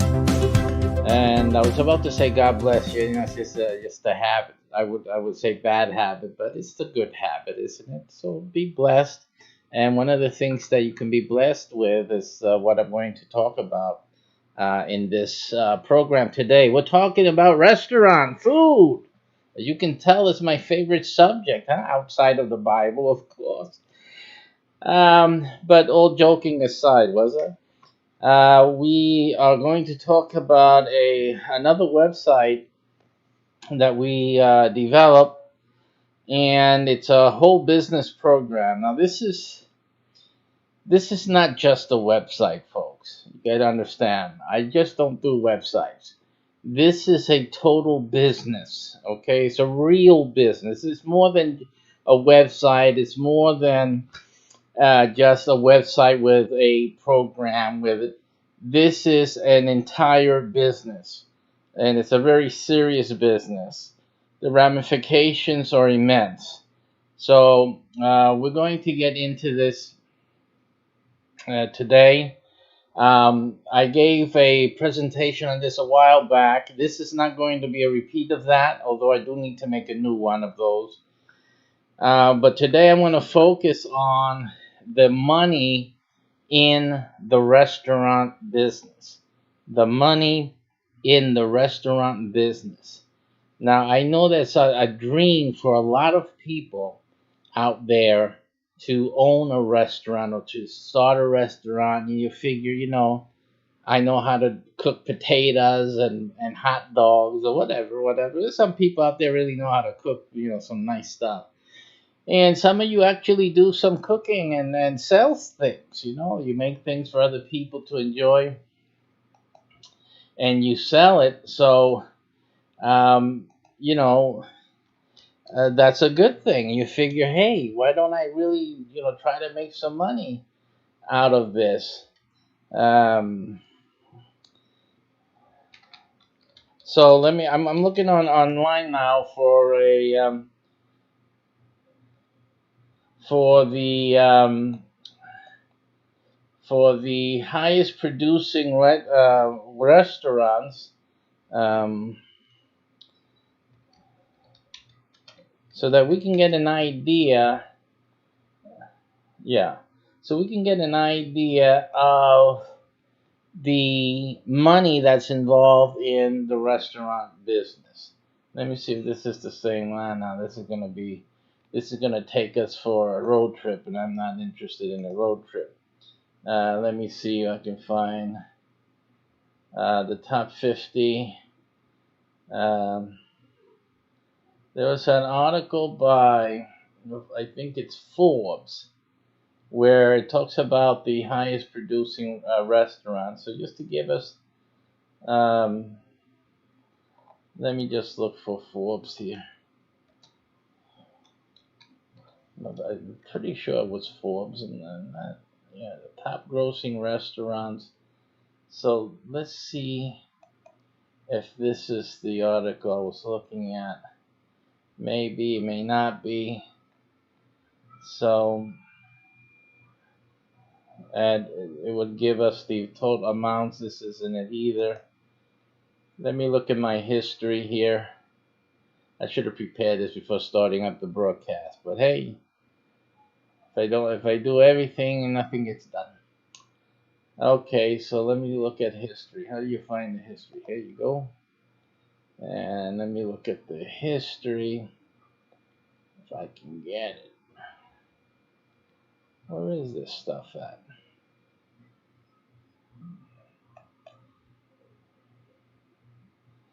Yeah, looking for history and I can't find it anymore these days. It used to be an easy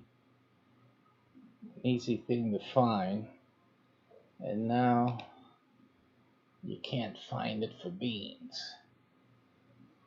I should have the menu bar here. Okay, history. Here you go. It was up there on the top, but you can't see it. Can't see it in this screen. Let me get that for you here, just for a moment, folks. Sorry about that. Yeah, so the top grossing restaurants. I just did that. Where was the 50 highest restaurants in America? High income, highest restaurant. Uh, Let me show all the history. And I'll find it in a sec. It has to be here. I did so much research online today that all of this is in the history after the fact. So yes, I'll take a second.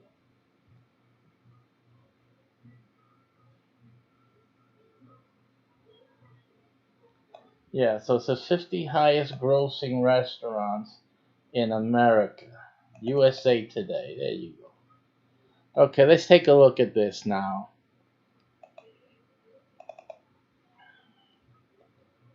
That would be left. There you go. Left, right, left. Remember those days? And that's the left. Alrighty. So here are the 50 top grossing restaurants in America. Okay. This is, it says that the restaurant business is not an easy one, but here are the top 50. Now, I want you to understand something. Understand something really important here, and that is that the websites that we're building for you are websites that are tied to a real restaurant. In most cases, your website is made first while the restaurant is begun. It's going under development, okay? But that gives you good time to prepare everything and to start the marketing process. There's a very specific strategy that we are implementing in these websites and in our restaurant businesses.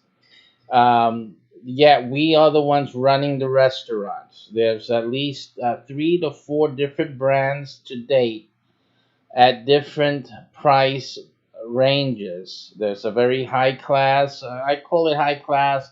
Um, I think you would call it a chic type of restaurant, which is really, it isn't all that chic, I guess, in terms of, we're not trying to exclude any people, but it's a different restaurant.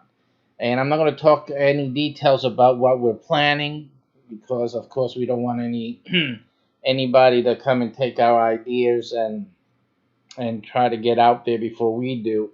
But we have a very interesting restaurant concept that we are developing, and from there it goes down to your regular um, restaurants, that you're accustomed to in tourist areas and main city corridors, all the way down also to some other mainstays of any community. And we have a restaurant for each of these different, I would call them genres. Okay, so your website will be tied to one of these restaurants in your city. This is a unique opportunity to own as if it was your own restaurant. You won't be involved in the restaurant. You won't have any obligations with the restaurant, but you will be making profits along with the restaurant. That is what is going to be happening. Now, here we have an example here of some of a beauty and excess, which is in New York City. They make 16,308,810 annually. Some of these are estimates.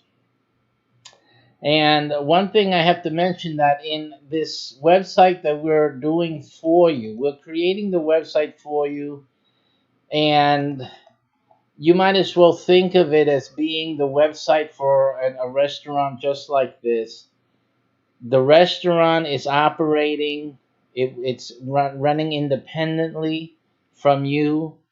However, the website that has the name of that restaurant, the address of that restaurant, that's the website that we're offering you today. That is how you get into the restaurant business without being in the restaurant business.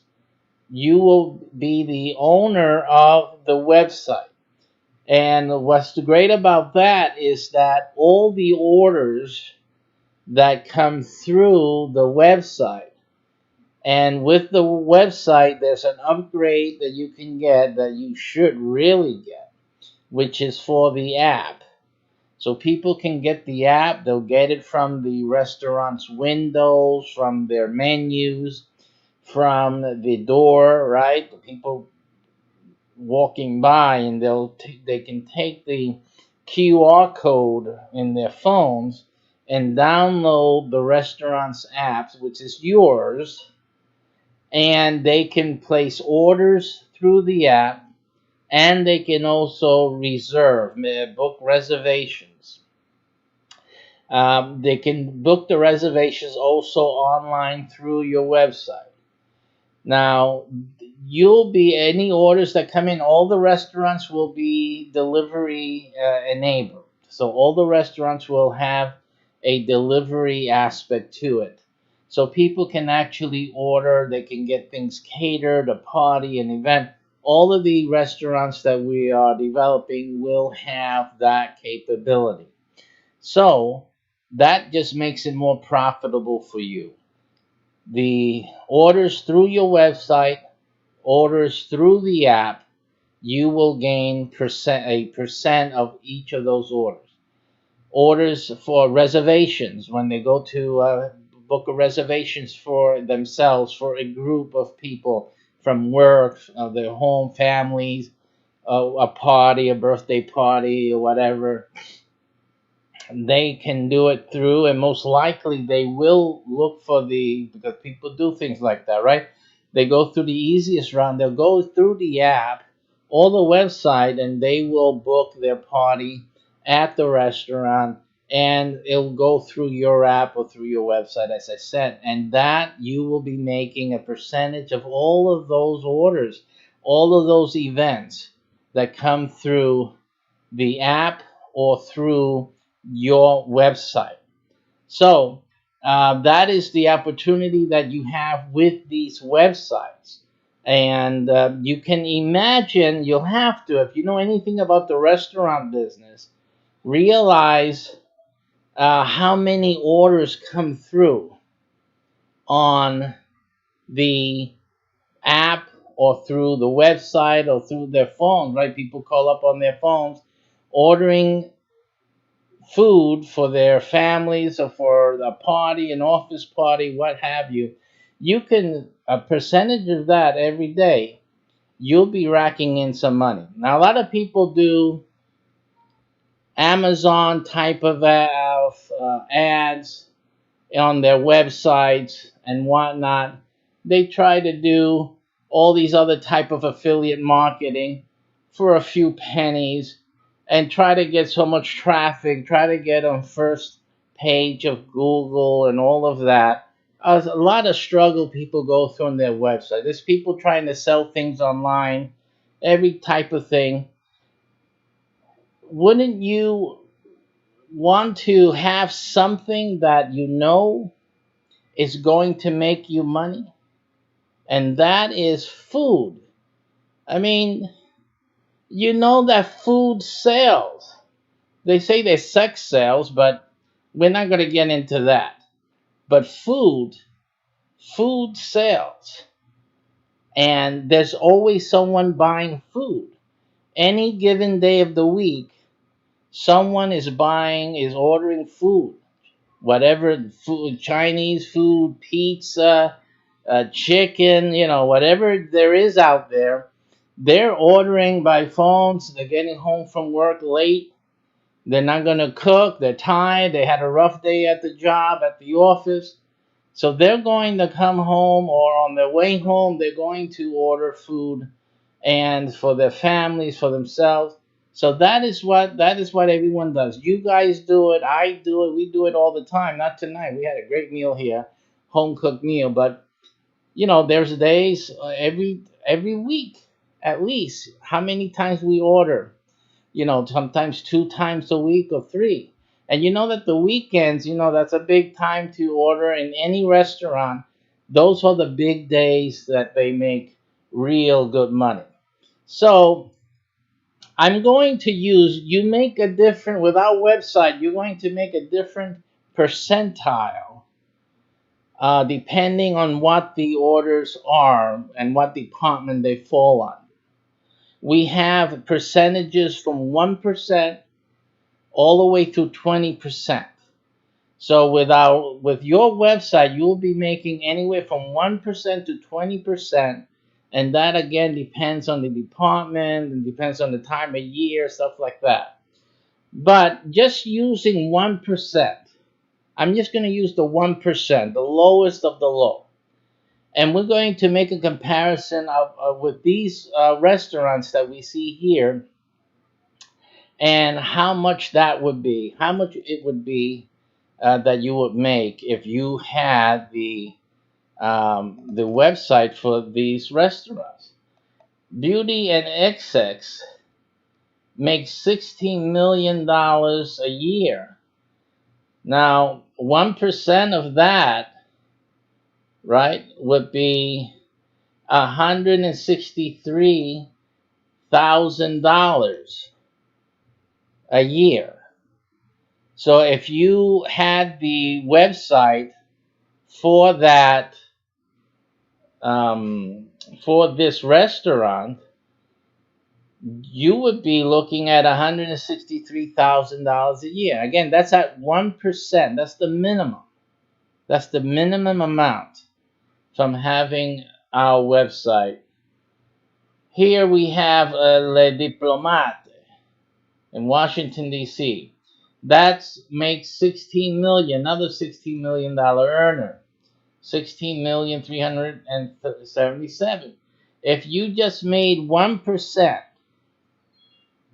from all of those sales, you're looking at $163,772 a year. That's what you're looking at, with that. Here we have Grand Central Oyster Bar in New York City, another $16 million. We're talking again, $164,000 estimated per year on that. Here we have the Quality Italian in New York, another $16 million earner. That's $165,299 for you if you own this restaurant's website. That's what you're looking at. Here's another restaurant, Taste of Texas, another $16 million earner. Boy, they're pretty consistent, aren't they? $16 million, folks. Listen, $167,209 $1,000. I'm sorry, 167,000 guys, and $209 dollars in your pocket every year. Taste of Texas. Here, Prime Steakhouse in Las Vegas, Nevada, another $16 million. See that? 1% of that. If you were making only 1% with our websites, you would be making $168,000 a year with this restaurant website. Here's another restaurant, Aria Cafe, Las Vegas, Nevada, another $168,000 at 1%. At just 1%. Remember, you're making, on our websites, you're making 1 through 20%. Okay. 1 through 20%. If you were making 20%, you're breaking the $1 million mark yourself, right? You're looking at like almost $3 million here from having 20%. And again, your website will be making you from 1 through 20%. Here we have Park Location, another $16 million earner, 169 at 1%, 169,214 every year in your pocket. Here's a Guy's American Kitchen, or some people would say Gee's American Kitchen and Bar. That's doing $17 million. And 1% of that would be $170,000 in your pocket every year. Here's Shore's Crab House, Chicago, Illinois. Oh, Illinois. This is 17 million, another $17 million earner, and again, $171,000 in your pocket every year if you had the website for that restaurant. Here's Tavern on the Green, 17,200,000 a year, and 1% of that would be a nice $172,000 per year in your pocket as the owner of their website, where people would order for deliveries and reserve their tables and order through the app, etc., etc. So that's what you're looking at with a successful restaurant like Tavern on the Green. Here is Mon Ami Gavi, which is another $17 million earners. And again, $172,000 in your pocket every year if you were the proud and smart owner of this restaurant's website and app. You got to have the app. Don't forget to get the app. Okay, here we go. Chicago Cut Steakhouse. Annual sales estimated at $17,200,000. Again, another $172,000 in your pocket. That's at 1%. 1%. Founding Farmers, location Washington D.C. Annual sales $17 million. Again, another $172,000, $431 in your pocket every year, having the website for that restaurant. Here we go with number 36, Gibson's Bar and Steakhouse. Here's another $174,000 earner for you. If that was the restaurant you had with, that you had the website for. People making orders, reserving their parties, etc., because when they reserve through your website and they reserve through the app or order for delivery or for pickup for that matter, that percentage goes to you. You earn a percentage, and again, there are varying percentage rates during the year, and they range from a minimum of 1% and go all the way up to 20% of the receipts. Right? That is very significant. 174,000. If it was just 1%, just 1% across the board, 174,000 a year. Okay. And the thing is, and we can go on. Obviously, there's so many here. 33 Bluefin, 175,000. 178,000 here. Del Posto. Acme Feed and Seed. They don't have an estimate here of how much money they're making, but they serve a lot. Here's one, 179,000, Bob Chin's Crab House. That's how much you would be making. 180,000 if you own the website for Quality Meats. Here's $181,000 a year if you had Spark Steakhouse House's website, and here 189,000 if you had the Smith website. Here in Chicago, 192,000 a year if you had the Prime Houses website. Okay, you got 199,000 there. Las Vegas Bazaar Meat, $202,000. Just goes higher and higher, folks. 204,000 Carnevino Italian Steakhouse. We can keep going, keep going, keep going. Let's see how high this goes, because I was shocked that it was going higher actually as we go down. But my goodness, these places are going higher and higher and higher. Lowly low. Woo!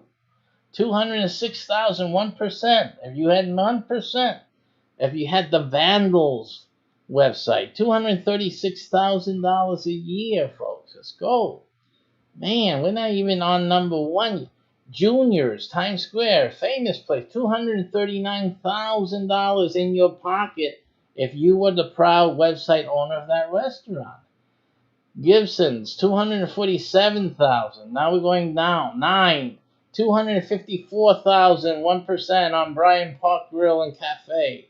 Smith and Wolesky, you would make 259,000 at 1% if you own that website. Lavo, New York, at $268,000 per year if you had their website. Old Ebbitt Grill in Washington, D.C., 326,000 a year, 1% across the board. 1% across the board. Here's Carmine's, $331,000 per year. If you had 1% by owning the website to that restaurant. Tao Downtown, $334,000, 1% of their gross annual sales. Joe Stone Crab in Miami Beach, $372,000 if you own the website for that restaurant. And number one, Tao Las Vegas at $424,000 if you own their restaurant website. Okay? So again, we're just talking about 1%. Just 1% is how we estimated your profits with the successful restaurant brands, locations really, because this is just one restaurant in that location. That's how much it's pulling in. So that's a lot of money, even at 1%. And what do you have to do? Nothing. All you have to do is order your website today. That's all you have to do. Of course, we're building new brands, so you're not going to get any of these restaurants to give away their website. No, that's not what this is about. But you will not have to invest anything in the buildings, in the menus, in the development of the restaurant. All you're doing is securing for yourself the restaurant's website. That's what we have the agreement for. You will own the website of the restaurant. Okay? And the agreement is that you earn the profit from the orders that go through the website and through the associated app. So people make that order through the app.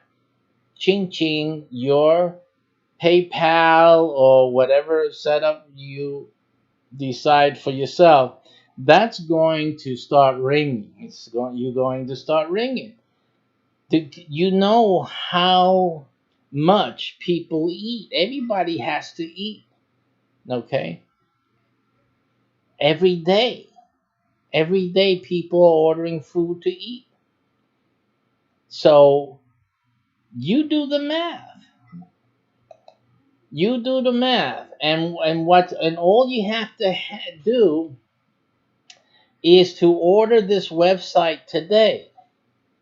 Okay, you start with an initial payment today.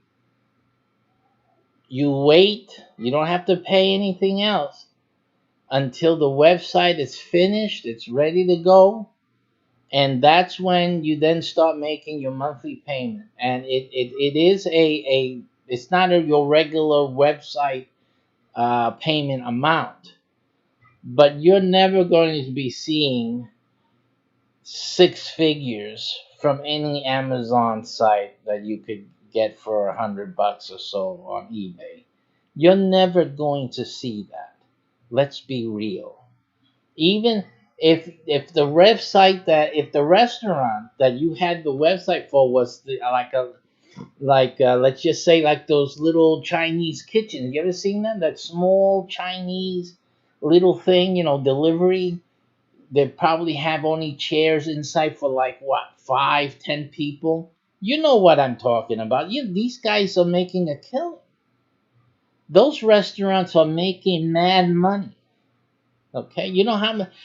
Have you tried calling that Chinese restaurant there on a Friday night? You know, they got like three, four, five phones, and they got people one after the other. Hold on, please, please hold, please hold, please hold. Now, come on, you do the math. You're making 1%, 5%, 8%, even 20% from each of those phone calls coming. Come on, do the math. Do the math. Okay? That's what we're talking about here. And all you have to do is claim your website.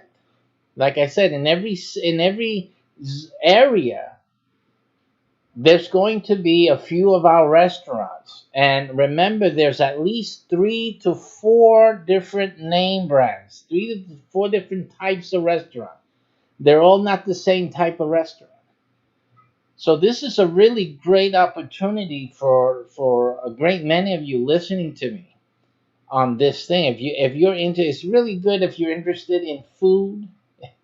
When I say interested, that's a passion of yours, that you've always wanted to have a restaurant, but if you only had the money, if you only could do it, and this and that. But here, listen, here you can have the best of both worlds. You can have you don't have to spend the money and invest and take the risk of investing and opening a restaurant, and you have the benefit of owning the website and making all the percentage from all the orders that come in, and the apps, all the orders and reservations that come in. All of that percentage is going to your pocket. You have the advantage, even if nothing happens all week long. Every night there's business, every day there's going to be business. But let's just imagine just Friday, Saturday, Sunday. I mean, you can. I have one restaurateur who's working with me. He tells me he's into the pizza business. His thing is pizza. Even something as simple as pizza. He tells me that he come Friday night, he's taking home $3,000. He's himself. He's taking home, and he's paid his employees. He's paid the bills. He's taking care of everything, and he's taking home 3,000 smackers. Right, and that's just from the Friday business. There's still Saturday and Sunday.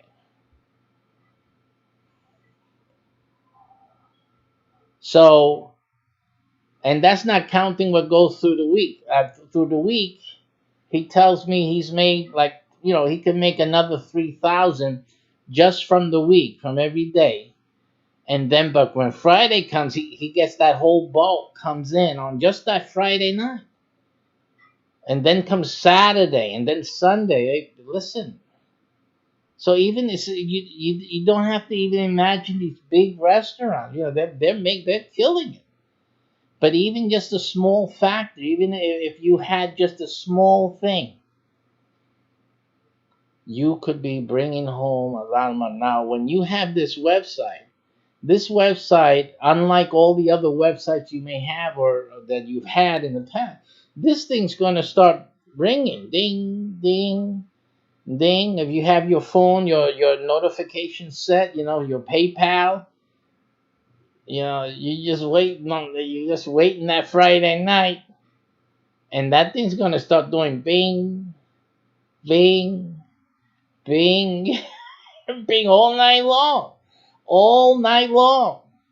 Saturday, Sunday. Oh my goodness. Okay. So, this is not something for you to be thinking about too much. This is something for you to take action on. Who is going to give you the opportunity to own the website for a business, for a restaurant business? See? This is a chance of a lifetime. It's an opportunity of a lifetime. So I make that opportunity for you to take advantage of it, especially if you're into the restaurant food business. If you're into it, if you were always thinking about doing something, if only I could. But now you can. Now you can, and you don't have to spend your days and nights over a hot stove. Now you can do it the modern way, digital. All you're doing is operating the website, and the orders come in, and the money goes into your bank account, your PayPal, and ding, ding, ding, and ding, ding, ding, ding, and Friday night, ding, ding, ding, ding. I'm laughing because it's just too. This is too good. This is outrageous. Okay, this is totally outrageous. So I'm really excited for you folks. I really am. I'm anxious to get you guys started in this, and I'm just so happy that I've put this thing together for you guys. It's up to you now. It's really up to you. You have to decide if you're going to keep wasting your time or get into something that's really going to matter. A lot of people waste money doing other crazy stuff or whatever, day after day, month after month, year after year. You never get ahead. You never do anything. Here's a chance to write home to mommy and tell her, I have a restaurant business. Wouldn't it be great when you go and you're sitting in with your family or with your parents or those who criticize you all your life. You never get ahead. You're always doing this, you're always doing that. And the phone starts going ding, ding, ding, ding, ding, ding, ding. And as the night progresses, you tell them, what's that sound? He said, hello, no, that's just something going into my bank account from the restaurant. And they said, oh, from the restaurant. It's from the restaurant. It's ringing. Hey, Martha, it's ringing from the restaurant. Bob, he has a thing with the restaurant. He has the business. Every time money comes in, it makes the bing, ding. It makes the phone go that ding. The phone, it's binging, ding, ding, ding. And as the night progresses, you guys talk ding, ding, ding, ding, ding, ding, ding, ding, ding, ding. Think about that ding, ding. It's that ding, ding, ding. And by the time, it's like, 10, 11, they think ding, ding, ding, ding, ding, ding, ding, ding. It's like a Geiger counter. That is how hideous. It is. Oh my goodness. Can you see yourself? That would be just go great for you. I would be so happy. I'm gonna hear those testimonies, those testimonials of the dinging. That is just too much. Okay, but you know what? You deserve this. You deserve this. You and your family. So I invite you to take advantage of this opportunity and to do something. Now this restaurant type of website is not like the others that I talk about throughout the other videos, in that it's really something that you have to take it on your own. There's not really too much that you can do. I'll be covering that in a little bit. There's some leeway you have in bringing in a partner or two to help you with the monthly payment if that's something you're concerned about. But if I were you, I'll do this on my own. I would do this on my own, okay?